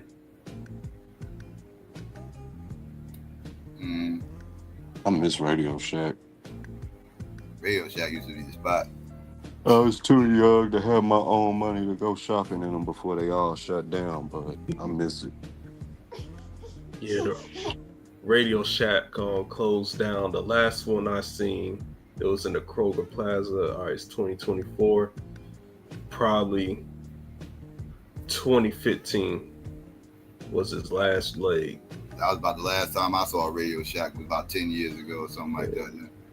We had one out here Yeah, that shit shut down. Yeah, it had been at least 10 years ago, maybe more.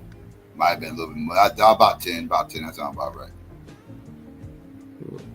Oh, y'all had a longer run than we did out here in Oklahoma, especially in the smaller towns. Mm-hmm. Oh, and Toys R Us. Oh man. Oh, when Toys R Us shut down, they took my whole childhood away, and I was like, "That's crazy." They took my childhood away. They took my C's childhood away. Like, how's Toys R Us just going to shut down? Like, that was like the ultimate supermarket for toys for kids. Yeah. Like that was an adventure as a kid. Going to Toys R Us, you just get to run around and just start grabbing everything and looking at everything. Couldn't afford a damn thing in there, but had a hell of a time. That was our supermarket, man. Like we got to this whole big ass factory is done with toys. I'm about to have a ball up in here. Like, you can lose your mind. Yeah. How Toys R Us just shut down? That shit's crazy. Like Toys R like shut down. Like they ain't move it online and none of that. Like no, it shut. Yeah, can't even. Toys R Us ain't even spot really to move online because like you can, but like. Part of the experience of Toys R Us was going to the goddamn retail store as a kid. Yep. Like, that was like one Toys R Us would hit different if I was a kid and I didn't actually was in the store picking out what I wanted, opposed to like just going online and everything else. Like that's just so cliche. Like part of the adventure was you was in the factory. Like you got to see what was going on and grab shit. And Christmas pamphlets. Yep. Yeah, they still got the Toys R Us building. It turned into some Asian something, but the Asians, they kept the colors because Toys R Us they used to have like the red, yellow, and green color, and then they changed it to like a blue, yellow. All the colors. They kind of had like rainbow shit, like they colors. Yeah. Yeah. The Toys R Us company fucked up when they did the whole Kids R Us thing. That ended up being a fail. That was their company, Kids R Us?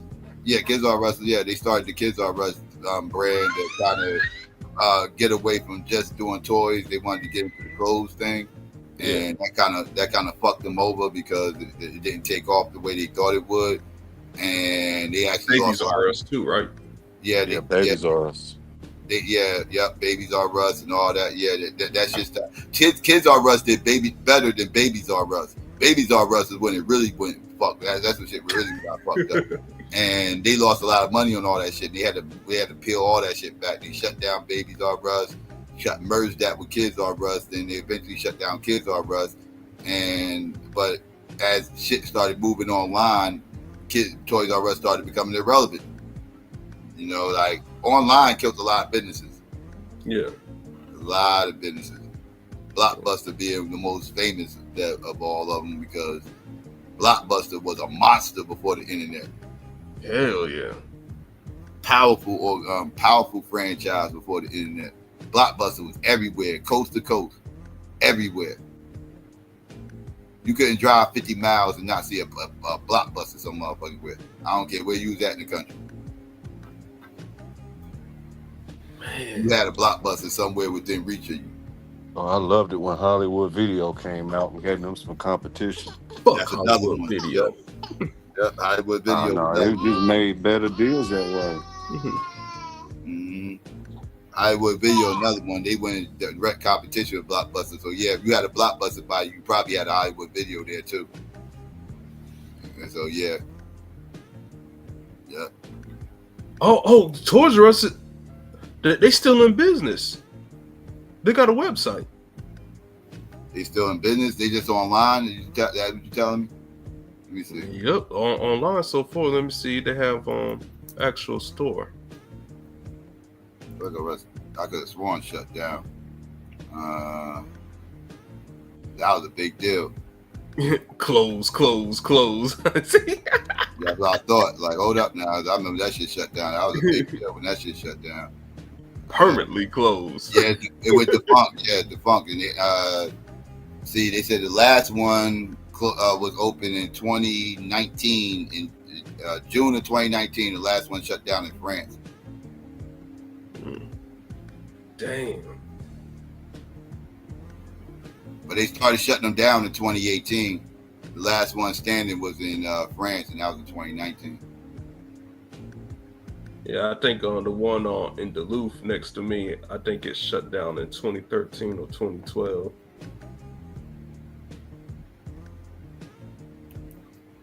Yeah, but they made some bad business decisions, and you know, they also, like I said, the whole online thing kind of hurt them because, like I said, but again, one of the experiences about Toys R Us was the fact that you got to go to the toys factory.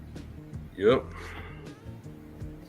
The Toys R Us is literally like Costco. It was like Costco, right? It was set up the same way as Costco. You know, you got all the big boxes there and everything else. That third, and you kind of, you know, you was literally in the factory, right? You was literally in the factory and shopping, but you know, for toys. It was Costco for toys, but with toys.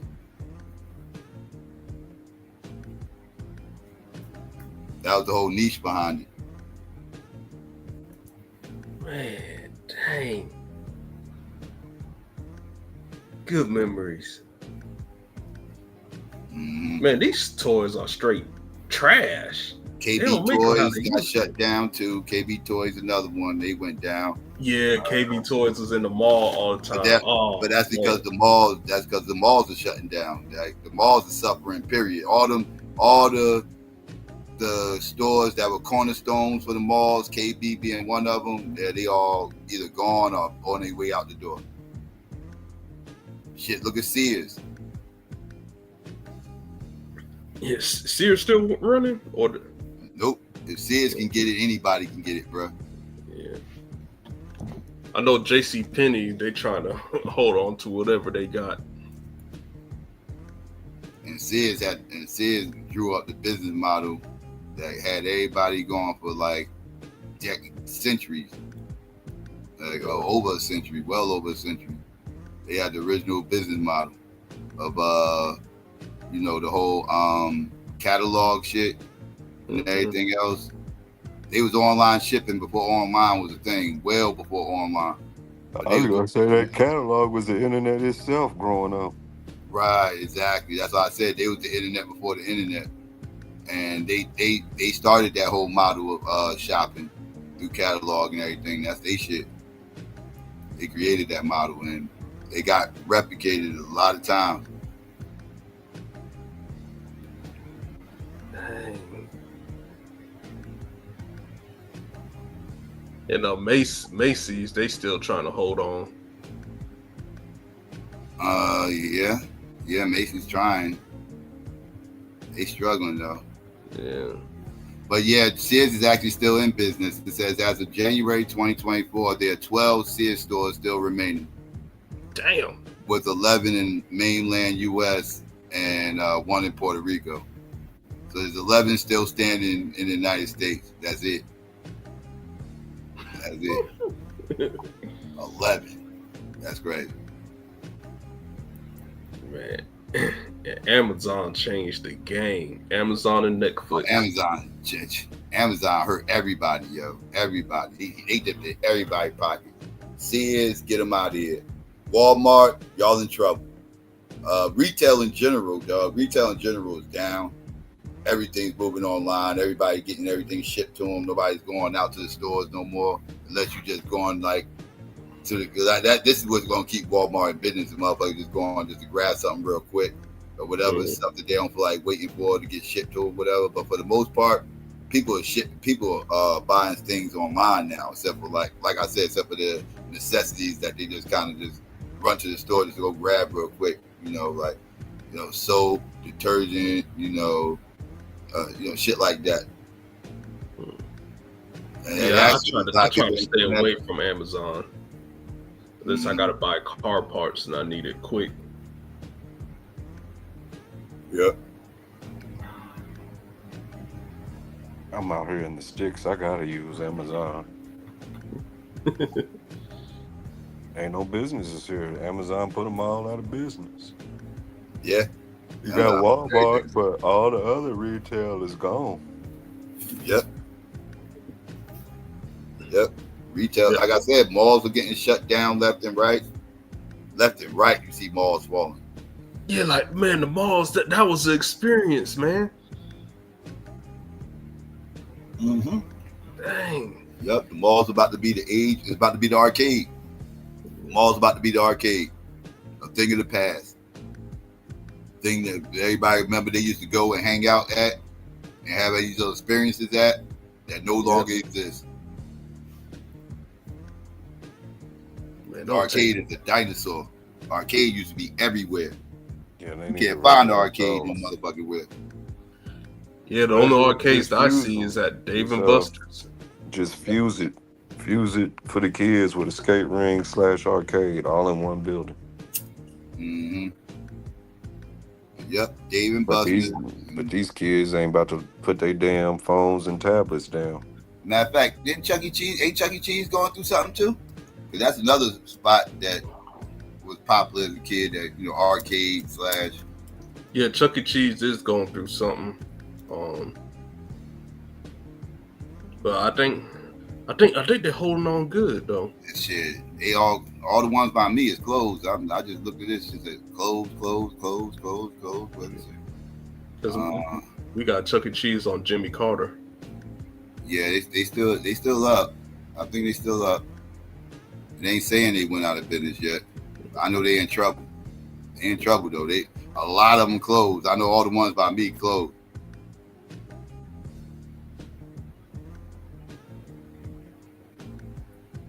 Man, what's gonna happen in 20 years, man? Don't take the mall away from me, man. Sound like y'all had happy childhoods. My grandpa gave me a shovel for a toy. So we can get my ass to work. Oh shit! If you want to play, you better jump your ass off one of them haystacks. God dang. Yeah, my childhood was pretty straight, man. Oh, I could tell you was military raised. It's 3 minutes into your persona, I was like, yeah, that's a military brat. Yes, sir. Hoorah, all that. Yeah. Yeah, I got to see it. I can't say I was full-fledged, but I got to see it and got to see it close enough to notice the difference. I wish them. I don't know if you ever stayed on base, but I wish. Yeah, those schools, I stayed on in Omaha, Nebraska. Stayed on military base. I wish public schools were set up like the schools on bases, and then how they normally will have like those little community teen centers. We need those. Just a cool little spot for everybody to go hang out for free. I used to always say that. That would have kept all my homeboys from breaking into people's houses trying to steal an Xbox. If y'all get what I'm trying to say. If they would have had a place just to go play for free. Right. And safely at that. You get what I mean? There's some places that just need it on GP. Get them kids a safe place. And then just fuse it with learning. You want to be here, you got to learn something. Pick up a trade in the process or tutoring. Right. Just mix them together. Mm-hmm. I'm a component of edutainment. Edutainment is a good thing. Some people don't like it. I do. I think it works. Man, Psycho, you smoking a roach? No, I don't know. Yeah, I keep on hearing that lighter. Oh no! My shit keep going out. Oh, man, you got to get you one of them old school pipes, man. I got a pipe. I got a bong. I don't smoke out of them motherfuckers though. I will smoke out my pipe if I run out of, like, if I'm in a situation where I ran out of wraps and the store's closed or I don't feel like going nowhere, whatever. Then I might whip the pipe out and whatever. But for the most part, no, I don't really smoke out of it. I thought the pipe was better than the paper, because the paper got chemicals on it and stuff. Yeah. It health reasons, yes, the pipe is better if you talk about health purposes. It don't hit better though.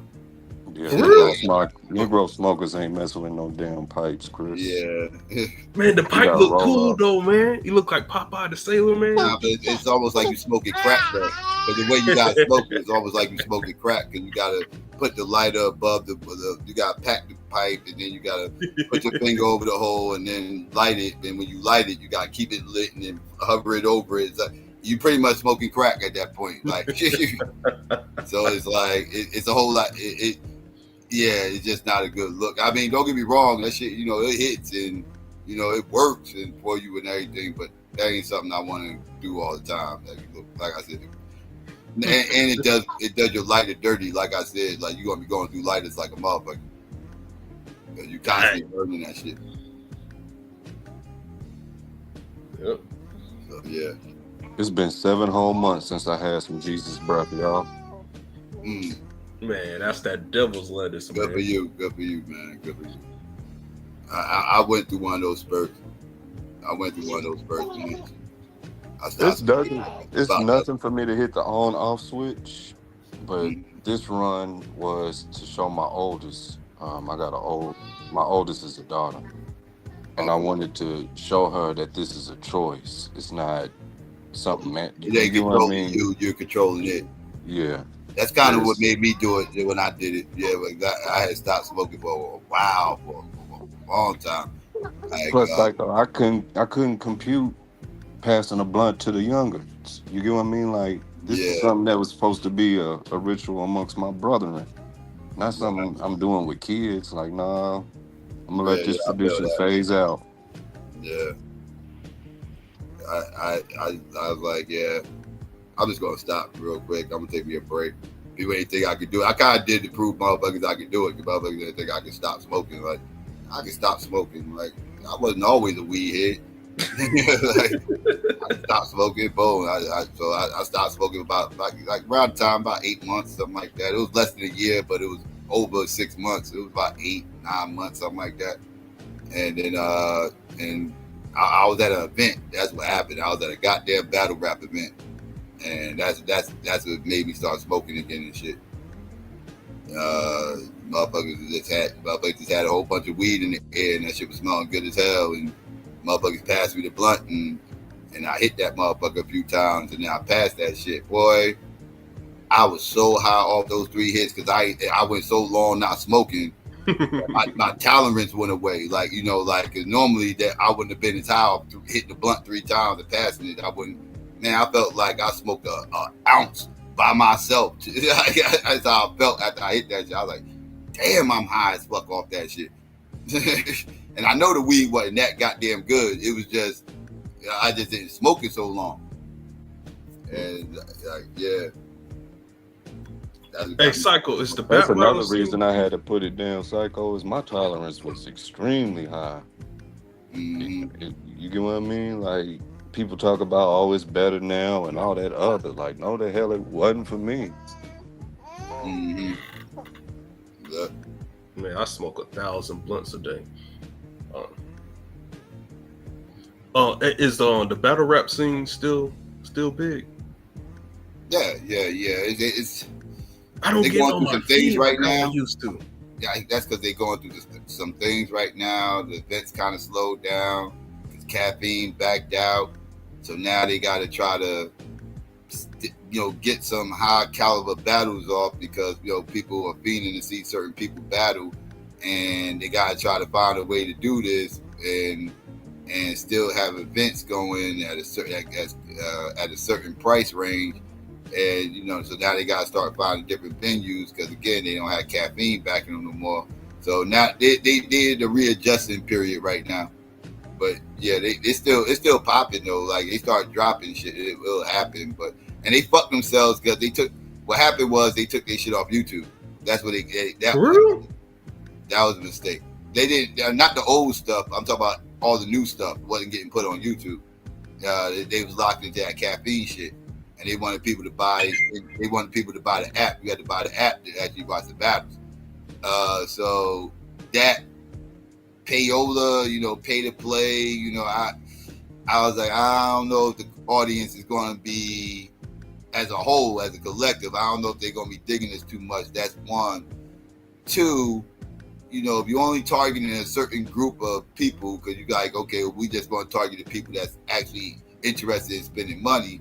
That's cool, but you're not growing your brand, because now you put yourself in a box, right? You now you stuck on an app, right? You're on an app for people to watch these battles. People ain't gonna be even, you know, the internet is funny, right? Out of sight, out of mind. Yep. Right. Yeah, that's kind of how the internet is. You got to, in order to stay relevant, you got to be around. If people don't see you, they forget about you. They forget about you real quick on the internet. And so, you know, what happened is, you know, they stopped uploading on YouTube that much, and that kind of that opened the door for other battle leagues to kind of come in and fill that void. And now YouTube got a void, right, where no battles is being uploaded right now.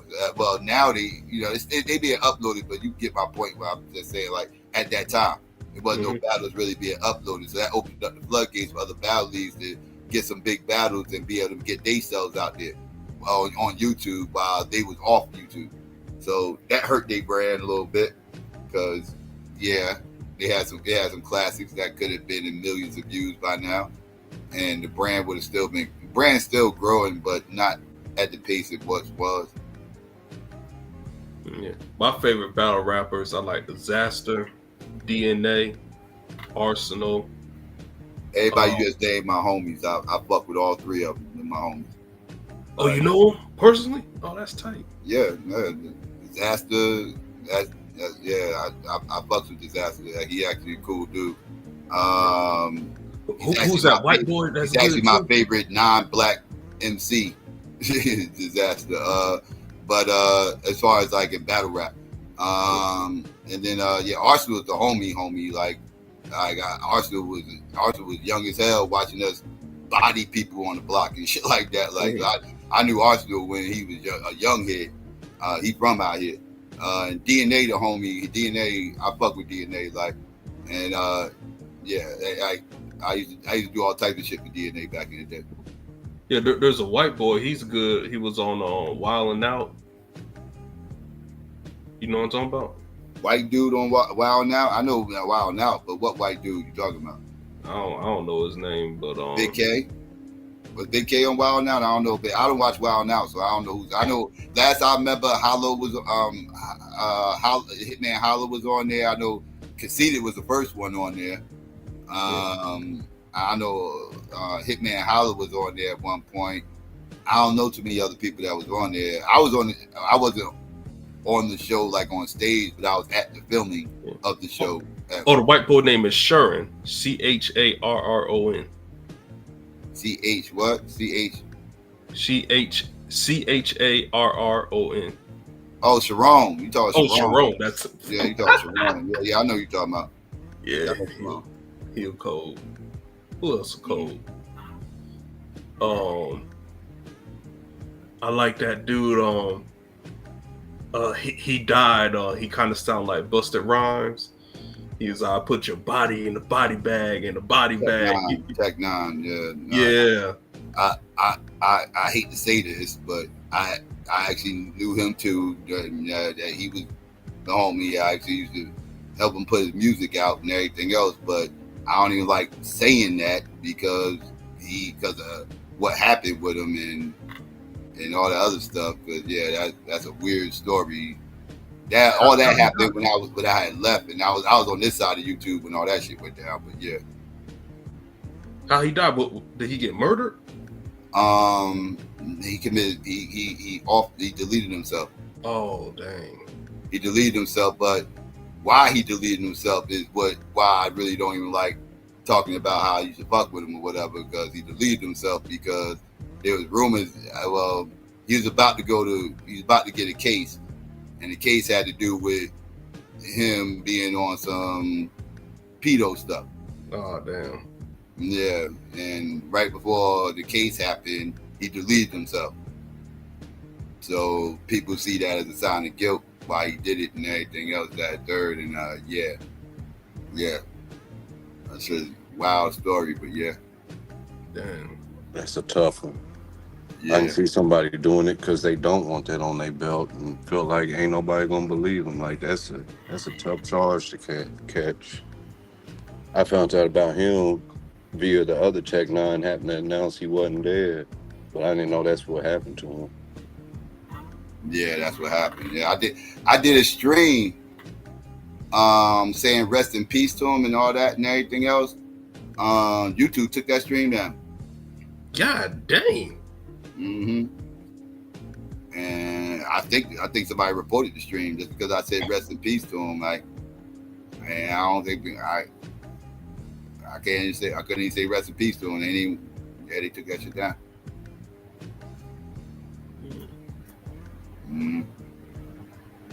I hate to leave in a moment like this, y'all, but I got this boy down. I'm gonna jump off of here. Yeah, it's all good. I need to get ready to get up off here too. I need to give me a little bit. 9 hours. Yep. Yeah, I was supposed to be up in about 3 hours. Good luck with this. I'm gonna do it though. All right, peace, fellas. But yeah, thanks for coming up, Chris. Yes, sir. Y'all have a good one. All right, you too. All right. Let's see.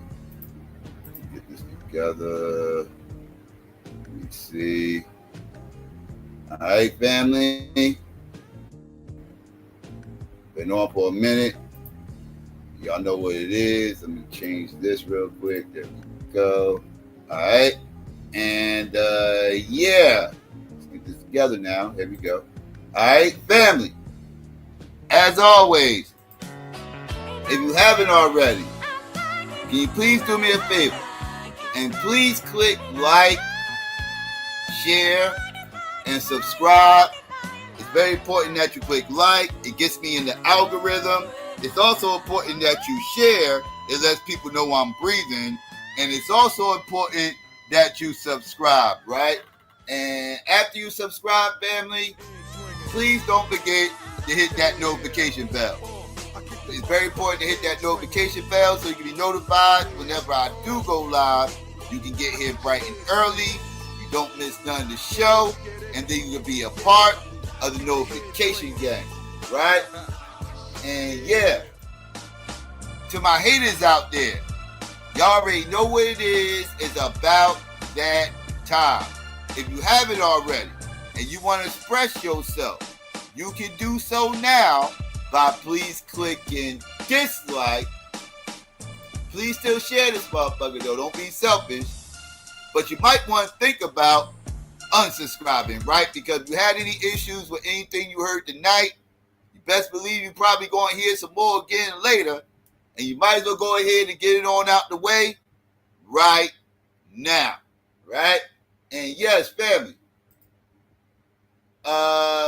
please follow me on Twitter, Instagram, and on Clubhouse, and on TikTok at SYKOPATHeist, spelled the same way as the channel.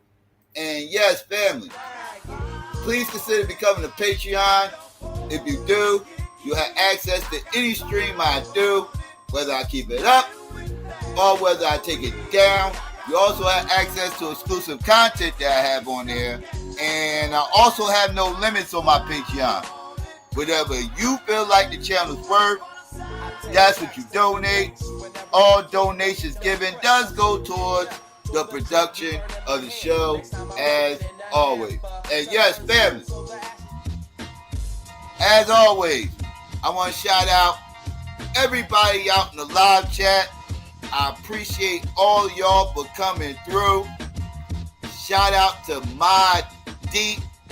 I also want to shout out everybody that came up on the panel. I appreciate all y'all. I also want to shout out everybody that was out in the clouds, that was just listening and being nosy. Even you hate watchers who are my biggest fans and listen to every word I say. I want to give a peace and black power to everybody out there. Holla black at your boy. I'm out. Coming real, it's the next episode. Hold up. Hey, for my niggas who be thinking we soft, we don't play.